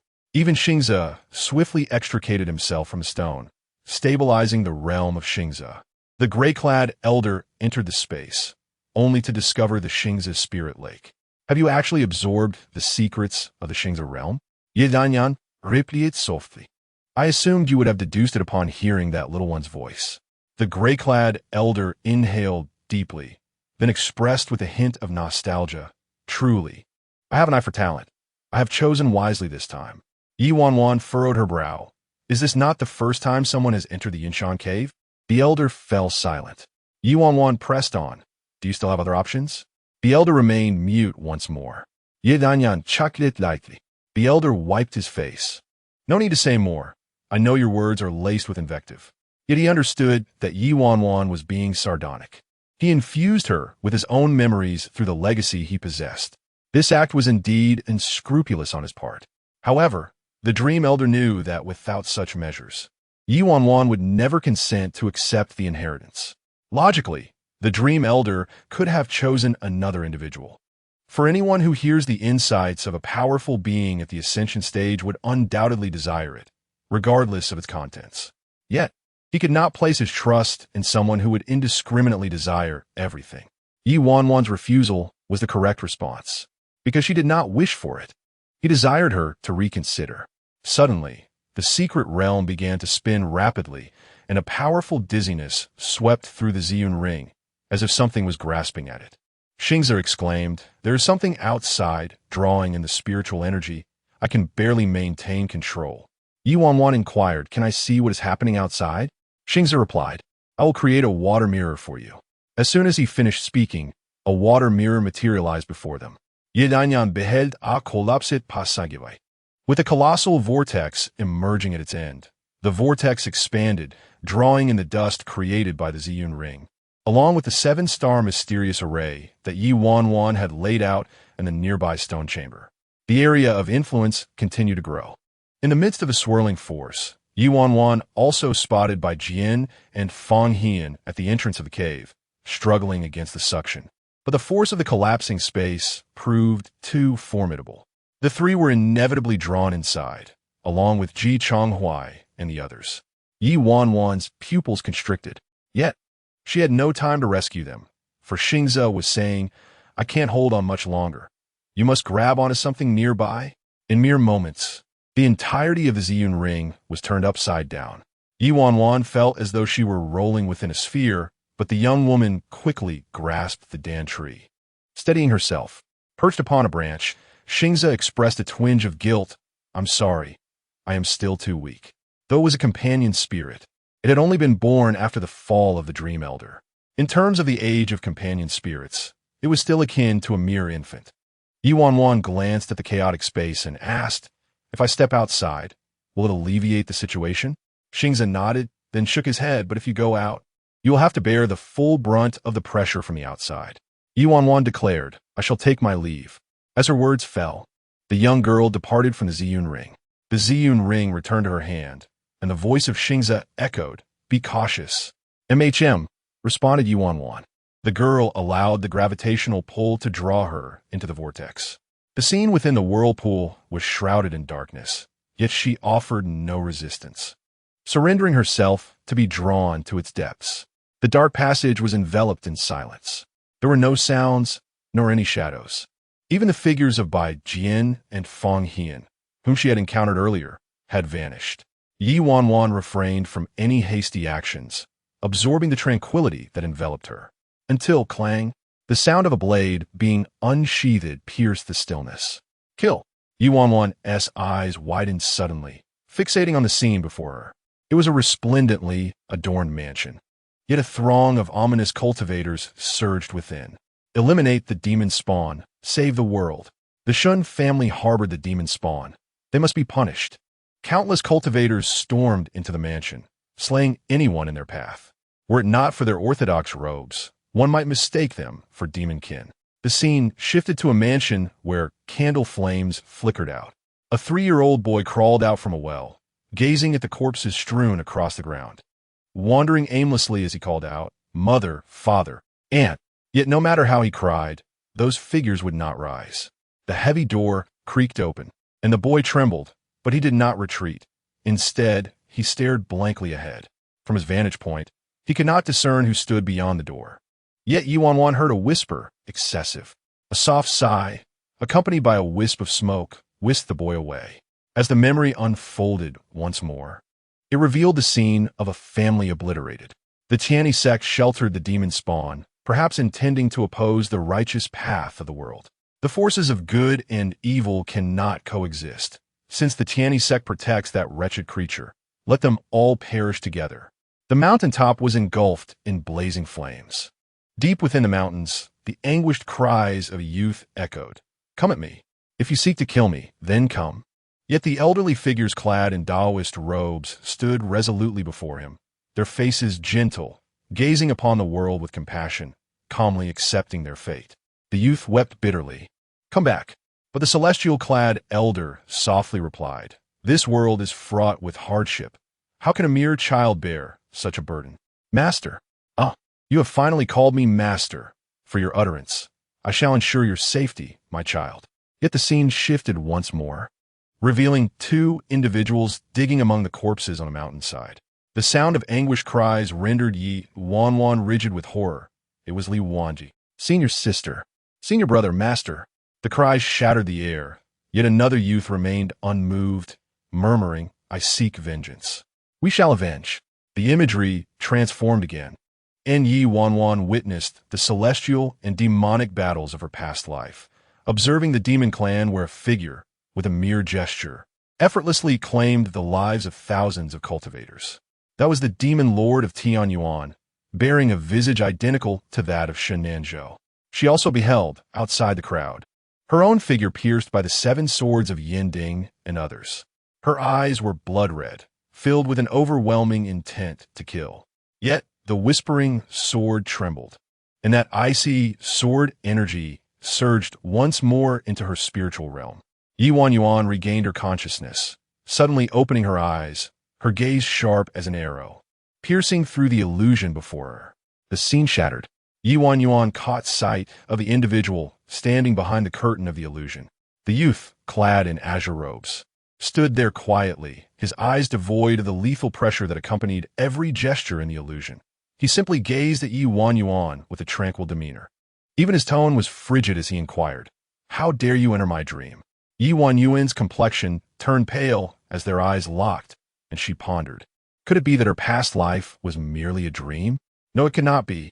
She stepped toward Shunanzhou, locking her gaze onto his eyes, and demanded, "Who are you?" Chapter 53. The young man in blue curled the corners of his lips and whispered alluringly, "I am your junior brother, dear sister." Yet, Ye Wanwan merely scoffed, "Junior brother? I'm not so sure about that." Suddenly, she advanced, unleashing a burst of spiritual energy around her, and struck towards Shunanzhou. He shook his head, leisurely evading her attack. "What you're doing is..." However, his words faltered as he glanced down to see a pebble glide across his chest and soar away. It was the very stone that Xing Zhe had previously inhabited. The pebble struck its target, but passed right through. "Wow, it's an illusion," Xing Zhe remarked. Ye Wanwan raised an eyebrow. "Is that so?" "Junior brother," the lingering tone dripped with mockery. The figure before her shifted, a peculiar expression crossing its face. "How did you discover this?" Ye Wanwan chuckled derisively. If Shunanzhou truly possessed memories from his past life, he would have questioned why I entered his dream. He would have acted directly to eliminate me. The illusion sighed, but as it did, its features morphed into those of Ji Chonghuai. "Little junior sister, your actions are quite disheartening," it lamented. Ye Wanwan's eyes darkened as she threw a punch, exclaiming, "I've told you, do not call me little junior sister."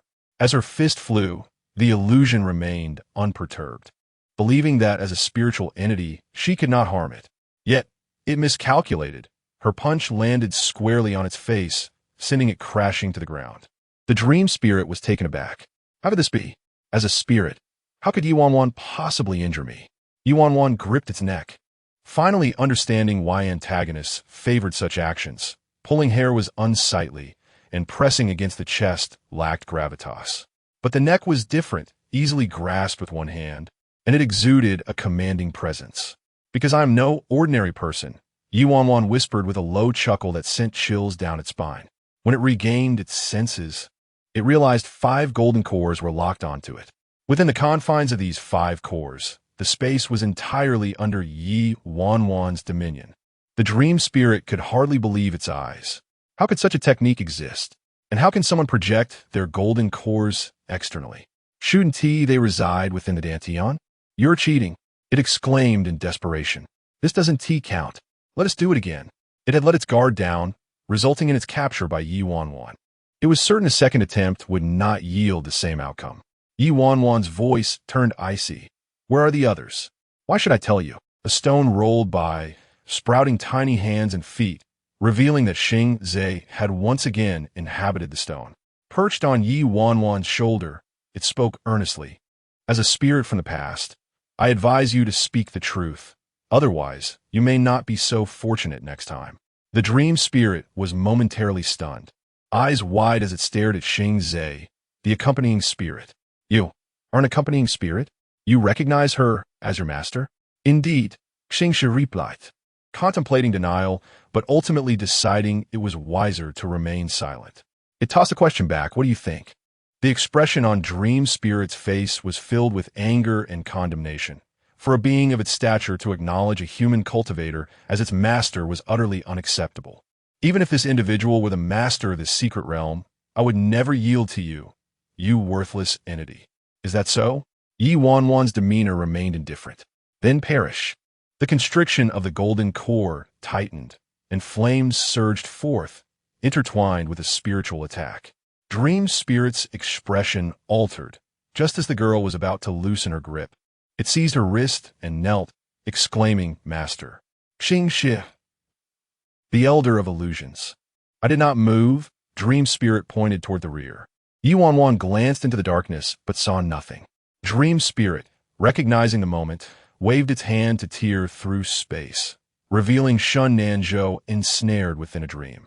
However, the youth at this moment radiated an overwhelming aura of murderous intent, a clear warning to any who dared approach. Had Ye Wanwan encountered this Shun Nanzhou earlier, her demise would have been inevitable. The strength of his will was formidable.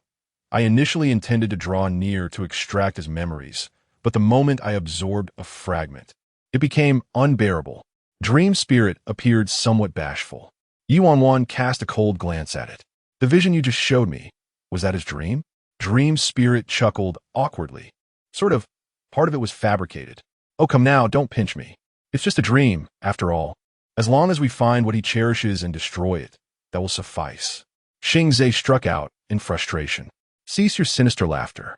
Ye Wanwan frowned, still troubled by the vision of her own potential demise. Such a scene could not be easily conjured. Was the final battle between immortals and demons also a fabrication of yours? Dream Spirit's expression was peculiar. Dream Spirit raised its voice. No, I did spy upon his memories, and there is indeed a fragment of that, but it is merely a shattered recollection. In it you appear and... Dream Spirit glanced at Ye Wanwan. He seems to have been searching for you. Ye Wanwan furrowed her brow. Is Shun Nanzhou also reborn? However, considering their first encounter, it did not seem plausible. After all, the current Shun Nanzhou appeared somewhat innocent and harmless, though still exuding an aura that discouraged approach. Compared to his previous life, where he was prone to violent outbursts, the current Shun Nanzhou exuded a much gentler demeanor. Yet, who else could possess such memories besides a reborn individual? It was necessary to probe further. Ye Wanwan's gaze settled upon Shun Nanzhou. Can you transport me into his dream? Dream Spirit's expression twisted with pride, barely containing its elation. Really? In the realm of dreams, I am invincible. It could also absorb the essence of these cultivators through their dreams to strengthen itself. Indeed, if it could devour Xingzhe, this companion spirit, its power would dramatically increase. Xingzhe kicked out in annoyance. Wipe that drool away. Ye Wanwan, replied calmly. Take me in. I wish to see. All right. No problem, Dream Spirit exclaimed joyfully as it realized it did not need to pull Ye Wanwan into the dream. She was willingly stepping into the trap. How rare it was to find someone so eager to walk into their own demise. Dream Spirit bared its sharp teeth, and with just a step forward, one could enter. Ye Wanwan strode towards it with determination. However, the Dream Spirit, wishing to escape, was seized by her hand. With a flick of her left wrist, the binding spirit spell materialized, transforming into a cage that ensnared the Dream Spirit within. Stunned and bewildered, it exclaimed, "What are you doing?" Unfazed, Ye Wanwan continued onward. If she was to enter, it was only fitting that they ventured together. She cast her gaze down at the captured companion spirit and smiled. Is this not correct? The Dream Spirit shivered, sensing an undeniable aura of terror in the juxtaposition of the two beings. Ye Wanwan reached out, effortlessly penetrating the veil of water, and stepped into Shun Nanzhou's dreamscape, a realm shrouded in mist. Within this nebulous expanse, the sound of footsteps resonated with remarkable clarity. Tap, tap, tap, tap. Ye Wanwan heard her own footsteps alongside those ahead, slow and hesitant. After merely 2 echoes, silence enveloped the air. She paused, refraining from advancing further as the mist gradually dissipated, revealing a 3-year-old boy standing there. He seemed to have heard the commotion, raising his gaze in perplexity towards Ye Wanwan. In his distinctly black and white eyes, one could see the clarity of childhood intertwined with a sense of caution. Shun Nanzhou. Chapter 54. Wanquan. I am still alive. The 3-year-old Shun Nanzhou gazed at Ye Wanquan, seemingly perceiving her as a stranger, before turning and fleeing. Ye Wanquan hastily pursued him. Yet within the confines of the dream, the boy continuously grew, transitioning from 3 to 4 to 5 years of age. Ye Wanquan bore witness to Shun Nanzhou's maturation, observing the myriad scars that marked his childhood and witnessing the blood-soaked path he traversed in his youth. She beheld him fighting on the battlefield, following a trajectory entirely different from his previous life, yet inexorably advancing toward death. "Shenanzhou," Ye Wanwan called out. He did not turn back. As her gaze deepened with concern, she questioned, "What have you done?" The dream spirit, looking innocent, replied, "I did nothing." He shattered the dreamscape himself, and now he is in control of it. Ah, by the way, the dream spirit ominously added, "If he does not awaken, you shall not escape either." At that moment, Shenanzhou was ensnared within his own dream, while Ye Wanwan had willingly walked into a trap. As long as Shenanzhou remained asleep, the dream would persist, and Ye Wanwan would be forever trapped within it. She cast a profound glance at the dream spirit, causing its smile to gradually fade, rendering it hesitant.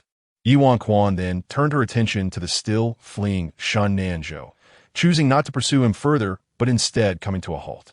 "Why have you stopped chasing?" The dream spirit inquired. "Did you not say he was seeking me?" "I shall wait for him to find me," Ye Wanwan replied, invoking the spirit-locking spell, which shrank to the size of a lantern, compressing the dream spirit into a mere orb of light.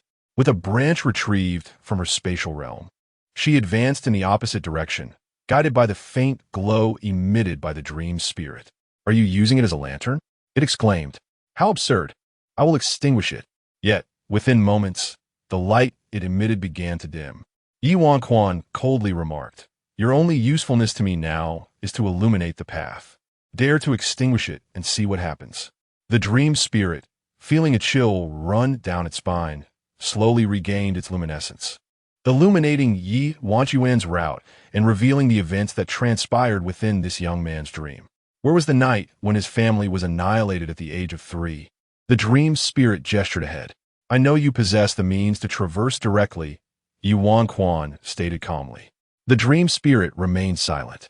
Xingza descended from Ye Wanwan's shoulder, perching upon the red lantern. Taking a deep breath, it absorbed a surge of potent energy, exclaiming with excitement, "Master, I can consume it." As it felt the energy being siphoned away, the dream spirit screamed in horror. "Little one, what are you doing? How dare you devour me? This is outrageous." It clutched itself tightly. However, Xingza was exhilarated. It had merely sensed the delightful essence emanating from the dream spirit, unaware that it could also enhance its own strength. Swallowing hard, Xingza inquired, "Master, if you do not wish to keep it, may I have it to eat? I promise I won't make a mess." The dream spirit shuddered in dread. In an instant, it erupted into a brilliant light, illuminating the entire path ahead. It was as if he were protesting seriously. He gravely stated, "Where do you wish to go? I shall guide you." Ye Wanwan responded, "The night of the Shun family's massacre. Let us proceed." Just beyond, a cerulean staircase materialized. Ye Wanwan took a step forward and, in an instant, found herself in a mansion filled with lifeless bodies. A 3-year-old boy emerged from a well, desperately searching for his relatives amidst the carnage, calling out their names, yet none stirred to answer. In his frail state, he attempted to gather the adult corpses, but the commotion at the mansion's entrance grew louder. Amidst the creaking sounds, Ye Wanwan halted alongside the boy, gazing toward the doors. However, she failed to notice that the boy was looking at her. Had the people from Tianyi Sect arrived? Ye Wanwan murmured, and her words seemed to reach the boy, who abruptly dashed back to the well and leapt into it without hesitation. Ye Wanwan was momentarily taken aback by his actions. Suddenly, the scene began to fracture. "Mengling!" Ye Wanwan cried out. His memories ceased at that moment. "I cannot hold on much longer." The illusion shattered like a spider's web. Just before the image disintegrated, she glimpsed a mist of blood sweeping Shenanzhou away. Ye Wanwan's pupils contracted. It was not white smoke, but blood mist. Something had changed. She tumbled out of Shenanzhou's dream, staggering back 3 steps before regaining her composure. As she looked ahead, she saw the little boy once more. Why had it changed? Ye Wanwan asked coldly. If she were not mistaken, the Shenanzhou for her past life should have been taken in by Tianyi Sect. How could he be engulfed by blood mist? The boy gazed at Ye Wanwan and said, "You." Ye Wanwan, confused, replied, "Me?" The boy slowly approached her. "I have been searching for you for a long time." Ye Wanwan was taken aback. Just then, Xingze leaped up. "Be careful." Ye Wanwan raised her hand, summoning 5 golden cores to form a protective barrier, which shattered the illusion, causing the little boy to vanish. Yet, Ye Wanwan's heart remained tumultuous. No. She must ascertain the nature of the recent transformation. Was it a mere dream or reality? Ye Wanwan inquired. Will entering this dream alter reality? Meng Ling and Xing Zhe were caught off guard by her question, both momentarily stunned. How could that be possible? This is not a journey to the past. It is merely an illusion, they replied. Only the desires, thoughts, and yearnings within a person's heart can weave illusions that cater to their selfish cravings. How could it possibly impact reality? Ye Wanwan murmured softly. Then what does Shun Nanzhou truly desire?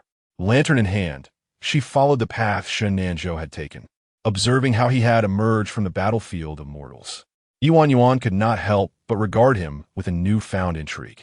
The path that Shun Nanzhou traversed in this life seemed markedly different from his previous existence. After a considerable time, the mist ahead parted, revealing a youth seated in place. Ye Wanwan, lantern in hand, remained motionless. However, the youth slowly opened his eyes, which were bloodshot and appeared to reflect a tumult of emotions. Yet he still bore a smile, his lips curling in a teasing manner as he spoke. Senior sister, do you care so much about my past? You've watched it so many times. Ye Wanwan scrutinized the young man before her and replied softly, I do not wish to see it, yet I cannot escape. Shun Nanzhou raised his hand, fingers entwined with delicate blue threads, saying, How could that be? If you wish to leave, senior sister, you surely can, after all. You are my senior. Ye Wanwan wanted to roll her eyes, but refrained. Heaven knows how much she detested the title of senior sister.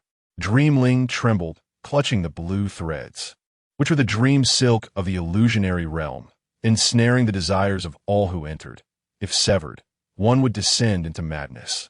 Ye Yanyan poseth, her gaze fixed on the threads entwined around his fingers.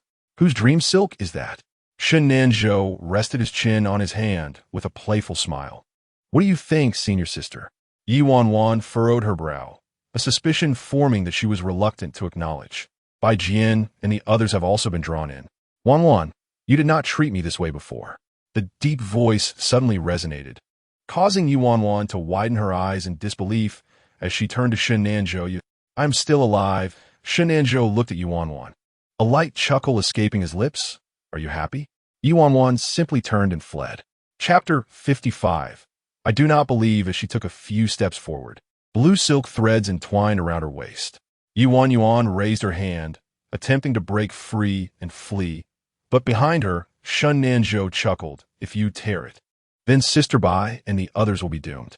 Ye Wanwan abruptly turned, casting a cold glare at Shun Nanzhou, as the dream silk dragged her before him. One stood, the other sat. Shun Nanzhou gently tugged at the dream silk, forcing Ye Wanwan into a half-squatting position, making her gaze level with his. The girl spoke in a chill voice, I do not believe. Shun Nanzhou raised an eyebrow. Why do you not believe? If you truly possess memories from a past life, you should have killed me. Although bound, Ye Wanwan boldly lifted her finger and pointed at Shun Nanzhou's chin, stating calmly, because in the end, I betrayed you. Their gazes locked, hers clear and unyielding, his deep and inscrutable. She feared not death, for in their current confrontation, it was uncertain who would prevail. In a past life, she might have had no chance, but this time was different. At the very least, Ye Wanwan could harness the powers of the dream spirits to eliminate this young man. One less junior disciple would merely rid her of a nuisance. The aura of spiritual energy around Ye Wanwan surged, growing ever stronger. Had it not been for the binding of the dream silk, she would have escaped long ago, her determination unwavering. After a while, the dream silk was undone, and Shun Nanzhou spoke. Sister, what are you saying? I cannot comprehend. What past life? What future life? Surely, you are confused by this illusion. We only have this lifetime. Shun Nanzhou chuckled lightly.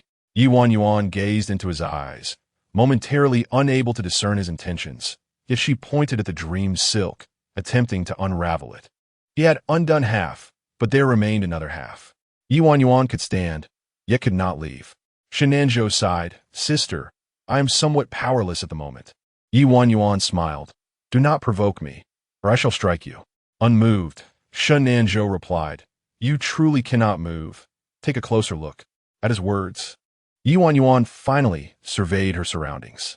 Centered around Shun Nanzhou, blue threads extended from his back, the entire space behind him filled with dream silk, intricately woven, layered above and below, resembling a chaotic spider's web. The encaged creature was Shun Nanzhou himself. Ye Wanwan inhalit sharply. Dream Spirit and Xingze were also stunned. So many. How did you acquire such an abundance of dream silk? A thought crossed Ye Wanwan's mind. Did you bring everyone from the secret realm into this? Shenanzhou appeared to be in a difficult position. Not quite. Just as Ye Wanwan sighed in relief, Shenanzhou's tone rose. But this dream realm seems to cover the entire secret realm, and I inadvertently extended it. Sister, what should we do now? What should we do? It would be easy to just eliminate you. Ye Wanwan replied in a muted tone. What exactly did you do just now? Nothing much, just accidentally shattered an array.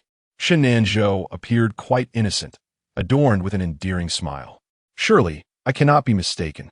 Ye Wanwan Kunanchit had feasts, enduring her frustration for an extended period before refraining from striking him. Unravel, she commanded.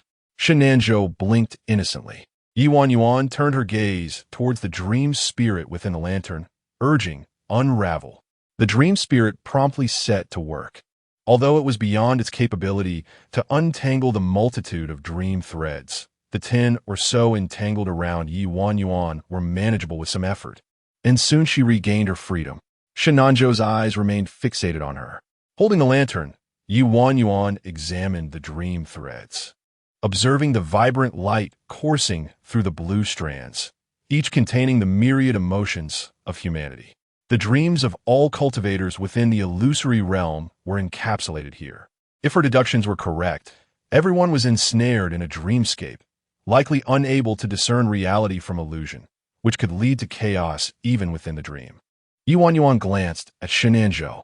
Regardless of any past life memories, his relentless pursuit of cultivators remained unchanged.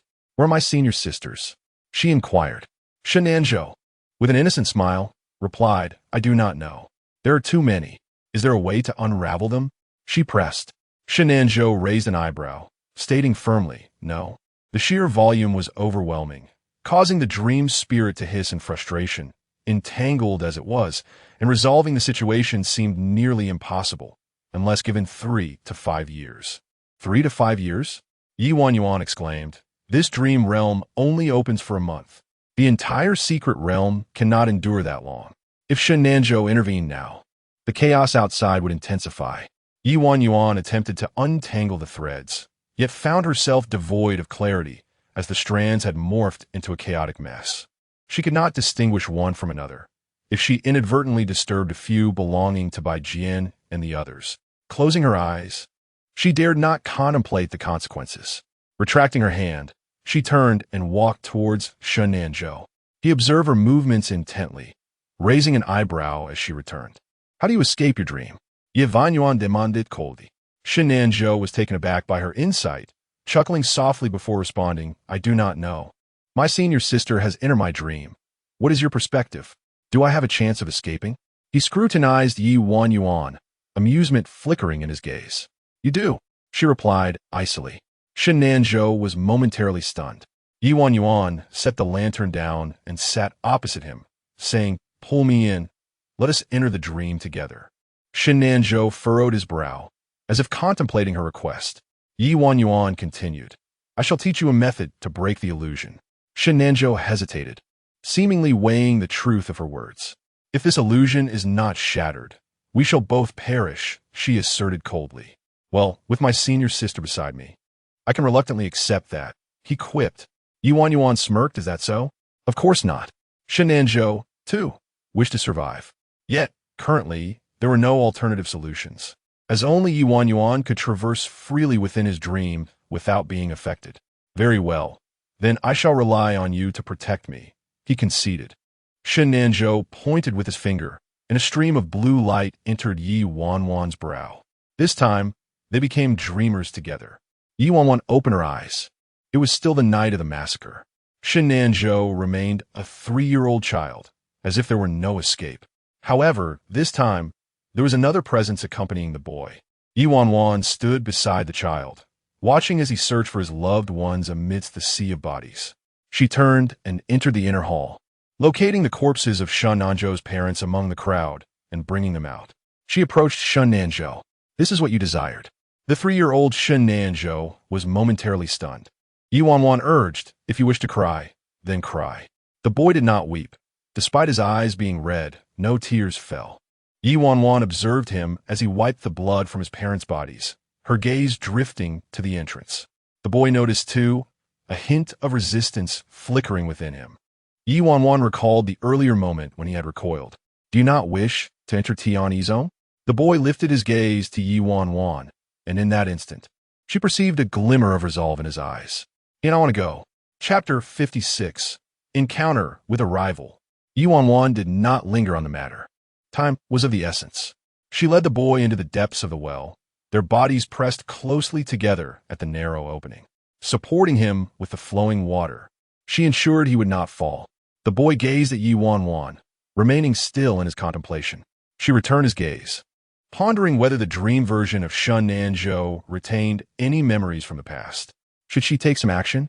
After all, the current Shun Nanzhou was quite vulnerable. It would not be difficult to impose a minor restriction on him.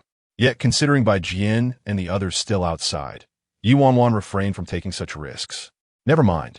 Footsteps echoed from above the well, signaling the arrival of intruders, likely members of the Tianyi sect.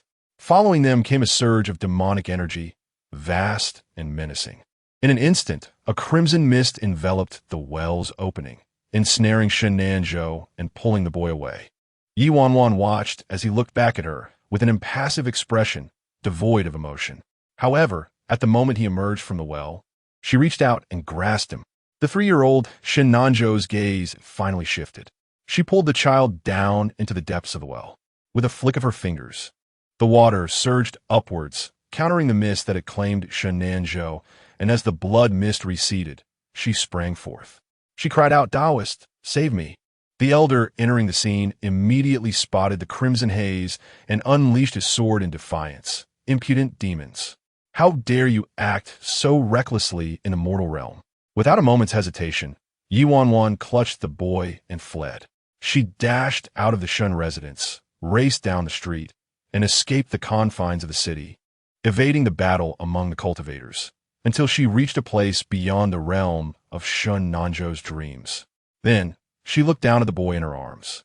How is it? We made it out. Shun Nanzhou regarded the girl, seemingly stunned. You see, it's that simple. Many things can be resolved with ease, provided one does not dwell on them. Extending a hand to another can liberate one from nightmares. Ye Wanwan gazed at Shun Nanzhou, the 3-year-old child whose chubby cheeks still bore the innocence of youth, with round, expressive eyes that reflected a mix of stubbornness and confusion, as if questioning her words. Ye Wanwan collected herself and said, Let us go. This dream is not yet finished. Her method of breaking the cycle was to craft a new dream for this individual, a path diverging from the trauma of his family's demise. She offered him a route he had never considered, one that Shun Nanzhou would have to tread to support Ye Wanwan from an early age. Shun Nanzhou replied, Junior brother, those capable must take their place. You must strive diligently to ensure your elder sister lives well. Though skeptical, he reluctantly enrolled in the army at Ye Wanwan's insistence. She remained by his side, never intervening, merely observing as he ascended from a mere foot soldier to a youthful general. Ye Wanwan advised, Junior brother, do not let your heart grow too heavy with the thirst for blood. Otherwise, how can you cultivate in the future? What use is cultivation? He questioned. Not really, but it sounds pleasant. If I were to cultivate demonic powers, my junior brother should remain well hidden to avoid capture. I had expected my senior sister to dissuade me from pursuing the path of darkness. Every individual has their own journey to embark upon. My senior sister will not interfere with yours. And what path does my senior sister traverse? As for me, I walk the righteous path, regardless of its nature. Ye Wanwan gazed at the 12-year-old Shun Nanzhou, a confident smile gracing her lips. Whether celestial, demonic, or monstrous, as long as it is my chosen path, it is the righteous one. Shun Nanzhou watched the young girl and sat cross-legged beside her in meditation. This dream realm held no massacre of clans, no celestial versus demonic wars. Instead, It was simply Ye Wanwan leading Shun Nanzhou on adventures in a mortal realm. Yet, as Shun Nanzhou broke through to the Golden Core stage, his identity was revealed, and, as expected, he found himself pursued. Ye Wanwan pondered. How could anyone discover him when he was so well concealed? Couldn't this boy be allowed to live a peaceful life? Shun Nanzhou turned to her, his gaze intense. Senior sister, am I truly a demonic progeny? Ye Wanwan was perplexed. Didn't I tell you long ago? Yes, unequivocally so, without a doubt. You are the sole demonic progeny under heaven and earth, a unique and formidable entity. If you were to cultivate demonic powers, your efforts would yield swift results. Then why doesn't my senior sister simply allow me to cultivate demonic powers? I could eliminate these threats. Junior brother, have you considered that the reason I do not teach you is that I lack the ability? Come, for now, let us run together.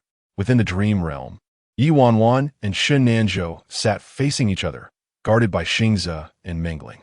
Surrounding Ye Wanwan were 5 golden cores, forming a protective barrier for the young girl. However, 3 days had passed, and they had yet to awaken. Xingzi was growing anxious. Mingling, with a peculiar expression, remarked, I sense that the boy is in rather good spirits. As he spoke, he glanced at the strands of dream silk entwined behind Shun Nanzhou, which had begun to unravel. As he started to break free from the previous nightmare, the dream silk loosened, yet a larger blue thread emerged. Xingzi stared in astonishment. What is this? Mingling's mood was complicated. He had developed a new obsession. The scattered, delicate strands of dream silk had been untangled, but this one was even more robust. Xingzi inquired, can they still awaken? Mingling's eyes darted about. It's hard to say. The longer they remain in the dream realm, the more their memories will blur, eventually leading them to completely forget their existence outside and become mere dream dwellers. Xingzi's expression changed. Why didn't you mention this before? Mingling grinned. Why should I? If they cannot escape, they will forever slumber, becoming my sustenance.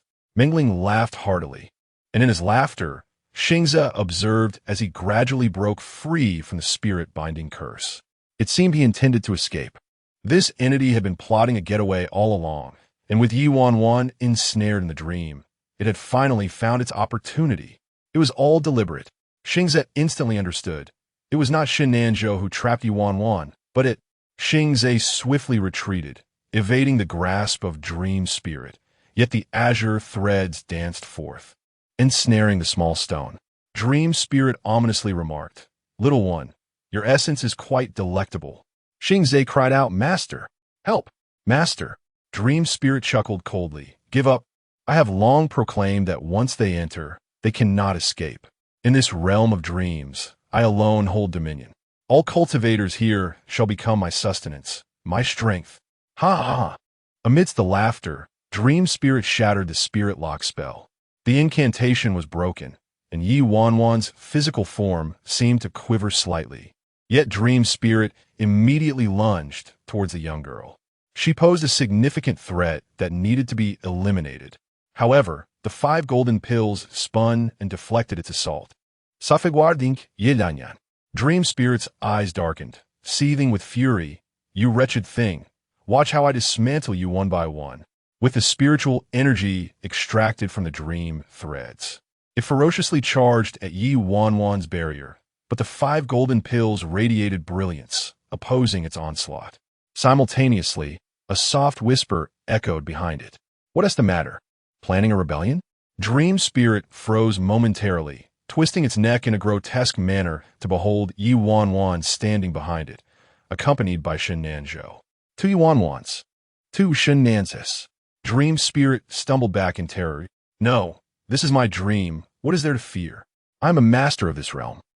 Yet, it quickly regained its confidence. Ye Wanwan pointed towards the golden pill barrier, her voice laced with a cruel certainty that shattered Dream Spirit's heart. Who told you we are in your dream? Dream Spirit stammered in confusion. Ye Wanwan softly murmured, Dreams arise and fall through a lifetime. Connections form and dissolve across countless realms. Break. As each word fell from her lips, Ye Wanwan and Shun Nanzhou, seated in meditation, shattered like a broken mirror, dispelling the dark mists. Together, they returned to the cave. With a flick of her finger, Xingzhe soared back to Ye Wanwan's side, accompanied by a half-burnt illusionary talisman, both spirit and human smiling gently. Ye Wanwan softly and tenderly said, "You are not the only one who can weave dreams, my brother." Dream Spirit exclaimed in frustration, "Damn, I've encountered a worthy opponent." Chapter 57. Will you return? Mengling abruptly turned and fled. Yet, golden light from the talismans enveloped her from all directions, and the shattered lantern reappeared. Mengling quickened her pace, striving to break free.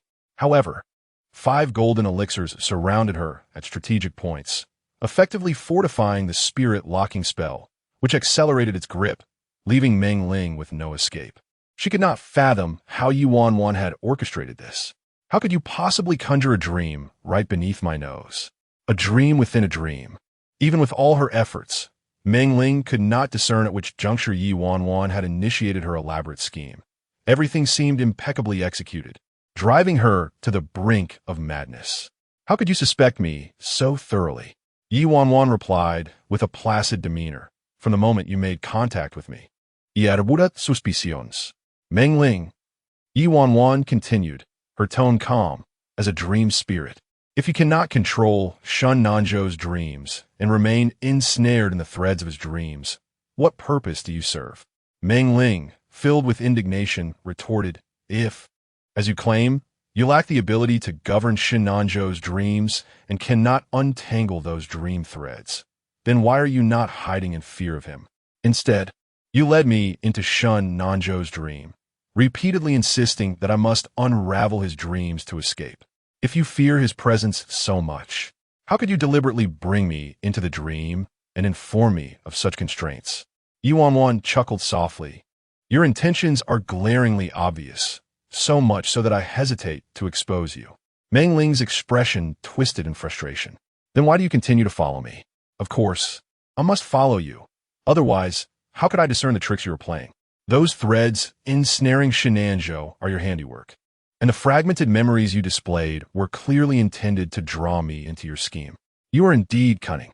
You discovered my existence through the shattered memories within Shun Nanzhou's dreams, intending to use me against him, correct?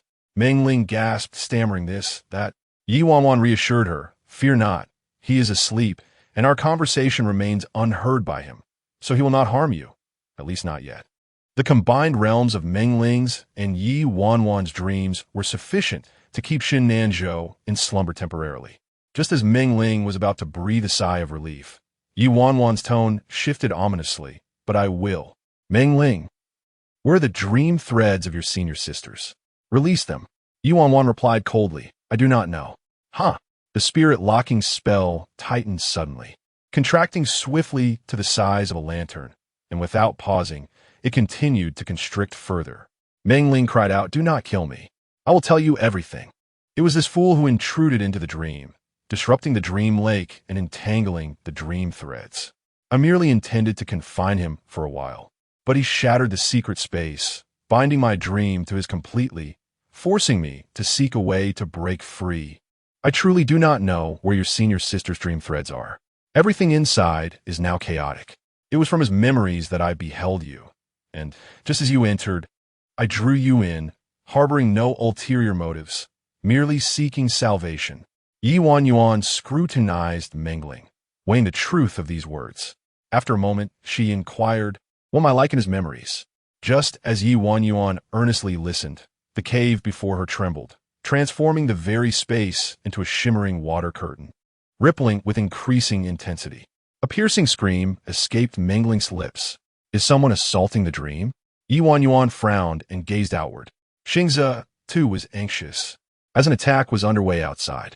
Indeed, Ye Wanwan raised her hand, intending to retrieve Mengling. However, as the spirit-binding spell soared past her, it did not halt but rather retreated. Ye Wanwan's gaze shifted, and she beheld the awakened Shun Nanzhou, who was curiously examining a small orb of light. Senior sister, is this the companion spirit? Ye Wanwan pondered. How did he awaken so prematurely?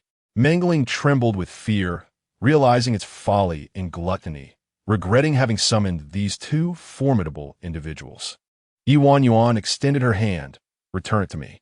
The small orb of light whimpered, reaching out to grasp Ye Wanwan as it reflected on its thoughts, concluding that remaining by this girl was the safest option. Shenanjo chuckled. Senior sister, may I play with it for a moment? The youth's countenance was somewhat pale, and lingering dream threads surrounded him, indicating he too had forcibly awakened. Now was not the time to provoke him further. Ye Wanwan took a deep breath to steady her emotions and asked, "Do you know the heart purification spell?" Shenanjo raised his eyebrows slightly, inquiring, "Why?" "Recite it." Ye Wanwan replied coldly. "Dreams are born from desires. Your senses are impure. The heart purification spell will benefit you. Now, meditate immediately and untangle all the dream threads." The commotion outside grew increasingly tumultuous, and Ye Wanwan's voice turned icy. "Hurry." Shenanjo recognized the truth in her words, though he was reluctant to comply. Yet, observing her tense expression overlapping with the dreamscape, he hesitated before obediently seating himself. He even tucked mangling into his sleeve, "Senior sister, you promised to lend it to me, so do not snatch it back." Ye Wanwan replied, "Very well. You are indeed remarkable." The young woman turned towards the crumbling cave, and Xingzi said, "We have yet to escape." "Indeed," Ye Wanwan acknowledged. Shenanjo's dreamscape was entwined with the dream lake, the birthplace of mingling. The impending rupture of the secret realm made it impossible for them to separate. However, Ye Wanwan had already harnessed the power of the new dream to disentangle the dream threads and Shenanjo's obsessions. It will soon be resolved. Yet, as she observed the formidable fluctuations before her, her gaze turned frosty. Some individuals, unable to wait, were causing trouble. This spiritual resonance was all too familiar to Ye Wanwan. It was Ji Chonghuai. Ye Wanwan formed hand seals, and 5 golden elixirs soared forth. The dreamling, having slipped from her sleeve, and Shenanjo both stared in astonishment. "Why are there so many golden elixirs?" 5 golden elixirs locked the dream realm. With her remaining cultivation dwindling, Ye Wanwan turned to Shenanjo for safety. She performed a dispelling seal and retrieved the 5 elixirs that had ensnared the dream spirit, holding them firmly in her grasp. Only a layer of spirit-binding spell remained.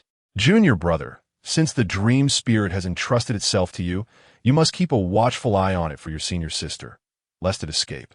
With that, Ye Wanwan strode away confidently. Shenanjo called out, "Senior sister." Ye Wanwan turned back, puzzled. The youth's pale visage bore a hint of a smile, mingled with a trace of hesitance and an unrecognized tension. He asked in a hushed tone, "Will you return?" Chapter 58. "I can endure your worship." Ye Wanwan spoke coldly. "Nonsense." Her golden core remained intact. She was determined to reclaim it. After the girl finished speaking, she strode away, leaving only Shenanjo behind. Meng Ling incited, "She is insulting you. Are you not angry?" Shenanjo furrowed his brow. "Are you envious of her concern for me?" Meng Ling retorted, "What does that even mean?" Shenanjo surveyed the space where 5 golden cores were secured and murmured, "She has left half of her cultivation here." Despite his words, a smile lingered on his lips. Meng Ling, bewildered, exclaimed, "Are you still trapped in a dream? She clearly intends to confine both of us to prevent any disturbances. It's merely a transition from a small cage to a larger one." Noting Shenanjo's obliviousness to this reality, Meng Ling fell silent. Recognizing the lingering effects of a new dream were significant, and he had not fully emerged from it. She pondered what kind of dream that girl had woven for him to exert such profound influence. Upon exiting the dreamscape, Ye Wanwan found herself in a dense forest. The soft earth beneath her feet and the refreshing scent of the greenery evoked a sense of nostalgia for the woods, prompting her to gaze skyward. The sky was vibrant, bright, even in the absence of the sun. She had indeed emerged. After all, dreams lacked a true sky. Yet the peaks of the Cloud Mountain Cave had been leveled, and the cave itself was nowhere to be found. Ye Wanwan contemplated the treasure spoken of by the Dream Elder. What could it be? Was it merely Meng Ling? It hardly seemed valuable. Meng Ling interjected, "Do you harbor disdain for spirits? Together, we can exert our strength to break free and awaken them." A resounding cheer erupted, followed by another wave of tremendous commotion. Ye Wanwan looked up to see, amidst the ruins ahead, a myriad of spiritual lights coalescing into a force that surged skyward, targeting a gray vortex with ferocity. This vortex was relatively small, only about 10 feet in diameter, absorbing their attacks and beginning to crumble. Leading the charge was Ji Changhuai. Xing Zhe, having taken refuge within a stone, leapt onto Ye Wanwan's shoulder, demonstrating his remarkable prowess. The point of their assault was the very heart of the dream. Ye Wanwan couldn't help but smirk. Indeed, the eldest disciple of Qingyun Peak. Perceiving her discontent, Xing Zhe remained silent. Ye Wanwan soared on her sword, drawing closer to their group in search of Bai Jian and the others. She soon spotted them standing apart from the crowd, seemingly isolated by a throng of people. Ye Wanyan's expression darkened. Senior sister, Bai Jian, along with Fang Hian and Li Wanji, lifted their heads in unison, their faces lighting up with joy. Little junior sister, we are here. Ye Wanyan descended. Are you all right? We're fine, Li Wanji interjected eagerly. Earlier, we were bewildered, as if dragged into a battlefield, and suddenly, we snapped back to reality. With a chuckle, he added, fortune favors the brave. The three of us are safe. Bai Jian and Fang Hian nodded in agreement, quickly inquiring, what about you? Are you well? Where did you go just now? Ye Wanwan let out a sigh of relief, as it seemed they had unraveled the mystery. Just a moment ago, Ba. Do you still have the audacity to bask in the glory of the celestial lineage? This is clearly the merit of Senior Brother Ji. Were it not for his dismantling of the array, we would be at the mercy of these individuals, just like them. Wang Niu pointed at the more than 10 still slumbering Li Yun, his expression grim, casting an equally unfavorable glance at Ye Wanwan. Observing the pallor on the faces of those 10 or so, Ye Wanwan remained composed, as if lost in a dream, realizing they were indeed the unfortunate lot. Ji Changhuai had also noticed Ye Wanwan's arrival. He looked at her with a piercing gaze, cold yet tinged with complexity. He harbored resentment towards Ye Wanwan for trapping him in the corridor, yet felt an inexplicable connection to this girl. Bah, livanzi raturta ludli, speaking contemptuously. Just because you say he dismantled the array, does that make it true? I would argue it was my little junior sister. Have you no shame? As everyone awakened from the dream, they were collectively cast into this realm, and now to claim that he is a benefactor, which benefactor awakens alongside us, looking all sprightly? It is my little junior sister, who, with her disheveled appearance and faint spiritual energy, clearly bears the fatigue of a great battle. Perhaps it was she who exerted all her strength to shatter the dream and rescue us. Li Wanji proclaimed proudly. Bai Jian and Fang Hian nodded earnestly in agreement. Indeed. The crowd was at a loss for words. Wang Niu and the others were utterly bewildered. Li Wanji delivered another blow to the gravity of the situation. Let us not forget, it was my junior sister who unlocked the 3rd level of the cave's restrictions. She advanced into the Cloud Mountain Cave before any of you, and she is the finest among us. Bai Jian and Fang Hian nodded once more. Absolutely.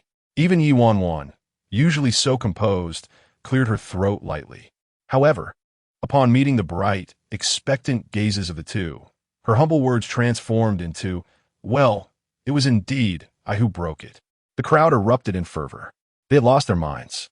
I have truly witnessed the heights of shamelessness. I have seen the audacious, but never such audacity, claiming all the credit. Why don't you come forward and open this dream realm yourselves? Wasn't it you who said you dismantled it? Step up. Let me see how you dare to accept the challenge. We have amassed the strength of so many, yet none could fully breach it. How could a mere chi refinement stage practitioner do so? Huh, absurd. Wait, how did a chi refinement stage practitioner even enter? I recall, the minimum cultivation requirement for entering the illusory dream secret realm is foundation establishment. How did she manage to slip in? Perhaps through backdoor means, or by taking the place of some unfortunate disciple. I detest such individuals, occupying the latrine without doing their business. Li Wanji trembled in anger, rolling up his sleeves, ready to engage in a confrontation. Ye Wanwan intervened, positioning herself protectively in front of Li Wanji and the others, her voice icy.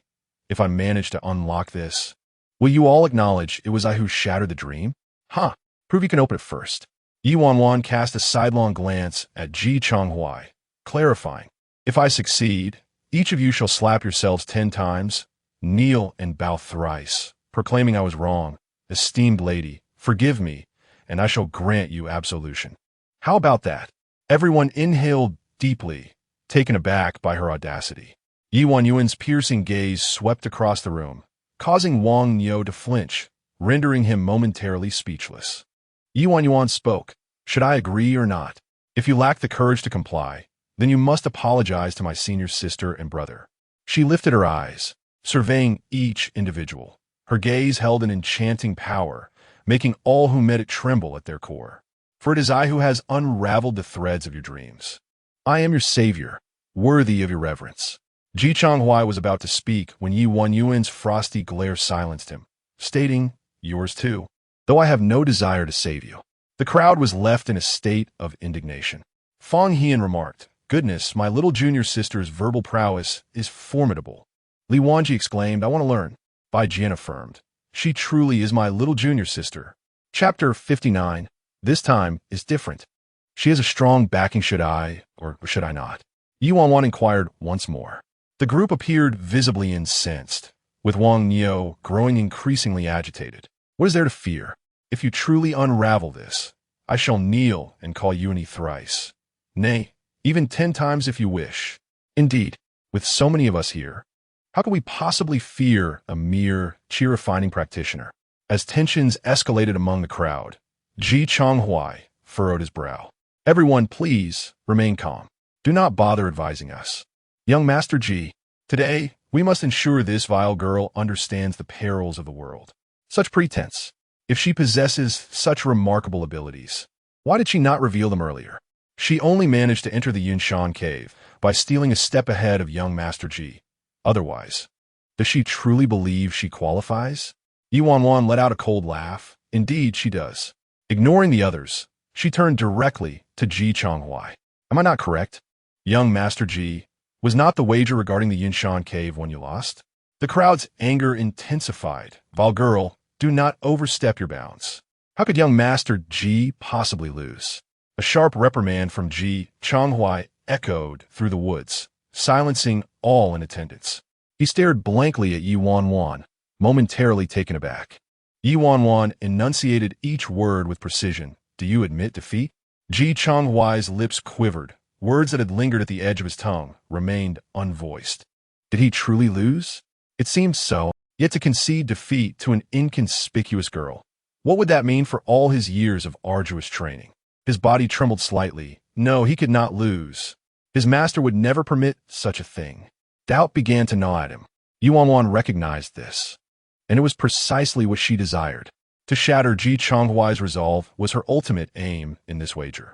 Winning against him once would be her first act of retribution. Those 7 swords she would forever remember.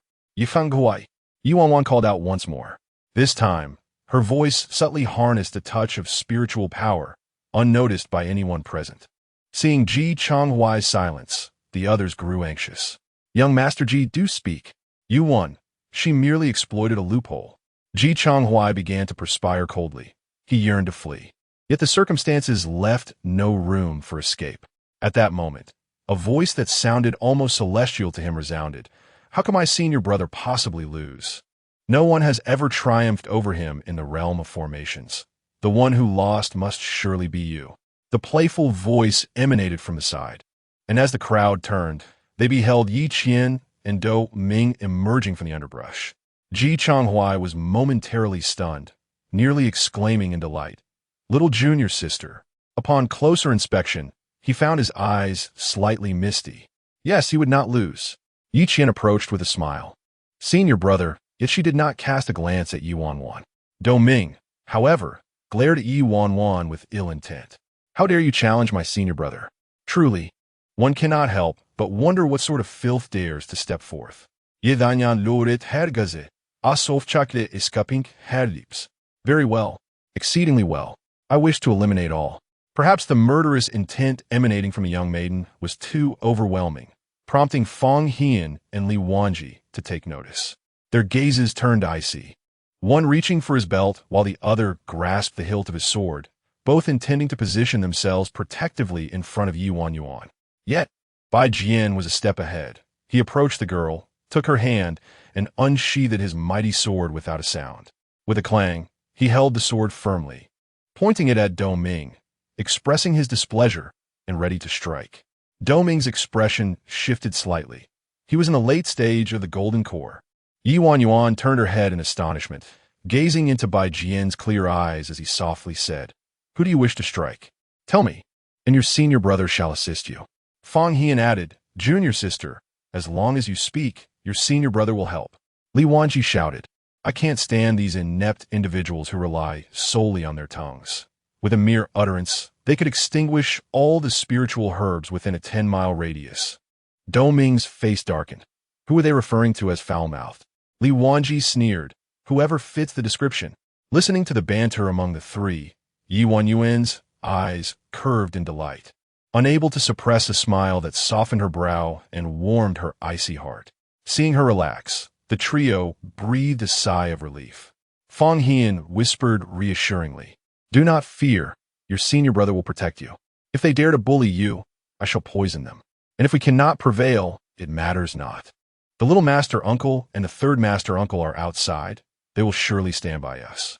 He refrained from voicing his thoughts that if even the uncles could not manage, they would simply rally more support. The entire sect would come.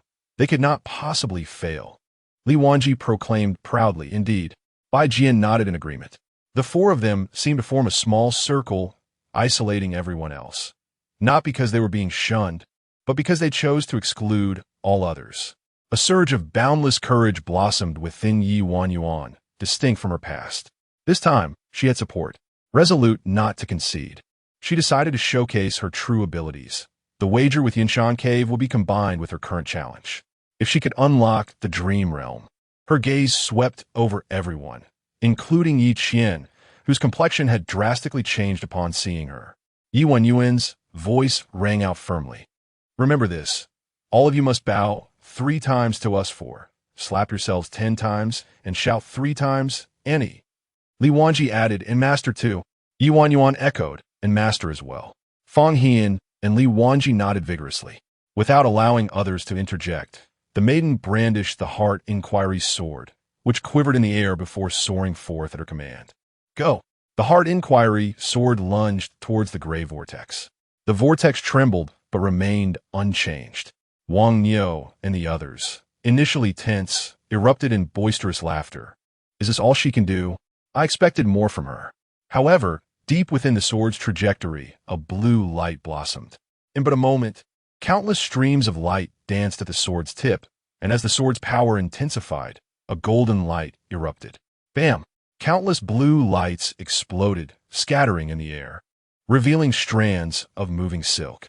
A pallor swept over everyone. This was everyone's dream silk. The crowd gasped in astonishment. "Hurry, seize those entities. Within them lies their essence. If they disperse, it will be the end." The urgency in their voices was palpable. Even Dou Ming and Yi Qian hastily rushed forward, intent on retrieving the dream threads. Yet, regardless of their efforts and attempts to capture them, those entities simply refused to return. There was no way to restore them to their rightful place. Wang You's eyes widened in fury as he charged toward Ye Wanwan, exclaiming, "You must be deliberately trying to doom them, you wretched girl." The others shared his indignation. However, the young girl cast a cold glance at them, raised her hand to form a gesture, and softly uttered, "Return." Everyone watched as the scattered dream threads, resembling aimless spirits, returned to the foreheads of Li Yun and the others. With a whoosh, countless dream threads found their rightful place. The slumbering individuals within the secret realm opened their eyes and awakened. Their deep breaths and the vitality they exhaled left everyone in stunned silence. Even Wang Niu, who had rushed toward Ye Wanwan, halted in disbelief, gazing at them in astonishment. They have awakened. All of them have awakened. Chapter 60. Those who harm our senior sister shall perish. The atmosphere was momentarily still, as if time itself had suspended. It was Li Yun's violent coughing that roused everyone from their reverie. Wang Niu's younger brother stood beside Li Yun, rushing to their side to assess his brother's condition, relieved to find him unscathed. "What happened?" Wang Ma asked, bewildered, glancing at his elder brother. "I am fine. I merely had a dream. Wang Yo replied. His eyes reddened as he patted his brother's back heavily, relieved that all was well. In the crowd, some expressed joy, others disbelief, while some appeared awkward and troubled. Only Li Wanji stepped forward, standing tall with an air of authority. He raised his voice, declaring to all, everyone, the time has come to fulfill our wager. Fearing that his words might go unheard, he elongated his final syllables, his voice resonating through the forest. For a moment, no one knew how to respond. Yet, Li Wanji produced 2 grand armchairs from his bag, setting them behind Ye Wanwan and Bai Jian, saying, Senior sister, junior sister, please take a seat. Ye Wanwan and Bai Jian gracefully complied, while the others could only stare in disbelief. Li Wanji and Fang Hian stepped aside, commanding the crowd, now kneel. The onlookers exchanged glances, their faces a mix of pale and flushed, seething with indignation. The recently awakened Li Yun, oblivious to the unfolding events, sensed the tension and inquired, could someone please enlighten me on what transpired? The crowd hesitated to speak, but Wang Yo left his brother's side, striding towards Ye Wanwan and her companions. Li Wanji and Fang Hian fixed their gaze on him, prepared to retaliate should he dare to act aggressively. However, the towering figure of Wang Yo suddenly knelt before Ye Wanwan with a resounding thud, bowing his head and proclaiming, I, Wang Yo, acknowledge my defeat in this wager, ancestors. I have erred. Fang Hian scoffed, while Li Wanji playfully asked, and where did you go wrong? I was blind to your worth. I failed to recognize the greatness before me. I underestimated you. Wang Yo glanced at their attire, seemingly contemplating which sect they belonged to. Fang Hian prompted him, Zhanyi sect. Wang Yo, understanding the cue, loudly declared, I was wrong to underestimate you of the Tianyi sect. From now on, should I encounter you, I shall humbly acknowledge my inferiority. With that, he struck his forehead 3 times in reverence. Then came a series of sharp slaps, 3 in total. As the 5th slap was about to be delivered, Ye Wanwan calmly interjected, given your sincere acknowledgement of your mistakes, let us reduce it to 5 slaps. Wang Yo expressed his gratitude while maintaining an open demeanor, revealing no ulterior motives. Ye Wanwan and Fang Hian discerned his lack of cunning. He possessed courage without strategy, but his heart was not malicious. That was acceptable. After Wang Yo's penance, the remaining onlookers remained silent, having previously boasted but now too fearful to utter a single word. Others indeed felt awkward, yet with brother Wang Yo leading the way, the rest could only concede one by one. In a brief moment, most had already fulfilled their wagers. Although the slaps were not as crisp as anticipated, Li Wanji was still eager to roll up his sleeves and join in, but Fang Hian held him back, suggesting it was wiser not to provoke them too severely, lest they plot against us later. Li Wanji had no choice but to retreat. Though a tinge of regret lingered, he had yet to experience the thrill of slapping someone's face. He resolved to try it next time. Fang Hian. Most were willing to accept their losses, but a small fraction resisted. They desperately sought excuses, finally noticing that the entrance to the dream realm remained intact. They exclaimed loudly, we agreed to break the dream. Since the entrance still stands, this does not count as a loss. Indeed, they argued it does not count. Li Wanji and his companion scoffed. Ye Wanwan remarked coolly, how utterly tedious. Bai Jian concurred, it is indeed dull, watching a crowd kneel for so long, oblivious to one another's identities. Ye Wanwan tilted her head towards Bai Jian with a smile, suggesting, since you find it boring, shall we take our leave? With a nod, the 2 rose, and Li Wanji and Fang Hian promptly followed suit, collecting their chairs as well. After all, he had pilfered these from the inn to honor his master and uncle. They certainly had to take them away. It would be a disservice to leave them for these others. As the 4 departed, Ye Wanwan and Li Wanji cast a profound glance at those obstinate individuals, their eyes unmistakably conveying a message. Remember these faces, for reckoning will come later. The crowd felt a wave of unease wash over them. However, seeing Ji Changhuai and his group still standing, their anxiety lessened. Doming had endured for long, telling himself not to stoop to their level. But when Ye Wanwan's scornful gaze swept over him, he could no longer restrain himself. You there! Halt! Ye Wanwan and Li Wanji turned in unison, their eyes bright and untroubled, filled with eager anticipation. Li Wanji thought, just when I was lamenting the lack of an excuse to unleash my frustration. At that moment, a vortex in the sky quietly disintegrated, and a streak of blue-gold spiritual light soared forth, gliding toward Ye Wanwan and settling before her. She was momentarily startled, but quickly recognized the mocking visage of the dream spirit, though its features were indistinct. Yet the expressions of the others shifted dramatically. Companion spirit. Do Ming and Yi Qian exclaimed, the spirit of the secret realm. Possessing it grants unparalleled access throughout the entire realm, even the ability to absorb the entire secret. Even Ji Changhuai was momentarily taken aback. But in the next instant, Do Ming and Yi Qian reacted in unison. Seize it! Without hesitation, they charged forward, racing ahead of Li Wanji and the others. Ye Wanwan arched an eyebrow, preparing to collect the dream spirit and draw her sword for an attack. However, a colossal sword swept through the air, and Bai Jian appeared before Ye Wanwan in an instant, wielding a sword as tall as herself, bringing it down thunderously upon Do Ming. Do Ming attempted to evade, but it was futile. His breath had been locked. Bang! Bai Jian forcefully slammed a person into the ground, burying them over 10 feet deep, rendering them unable to rise. He then turned his gaze towards Yi Qian, casting a ruthless glance in her direction. However, from behind Yi Qian, Ji Changhuai emerged, channeling his immense spiritual power to counter the sword aura unleashed by Bai Jian. Focus! Ji Changhuai commanded, prompting Yi Qian to immediately concentrate her energy. The sword aura surged forth as Yi Qian unleashed a powerful strike. With a resounding thud, the tremendous forces collided, sending shockwaves that pushed everyone back. The clash between the late-stage golden core and the perfected golden core resulted in a massive pit over 10 feet deep beneath their feet, causing Do Ming nearby to tumble even deeper. Yet, neither party retreated. They were evenly matched. The spectators were astonished.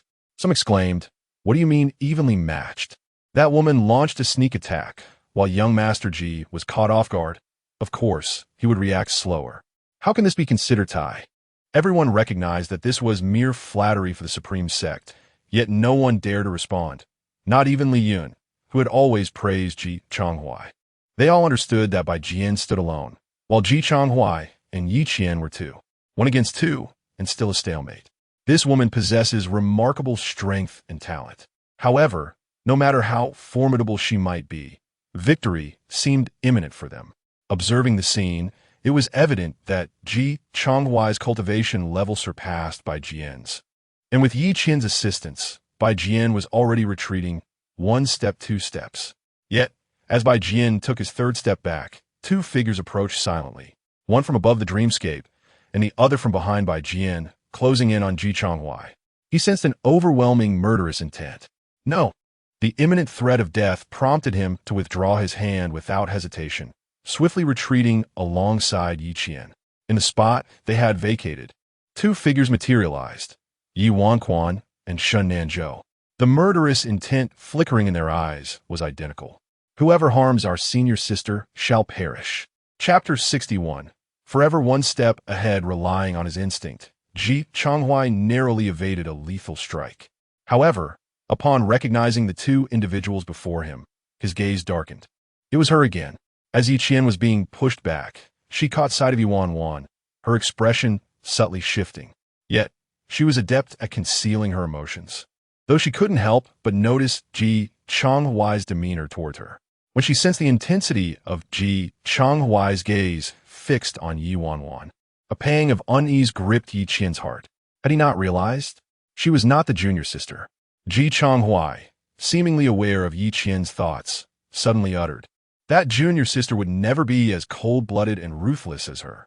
The mere resemblance in their features belied a stark contrast in their characters.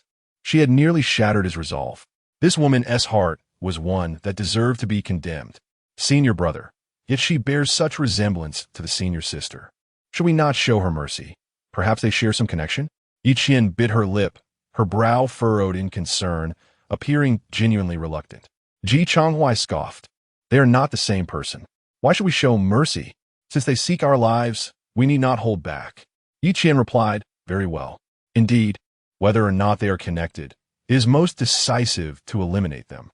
It would spare us the trouble, should that person return, jeopardizing her current standing within the sect. Ever since the incident at Xuanbing Cliff, their master had not seen her for quite some time, and with her unstable cultivation, Yi Qian wished to avoid any unforeseen complications. As they spoke, Yi Qian gathered her energy for a lethal strike, preparing for combat. Ye Wanwan was equally resolute, and the two dashed towards each other. Their initial engagement was a contest of physical prowess. Ye Wanwan had overheard their conversation, yet their words stirred no emotions within her. They were entirely irrelevant now. Had this been in the past, she might have felt sorrow. But now, leave me be. The situation escalated swiftly. Fang Hian and Li Wanji, realizing what was unfolding, rushed forward. They first checked on Bai Jian, relieved to find her unharmed, but then turned their anxious gazes towards Ye Wanwan. Li Wanji muttered curses under his breath. Those wretches! How dare they speak of our junior sister in such a manner before us? I wonder how they tormented her before. The three of them glared at Ji Chonghuai, their eyes burning with indignation. Ye Wanwan exchanged blows with Yi Qian, being forced back a couple steps. Some found it incomprehensible that she, a mere qi refinement stage practitioner, would engage a golden core stage opponent. It seemed utterly mad. A mist of water gathered around Ye Wanwan's hands, forming what resembled a soft, fluffy cloud, or a tender, ethereal fog, concealing its lethal potential within. Bai Jian attempted to advance. Let me handle this. Yet both Ye Wanwan and Shun Nanzhou interjected in unison. Senior sister, no need. Bai Jian, Fang Hian, and Li Wanji. When did these two become so in sync? Ji Chonghuai sneered. Do you truly wish to fight? Ye Danyan chucked it softly. Are you afraid? As the words fell, the young girl raised her hand and struck out, a cascade of mist swirling towards Ji Chonghuai and Yi Qian, more specifically, their eyes. While the water column possessed formidable offensive power, the more ethereal mist penetrated with unparalleled subtlety. Thus, Ye Wanwan employed not a water column, but rather fog. Ji Chonghuai scoffed, unperturbed, for his junior sister Yi Qian also wielded water affinity, and she was of the highest caliber. Yi Qian swiftly conjured her own mist, seeking to humiliate Ye Wanwan in kind. Yet no one anticipated the collision of their powers would reveal Ye Wanwan's superiority. Gasps echoed among the crowd. She was not in the qi refinement stage. Ye Wanwan chuckled softly. When did I ever claim to be in the qi refinement stage? The aura surrounding the girl surged, breaking through the qi refinement stage and rapidly ascending to the foundation establishment stage. She surged into the golden core stage. Early golden core. Li Yun and the others were utterly astonished. Countless thoughts raced through everyone's minds. How had she concealed her cultivation? Was it through a spiritual artifact? But which sect could afford such extravagant treasures to obscure their disciples' auras? Could the Tianyi sect be so affluent? Ye Wien be terlip. If she was not in the qi refinement stage, it made sense that she could withstand her attack. But how could she surpass her? Clearly, her current golden core was Ye Wanwan's. It was of heavenly quality, surpassing even the highest grade. Why had she still lost? Although Yi Qian had initially faltered, she quickly seized the opportunity to retaliate against Ye Wanwan. This time, she did not summon mist, but instead called forth her spiritual treasure, the illusory water divine string. Swiftly, she drew her bow and conjured arrows, relentlessly shooting at Ye Wanwan. Simultaneously, she formed a protective water ring with her left hand, creating distance between herself and Ye Wanwan. The crowd erupted in applause. Truly, as the foremost genius of Qingyun Peak, her ability to simultaneously defend and attack was a feat only she could accomplish. The expressions of the water affinity cultivators in the crowd darkened. This feat was beyond their reach. 3 arrows in one breath, executed with effortless grace. 3 water arrows pierced the air, but Ye Wanwan elegantly evaded them. Listening to the murmurs around her and witnessing the growing smugness in Yi Qian's eyes, Ye Wanwan chuckled softly. Was that all? Anyone could do such a thing. She raised her hand, and a bow made entirely of pure water elements manifested in her grasp. At that moment, it was evident to all, she intended to return the favor with the same technique. My goodness, Is this how thrilling it gets? Yevin, a mid-golden core cultivator, dared to challenge her like this. But was Ye Wanwan truly confident or merely arrogant? The onlookers could not tell. Yet, as Ye Wanwan drew her spiritual bow, arrows coalesced upon it, suddenly revealing 3. No, 4. She released the string and then drew again. The observers realized this time she had conjured a 5th arrow. The crowd fell into stunned silence. They were flabbergasted. What on earth was happening? All the water affinity cultivators were in a frenzy. How could she conjure 5 water arrows from a longbow formed by her spiritual energy? Who was she? Tell me, who is she? While others remained oblivious, the water cultivators perceived the truth with clarity. Yi Qian's ability to release 3 arrows stemmed from the formidable power of the illusory water divine bow. It was common knowledge that this exquisite spiritual artifact was crafted from the illusory water string, which Master Yin Ding Dao had procured from the southernmost waters for his young disciples. Its prowess was only surpassed by divine instruments. Yet, if Ye Wanwan could effortlessly summon a spirit bow with similar effects, what then could be said of the illusory water divine bow?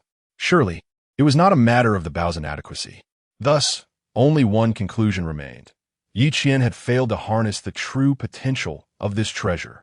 With her eyes reddened, Yi Qian retaliated swiftly, both archers unleashing a barrage of arrows that clashed midair, unleashing a torrent of potent water elements. However, Ye Wanwan consistently launched one more arrow than Yi Qian, each one landing upon her water ring without fail. Initially, the spectators were perplexed, but as astute observers began to take notice, they realized that Ye Wanwan's water arrows consistently struck the same target. As the 5th arrow was released, Ye Wanwan calmly proclaimed, "You have lost." While the others remained puzzled, Ji Chonghuai, Bai Jian, and Fang Hian discerned the truth. Yi Qian's water ring had been breached. Her defenses could no longer withstand the onslaught. "I have not lost," Yi Qian exclaimed vehemently, summoning 7 arrows in a single breath and frantically shooting them at Ye Wanwan. Yet, Ye Wanwan maintained a serene expression as she drew her bow, effortlessly conjuring 8 arrows. Forever, she would always have one more than Yi Qian. Chapter 62, the first prodigy, the foremost prodigy of the Supreme Sect's Qingyun Peak.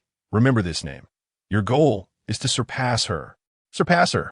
If you cannot, then you're no daughter of mine.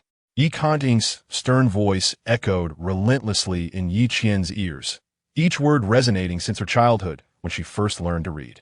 Her sole aspiration had been clear, to become a genius and to outshine Ye Wanwan. It was common knowledge that the Qingyun Peak housed an extraordinary talent, who, at the tender age of 8, had entered the Qi refinement stage. Within merely 2 years of apprenticeship, she had astounded countless cultivators, becoming the youngest practitioner in the Qi refinement stage. Many longed to witness her brilliance, yet Qingyun Peak shielded her meticulously. Whether it was the Peak's master or her senior brothers, they spoke of this young sister with unreserved admiration. When 8-year-old Yi Qian arrived at the Supreme Sect, every mention of the little sister from Qingyun Peak was laced with pride and affection. "She is our little sister.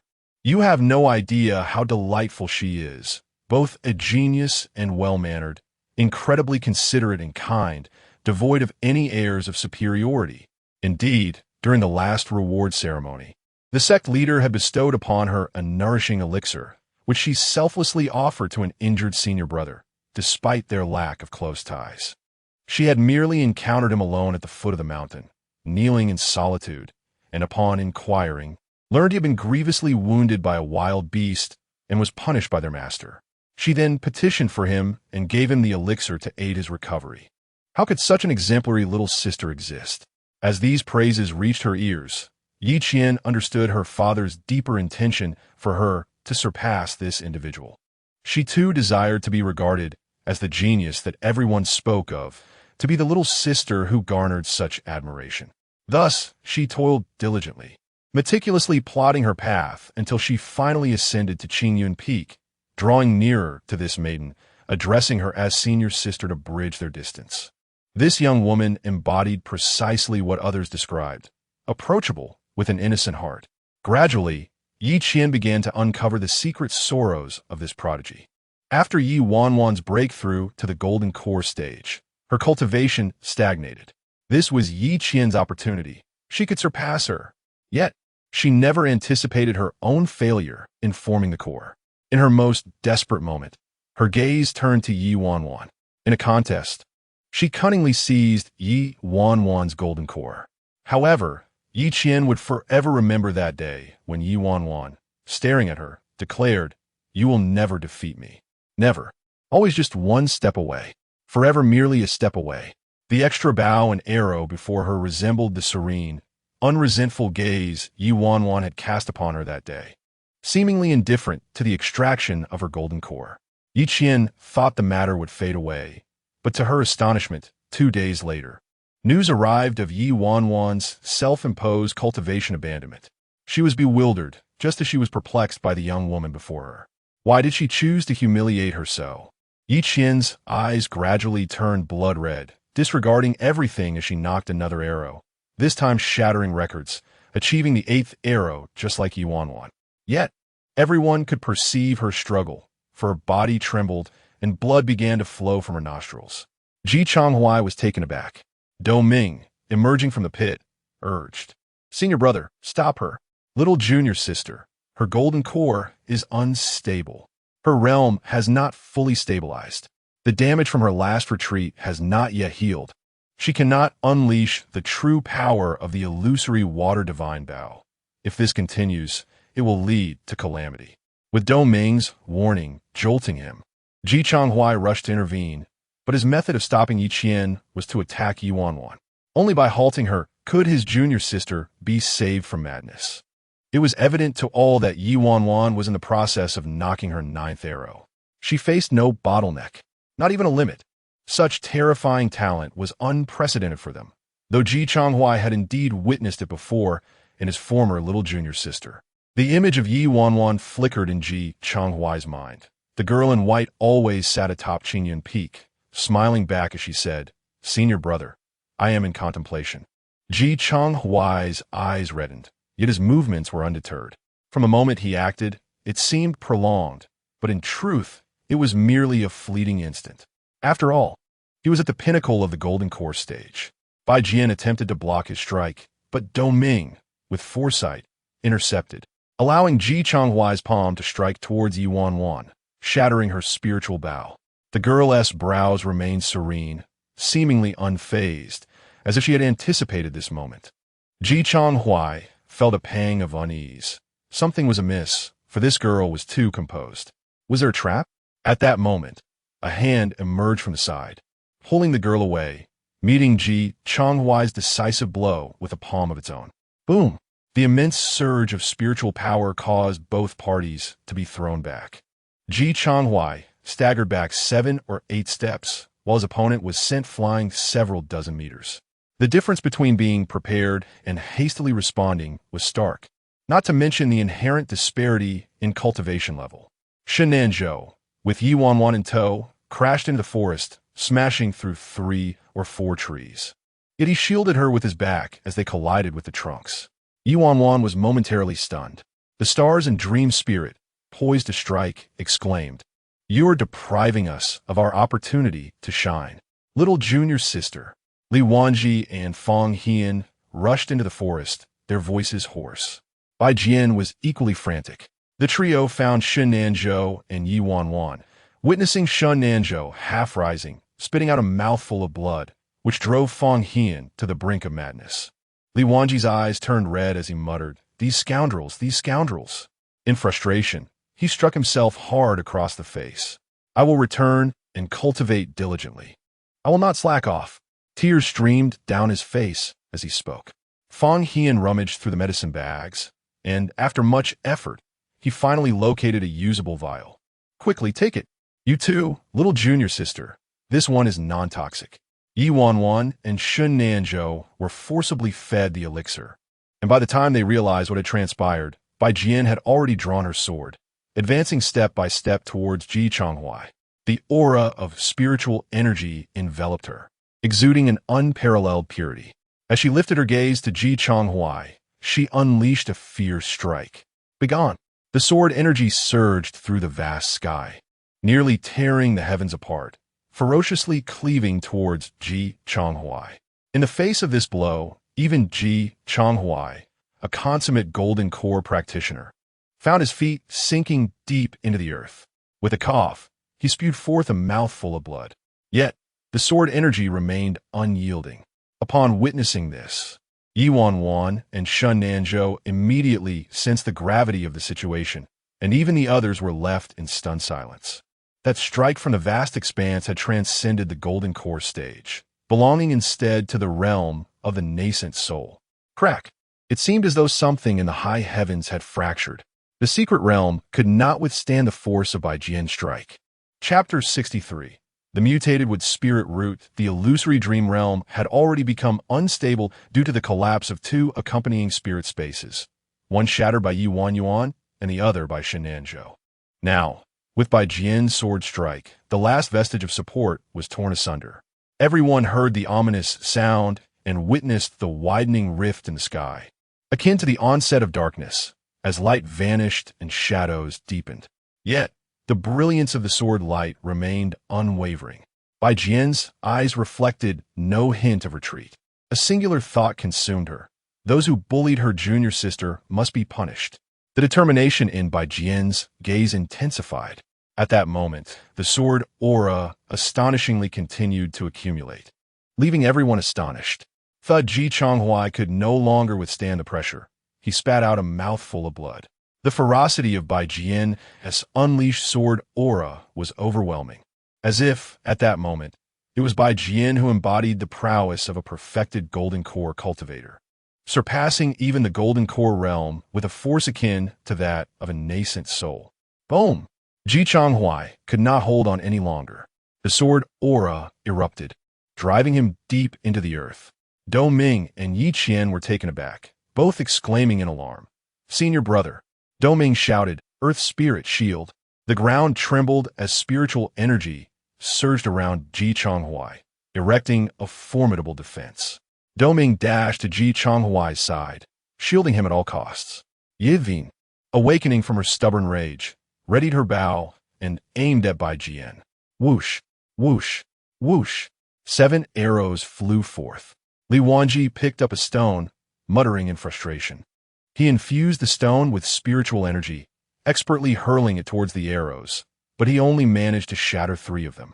Observing this, Fang Hian rushed forward, and to his astonishment, trees began to sprout around him. Fall! Countless trees emerged from the earth, forming a barrier of thorns before Bai Jian, their surfaces coated with a purplish poison. Yet, in a mere instant, the surrounding flora withered significantly, and even the water arrows directed at Bai Jian were entirely corroded. Gasps of astonishment rippled through the crowd. The wood attribute spirit root. It was a mutated wood type. Poisonous. No one anticipated that the seemingly pristine Fang Hian wielded such a unique technique, summoning trees that resembled fierce tree demons, clad in pale purple poison and bristling with thorns, brandishing their limbs menacingly. The stark contrast between this manifestation and his own demeanor was striking. Fang Hian stood protectively beside Li Wanji and Bai Jian, his expression fierce. He was not fond of showcasing his powers in public, but if anyone dared to bully them, it did not imply he was a soft target. Naturally, he seldom employed this technique due to its broad range, which he found difficult to control. But now he disregarded that. Ye Wanwan had already risen, her gaze fixed on Shun Nanzhou, her expression indescribable. "Why did you jump out?" She had a means to make Ji Chonghuai suffer. Shun Nanzhou remained seated, looking up at Ye Wanwan with a low chuckle, "Because I care for my senior sister." Ye Wanwan. Her expression grew even more complex. "Junior brother, do you truly wish to proceed in this manner?" The relationship between the two individuals is not one that warrants such remarks. Such comments would only provoke Ye Wanwan to perceive Shun Nanzhou as sardonic. Observing Ye Wanyuan's expression, Shun Nanzhou noted her seriousness, causing his smile to gradually fade, and his gaze deepened momentarily. He turned his head slightly and murmured, "I thought I was in a dream." Ye Wanwan, sudendi indignant, realized that the aftereffects of a new dream were indeed potent. She extended her hand, prompting Shun Nanzhou to frown in inquiry. "What are you doing? Get up." Ye Wanwan replied softly, "We cannot remain seated indefinitely. Senior sister, is avenging us. Shen Nanzhou glanced at Ye Wanwan's hand before ultimately rising with the aid of a tree. Observing this, Ye Wanwan retracted her hand and proceeded forward. Just as Shen Nanzhou had wiped his hands, he reached out, only to grasp at emptiness. How callous! Ji Changhuai suffered a grievous injury, while Bai Jian, having unleashed an overwhelming sword aura, was left exhausted. Both were equally battered, though Ji Changhuai bore the more severe wounds. The sky was half shrouded in darkness, casting the entire secret realm into a juxtaposition of night and day. The area they occupied was a fragmented abyss, an impenetrable blackness. Ye Wanwan swiftly approached Bai Jian, channeling her spiritual energy. "Senior sister, are you all right?" Bai Jian nodded. "I am fine, just a bit hungry." Although she had brought ample provisions upon entering, the prospect of staying for a month compelled her to ration her food meticulously. She had never felt satiated. At her words, Ye Wanwan chuckled gently. "We shall find a place to eat shortly. I have brought plenty of provisions as well." Bai Jian smiled brightly, nodding vigorously. "All right, let's hurry. This secret realm is about to collapse." With a single strike, Bai Jian rent half of the space asunder, and the encroaching darkness above spread ominously. Li Yun and Wang Yo, witnessing this, wasted no time and fled without a word. Panic ensued, and everyone was in flight. Ye Wanwan offered to carry Bai Jian, but Bai Jian shook her head. "Junior sister, I am fine. I can walk on my own." Ye Wanwan, however, did not allow her to refuse, insisting on carrying her. Li Wanji declared, "I will control the sword." Fang Hian countered, "We cannot fly on the sword. The upper space is unstable. If we attempt to fly, we may be caught in the turbulence. We must run on foot." Ye Wanwan, upon hearing this, waved her hand and conjured 4 swift travel talismans, each imbued with spiritual light and affixed to the feet of the 4 of them, including Shen Nanzhou. "Let us go." The 4 felt a sudden lightness beneath their feet, and as Li Wanji stepped forward, he covered dozens of paces in an instant. Li Wanji was taken aback. This is even faster than the wind-swift technique.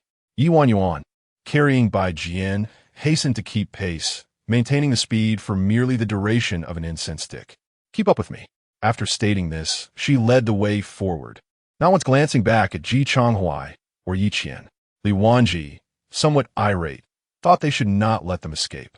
Fang Hian, however, recognized the reality of the situation.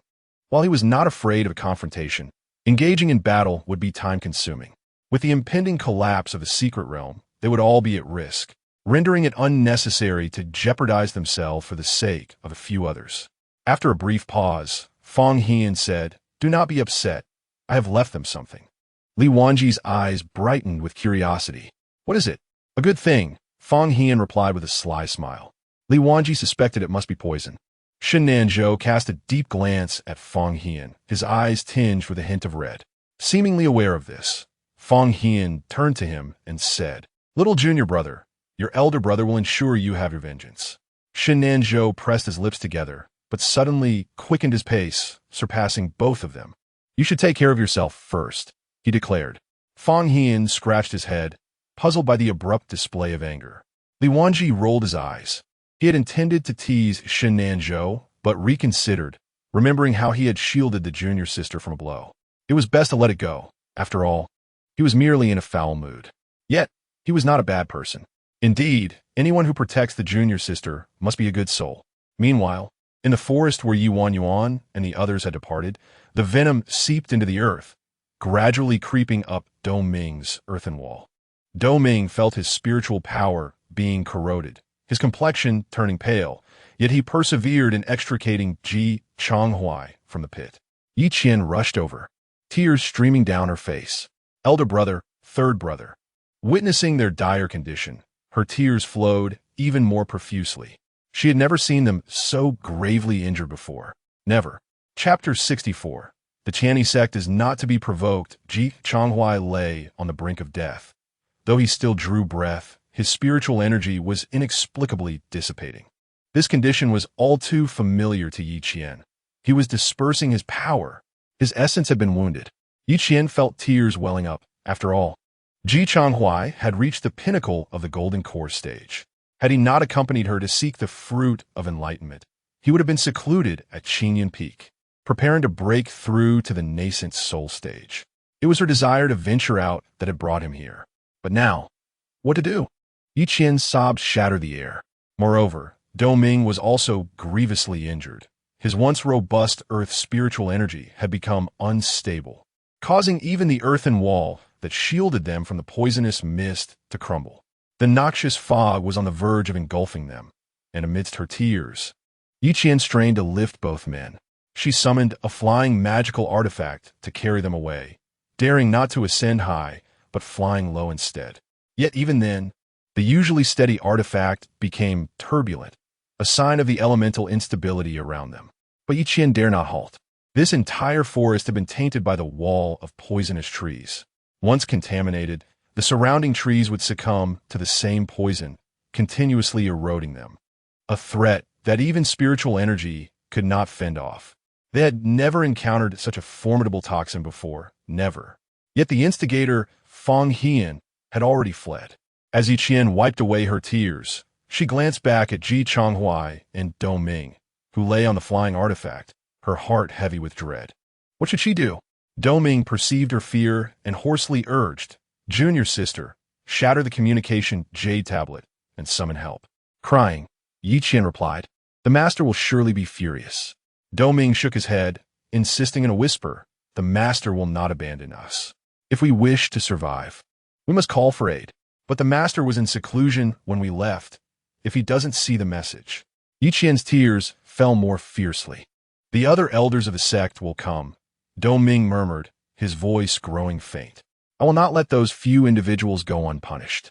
They will pay a price." As Dou Ming seemed to drift into unconsciousness, Yi Qian fell silent for a long moment. She hesitated to disturb so many people, for she could not express her selfishness. She simply did not want Yinding to see the girl whose features bore a striking resemblance to Ye Wanwan. Yet, looking at Dou Ming and Ji Chonghuai, she deliberated for a long time before ultimately shattering the communication jade tablet. Without calling for help, it seemed they would not survive this ordeal. As for that woman, Yi Qian clenched her teeth, filled with wrath. This was all her fault. All of it. An incense stick's worth of time later, Ye Wanwan, bearing by Jian, slowed her pace, as did Li Wanji and the others. However, at this moment, they had already distanced themselves from the confines of Yinshan Cave.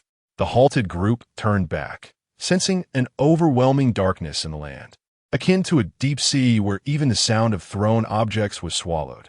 Yet, they felt as if something was watching them from within that abyss, imparting an unsettling sense of depth and terror. Li Wanji discreetly hid behind Fang Hian, feeling rather cowardly. Fang Hian's lips twitched slightly. "You should have practiced more. Now you're frightened, aren't you?" As he spoke, he discreetly approached Ye Wanwan, seeking refuge behind senior sister Bai Jian, where he found a safe spot. Clearing his throat, he inquired, "Junior sister, where shall we head now?" Ye Wanwan had already unfolded the map, indicating the exit. "Are we leaving directly? It seems a bit premature." Rather than going straight there, the Shinin sect must have sensed the circumstances within the secret realm. They will likely attempt to open the exit to investigate, but I wager they won't act immediately. Therefore, we should not head directly there, but instead take a roundabout route, Ye Wanwan explained, tracing a path on the map. "We should gather anything we encounter along the way." Everyone observed the route Ye Wanwan had marked on the map, which highlighted two key points. The implication was clear. They needed to escape, but also sought to acquire resources.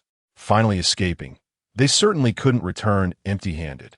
Ye Wanwan's suggestion met with unanimous agreement. They had come all this way and couldn't afford to leave without spoils. While others were focused on fleeing, they would take the opportunity to hunt for treasures. What a fortuitous moment. The more Fang Hian pondered, the more he admired his junior sister's cleverness. She was exceptionally astute. Before they set off, Ye Wanwan's first action was to retrieve all the rations stored in their space. "Sister, let's eat our fill first." Fang Hian and Li Wanji immediately followed suit. Bai Jian scratched her head. "I've already finished mine. What about you two?" Fang Hian and Li Wanji chimed in unison. "Those provisions were prepared for you." Bai Jian responded. Fang Hian glared at Li Wanji, exclaiming, "What are you doing? Stealing my share?" I was the one who prepared sister's rations. As he spoke, he nudged Li Wanji aside, pushing him away from Bai Jian. Such a jealous one, Li Wanji replied, exasperated. I was merely concerned you wouldn't have enough. So I prepared a little extra. Besides, what else can you make apart from pancakes and steam buns? Mine is all meat. Meat. Dry, unappealing meat. And it's not even fresh. If you want fresh meat in the space, why don't you cook it yourself? Shen Nanzhou observed them in silence before turning to leave. After Fang Hian and Li Wanji bickered for a long while, they suddenly realized someone was missing. Where is the junior brother? Ye Wanwan pointed into the woods. Shen Nanzhou was dragging over a freshly killed giant rabbit, producing a dagger that gleamed with a cold light. In a calm voice, he asked sister, "Which piece would you like?" Fang Hian, Li Wanji. They had been so preoccupied with guarding against each other that they forgot to keep an eye on the junior brother. This small episode dissipated the earlier tension. Once the five were well fed and ready, they set off promptly. Although half of the secret realm had collapsed, the remaining half still held 2 points within a safe range for Ye Wanwan. The group hurried along at their fastest pace, gathering resources, while everyone else was in flight. They took a detour to collect the remaining rainbow stones and herbs from before. 10 days later, at the ghostly light stone gate, all the young disciples gathered in this place, awaiting the opening of the exit. When Ye Wanwan and her companions arrived, a considerable number of people had already congregated here. Yet the atmosphere grew somewhat subdued upon their arrival. Li Yun and Wang Niu also noticed Ye Wanwan and her group. Their lips moved to speak, but they dared not utter a word, merely casting awkward glances towards a distant corner. Following their gaze, Ye Wanwan spotted Yi Qian, encircled by 5 or 6 distinguished individuals, as well as Dou Ming, who was seated in meditation, and Ji Chonghuai, whose pallor suggested he was nearly devoid of color. When the three noticed Ye Wanwan and her companions approach, their eyes followed suit, and the two factions locked gazes, each filled with palpable tension. At the stone gate, a collective gasp reverberated through the crowd. Surely, they could not engage in another altercation. If another collapse occurred, it would spell disaster. The Xuanbing sect was indeed to blame. Word of the situation had already leaked, yet they failed to open the exit in advance. In truth, they were already ahead of schedule. Typically, one would wait a full month, but the Yuguang Stone Gate had shown signs of activity in recent days, indicating they were attempting to facilitate an earlier opening. One pondered aloud, this commotion has persisted for 3 days. Surely, it cannot remain closed today.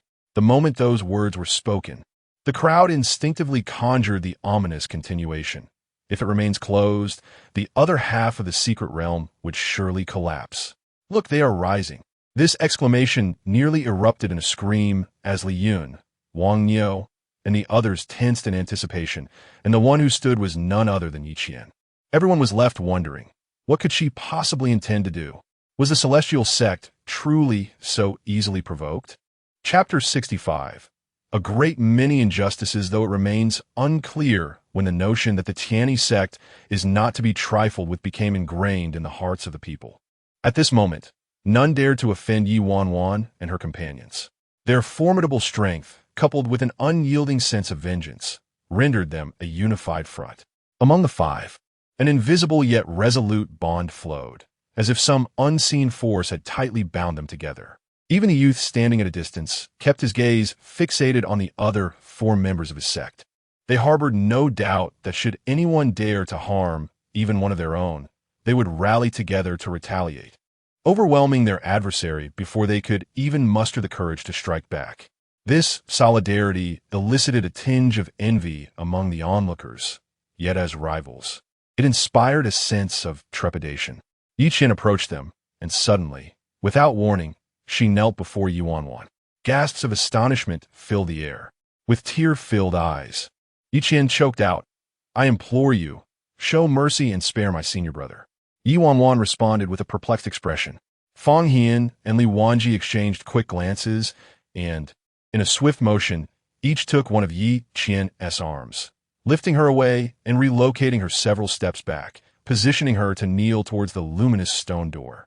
Yi Qian, everyone.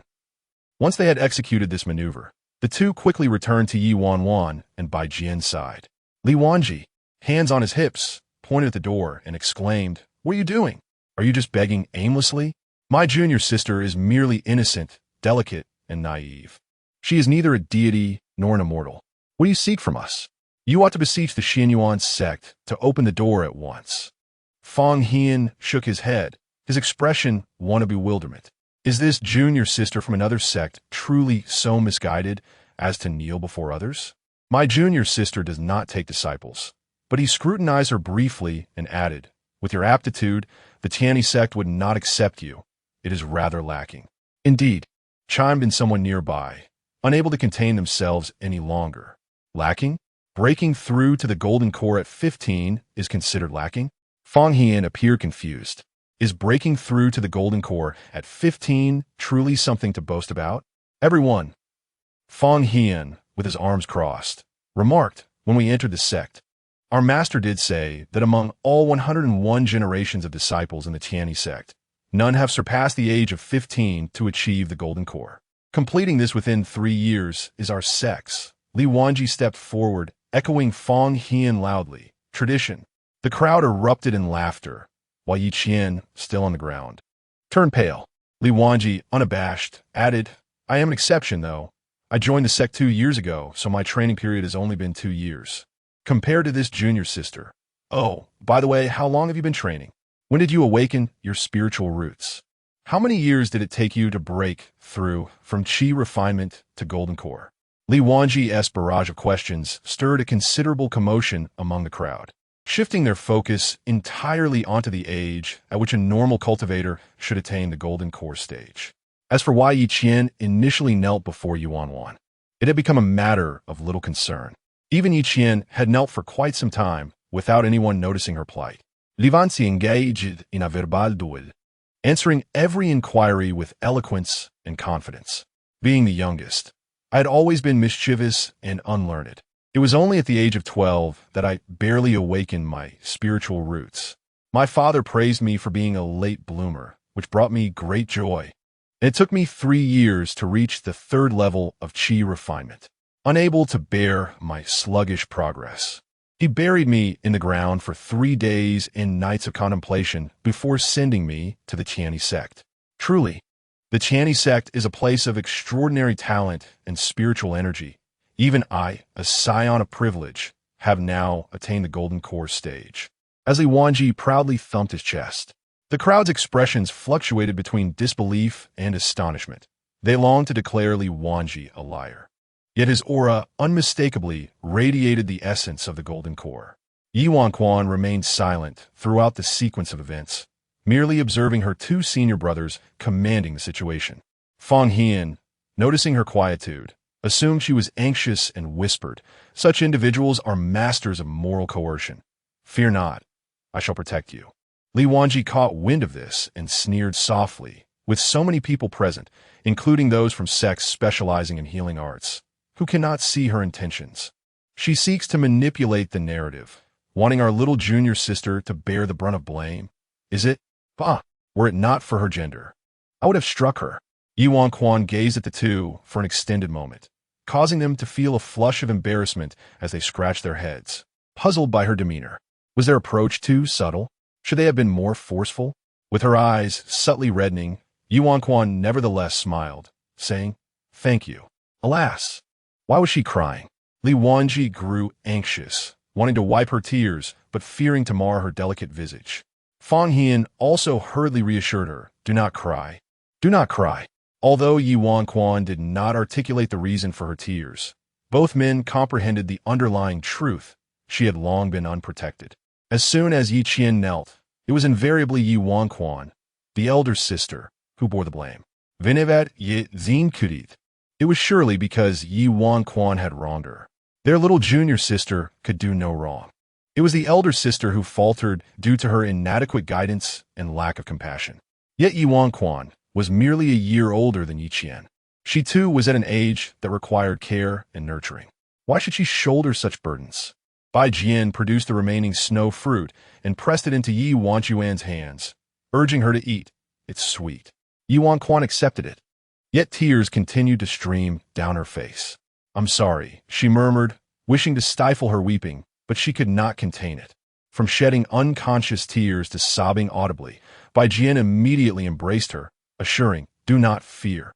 Your sister is here." Fang Hian and Li Wanji also felt their eyes welling with tears.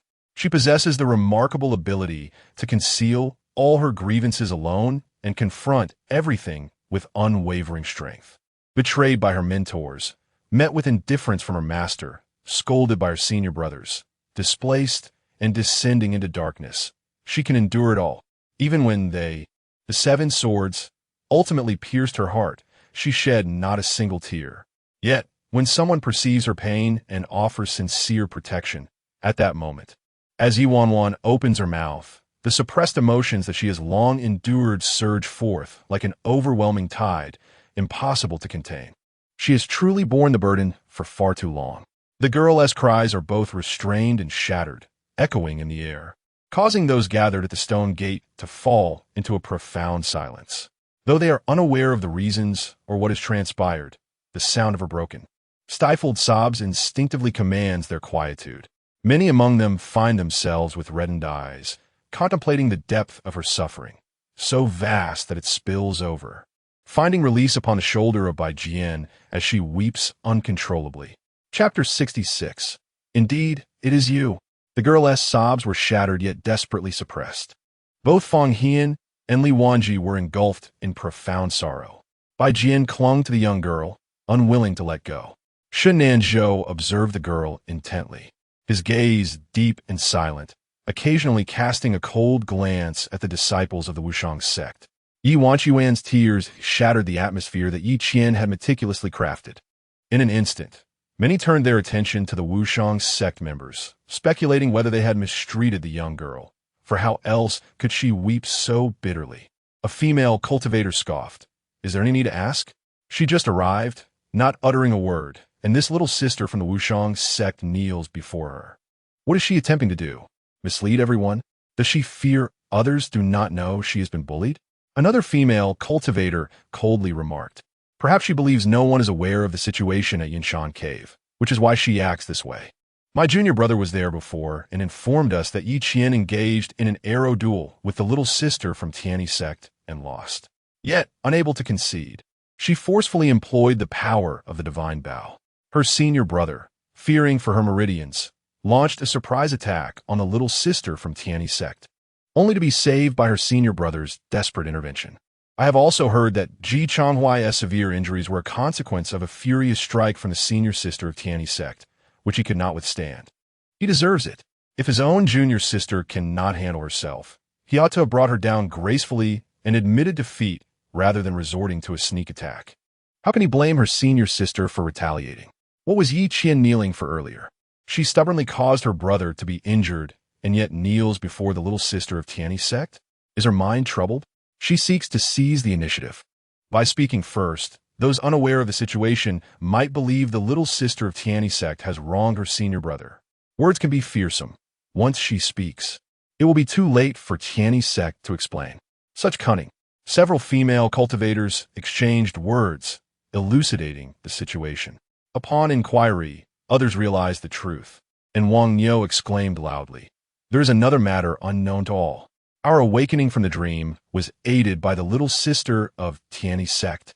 Her sword shattered the seal at the entrance of the dream, saving us. She rescued my brother and brotherly." Understanding dawned upon the crowd, and their gazes towards Ye Wanwan softened considerably. As for Ye Wanwan's acquisition of the parasitic spirit, Wang Niu did not mention it at all. Ji Changhuai and Dou Ming's faces turned pale. The former was already drained of strength, while the latter still had some mobility. However, Dou Ming's complexion shifted from white to red, his face flushed from the pointed stares and remarks surrounding him. "What do you know?" Dou Ming shouted in anger. "These individuals colluded, taking advantage of my senior brother's inattention to poison us, leading to our current state. What cultivator resorts to poison? They are but evil cultivators." A certain sect adept in both medicine and poison muttered, "Is he insinuating us?" Dou Dao's words are misguided. Poison and medicine are intertwined, with poison being a branch of medicine. The application of these substances depends solely on the intent of the user and not all who utilize poison are malevolent cultivators. What is wrong with employing poison? In the realm of cultivation, the strong prey upon the weak. If one cannot prevail, why resort to slandering others as wicked? Doming's face flushed with indignation. I did not speak of you all. I was referring to him. Fang Hian, suddenly singled out, nearly laughed in exasperation, but maintained an air of innocence, speaking softly. My spiritual root is somewhat unique, yet I too have questions. When your junior sister launched a surprise arrow at my senior sister, was I not justified in retaliating? Am I not permitted to protect my senior sister and junior sister? Fang Hian stepped forward, locking eyes with Doming. Doming insisted, but you used poison. I have stated that my spiritual root is exceptional. Once I deploy it, I lose control. In that moment of desperation, to protect my already exhausted senior sister, I had no other recourse. As an alchemist, I truly possessed no alternative means of self-defense. With a sigh, Fang Hian clasped his hands together before the assembly, lamenting, I apologize for any amusement I have caused. Though I am an alchemist, my spiritual root is inherently different from others. I am aware of the immense harm this substance can inflict, yet I was compelled by urgency. Had I not acted, my senior sister would have perished on the spot. Fang Hian pressed his fingers to the corners of his eyes. His voice trembling, I do not know what else to do. Feigning weakness, is it? Who cannot? Li Wanji boldly sat down on the ground, declaring, Senior brother, it is futile. We, as members of a small sect, have little influence. They belong to the Supreme Sect, the Exalted Supreme Sect, one of the top 3 sections. To bully us is but a trivial matter. Despite our attempts at self-defense, they perceive us as having gained an unfair advantage. Fang Hian sighed again, lamenting, it is indeed our lack of effort that has led us to this plight. Exactly, Li Wanji concurred. The atmosphere among the crowd grew increasingly complex. What sort of feigned vulnerability were these two prodigies attempting to portray? Just moments ago, who claimed that one who has not broken through to the golden core by 15 is worthless. Li Wanji remarked, and thus rumors are born. Doming, feeling defeated and unable to contend with Li Wanji and Fang Hian, felt a surge of blood rise within him and suddenly spat out a mouthful of blood. The crowd gasped in shock. Li Wanji hastily distanced himself, exclaiming, Hey, this has nothing to do with us. He brought this upon himself. Ji Changhuai observed the farce. Speaking in a hushed tone, Junior sister, come back. Only then did the crowd notice that Yi Qian was still kneeling, with tears welling in her eyes. She looked towards Ji Changhuai, struggling to rise and limping towards him. Li Wanji, observing, questioned, We are all cultivators. Can kneeling truly cause one S bones to break? The crowd was silent. Yi Qian, trembling, returned to Ji Changhuai's side, crying, I merely wished to help senior brother in securing the antidote. The reprimand Ji Changhuai had intended to deliver was rendered speechless by her words, and he simply replied, Forget it. At that moment, a voice broke the silence. Despite the unpleasantness of my speech, Fang Hian and Li Wanji turned sharply to look. If you are aware of the ungracefulness of your words, why utter them at all? Qi Minglu, gritting his teeth, firmly stated, I still wish to speak a word of fairness. We all entered this trial together. Though we were competitors throughout the process, it has now concluded. Once we step beyond this door, we remain part of the same alliance. Since junior brother Ji and Daoist Do have lost, would it not be wiser to resolve this poison? Otherwise, it would reflect poorly on us when we exit. Li Yun, upon hearing this, nodded in agreement. After all, it concerns the Supreme Sect. Offending them would yield no benefits, and others might bear the brunt of their wrath. With the support of the gathered gazes, Qi Minglu felt increasingly justified and righteous in his stance.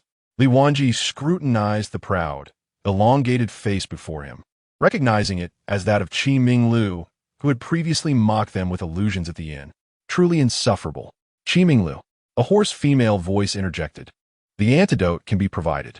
At the sound, everyone turned their attention to Ye Wanwan, who had composed herself, although the corners of her eyes were still tinged with red. Her demeanor was remarkably calm. Ji Changhuai and Do Ming also regarded Ye Wanwan. Ye Wanwan looked towards Yi Qian, commanding, Admit your mistake and apologize. I shall grant you the antidote. Fang Hian and Li Wanji vociferously echoed, yes. Admit your mistake and apologize. Qi Minglu and Li Yun found themselves unable to counter this demand. After all, it was not an unreasonable request. Yet, this singular demand rendered Yi Qian immobile. As if struck by lightning, her lips quivered, and her entire being trembled. It is you. It truly is you. Ye Wanwan. Chapter 67. I will reclaim what belongs to me. Yi Qian was on the verge of uttering the name, as she gazed upon the girl's familiar features, reminiscent of their first encounter, marked by an air of coldness and superiority. The girl stood upon the white jade steps, looking down at her with striking beauty and bright eyes, adorned in flowing garments, akin to a cherished jewel surrounded by admirers. At that moment, Yi Qian pondered, are you the new junior sister? It was she. Indeed, it was she. Yi Qian's heart screamed with indignation. This was retaliation for the humiliation she suffered at the hands of her master at Mio Lake. She sought to force herself to bow, to kneel in apology, to humiliate herself before her. I refuse to acknowledge it. Yi Qian's voice trembled, yet remained resolute. I'm not in the wrong. This proclamation astonished Ji Chonghuai and Dou Ming. Even Li Yun and Qi Minglu were taken aback. Why was she being so obstinate? It was merely an admission of fault. Yi Qian's expression twisted slightly, her voice icy. In the realm of secret treasures, it is the capable who prevail. I may have lost to you, but I have committed no error. Victory or defeat is commonplace among warriors, is it not? Senior sister of Tianyi Sect. She emphasized the words senior sister with intent, knowing that Ye Wanwan would understand. Ye Wanwan indeed comprehended, her lips curling into a smile. So what do you wish to convey? Yi Qian, having torn off the Fade, boldly declared, you and your senior brother have poisoned us, merely to prevent us from revealing the secret of the spirit of the secret realm that you have acquired, seeking to silence us. What pretense? The spirit of the secret realm? The crowd gasped in astonishment. Could it be the accompanying spirit within the secret realm, a formation spirit that only manifests after a millennium? It was said that possessing it would grant control over the secret realm and free passage within it. They had taken so long to reach the stone gate. Could it be? Eyes began to fixate on the rings and the Kunxian pouch held by Ye Wanwan and by Jian, wondering if it contained treasures galore. The atmosphere grew tense as some individuals edged closer, eager to seize the opportunity. Li Wanji swiftly rose, his expression wary, while Bai Jian and Fang Hian maintained their stern demeanor. Shun Nanzhou discreetly approached Bai Jian and the others, positioning himself alongside them. At that moment, the girl's laughter rang out, brief yet chilling. And then, she inquired, stepping forward, her foot revealing the runes beneath.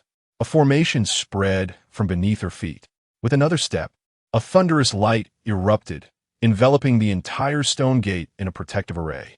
Ye Wanwan cast her gaze over all present, and one by one, those who met her eyes recoiled in fear, for at that moment, her aura was unmistakably that of the nascent soul, mid-phase. Yi Qian's complexion turned ashen. How? Is this possible? How can you be a nascent soul? The girl stepped forth, standing before Yi Qian, grasping her neck and tightening her grip slowly. In a low, seductive tone, she murmured, I truly wish to end your life right here. Ji Chonghuai and Dou Ming rushed forward recklessly, yet the young girl coldly commanded, kneel. With a thud, both men sank to their knees, the sound of their kneecaps meeting the ground sending shivers through the onlookers.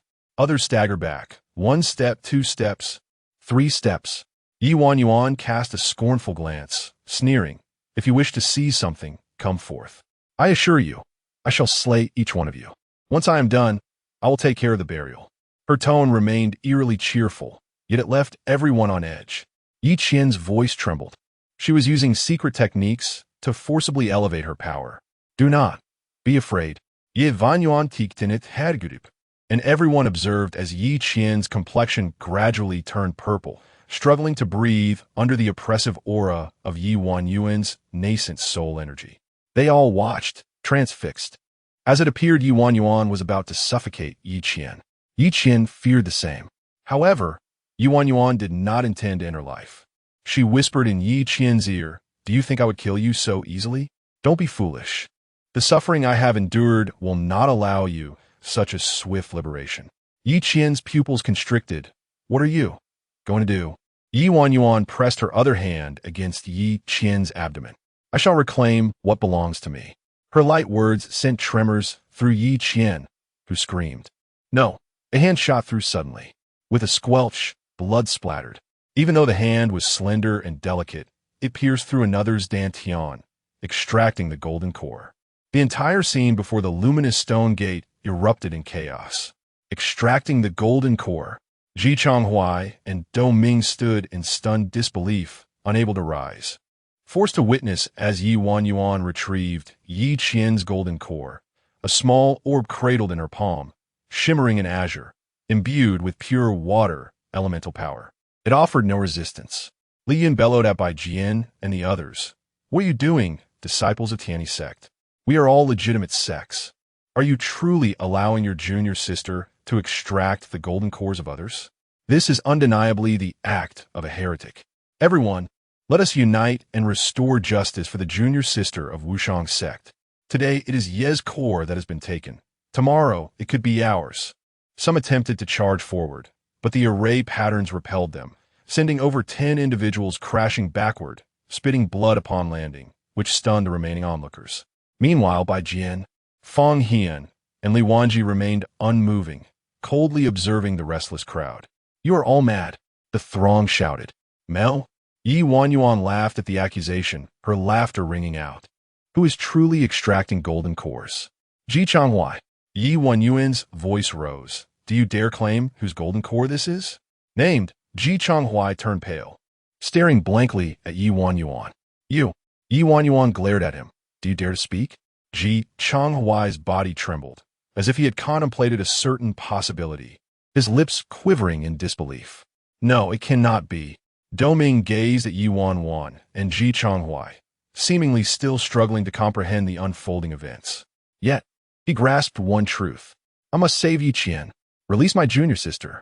I will, but not at this moment, Ye Wanwan retorted coldly, her grip tightening around the golden elixir. Under the oppressive force of the nascent soul expert, the elixir surged wildly, the water's spiritual energy coursing through it. Yet it remained firmly held within the girl's palm, until it could no longer withstand such immense power. A resounding crack echoed through the air. Everyone was astonished, believing Ye Wanwan had shattered the elixir. However, once the water spiritual energy was depleted, an even smaller, pure golden elixir emerged from within, radiating an essence of fire. The crowd was left in a state of disbelief. Li Yun stood in a daze, while Qi Minglu opened his mouth in shock. The diminutive yet exceedingly pure golden elixir, resembling a tiny flame, danced joyfully around Ye Wanwan, as if it had found its rightful owner. Chapter 68. Others may falter, but I shall prevail. The scene was rather delicate at that moment. The golden core extracted from the body of the water spirit root, Yi Qian, turned out to be the fire attribute. This striking contrast momentarily bewildered many, yet there were those with considerable experience who grasped the situation. Attribute conversion, indeed, employing special means to transform the 5 elemental attributes. Such a method exists. Could it be that different attributes could be interchanged? But what about the spirit roots? Wouldn't their differences have an impact? There would indeed be repercussions. Generally speaking, replacing golden cores of the same attribute is optimal, but in the absence of such options, acquiring a superior golden core would suffice. Li Yun murmured, utilizing attribute conversion results in a downgrade by 1 tier. Yes, a high-grade core would be reduced to a mid-grade, and a mid-grade to a low-grade, which is why most individuals would refrain from such actions. So, to ensure the utmost quality of the golden core, one would need to resort to. Naturally, one would require a heavenly grade. Suddenly, an eerie silence enveloped the crowd. Someone could not restrain themselves and whispered, where did she procure a heavenly grade core from a cultivator with such roots? Even if one existed, who would be willing to part with it? Indeed, who would be so reckless as to exchange a heavenly grade core for a superior one? Such an act would be a gross squandering of resources. Heavenly grades are exceedingly rare. One might not find even a single gem among 100,000 gifted cultivators. Fire attribute, heavenly grade. Could this be the junior sister from Qinyan Peak? Is Yi Qian not the junior sister in question? No, there's also one named Xiao Qi, though many mistakenly believe them to be the same person. However, it is said that this junior sister passed away last year, and there have been no reports since. Is it true that she has passed? This thought flickered through the minds of the onlookers. Cultivators rarely succumb to illness so easily. Once again, their gazes shifted towards Ji Chonghuai and his companion, laden with a profound significance. The Supreme Sect does not appear to be as untainted as it seems. Regardless, Ye Wanwan's act of extracting Yi Qian's golden core in front of all the cultivators was indeed shocking and not something a righteous person would undertake. While the crowd cast disparaging looks towards Ye Wanwan, Doming seized the opportunity, unleashing a magical artifact, breaking free from the oppressive aura emanating from Ye Wanwan. He bellowed, "Rock prison cage." Countless stones erupted from the earth, hurtling towards Ye Wanwan. The sharp rocks surged between Yi Qian and Ye Wanwan, aiming directly for the young woman's wrist. Should Ye Wanwan fail to evade, she would undoubtedly be struck. If she dodged, she would have to relinquish Yi Qian. Doming intended to exploit this very point, forcing her to release the captive. Ye Wanwan cast a sidelong glance at him, her voice calm. "I have said I would release her." With a graceful motion, she deflected the sharp projectiles, causing Doming to spout blood from the backlash. Yet, Ye Wanwan also relinquished her hold, tossing Yi Qian towards the rushing Doming. He caught the bleeding Yi Qian, his eyes reddened, yet fear lingered within him. "Junior sister, do not fear. Your senior brother will tend to your wounds." Yi Qian continued to cough blood. Third senior brother. Ye Wanwan spoke lightly. "There is no need to feign a tragic separation. This wound is not fatal." Doming screamed in a fit of rage, "I will kill you. I must kill you." Ye Wanwan chuckled softly. "Haven't you done so before?" Doming's eyes brimmed with fury. He could not fathom why someone could harbor such intense hatred towards them. He gathered his spiritual energy, causing the earth to tremble slightly. Yet, Ye Wanwan merely laughed softly. "Seeking death, are we? Then you shall perish first." Doming roared in anger. The ground shook violently as rocks erupted and then shattered. The immense force impacting Ye Wanwan's formation and the very ground upon which all members of Tianyi's sect stood. Seizing the opportunity, Doming released Yi Qian and charged towards Ye Wanwan. "Senior brother, lend me your strength." If he could break her formation, Doming was confident he could eliminate this woman. Ji Chonghuai trembled, but Doming bellowed, "Do you not wish to avenge our junior sister? She has been crippled by an outsider."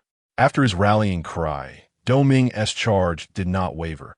He evaded the power of the formation, continuously employing the earth to fracture and summoning falling rocks. Bang! Bang! Bang! Before the stone gate, countless rocks plummeted, leaving the ground in disarray, reduced to ruins. Amidst the debris, Doming's gaze fixated on Ye Wanwan, leveraging the destruction of the ground to disrupt the formation, persistently closing the distance between them. Even under the oppressive force of the formation, Doming did not relent. He possessed a magical artifact. Fang Hian quickly discerned this. "Libanzi ansiosly inquirat." "What should we do?" Fang Hian found himself unable to intervene, but he understood one thing. The junior sister's cultivation had likely been forcibly elevated by some means. Time was of the essence. A solution must be devised. Ye Wanwan skillfully evaded amidst the ruins, her eyes swiftly searching for Doming's vulnerabilities. Known as the King of the Earth, battling him on the ground was indeed disadvantageous. However, abandoning the formation would leave her vulnerable to Doming's tactics. Thus, Ye Wanwan remained steadfast, yet Doming anticipated her persistence. As the tremors of the earth intensified, a cage, formed from the air itself, suddenly manifested above Ye Wanwan, startling everyone. Doming's gaze turned cold. "Die. Go underground to repent for your sins." Ye Wanwan regarded Doming with indifference. "So, you wish to attack from above? You have learned well, but have you forgotten who instructed you on how to proceed?" Doming. Ye Wanwan appeared to be speaking to herself. "And the method to counter is quite simple, senior brother." Each word dripped with mockery, causing Doming's pupils to constrict. Ye Wanwan stepped forth, and as the aerial cage solidified, she suddenly vanished. In the next instant, the cage loomed above Doming. Doming looked up, realizing that if this cage, imbued with a locking aura, appeared above him, it meant Doming abruptly turned. Ye Wanwan was directly behind him. Senior brother, your notion of a pincer attack is commendable, yet the pace is too sluggish. What if the opponent appears behind you in the blink of an eye and enforces a lock on you? The melodic voice of the girl resonated in his ears, and Doming recalled his initial response. No one could be that swift. Ye Wanwan smiled and replied, but I can be. Doming turned back to gaze into the youthful girl's eyes, and in that moment, the discomfort he had always felt towards her crystallized into understanding. 7th, junior sister. As the cage descended, the girl had already taken her leave in advance. She was but a step away from the cage, one within, one without. Standing inside the enclosure, Doming watched as the girl outside calmly intoned the words of his own technique, yet when uttered from her lips, it bore an even more persuasive quality. In the lofty skies, a black fissure rent asunder, unleashing a torrent of boulders that plummeted downwards, crashing towards the cage. The ground trembled violently. The girl turned serenely, not casting a single glance back. Her path led towards Bai Jian and the others. As the luminous stone gate radiated brilliance, all present understood it was over. Chapter 69. Support the ethereal stone gate swung open. All the disciples within the secret realm felt a powerful summons. As they began to vanish one by one from their original positions, it became clear that the trial had concluded. Ye Wanwan approached Bai Jian and the others, her back straight and resolute, without glancing back. Even though the place where Doming had stood had turned to ruins, and someone called out behind her, little junior sister, Ye Wanwan remained unmoved, fully aware of who was calling her. Ji Chonghuai struggled to utter those words, yet Ye Wanwan no longer cared. She no longer needed to be their little junior sister. With steady steps, she walked towards Bai Jian and the others, extending her hand. Let us go. Bai Jian, Fang Hian, and Li Wanji gazed at her. The girl's complexion was somewhat pale, but the group dared not inquire about her condition in that moment. The three grasped her hand, with Fang Hian not forgetting to pull Shen Nanzhou along. The five of them united, feeling the summons once more, and together they vanished from sight. When they re-emerged, they found themselves at the foot of Dream Lake Mountain. All the young disciples who had exited the secret realm were gathered there, each gaze directed at Ye Wanwan with a mixture of disbelief and pointed whispers. It was she who extracted the golden core from the little junior sister of the unparalleled Sect and gravely injured senior brother Do. I just saw young Master Ji and the others also emerge. This time, 3 disciples from the unparalleled Sect came, all severely injured, one rendered useless. They will not let this go lightly. Enough of that. I see the elders of the unparalleled Sect approaching. Stay away from her, regardless of the murmurs surrounding her. The girl stood tall and unwavering, her frail body shielding Bai Jian and the others. Even as she sensed a formidable presence drawing near, Ye Wanwan was determined to step forward first. Yet Bai Jian firmly grasped her hand. Looking at Bai Jian's hand, Ye Wanwan whispered, "Senior sister, this is the mess I have created. Don't worry."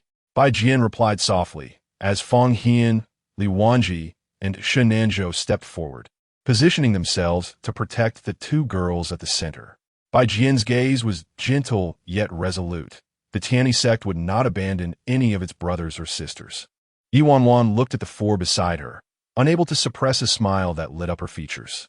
She was acutely aware that this time, she would not be left behind, yet she could not bear the thought of them getting hurt. A powerful aura surged toward them, accompanied by a destructive force that descended like a celestial strike. "Beast, you shall perish," Ye Wanwan declared. "Allow me to return a blow." With that, she harnessed her entire spiritual power, transforming it into a stream of light that flew beyond their protective circle, positioning herself in the air. She raised her hand, forming a seal, and 5 golden cores soared forth, coalescing into an array.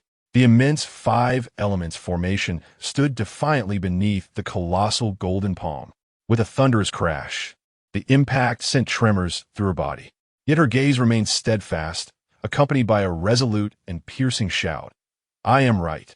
Yi Qian extracted my golden core. I seek to reclaim what belongs to me, and there's nothing wrong in that. Yan Dingxin is blind and corrupt, colluding with the Yi family, driving my direct disciple to death. This is just. The Supreme Sect indulges in favoritism, and the sect leader shows bias and cruelty. You are unworthy of being considered righteous. I have but one word for you, deserved. Elder Wuzhen listened in disbelief to these utterances, gazing at the girl as she posed question after question. Even as blood flowed from her lips and her breath grew faint, her eyes shone brightly like stars, radiant as fire. She continued to smile, adding another word. You deserve it. Elder Wuzhen was furious. His formidable nascent soul power pressed down, causing the 5 rotating golden cores of the girl to tremble incessantly, seemingly on the verge of shattering. Unable to contain herself any longer, Ye Wanwan spat out a mouthful of blood. Bai Jian and Shin Nanzhou charged out together. Fang Hian shouted hoarsely, "Uncle, Master, Uncle! Someone is bullying us." Li Wanji cried out loudly, "Master! They want to kill Junior Sister." The two shouted with all their might. Before their voices faded, a colossal sword aura slashed through the air, a manifestation of nascent soul power, tearing apart the void and smashing through the thick golden palm. Elder Wuzhen's expression shifted in astonishment. Such formidable sword energy. Following the sword aura, Yanju appeared before Ye Wanwan, his countenance filled with anger, yet tinged with urgency. "Third senior brother, hurry over. Yanyu Beluviet. What the hell? I just went to the restroom. How did this door open?" Before Elder Wuzhen could react, a terrifying aura surged forward, shattering the golden palm with a thunderous crash. Elder Wuzhen's expression turned to one of shock and disbelief. This aura, it is undoubtedly above the nascent soul level. Sun Yin dashed out, appearing midair. Upon seeing Ye Wanwan covered in blood, his heart sank. This is disastrous. If Pei Xian were to discover that his disciple had been reduced to this state under his watch, he would surely tear himself apart. It would be impossible to borrow spirit stones from him in the future. "Little girl, quickly take this." Sun Yin immediately retrieved a medicinal pill for Ye Wanwan, urging her to calm down, to not harbor such anger. What could possibly be worth inciting such fury? If you wish to strike back, your uncle master will assist you.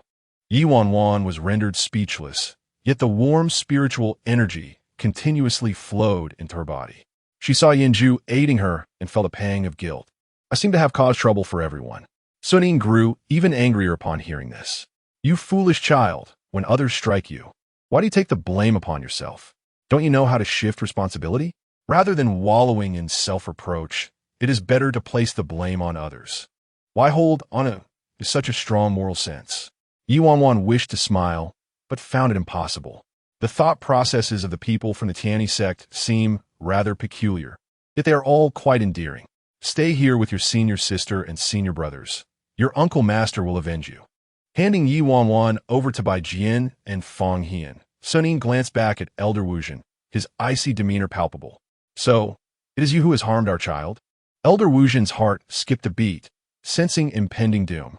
However, shortly after, 2 more individuals approached, coldly declaring, "Esteemed friend, please understand that it was your Tianyi sect who first shattered our disciple's golden core." Sun Yin, with an expression of disdain, erupted in a torrent of invective. "Within this secret realm, even a life-and-death contract has been signed. Your disciple perished therein. It is a testament to his inadequacies and a fate he deserved. You youngsters could not prevail, so now you summon the elders, is it? Very well." A chilling smile crept across Sun Yin's face, revealing a sinister intent. He exuded a formidable aura. The seemingly carefree old man was, in truth, a harbinger of dread. At that moment, the entire Mengzi mountain trembled under the weight of his overwhelming presence, sending shivers through the beasts and causing the very earth to quake. Pointing at Wu Zhan, Sun Yin's voice dripped with frost. "You struck my young disciple. I demand no more than this. Endure 3 of my strikes. If you survive, I shall spare your wretched life." As his words echoed, a powerful force descended from the heavens, and Wu Zhan, an infant soul, was thrust downwards, crashing into the ground with a resounding boom, leaving behind a vast pit and an emanating chill that silenced all present. Chapter 70. You are my senior brother. I am your junior sister in the realm of cultivation. After the stages of chi refinement, foundation establishment, core formation, nascent soul, and spirit transformation, there lies the void refinement stage, even more formidable than Yending. Ye Wanwan gazed at Sun Yin's retreating figure, feeling a profound sense of security in that moment. Yenju seemed to perceive her unease and understood that her severe injuries stemmed from her determination to maintain her composure. For the first time, Yenju felt admiration for a child, yet his heart was filled with compassion. No one will harm you. Do not worry, he reassured her. Ye Wanwan was fearful that her impulsive actions might endanger Bai Jian and the others, which is why she had been holding on so tightly. In a gentle voice, she inquired, "May I sleep now?" Upon hearing her words, Li Wanji could no longer contain her tears. "At this moment, what are you asking? Sleep. If you wish to sleep, then do so." Yet Ye Wanwan continued to gaze at Yenju, persistently seeking an answer. Yenju understood that she sought a promise from him. "Sleep, my dear junior. I assure you, when you awaken, you will be in the abode of Tianyi's sect." It was only then that Ye Wanwan seemed to relax. She whispered softly, "Uncle Master, I miss the snowy mountains, and I miss..." "Master." The young girl closed her eyes and fell into a deep slumber. Yenju's hand tightened slowly, and he cast a cold glance at the gathering crowd nearby. Those from the Supreme Sect stepped forward. He commanded. With a flick of his sword, the Tsang Lei sword was drawn. Amidst the flickering lightning, the youth stood at the foot of the mountain, which had been flattened by Sun Yin, and coldly declared, "All of you, get out." From that day forth, everyone understood that while one might dare to confront Tianyi's sect, should they harm the young, they would inevitably face the wrath of the elders. Once the elders had dealt with the matter, even more formidable figures would emerge. Yenju and Sun Yin had leveled Mengzi Mountain in a fit of rage for Ye Wanwan, shocking the entirety of Mengzi City and the cultivation world. Yet, Ye Wanwan remained blissfully unaware of all this. Yenju had not deceived her.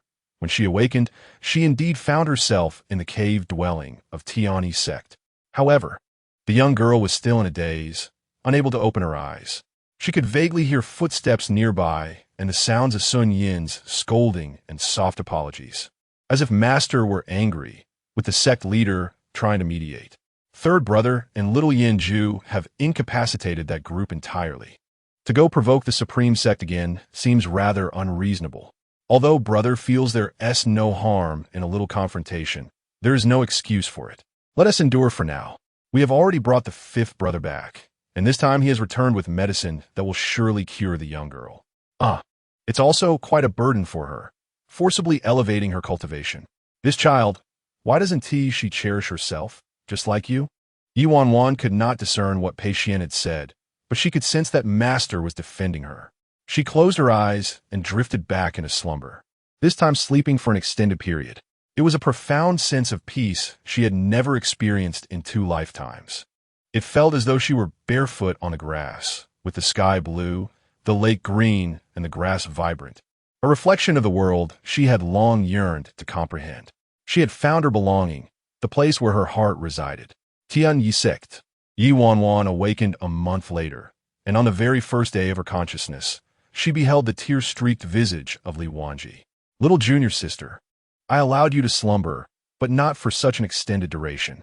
If you continue to sleep like this, everyone will be unable to restrain Master Pei Xian. Master has foretold that it may lead to a conflict between our 2 sections. I fear not for my life on the battlefield. Rather, I dread the thought of you not witnessing my valor in combat. Please awaken." Ye Wanwan stared at him for a considerable time before Li Wanji finally comprehended that she was indeed awake. With a cry of joy, he leapt 3 feet into the air. "She is awake. Little junior sister is awake." His voice, strained with excitement, echoed as he dashed from the room to the courtyard, shouting toward the mountains.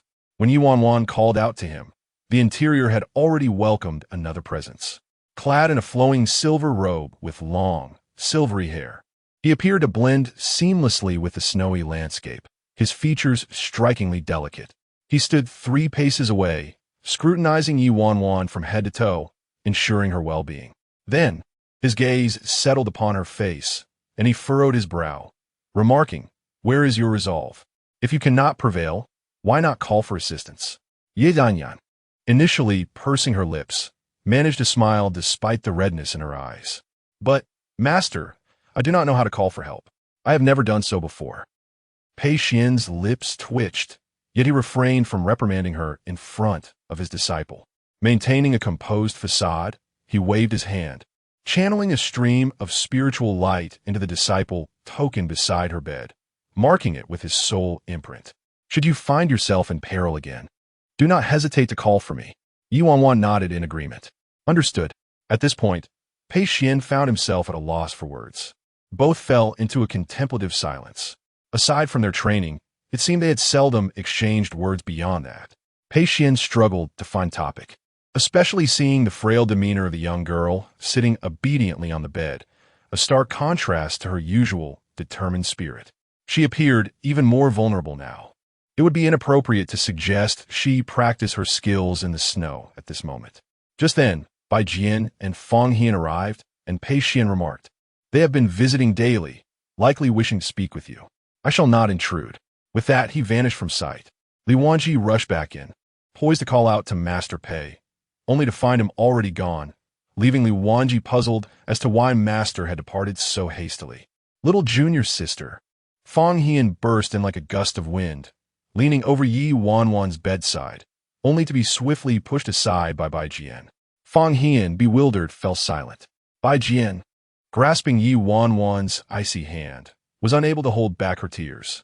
Ye Wanwan reached out to wipe her tears away, smiling gently. "Sister, you mustn't be a crybaby." Bai Jian nodded vigorously, adding, "You cannot act impulsively alone. If you're unable to prevail, we are here for you, along with Master. We shall face it together." Agreed. Bai Jian contemplated something once more, raising her gaze to Ye Wanwan, and emphatically reiterated, "Moreover, it is yours. It rightfully belongs to you. If you still seek vengeance, we shall venture to the Supreme Sect and retrieve what is yours." Bai Jian's eyes glimmered with intensity as she fixed her stare upon Ye Wanwan, seemingly awaiting her response. Should she nod, she would act without hesitation. Fang Hian and Li Wanji shared the same resolve. "We are siblings in the craft. Your affairs are our affairs. Should you desire something, do not hesitate to inform us. We are duty-bound to assist you." Ye Wanwan surveyed them, recognizing the earnestness reflected in their eyes. Suddenly, she extended her arms and embraced Bai Jian, softly declaring, "I seek nothing. Your presence is sufficient for me." She then turned her gaze toward Fang Hian and Li Wanji, reiterating, "Your presence is enough." Fang Hian, feeling bashful, scratched his head. Li Wanji, with a playful tone, remarked, "Little junior sister, you might embarrass fourth senior brother. After all, he remains unmarried." Bai Jian and Fang Hian simultaneously retorted, "Shut up." Ye Wanwan, listening to the playful banter, couldn't help but chuckle. The clamor within the room dispelled the chill of the snowy mountain, and as she observed them, she felt a gaze upon her. Lifting her eyes, she beheld Shenanzhou standing at the doorway. The youth quietly watched the lively scene within, lost in thought, his eyes reflecting a sense of longing, intertwined with a fear unnoticed by others. He yearned to approach, but hesitated. Ye Wanwan called out, "Fifth senior brother." The three within the room halted, turning their attention outward. Shenanzhou's body stiffened slightly, and he struggled to turn his head to meet Ye Wanwan's gaze. She grinned. Resembling a child who had executed a successful prank, "My disciple token ranks 6th. Shenanzhou responded with a pause. "You are the senior sister. I am a junior sister," she replied. Chapter 71. Intentions. The ranking of disciples is determined by their tokens. Ye Wanwan has discerned the weak point of Shenanzhou. Yet, Shenanzhou appears nonchalant, stating that if his senior sister prefers it, he could also assume the title of junior sister. Ye Wanwan is left speechless, still stubbornly defending his position. Fang Hian and Li Wanji, however, scrutinize Shenanzhou, questioning his disguise as a woman. Shenanzhou playfully suggests, "Why not give a try?" Upon saying this, the two exchange glances and promptly attempt to seize him. Shenanzhou evades them skillfully, and after a lengthy chase, they fail to even graze the hem of his garment. Shenanzhou shakes his head, wishing to put an end to this farce. Ye Wanwan and Bai Jian share a knowing glance, displaying a perfect understanding. Bai Jian steps forward, suddenly appearing behind Shen Nanzhou. As he turns around, Bai Jian deftly pushes him. Li Wanji and Fang Hian, positioned behind Shen Nanzhou, exclaim triumphantly, "Got him!" And ecstatically Wanji chimes in, this time, "Where do you think you can run?" Shen Nanzhou remains silent. Bai Jian, observing Shen Nanzhou bound on both sides, tilts his head and remarks, "You spend all day hiding. It's no fun." Furrowing his brow, Shen Nanzhou seems poised to retort, but ultimately allows Fang Hian and Li Wanji to embrace him on either side, his mood evidently soured. Fang Hian, unfazed, quips, "Little junior brother, you've joined us on the snow-capped mountains daily. Why not come inside?" "Are you shy?" "I am not," Shen Nanzhou responds. Li Wanji retorts, "Just look at that sour face. If you were truly fine, you wouldn't keep it to yourself." "Junior sister, let me tell you, after you fainted that day, my master pursued the matter with the Wushang Sect, and in the chaos, he charged forward and stabbed Ji Changhuai, nearly sustaining severe injuries himself. It was only thanks to Master's son, Yin, that he was held back." Ye Wanwan is taken aback, stabbing Ji Changhuai? Why? Both Li Wanji and Fang Hian, still clinging to Shen Nanzhou, implore, "Little junior brother, hurry and tell us why." With all four eyes fixed upon him, Shen Nanzhou turns his face away, muttering, "No reason. Just dislike." Fang Hian pats his head, leaning in, "Why must you be so difficult?" Shen Nanzhou, unaccustomed to such intimacy, jumps up, forcefully dislodging Li Wanji and Fang Hian. Li Wanji yelps, "I've sustained internal injuries." Shen Nanzhou, maintaining a frosty demeanor, replies, "Go ahead and pretend." With that, he walks away. Fang Hian shakes his head, "Still just a child." Meanwhile, Ye Wanwan ponders Shen Nanzhou's retreating figure, recalling how in their past life, he was resolute and unyielding. Yet now he is being playfully chastised by Li Wanji and Fang Hian, which is rather intriguing. Moreover, just moments ago, he had clearly noticed his senior sister behind him, but chose not to retaliate. Ye Wanwan caresses her disciple token, contemplating that her suspicions must be correct. Suddenly, she speaks up, "Senior sister, senior brother, shall we discuss the spoils?" The eyes of the three brighten immediately. Li Wanji, feigning injury, leaps up and rushes toward the cave entrance, declaring, "I'll go fetch the fifth junior brother." Fang Hian calls out, "Wait, there will be a share for him when we divide it. No need to call him back." Li Wanji did not look back and said, "Senior brother, what do you understand? If he does not come, how can we divide his share?" Fang Hian replied, "Damn it, you have a point." Although the faces of the four turned gloomy when Shen Nanzhou returned and revealed his empty bag, Li Wanji voiced Ye Wanwan's unspoken thoughts. "You didn't take anything?" Shen Nanzhou frowned. "Didn't you all take some?" Li Wanji, in a fit of anger, pointed to the ground. "This is the loot gathered after the five of us came together. How is it that you didn't acquire a single treasure when we were acting individually?" Shen Nanzhou cast a dispassionate glance at Ye Wanwan. "I missed out because someone uprooted everything." Ye Wanwan quickly changed the topic. "Let us divide what we have now." Aside from the fruit-bearing tree, Ye Wanwan took out everything else. While the tree was rare, Bai Jian and the others had successfully formed their cores, and thus had no need for it. However, when the four of them glanced at the pile of spoils before Ye Wanwan, silence enveloped them, aside from Shen Nanzhou, who seemed unsurprised. The looks exchanged between Li Wanji and Fang Hian were filled with disbelief. "Did you empty the secret realm?" Bai Jian awkwardly touched her ring. "I have so few items," she lamented. "What should we do?" Fang Hian scratched his head. "This division is unfair. Junior sister, you should keep your items. Let us calculate from the spoils we acquired after leaving Yinshan Cave, which were gathered by the five of us, and divide them into 5 portions. As for the previous items, whoever obtained them shall keep them." Ye Wanwan was about to speak, but Fang Hian waved his hand decisively. "I am the senior brother. It's settled. We cannot take credit for what you worked so hard to obtain." Even the typically money-minded Li Wanji chimed in. "Indeed, although I am greedy, I also have principles. It is unreasonable for a senior brother to take advantage of a junior sister. What is yours, and I shall not take it." Fang Hian added, "Yes, if anyone needs something, we can exchange, but one cannot receive without giving." Bai Jian pointed at Fang Hian. "Listen to him. Ye Wanwan had no choice but to acquiesce. Fang Hian then divided the ores and some spiritual herbs obtained from the last two locations. If there were not precisely 5 portions, they would make adjustments with other items. After the division, each person's share was roughly equal. Li Wanji grinned from ear to ear. This is a windfall. We can sell these in the spirit market for a considerable number of spirit stones. Fang Hian promptly slapped him. You plan to sell these colorful stones that enhance one's spiritual power? Don't you wish to improve your cultivation? And these rare ores are essential for crafting magical artifacts, along with this body-refining flame mushroom that the others specifically set aside for you. Do you dare sell them? I'll have Uncle sure discipline you. Li Wanji stammered. I was just joking. Fang Hian retorted, aside from some ordinary spirit ores that can be sold, you're not to sell anything else. Resources are scarce, and we must prioritize ourselves. Li Banzi mutarat understood. However, at that moment, Fang Hian and Li Wanji took half of the colorful fragments and pushed them towards Ye Wanwan, leaving her momentarily stunned. Fang Hian remarked, although we are unaware of the specifics of your cultivation techniques, prior to our departure, I inquired with the Sect master regarding what you might require. He indicated that your accumulation of elixirs differs from ours, and in order to control the golden elixir, a substantial amount of primordial spirit energy will be necessary. Thus, it will be beneficial for you to possess items that can enhance your primordial spirit strength.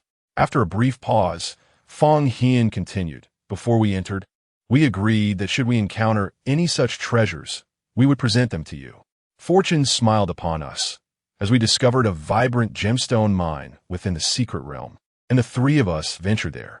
It was precisely due to this shared objective that Bai Jian and his companions, who were originally meant to disperse throughout the secret realm, ultimately converged in the same mining area. Chapter 72. The frantic repairs of Pei Xian. Fang Hian gazed at Ye Wanwan and said, Junior sister, as you have just joined and are younger than us, I have little to offer. This is but a token of my sincerity. Please do not think poorly of it. Li Wanji nodded in agreement, adding, I've kept half for myself, as my primary cultivation focuses on body refinement. A small portion of the rainbow stones suffices for me. The rest is for you. Ye Wanwan was at a loss for words, hesitant to speak, as such experiences were foreign to her. She was accustomed to giving rather than receiving. It was the first time someone had gone out of their way to procure the rainbow stones she needed and gifted them to her. Could she accept such generosity? After much contemplation, she shook her head. Aye. At that moment, Bai Jian stood up, stepping forward a few paces. In front of the others, she raised her hand, forming a seal, and summoned an enormous stone from her spatial ring. With a resounding thud, a towering stone over 3 meters high appeared in the cave. Bai Jian declared, Don't be modest. There is enough for all. Ye Wanwan was speechless. Fang Hian and Li Wanji's eyes lit up in realization, exclaiming, Ah, we almost forgot about this. They rushed to Bai Jian's side, gesturing excitedly at the massive rainbow stone, proclaiming, Look, this is our collective bounty. Bai Jian looked at Ye Wanwan, saying, This stone is for you. My elder sister has taken care of it. Ye Wanwan couldn't help but chuckle, and the group was uplifted by the joyous atmosphere. However, Shen Nanzhou regarded Ye Wanwan with a serious expression, placing 2 items in her hands. Ye Wanwan was taken aback. Wait, let me see. Li Wanji rushed over with an exclamation, inspecting the items in Ye Wanwan's hands, and gasped, This is vermilion essence stone, and another piece is lightning-struck wood stone. Both are over 300 years old. Li Wanji drew in a sharp breath. These treasures were nearly unattainable even at high prices in the spirit market. Junior brother, where did you acquire these? They could not have come from the secret realm. If they existed there, the Xuanbing sect would never allow their young disciples to seek treasures. The 2 precious stones were evidently of superior quality, worthy of being heirlooms in even smaller sections. Most importantly, they were treasures for talisman practitioners, capable of unleashing their utmost potential only in skilled hands. I picked them up casually, Shen Nanzhou replied coolly, gazing at Ye Wanwan. I see you have a keen interest in talisman studies. These hold no value for me. If you desire them, they are yours. Li Wanji suddenly fell to his knees beside Shen Nanzhou, hands clasped in a gesture of supplication, flattering. Senior brother, do you need any as well? Is there more? Shen Nanzhou replied coldly, No, there are just the 2 pieces. If she does not want them, I shall discard them. Li Wanji cried out, throw them to me, quickly. Ye Wanwan clutched the 2 essence stones. No, this is a gift from 5th senior brother. I must utilize them wisely. Shin Nanzhou lowered his gaze, whom Li Wanji felt a pang of regret. Had he known junior brother was so affluent, he would have cultivated a better relationship earlier. Was it too late now? Ye Wanwan, however, turned to Li Wanji, mentioning a matter concerning the spirit market that she wished to request assistance from 4th senior brother. Li Bunzi in Kidat. Ah, what assistance do you need? Wushang Sect, Qingyun Peak. Since the esteemed Yin Dingdao took residence on Qingyun Peak and became its master, the mountain has never been as desolate as it is these days. All the disciples bear expressions of trepidation, refraining from raising their voices. Even at the usually lively Miao Lake, not a single soul dares to speak. Elder Yuchun has visited several times and dispensed medicine. Yet Do Ming still insists on his return. Observing Do Ming's injuries, Yuchun's tone turned irate. I have warned you repeatedly. If you do not properly care for your wounds, you will only be rendered useless. A healthy body cannot endure such turmoil. With eyes reddened, Do Ming implored. I am fine. Look at my junior sister, her golden core. It's gone. Yuchun's voice stiffened. I have already stated that without the golden core, I am powerless to assist. I am merely a physician skilled in nurturing the body and possess only a modicum of healing arts. With such grave injuries, my presence is of no benefit. Do Ming's voice quavered, but we do not know whom to turn to. Our master is still in seclusion. Yuchun's brow furrowed. Do Shitsi, suddenly adopting a serious tone, he caught Do Ming off guard, prompting him to look up in confusion. Yuchun earnestly inquired, when your junior sister Shao Qi was rendered powerless, you did not respond in this manner. Do Ming's body tensed.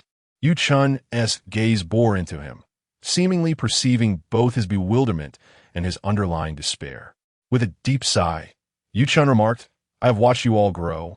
Your past feelings towards her were not so cold. Do Ming's hands grew increasingly icy. She is different. Yuchun, taken aback, asked, what do you mean?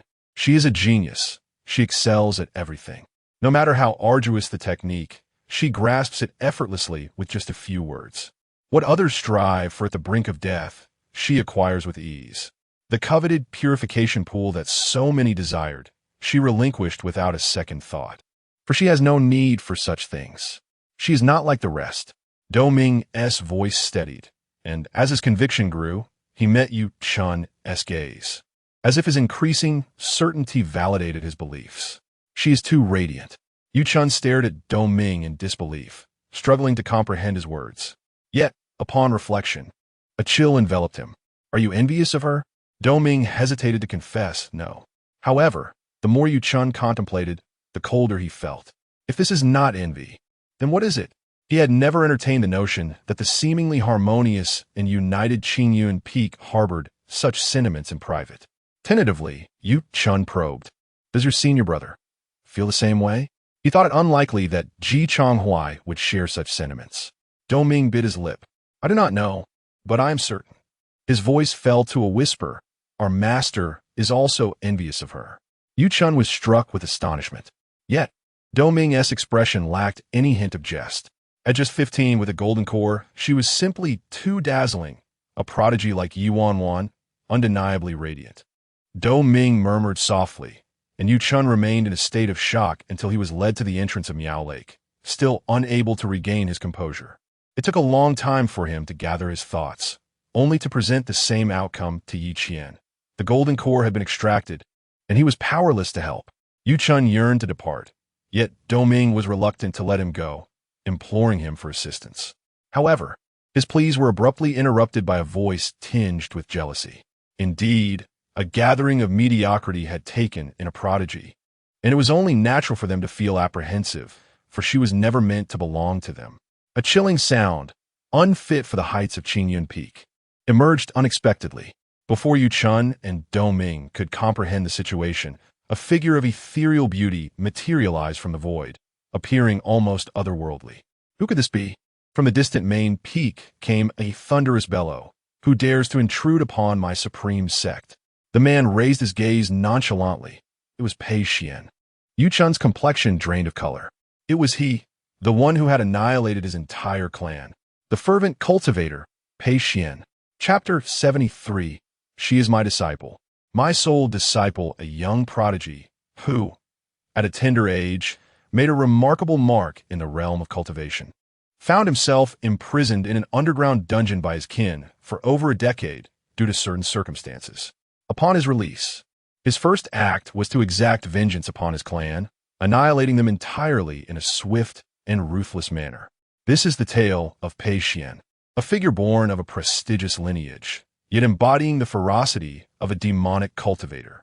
The shocking massacre of his entire clan stirred the cultivation world, leading to a bounty being placed on his head, as those in power deemed it unacceptable to allow such a formidable individual to grow unchecked. Notably, among his victims were masters of the transformation stage, yet at that time, Pei Xian had only attained the core formation stage. To slay opponents 2 realms above him was nothing short of sensational, causing ripples throughout the entire cultivation community. Many speculated that he must possess a hidden treasure, which led to him being besieged from all sides, prompting what could only be described as a desperate flight. However, he vanished as if he had never existed. It was not until a year later that he was discovered at the Tianyi Sect, where he had been taken as an apprentice by the previous sect leader. When confronted with inquiries, the leader responded with unwavering resolve, stating that this child possessed exceptional talent and that he had not taken on a disciple in many years. If anyone had objections, they were welcome to discuss it with him at the Tianyi Sect. At that time, the sect leader was at the tribulation stage. Weighing their own strengths against the formidable reputation of the Tianyi Sect, all dissenters retreated in silence. Even those coveting hidden treasures dared not provoke the sect. Renowned for its unpredictability, the sect, known for its audacity, had once witnessed its ancestral master slaughter an entire city of cultivators in a fit of rage, trading the lives of many for mere enlightenment.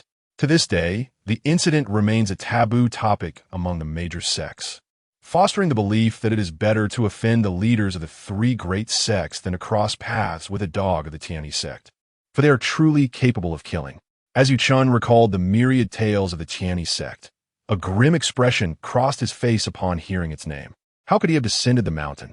Long ago, it was rumored that Pei Xian had vowed to his master to meditate on the snowy mountain for a century, never to descend. Suddenly, Yu Chun pondered, a century? It has already been 300 years since Pei Xian entered the Tianyi Sect. The legends surrounding him had become distant whispers among the current disciples.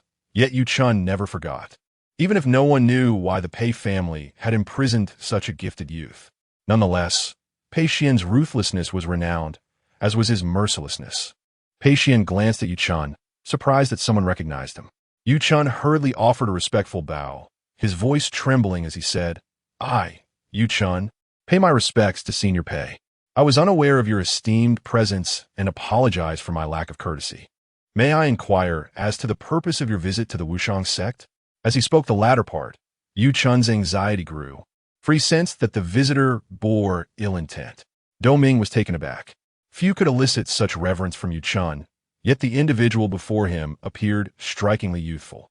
Pei Xian's calm gaze fell upon the Miao Lake, recalling that the original owner of this place bore the surname Yi. In the spring, Yu Chun, perplexed, gazed towards the main peak, where 3 streams of luminous energy were rapidly approaching. He felt a sense of relief and softly replied, "The current master also bears the surname Yi." Pei Xian shot him a glance and suddenly burst into laughter. Can they be compared? A mere mediocrity is unworthy of residing in such splendid quarters. Before Yu Chun could retort, the ground beneath the man was engulfed in ice and snow, and in an instant, spiritual power surged forth, sealing the entire Miao Lake. Everyone sensed the biting cold of winter, and although they were cultivators capable of harnessing spiritual energy to fend off the chill, the ordinary coldness had become negligible to them. However, under Pei Xian's oppressive aura, even Yu Chun felt the terrifying coldness. The entire Miao Lake was encased in ice and snow, and a crystalline snowflake floated before Pei Xian. He reached out to catch it, murmuring softly, "Unworthy things must, of course, be destroyed." With a thunderous roar, a colossal flame erupted from the depths of Miao Lake, engulfing the frozen surface and melting the ice. The evaporating mist transformed the entire lake into a scene reminiscent of an ethereal paradise. Yet beneath it lay a grotesque and mottled lake bed. Before anyone could comprehend the transformation, they beheld the depths of the desiccated lake bed bubbling with searing fire elements. The disciples gasped in unison, "It's magma."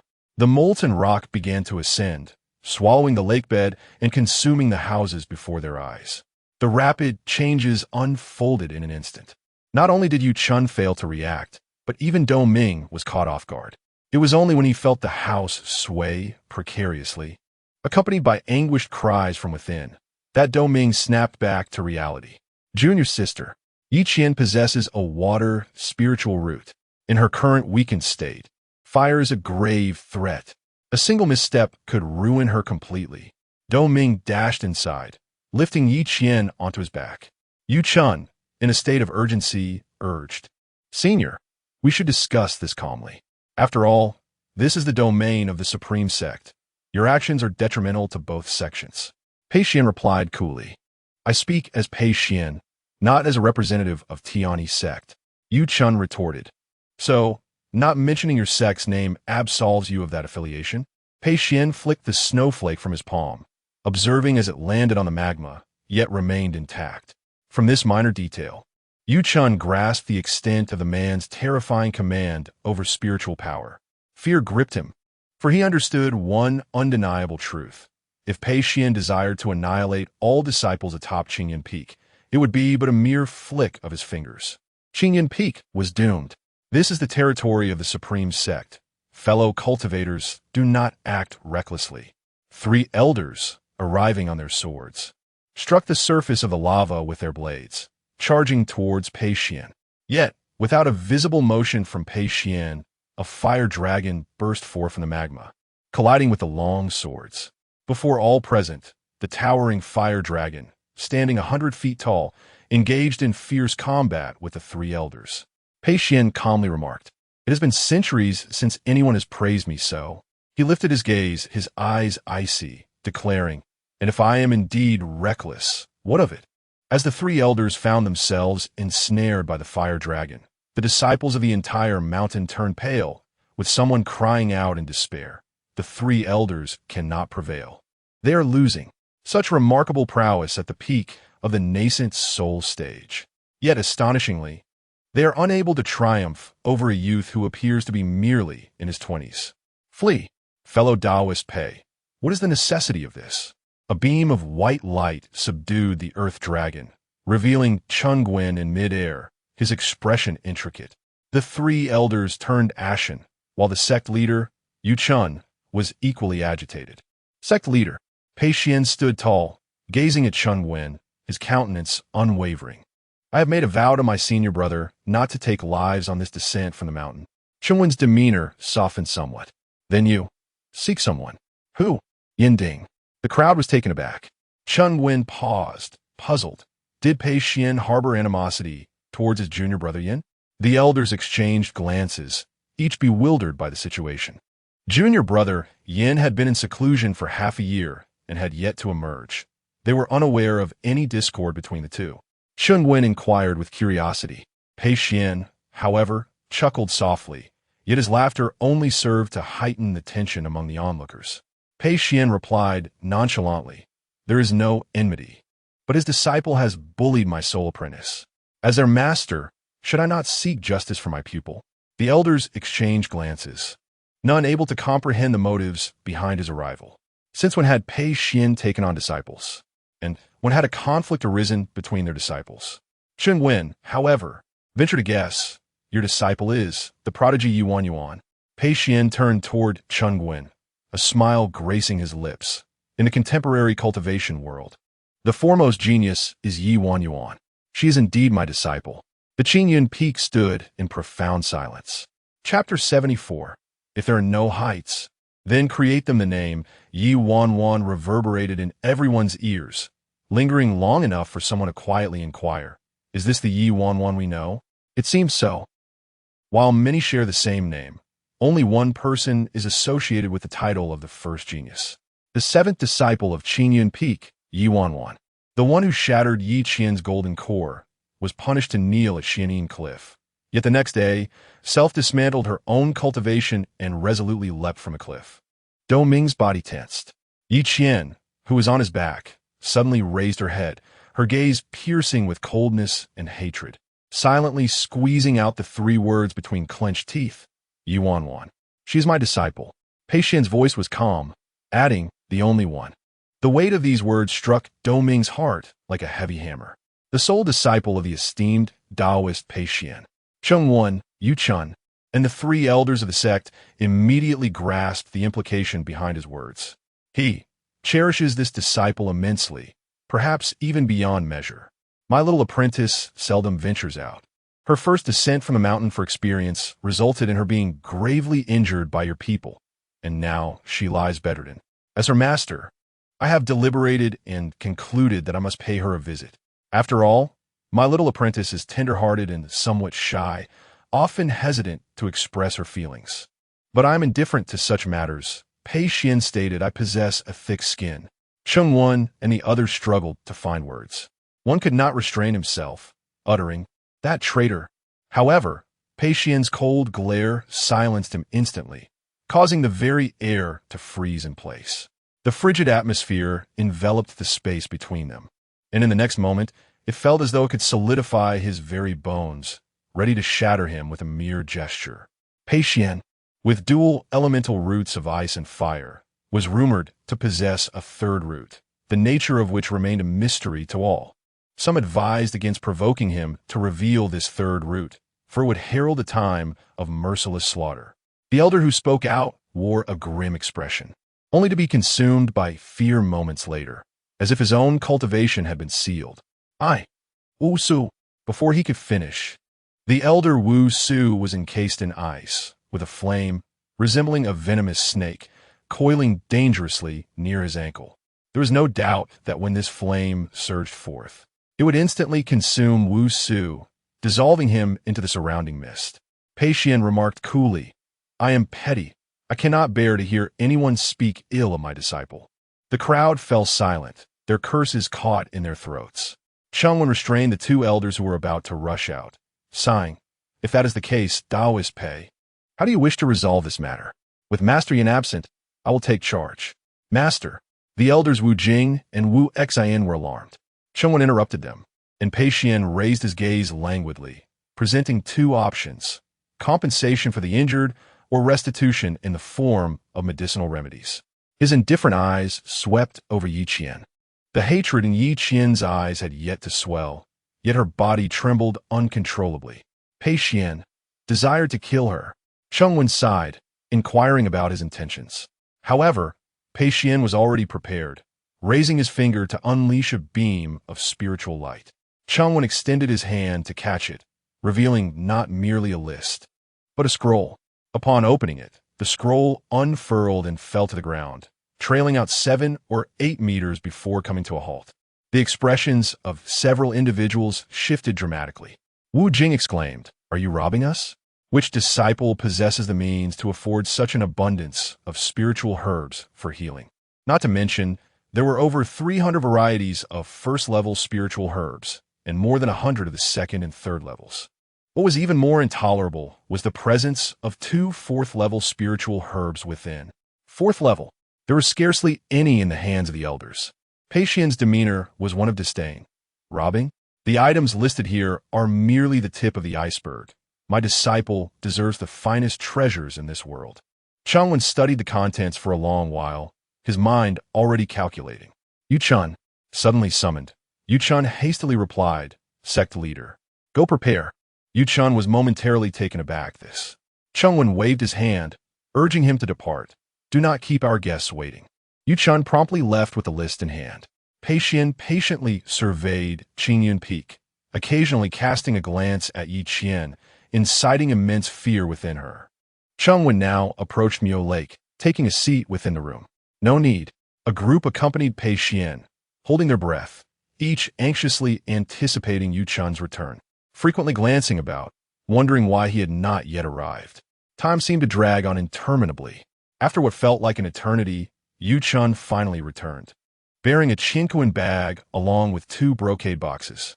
The precious fourth-level spiritual herbs could not fit within the Chinkoan bag, he hurriedly explained. Pei Xian accepted the items, and as he departed, he cast another glance at Yi Qian, who now trembled as if stricken by a chill, her teeth chattering. Pei Xian remarked, "If she does not kill you, I shall not harm you. However, there is one matter you must be clear about. You owe her, and regardless of her demands, you must endure." Tears brimmed in Yi Qian's eyes as she protested, "I did not." Yet Pei Xian paid no heed to her explanation and stepped away, stating, "I did not witness how a golden core was shattered, but I'm not blind. A withered spiritual root cannot produce a superior golden core." In the void, Pei Xian's cold voice echoed, reverberating through Qingyun Peak. Each utterance resonated within the hearts of the disciples, casting complex glances toward Yi Qian as tears streamed down her face. She insisted, "I truly did not." But before she could finish, another sound echoed through the air. "I almost forgot, leave a mark." At this proclamation, the hearts of the onlookers skipped a beat. In the next moment, the highest peak of Qingyun, the Qingshu Peak, was engulfed in ice, the frost spreading across the entire mountain, with two characters inscribed upon it through the power of the Tao: Pei Xian. The crowd gasped, and Wu Jing shouted in outrage, "This is outrageous." Even Wu Xian's face turned pale with fury. "Sect leader, shall we simply swallow this grievance?" Wu Xian and Wu Jing could no longer restrain themselves. It was a blatant act of tyranny, an intolerable affront. Yuchen and the others remained silent, each one as mute as a cicada in winter. Chen Wen, however, did not speak for a while, finally inquiring, "What do you intend to do?" "The traitor, who clearly betrayed our supreme sect, is foolishly treasured by Pei Xian. Is he not daft?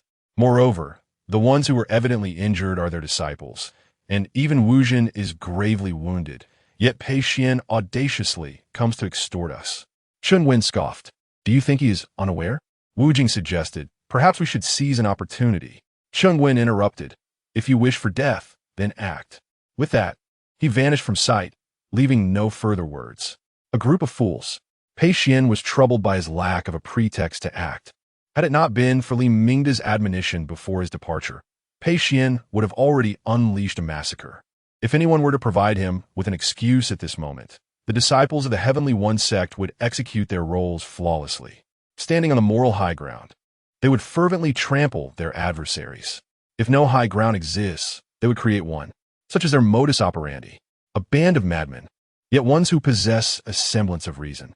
The others exchanged glances, hesitant to speak, especially in light of the still-bound Wushu and the battered Miaohu. A collective sigh escaped them. As the two endured their plight, Chengwen's voice echoed through the void. "Let us wait until senior brother Yinding exits his seclusion before we deliberate." The eyes of the two brightened. It seemed the sect master had his own schemes in mind. Very well, they would wait. Chapter 75. Innate spiritual bone elders Wu Jing and Wu Xian departed with the ice-encased Wu Su, seeking a method to thaw him. Shortly thereafter, Yu Chun also left. The remaining disciples at Miao Lake were Dong Ming and Yi Qian. The houses suspended above the lake were on the verge of collapse, and after Pei Xian's departure, they came crashing down, leaving only ruins. Dong Ming stood by the lake's edge, carrying Yi Qian on his back, gazing at the fallen structure in the center of the lake and the devastation surrounding them. For a long time, silence enveloped them. Eventually, he emitted a dry sound, little. Doming contemplated asking whether she truly failed to form her core and instead accused Ye Wanwan, yet the words faltered on his lips. What if it were true? What then? The situation had already unfolded in this manner. In truth, many had surmised the answer to this enigma, yet none were willing to accept it. That individual had, in her demise, provided irrefutable proof. Yes, it was her. The fault lay not with her, but with them. Doming redirected his thoughts. "I shall take you to recuperate. Once our master returns, we will devise a plan." Regardless of the circumstances, he could not abandon Yi Qian. Suddenly, Yi Qian grasped his shoulders, insisting to the library. Doming frowned. "What business do you have at the library in your current state?" Her eyes were bloodshot as she pressed. "Take me there." With a forceful grip, she commanded, "Bring me." A chill coursed through Doming's heart. This unfamiliar version of Yi Qian unsettled him. The library of the Supreme Sect spanned 5 levels. The first and second floors were accessible to disciples in the Qi refinement and foundation establishment stages. The third floor required one to be at the Golden Core stage or a direct disciple. The fourth floor was reserved for late-stage Golden Core practitioners, while the fifth was strictly off-limits to anyone below the nascent soul stage, housing only advanced techniques. Yi Qian dismissed Dou Ming and entered the first floor alone, bypassing the second and the third, which was reserved for direct disciples. Instead, she ventured to the library's innermost corner, opening a door that led to an underground passage. Moving slowly, her steps faltered. With each stride, blood seeped from her abdominal wound, yet her determination to descend remained unwavering. Upon reaching the vast subterranean expanse, Yi Qian shouted, "Come out! I know you are here." Dark mist surged forth, gradually encircling her. "Kikek, why the sudden fury?" Yet Yi Qian seized a book from within the darkness, which trembled as if attempting to escape. She clutched it tightly. "Your spiritual roots have withered? You drained my spiritual essence, didn't you?" Yi Qian's voice rang out. "My failure to form a core is due to this. I brought you from the riverbed, and you absorbed my spiritual power without disclosure. My failure was not my own fault. It was you. You are to blame."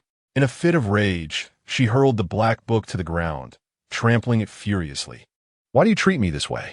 I was the one who broke your seal, who brought you forth, who provided you a sanctuary in this spirit-rich library to nurture your soul. Why, then, have you repaid my kindness with such treachery?" Tears flowed incessantly from Yi Qian's eyes as she knelt on the ground, utterly devastated and weeping uncontrollably. She was no less capable than Ye Wanwan. She was simply unfortunate, extraordinarily unfortunate. Yi Qian cried out in anguish. From the pages of the book, a dark mist materialized, and a sinister voice echoed. "Little girl, you must understand, without my aid, how could you possibly attain the Golden Core at the tender age of 15? But I have failed." Yi Qian shouted vehemently. "Your talent is insufficient. To forcibly attempt the Golden Core will inevitably lead to failure." With hatred blazing in her eyes, Yi Qian retorted. "Pei Xian said my spiritual roots are withered. He would not lie. Therefore, it must be you. It is you." The dark mist swirled around her, cackling. "To become a genius, one must pay a price. To be the protagonist of this world, one must relinquish certain things. Do you think you're a Ye Wanwan, born with full spiritual roots, effortlessly mastering all? You are not." The mocking tone sent Yi Qian into a complete frenzy. With a fierce grip, she seized the dark mist. Her voice laced with loathing. "Return my spiritual roots. Return my Golden Core. Return them to me. Otherwise, I will unearth the bones buried here and burn them in the alchemical furnace, piece by piece, for you." Fueled by hatred, she tightly clasped the dark mist and, without hesitation, gathered her spiritual energy, slicing through the ground with a sword strike. Before her lay a half-buried skull, emanating a chilling black aura, deeply entrenched in the earth. Yi Qian's gaze fixed upon it with intensity. It was this object that had altered the course of her life, yet also condemned her future as an immortal.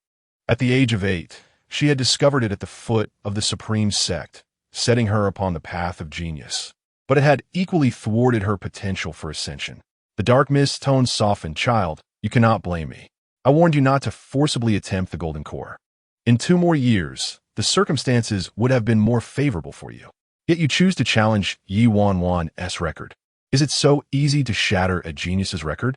Even your master, Yin Ding, cannot rival her talent. Why must you compare yourself to her? There are others besides her who achieved the Golden Core at 15. Yi Qian bellowed, unwilling to hear another word of praise for Ye Wanwan.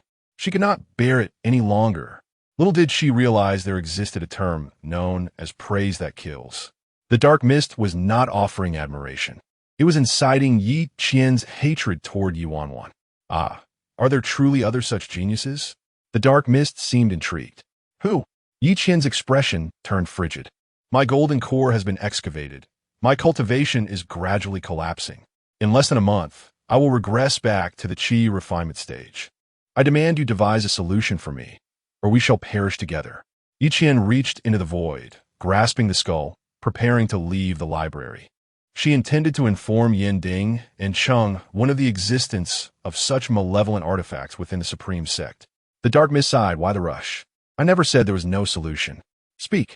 From the depths of the dark mist emerged a spiritual root, shimmering gold, entwined with faint black mist. Ye Wanwan. She could sense the overwhelming power it possessed, yet an indescribable foreboding lingered. The dark mist continued. Do you know what lies beyond the heavenly spiritual roots? What? Immortal spiritual roots. Yi Qian was momentarily taken aback. Immortal spiritual roots? Indeed, that voice was laced with laughter. This is a spiritual root even more formidable than that of Ye Wanwan. Should you possess it within a mere 6 months, you shall not only return to the Golden Core realm, but ascend to even greater heights. Yi Qian's heart stirred with intrigue. Really? Certainly. But this entity comes with its own drawbacks. The black mist, akin to a persuasive demon, whispered alluringly. Its power is so immense that your corporeal form cannot withstand it. To achieve a perfect fusion, you must seek the innate spiritual bone. What is that? The heavens are indeed partial, favoring a select few, individuals like Ye Wanwan, a true prodigy, and another kind blessed with exceptional innate talent. The children endowed with innate spiritual bones. From birth, these children possess boundless divine power, astonishing in their might. They require no physical refinement, as their bodies already rival the strength of high-grade spiritual artifacts. Moreover, should they fully develop their spiritual bones, they can even aspire to the path of immortality, embodying the most capable vessel for the celestial spiritual roots. Chapter 76. One must live to obtain. Death is futile. Yi Qian's heart raced with fervor, pondering the whereabouts of such an individual. The dark mist chuckled ominously, stating, "It is up to you to seek them out. Such beings are but 1 in a million, rarer than a celestial root. However, should you truly find them, your journey towards immortality may yet succeed." Grasping the golden spiritual root tightly, Yi Qian declared with conviction, "I shall find them." The spiritual bone must be extracted while alive. If it dies, it becomes worthless. The dark mist emitted a cackling laugh, and, with that final utterance, it sank into the earth, leaving Yi Qian alone to merge with the spiritual root. Ambitious and driven, though her talent may have been lacking, she still possessed utility. The dark mist murmured softly, its voice entrancing. In a fleeting moment, a finger emerged from the depths of darkness, lightly tapping, as torrents of spiritual energy surged into the forehead of the skull, revealing a face on the verge of formation, only to dissipate moments later. It was still insufficient, far from enough. One needs more geniuses. At Tianyi Sect, Ye Wanwan's heart began to race uncontrollably. She pressed against her chest, yet to no avail. Observing her increasingly pale complexion, the other's expressions shifted abruptly. Junior sister, Shen Nanzhou furrowed his brow, glancing at the crown of her head. He reached out, grasping at the void, surprising the others with his actions. Unfazed, Shen Nanzhou waved away the misfortune. The 3 companions exchanged glances, perplexed. Is this effective? Yet, seeing Ye Wanwan's complexion genuinely improve, they rushed towards her, vigorously waving their hands above her head, chanting, "Begone, misfortune! Come fort, fortune!" Ye Wanwan remained silent. Shen Nanzhou, however, chuckled softly, playing with a strand of black silk. His gaze profound. Curses are truly despicable. They resort to such lowly tactics. Rubbing his fingers together, he witnessed the curse shatter in an instant. With a placid expression, he looked up to find Ye Wanwan's gaze upon him, and he smiled. "What troubles you, senior sister?" "Junior sister. Very well. What command does my senior sister have?" Shen Nanzhou replied with a smile. Ye Wanwan focused intently on his hand. "Are you asking for palm reading? Then tell me, will I die young?" Hearing this, Ye Wanwan examined Shen Nanzhou's palm seriously, then gazed into his face, asserting, "You will not, for I shall precede you." Shen Nanzhou's smile faded, his palm tightening. Silence. Before he could utter more, Fang Hian interjected, "Nonsense. We shall all live long lives." Ye Wanwan responded with a smile, "Indeed. Both I and eldest senior brother will live long." Shen Nanzhou remarked, "Yes, all of you shall." Fang Hian detected the inconsistency in his words, questioning, "What do you mean by you?" Including you, it's sweet. Shin Nanzhou chuckled. Indeed, we shall all live long, leaving calamities for 1,000 years. Li Wanji joined in with a mischievous laugh. Then I shall surely become the wealthiest person in this realm of cultivation. Wishing you success. A few individuals engaged in light-hearted banter, momentarily diverting from the earlier interruption. Upon realizing that Ye Wanwan was no longer in distress, Feng Hian, accompanied by Li Wanji and by Jian, decided to take their leave. Junior sister, be sure to rest well.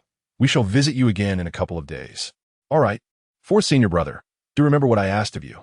Li Wanji reassured her. Rest assured, I will take care of it.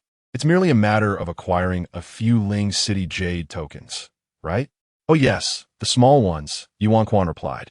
Li Wanji patted his chest in assurance. After their departure, Ye Wanwan found herself alone. Although her discomfort had subsided, she remained preoccupied with the earlier peculiarity. It felt less like mere discomfort and more as if something had ensnared her. A curse, perhaps. The spirit pearl within the Ziyun ring rolled forth, and the voice of the illusionary dream elder, who had been concealed within the pearl, echoed, someone has cast a curse upon you using their vital blood. It is not of high rank, and that young man has assisted in alleviating it. Ye Wanwan, puzzled, inwided, jurse. For such a thing, one would typically require not only your birth date and time, but also a personal item belonging to you. Ordinarily, it should not affect a cultivator. But given your current state of injury and weakness, it has indeed impacted you. Ye Wanwan replied. It's not particularly harmful, but it is quite insulting. The illusionary dream elder concurred. Indeed, a fitting description. This is something Yi Qian is capable of. Ye Wanwan succinctly expressed her disdain with a single word. Boring. Nevertheless, since she had been subjected to such an affront, she resolved to reciprocate. Ye Wanwan produced talisman paper and, using water as ink, swiftly crafted 3 talismans.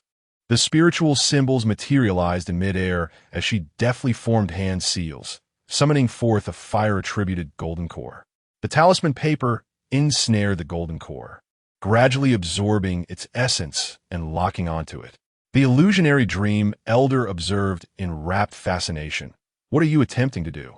Have you ever heard of chi locking? She inquired. The illusionary dream elder, of course, was aware. The energy circulating within one's body is referred to as chi. After responding, he widened his eyes in disbelief. Do you take me for a novice disciple? Even newly initiated students are aware of this. Ye Wanwan smiled softly, lowering her gaze before raising a finger to lightly tap the golden core. The core bore the pattern of her circulating spiritual energy, signifying her ownership. I will influence the chi's operation with the talisman. What do you suppose will happen to Yi Qian in the unparalleled sect? The illusionary dream elder suddenly realized, oh my, this was far more sophisticated and insidious than a mere curse. Yi Wanwan's tone remained calm as she stated, she won't perish, but as long as she cultivates. Her efforts will yield diminished returns. All her endeavors will be impeded. Though it won't last long, it should vex her for a month or 2. This is my token of gratitude. Reciprocity is paramount. If she wished to engage in such games, she should not be surprised if the tables were turned against her. The illusionary dream elder, along with Xing Zhe and Meng Ling, hid behind a column, observing Ye Wanwan from a distance. This girl, Meng Ling remarked. In the future, do not provoke her. Xing Zhe chimed in with an innocent tone. I must undoubtedly follow her.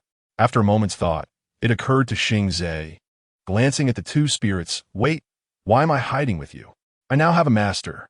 With that, it proudly transformed into a stone and rolled toward Ye Wanwan. Master, dream spirit, elder illusion, loyal spirit. Ye Wanwan did not restrict their freedom. However, dream spirit's liberty was confined within a diminutive 5 elements cage, while elder illusion remained ensconced within the spirit pearl. Only Xing Zhe possessed the ability to inhabit a small stone, enabling it to traverse the cave freely and oversee these 2. One a companion spirit, the other a remnant of memory. After instructing Xing Zhe not to leave the cave, Ye Wanwan began to cultivate and assess her condition. Ultimately, she concluded, somewhat dire, yet not excessively so. She had forcibly endured a palm strike from Wuzhan. All 5 golden pills sustained damage. However, they remained intact, amenable to repair, which was far better than she had anticipated, as she initially believed they would be irreparable. Nevertheless, to mend them, she required solidifying essence pills. Previously, Ji Changhuai had provided her with 1 out of guilt, which could be utilized, though it was insufficient. At least 5 were necessary. The efficacy of solidifying essence pills was rather limited. It would be prudent to seek alternatives.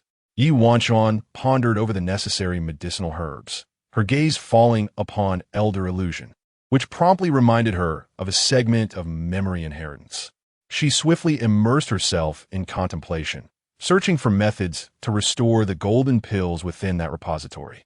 Indeed, she uncovered 2 remedies: Raindew Nurturing Pill and Xian Crystal Solidifying Essence Powder.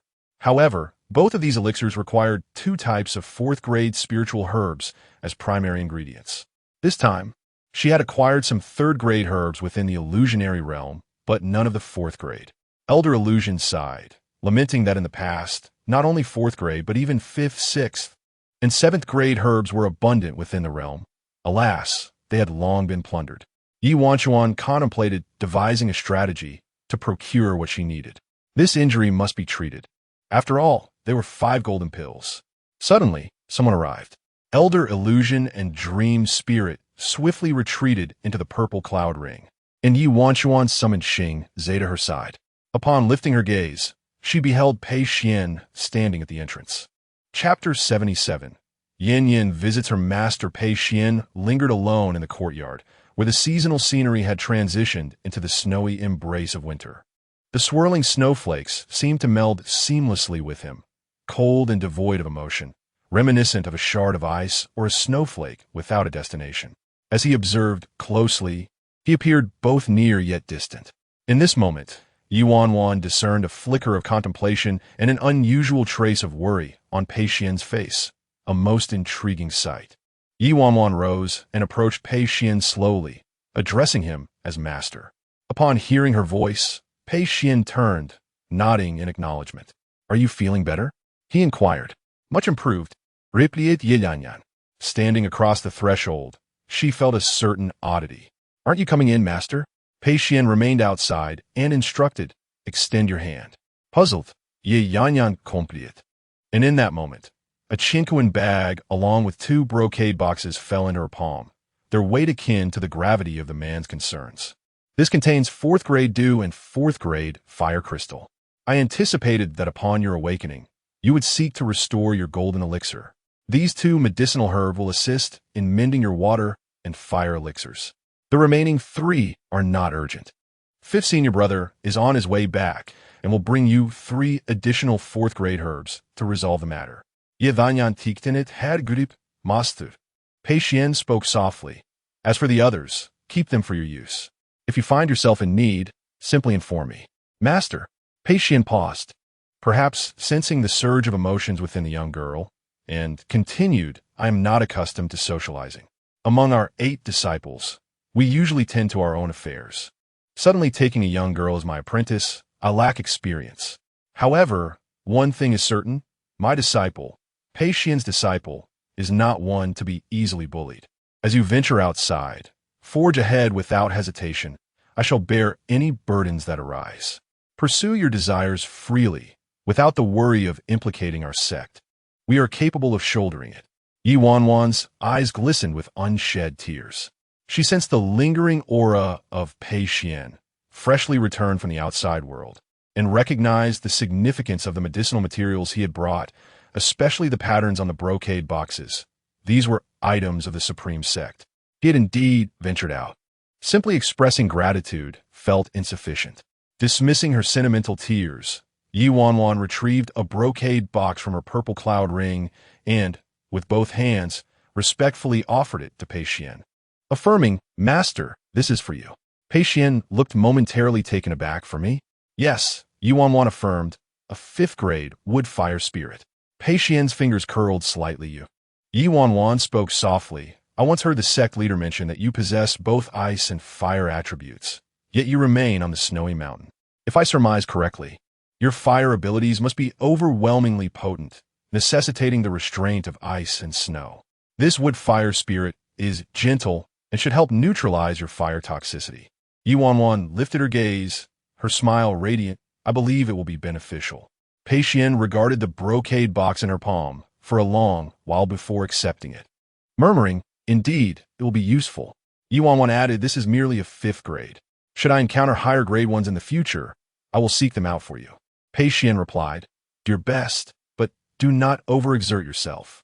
I will not, Ye Wanwan assured him. The two individuals fell into a silence. Yet Ye Wanwan was adept at initiating conversation herself. The gift from my master, I have accepted it. I may utilize it freely, correct? Pei Xian replied in a calm voice. What is given to you is yours. Even if you choose to merely toss it aside, that is your freedom, and I shall not interfere. I would not discard it. I intend to make good use of it. As she spoke, the young girl seemed to recall something. Stepping back 2 paces, she knelt on both knees, her hands overlapping and resting against her forehead, performing a deep bow. Wanwan pays her respects to master. Pei Xian remained silent for a long while, and Ye Wanwan did not rise. Through the wind and snow of the courtyard, the girl knelt upright, yet reverently. Beyond the threshold, Pei Xian's form remained still, regarding Ye Wanwan's bow with utmost seriousness, for they both understood the profound significance of this gesture. It was a heartfelt acknowledgement from Ye Wanwan. After a prolonged silence, Pei Xian gently urged, rise. Ye Wanwan stood up, her eyes crescent-shaped with joy, master. Pei Xian responded with a sound of affirmation and departed with his belongings. Ye Wanwan respectfully watched him leave, and when his silhouette completely vanished from her sight, her gaze fell upon the brocade box. She raised her hand and gently traced the exquisite patterns of the Supreme Sect engraved upon its surface. It is all in the past, she murmured softly, as if speaking to herself, akin to the patterns that the young girl had erased. Everything has indeed passed. Having departed from his island cave, Pei Xian sat upon a stone platform, contemplating the wooden fire spirit for a long time. After much deliberation, he took the brocade box to the main peak, seeking his senior brother, Li Mingde, who was engrossed in creating new culinary dishes. Brother, I have something to show you. Li Mingde, surprised, queried, what could be so significant that it warranted your descent? Pei Xian solemnly pushed the brocade box forward. Take a look. Li Mingde opened it and beheld the warm wooden fire spirit, exclaiming in astonishment, a 5th grade wooden fire spirit of quite good quality. Though inferior to your 7th grade wooden fire spirit, it is still a fine treasure. What do you intend to do with it? It was a gift from my disciple. Li Mingde stared at Pei Xian in disbelief. It was sent by little Wanwan? Not for her. Pei Xian nodded, affirming it was indeed her gift. Li Mingde felt a pang of grievance. What a wonderful disciple. Satisfied with the outcome, Pei Xian departed with the brocade box. He then visited Qing Song Mountain, where he found Sun Yin, who was informed of everything. After traversing Qing Song Mountain, he made his way to Jian Peak, where he encountered Yanju. Yanju gritted his teeth. Are you looking for a fight with me? Aware that he had taken on a troublesome disciple, Pei Xian pondered. If you wish for my guidance, you are welcome to come. Yanju's eyes lit up. Really? Pei Xian had not taken action for many years. Indeed, Pei Xian opened the void battlefield. Come in. Yanju immediately followed. 2 hours later, Yanju lay on the ground. Though battered and bruised, his eyes sparkled with exhilaration. That was exhilarating. I shall return for another match. Yanju had a premonition that if he fought Pei Xian a couple more times, he would break through the bottleneck of the nascent soul stage and step into the transformation stage. Hey, can we have another match next month? Pei Xian disregarded Yanju's request, absently toying with the spirit stone, seemingly lost in thought. Suddenly, Yanju felt his spiritual interface abruptly spring open. A purple communication signal. An urgent message, second only to a red alert. Yanju. The entire TNT sect was taken aback. The leader, Gu Kanglin, inquired in a deep voice, what is happening? Has something occurred within the sect? The second in command, Luo Qingfeng, anxiously asked, have you been wronged? Wait for me. I will finish this secret realm and return immediately. The 6th disciple, Lu Minglan, appeared utterly bewildered. Did the 7th junior send this? Has the snow mountain collapsed? Or has the 7th Junior annihilated a rival sect? Is the opposing force formidable? Were all witnesses silenced? Is there a loose end I need to help address? The leader and second in command. 6th disciple? Lu Menglan immediately adopted a serious demeanor. I was merely jesting. It was the 5th disciple, Lu Qingxian, who posed the crucial question. A few days ago, the 7th Junior informed me that the 6th was injured. Is this sudden message an indication that the 6th is in dire straits? The 4 senior brothers hastily inquired, anxious for an answer. Only Yin Zhu and Sun Yin buried their faces in their hands in despair. Damn. Chapter 78. Is the upgrade confirmed? Li Mingde hurriedly reassured everyone within the array, urging them not to be anxious, for there had been no significant issues within the sect, and Xiao Lu was perfectly fine. However, Lu Menglan was skeptical, questioning how there could be no grave matters when someone was playing with a purple spiritual array. Pei Xian calmly interjected, affirming that indeed, there was no major incident. He simply wished to present something to everyone. As he spoke, an ornate box appeared on the screen. Lu Menglan immediately recognized it. A 5th grade wood-fire spirit. Lu Qingxian also expressed curiosity, remarking that while the item was impressive, it hardly warranted the use of the purple signal. Pei Xian replied, "It was a gift from my disciple." The crowd fell silent for a moment, their astonishment palpable. They felt an urge to voice their frustrations, yet reconsidered. After all, this was about the 7th Junior brother, and they could not afford to offend him. Nonetheless, their irritation was undeniable. Before the eldest and second eldest brothers could respond, the 5th brother had already erupted in indignation. What does this mean? Your disciple gifted you such a precious treasure. On what grounds? Lu Qingxian bellowed, 7th. Let me have your disciple. The assembly collectively sighed in response. Pei Xian replied, 5th brother, you already have one. Oh, I suppose I do have one, though it has been quite a while since I brought it along. Sun Yin gritted his teeth. When are you coming back to me? In half a month. Hurry. The group diverged into chaotic banter, yet beneath their words, frustration and jealousy seeped through. Yin Zhu scoffed. Xiao Lu was originally someone I had my eyes on. Pei Xian countered, you cannot teach him. Yin Zhu fell silent. The crowd covered their faces, exhaling deeply. What a good child. Going to the secret realm for the first time and remembering to bring a gift for the master. Lu Menglan murmured, truly a good child. Gu Kanglin remarked softly, this child possesses a commendable disposition. Luo Qingfeng added, what use is mere praise? The little one ventured out and suffered such severe injuries. Should we, as their uncles, not express our sentiments? Shall we confront the Wushang sect? Lu Menglan offered, I can. No one heeded the battle-crazy Lu Menglan, as Gu Kanglin suggested, recently. I stumbled upon a 7th grade spirit herb.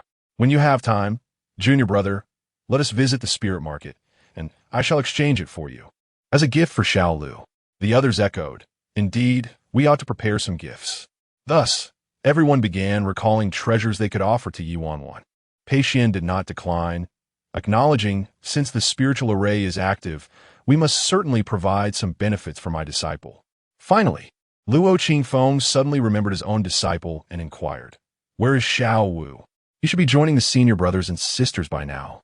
They had all ventured to the secret realm together, and this lad had performed adequately, even managing to protect his own from bullying. Sun Yin commented, expressing satisfaction. Luo Qingfeng continued, that is good.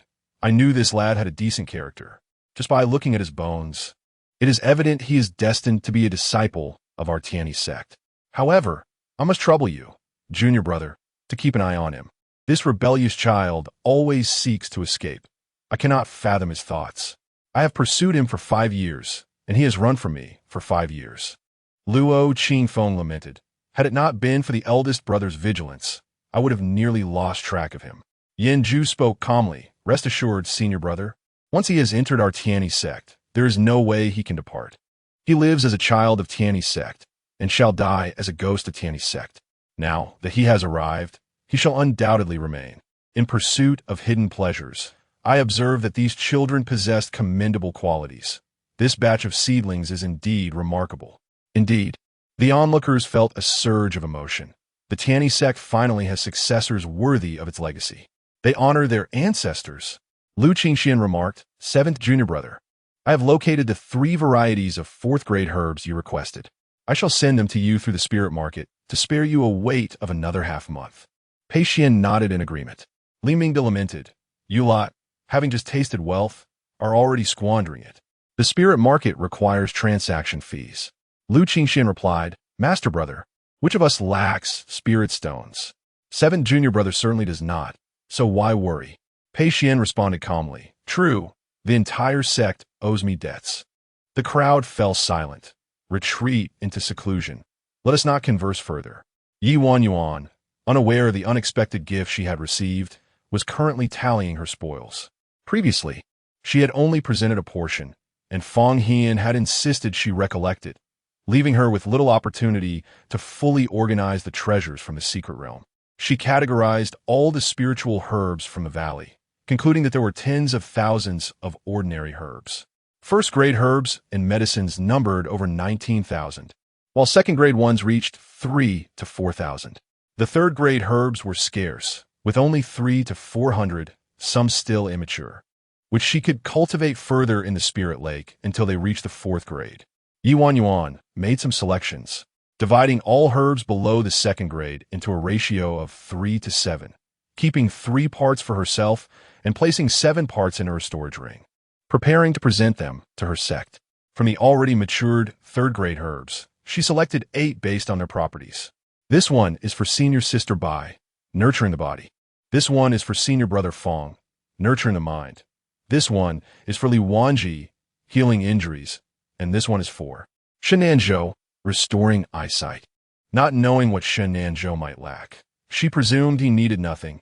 Thus she chose the 2 most visually appealing herbs capable of replenishing spiritual energy. She also prepared gifts for the older brother she had yet to meet. After organizing the gifts for her seniors, Ye Wanwan began to prepare for Li Mingde and Yanju, as well as for Sunin.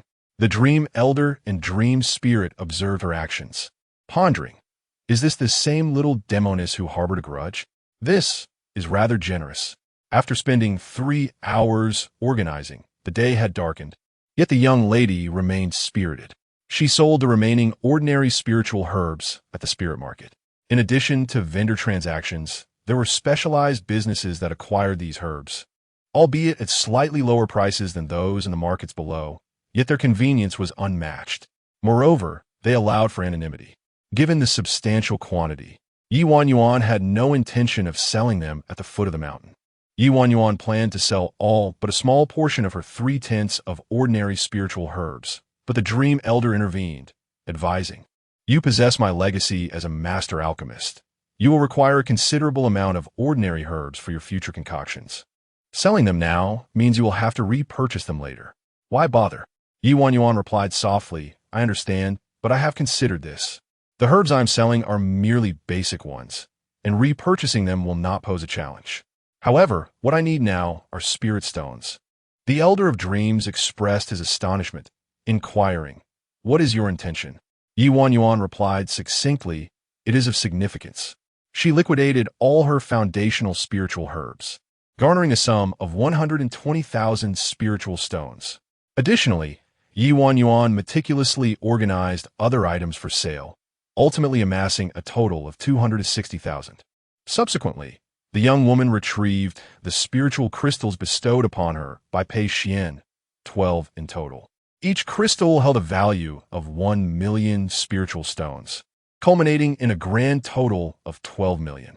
With her gaze slightly lowered, Ye Wanwan reflected on her previous hesitance to utilize them, fearing that after 3 years, she would be unable to repay this kindness. However, the time had come for her to make use of them. After investing all the spiritual crystals in the spiritual market, Ye Wanwan returned to her bamboo cottage, where a page for upgrading her abode materialized before her. She selected her 3rd dwelling, a modest cave residence priced at 14 million. The inquiry echoed, esteemed friend, do you confirm the use of 14 million spiritual stones to upgrade your dwelling? Ye Wanwan affirmed, indeed. Chapter 79, The Independent Realm Ordinary Thatched Cottage, 10,000. Elegant Bamboo House, 30,000 to 100,000. High-end Residence, 300,000 to 5 million. Small Cave Dwelling, 14 million to 30 million. Medium cave dwelling, 50 million to 100 million. Advanced cave dwelling, 1 billion. Composite small cave dwelling, over 1 billion. However, this section remains grayed out and inaccessible. Ye Wanwan opted for the lowest price within the small cave dwelling range, 14 million spirit stones. Although prices vary among houses of the same grade, the flow of time remains constant. Only the spatial dimensions and opulence differ, hence the price disparity. Ye Wanwan did not require spacious luxury. She merely sought the acceleration of time. The small cave dwelling offers a five-fold time flow. She speculated that the highest-tier composite cave dwelling could achieve flow rates of up to 8 or even 10 times, but the final page was not accessible to her, leading her to believe it was a matter of restricted access. Nonetheless, the current five-fold rate sufficed for her needs. The earlier thatched cottages resembled a game designed to lure novices into their initial investment, with prices set deceptively low once the benefits were experienced. The cost would suddenly escalate to millions. Yet, for Ye Wanwan, it was worth it. Within the interior, 5 days equate to 1 day outside, allowing a month to be utilized as 5 months. Moreover, the anti-addiction mode transformed from several days to 1 month outside, meaning that if she dedicated a month, she could cultivate for 5 months within. It was a bargain. Without hesitation, Ye Wanwan confirmed her choice. Before her, the bamboo house transformed into a modest small cave dwelling, resembling a quaint courtyard. However, Ye Wanwan was pleased to find it generous, featuring 2 quiet meditation rooms in the east and west wings, along with a room for forging and another for alchemy, centered around a small courtyard adorned with a protective light array. Of course, tools and equipment were absent. It merely provided a space. The rules were clear. Whatever one desired could be acquired with spirit stones. Here, as long as one spent an adequate amount of spirit stones, satisfaction could be attained.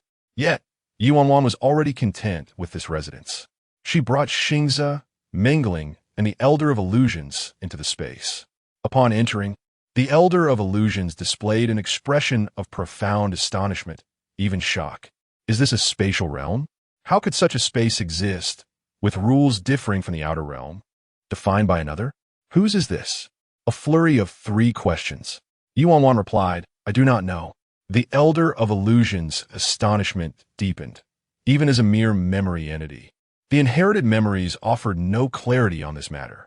He felt that this spirit market concealed a vast, mysterious scheme, as it existed entirely within a void realm, independent of the 9 provinces, a realm capable of completely evading celestial scrutiny, an independent world. The dreaming elder longed to venture out and explore, yet soon discovered the insurmountable barriers that restrained its exploration of this ethereal city. Even as it attempted to glimpse into this world, a terrifying pressure descended upon it, seemingly a warning or perhaps the manifestation of an unseen force intent on erasing its existence. The dreaming elder was engulfed by fear, the fear of death and utter obliteration, until Ye Wanwan's voice broke the oppressive silence, causing the dreadful weight to dissipate. Don't waste your efforts. The Spirit City currently only permits access to the home and trading systems. Nothing more, she remarked. Exiting the cave, dwelling revealed an endless expanse of desert, where no matter the direction taken, there was no end in sight, nor any semblance of neighbors. Here, one existed in solitude. Moreover, the entrance token was bound by a soul or a lock. Regardless of the token used, as long as the soul was verified, Ye Wanwan could enter. However, using a disciple's token posed a risk due to the Tiani Sect's unique spirit communication and positioning formations, making it easy for others to pinpoint one's identity. Thus, Ye Wanwan had instructed Li Wanji to create several aliases. Yet, regardless of which alias was employed, upon entering the home, it was still Ye Wanwan's dwelling. Switching to another account would necessitate an upgrade, and Ye Wanwan was loath to expend so many spirit stones. Seated on the stone steps of the courtyard, the dreaming elder appeared to question the meaning of existence, while stars, a small stone, rolled about restlessly. It then extended its hands and feet toward Ye Wanwan, placing its hands on its hips and declaring, Master, although the flow of time here is favorable, the spiritual energy pales in comparison to that of Star's Lake. Indeed, Ye Wanwan replied succinctly, which is why I require the aid of Star's Lake to restore the golden elixir. Stars inquired, how will you borrow it? Ye Wanwan explained it. You will open the Ziyun ring for me, allowing me to enter, thereby achieving a fivefold time flow. Stars, Dream Spirit, and the Dreaming Elder responded in unison. So clever, Ye Wanwan added. Now I somewhat understand why you failed to ascend. The Dreaming Elder replied. There is no need for such bluntness. I am not the one you seek. I am merely a residual soul burdened by memories. Ye Wanwan retorted. Do you believe I would take you at your word? Stars opened the entrance to the Ziyun ring, facilitating Ye Wanwan's enjoyment of this new dwelling's beauty while ensuring the time flow would be effective. It opened halfway, connecting one part to the courtyard of the courtyard and the other to the Ziyun ring. The fruit-bearing trees blossomed within the courtyard, their branches swaying and suffused with spiritual energy, transforming the entire courtyard into a realm abundant with vitality. Ye Wanwan was pleasantly surprised by this development. Stars, brimming with pride, remarked, Master, this ring is of high grade, a true illusion artifact that perfectly merges with me, allowing for any transformation. This ring is like a tailor-made vessel for Stars. Any accompanying spirit would cherish this ring. Stars thought to itself how fortunate it was to have recognized this early on. Ye Wanwan, équally satisfied, rewarded it with a Xian spirit pill, saying this is for you. Xingzi deftly caught the Xianling pill with both hands, absorbing its ethereal essence, causing his eyes to sparkle with excitement. He hurried over, exclaiming, Master, where did you acquire this pill? Its spiritual resonance and vitality are remarkable. Is there more? Ye Wanwan had already seated herself beneath the fruit-bearing tree and replied, I cultivated the Xianling grass myself and crafted it. Spiritual resonance and vitality. Dreamling darted to Xingzi's side, demanding, let me have a taste. Absolutely not. Fearing that Dreamling would snatch it away, Xingzi swiftly popped the pill into his mouth, covering it with his hand before swallowing it whole. Dreamling was infuriated. You wretched stone, can you even digest the remnants? What are you thinking eating that? I can't. With that declaration, he squatted down and, with a loud sound, expelled a tiny bit of medicinal residue. Afterward, he proudly glanced at Dreamling, as if to boast, did you see that? Dreamling. Ye Wanwan. You two go away. Chapter 80. It seems the light is fading moments later. Xingzi and Mengling, two spirits, sat on the stone steps, evidently aggrieved. In contrast to Xingzi's dark stone form, Mengling was adorned with crimson symbols, resembling a tightly bound rice ball, desperately attempting to extricate its limbs from the threads, gnashing its teeth at Xingzi. With a drooping head, Xingzi turned away, ignoring it. The Elder of Illusions continued pondering the essence of spirits. Ye Wanwan glanced over the three spirits and sighed deeply, realizing she had inadvertently acquired three troublesome companions. The young woman gathered her thoughts, dismissing distractions, and cast 5 symbols, establishing a protective formation. Beneath the tree, she commenced the operation of her cultivation technique, the spirit refinement method. As she channeled her energy, 10 golden cores emerged from her body, following the meridian paths she had delineated outside herself. Witnessing this scene, both the Elder of Illusions and Mengling turned their attention to her. The external manifestation of golden cores was not a novel sight for them. Yet each time they beheld it, they were astonished by the young woman's innate talent. A cultivator typically possesses but a single golden core, evolving from it to break through to the nascent soul stage, and subsequently advancing through the stages of spirit transformation, void refinement, integration, tribulation, and ascendance, ultimately achieving immortality. However, the path of this young woman diverged from theirs. She possessed 10, and potentially even more. At this moment, the 10 golden cores moved along the trajectory she had meticulously planned. The Elder of Illusions, well-versed in the ways of cultivation, discerned that Ye Wanwan's route was an extension of her internal meridian network.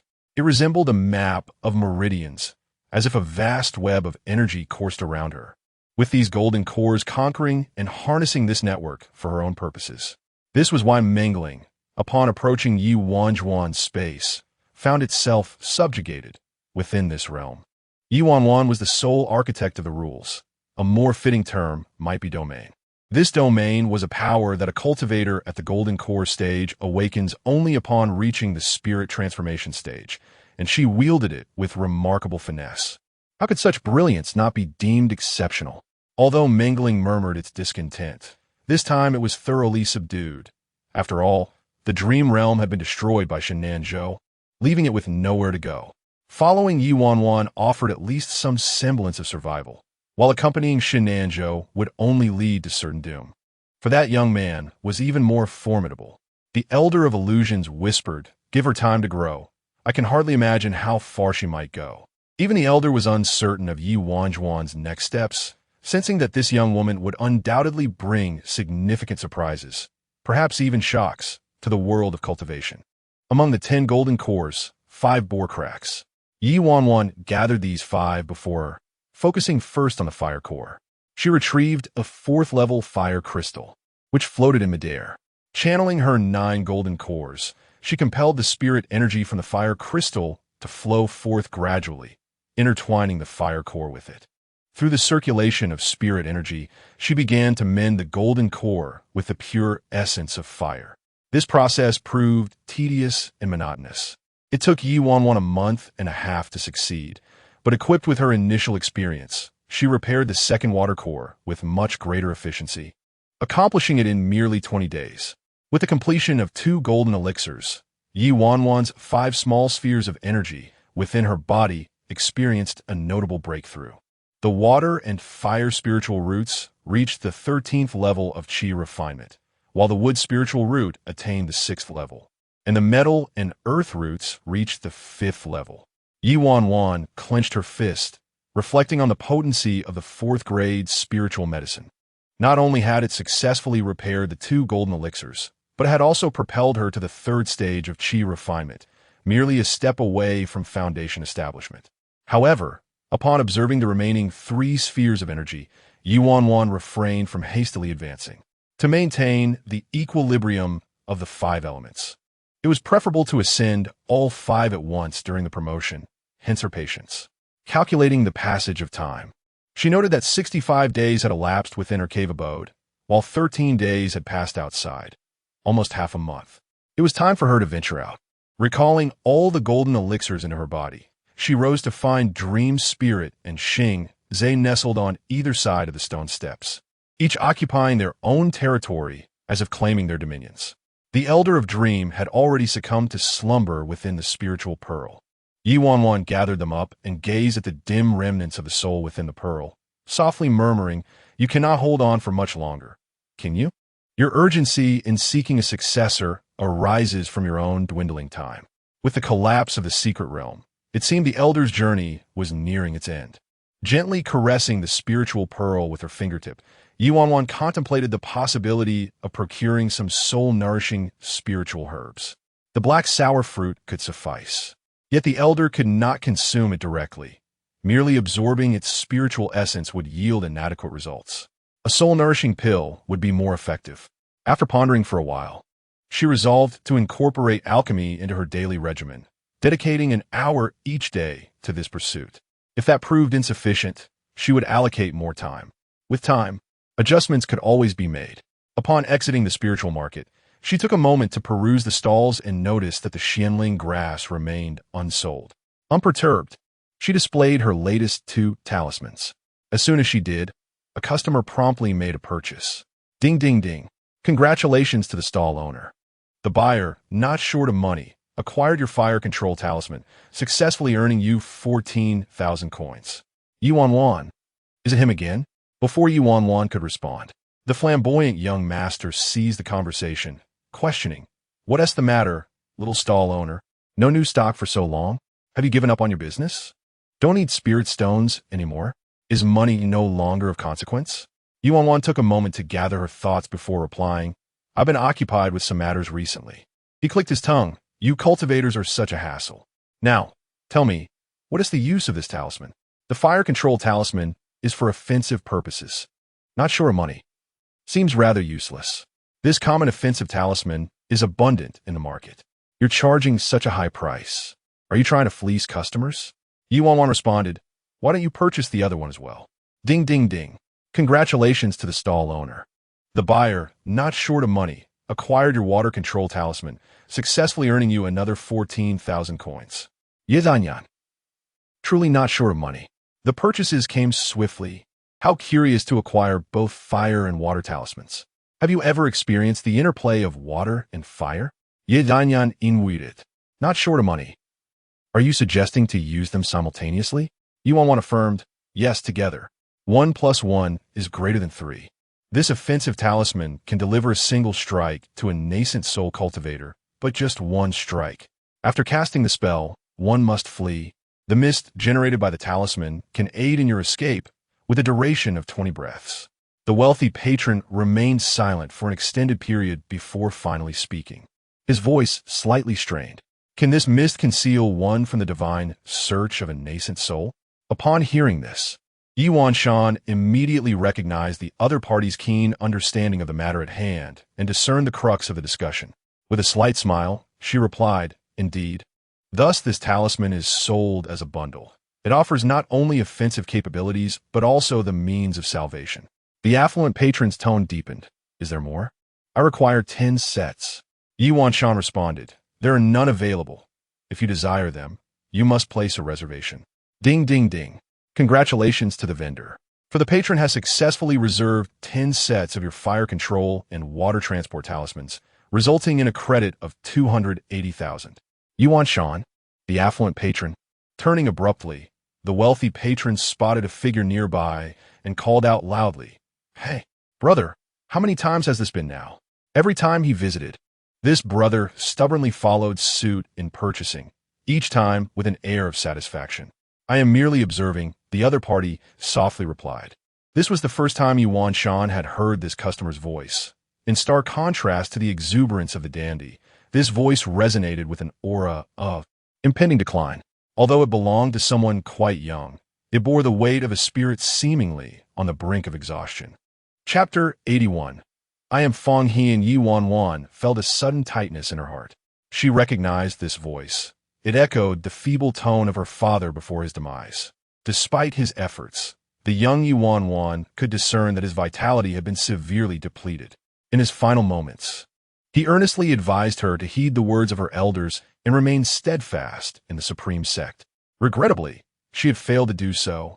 Before her stood a voice that seemed even younger, likely belonging to someone around 23 or 24 years of age. Yet, it conveyed the weariness of someone who had languished in ill health for an extended period. However, given the quantity of talismans he purchased, he must be a cultivator, and it was puzzling that he appeared so frail. Why such a feeble demeanor? She inquired softly. Burning the midnight oil in cultivation? Ah, young one, take care of your health. Excessive indulgence is detrimental, he replied. All right, if you wish to buy, then buy. The stall owner is here and cannot flee. I will order another 10 sets, and I also want 10 of those safety talismans. Ye Wanwan interjected, 1 safety talisman is sufficient. That won't do. I consume them quickly, he insisted, lavishly transferring 600,000 to Ye Wanwan, which amounted to 420,000 after deductions. The safety talisman cost 100,000, she reminded him. You paid 600,000 for 30 talismans, which makes it 20,000 each. I gave you extra. Remember to deliver promptly. Ye Wanwan pondered for a moment. 3 days hence, I have matters to attend to. Don't seclude yourself every day. Do you see the brother beside you? After prolonged cultivation, he fell into a trance. And now he is like this. Ignoring him, Ye Wanwan turned her attention to another client. Delivery in 3 days. Understood, he replied. After collecting the spirit stones, Ye Wanwan surveyed the empty stall, contemplating whether she could procure some elixirs to sell. The young lady departed from the spirit market and returned to the purple spirit cave. Upon entering, she immediately noticed 3 figures squatting at the entrance. Bai Jian gazed eagerly at the fruits in the courtyard, waiting for them to ripen. Fong Hian had his arm draped over Li Wanji's shoulder, discussing, I believe we can intensify our studies further. Senior brother, you are the one who strikes. I am the one who endures the blows. If we increase the intensity, I will bear the brunt of it as well, Li Wanji replied. Junior Master, your master instructed me to ensure you cultivate diligently, not neglecting your physical training. You left me bedridden for 2 days last time. I could go easy on you, or perhaps you could spar with senior sister another day.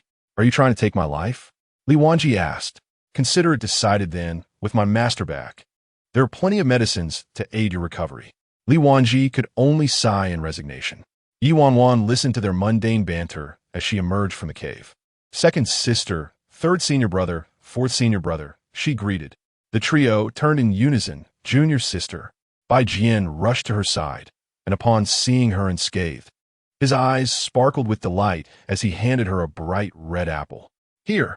Ye Wanwan took the object in her hands and felt the lingering warmth. She was unsure how long it had been cradled there, and her heart softened.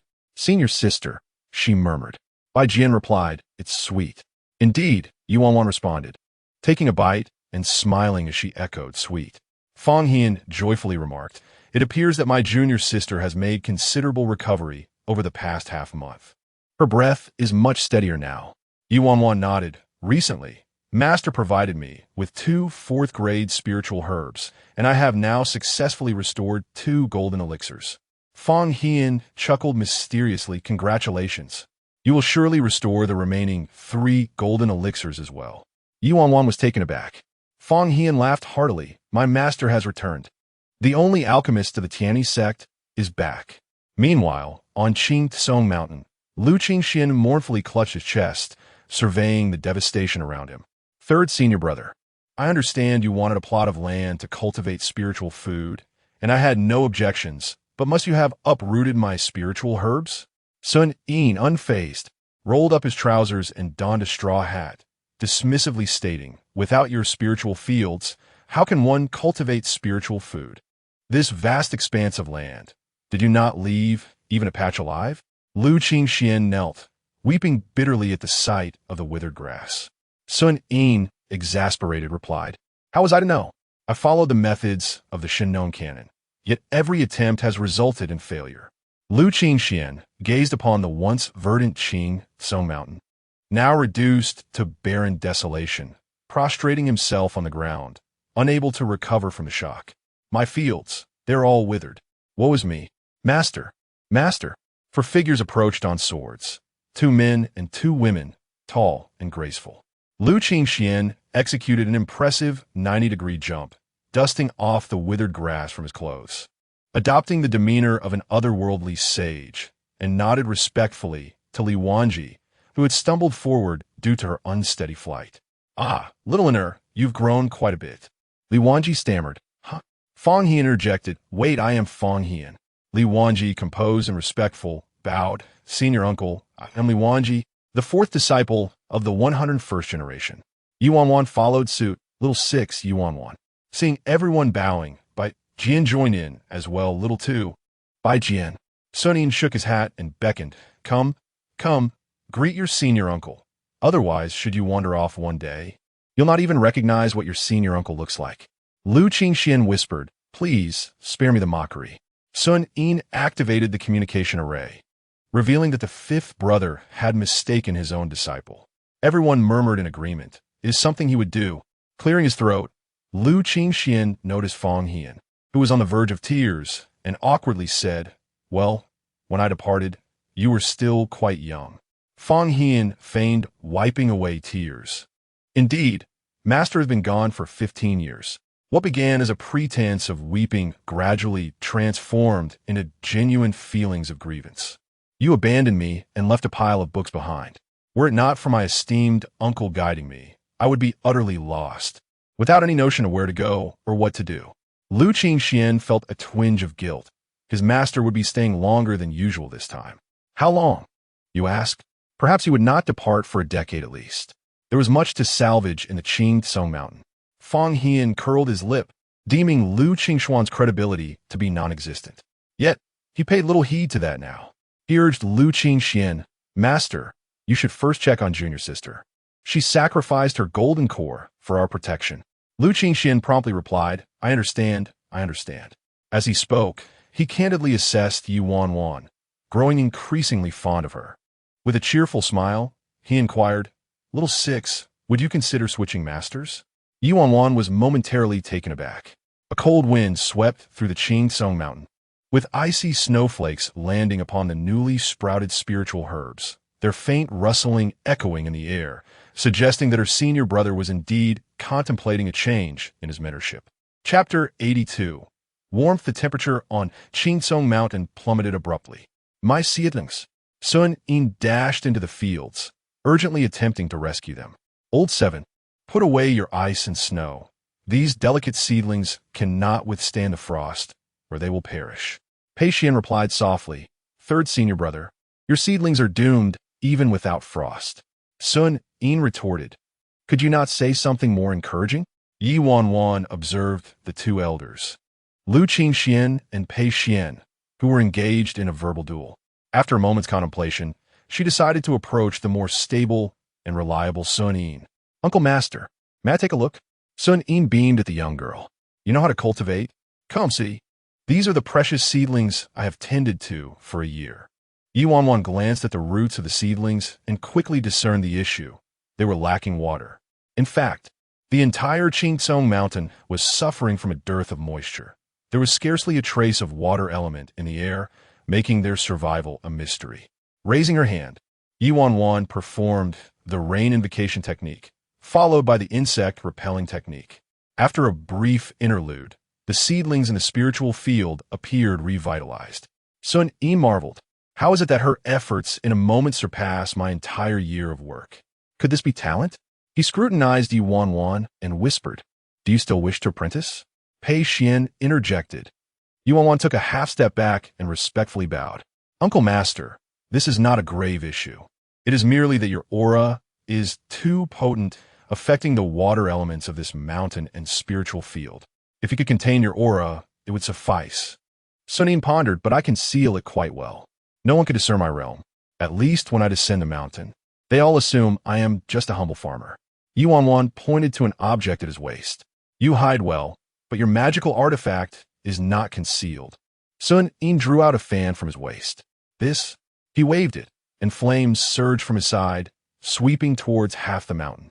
Fortunately, Lu Qingxian acted swiftly, stepping forward to conjure a barrier. Otherwise, half the mountain would have been ablaze. He exclaimed in despair, My senior brother, why do you carry such a thing with you?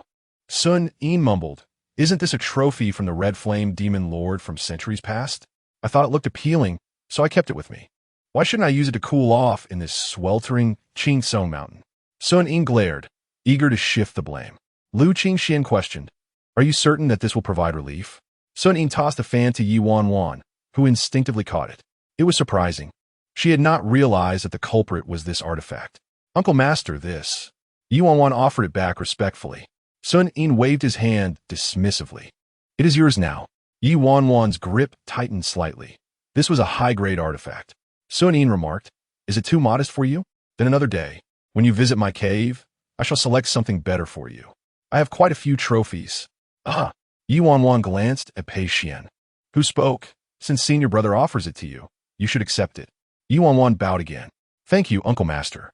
Sun Yin chuckled heartily.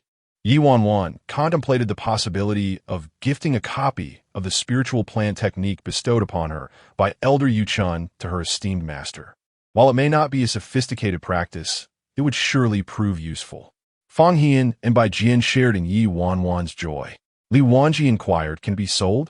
Ye Wanwan chuckled, Of course, I can package you along with it. Li Wanji replied, Sister, you've turned mischievous. At that moment, Pei Xian was engaged in conversation with Lu Qingxian. Their exchange straightforward and uncomplicated. Work? Lu Qingxian queried. Indeed, Pei Xian affirmed, retrieving 3 varieties of spiritual herbs. Lu Qingxian nodded. As I suspected, placing them in the clear spring pool accelerates their blooming. Among the herbs was a pristine lotus, alongside the fiery essence that thrived only in the depths of volcanoes, and the core essence that emerged solely from the earth's depths. Wood, gold, and earth elements, all complete. Lu Qingxian beckoned to Ye Wanwan. Child, come here. Encouraged by Pei Xian, Ye Wanwan approached Lu Qingxian. She sensed his spiritual essence sweep over her. It did not evoke a feeling of invasive scrutiny. Instead, it enveloped her like a gentle spring breeze, akin to the affection of an elder. Lu Qingxian expressed his astonishment. My dear child, you have managed to absorb the fire mysterious crystal and the dew in merely half a month. Remarkable. The restoration is impressively pure. You must have invested considerable effort. Ye Wanwan truthfully replied, I utilized the time flow of the spiritual market. It took me over 2 months to complete, not just half a month. Upon hearing this, Pei Xian, Sun Yin, and Lu Qingxian paused slightly, though they displayed little surprise.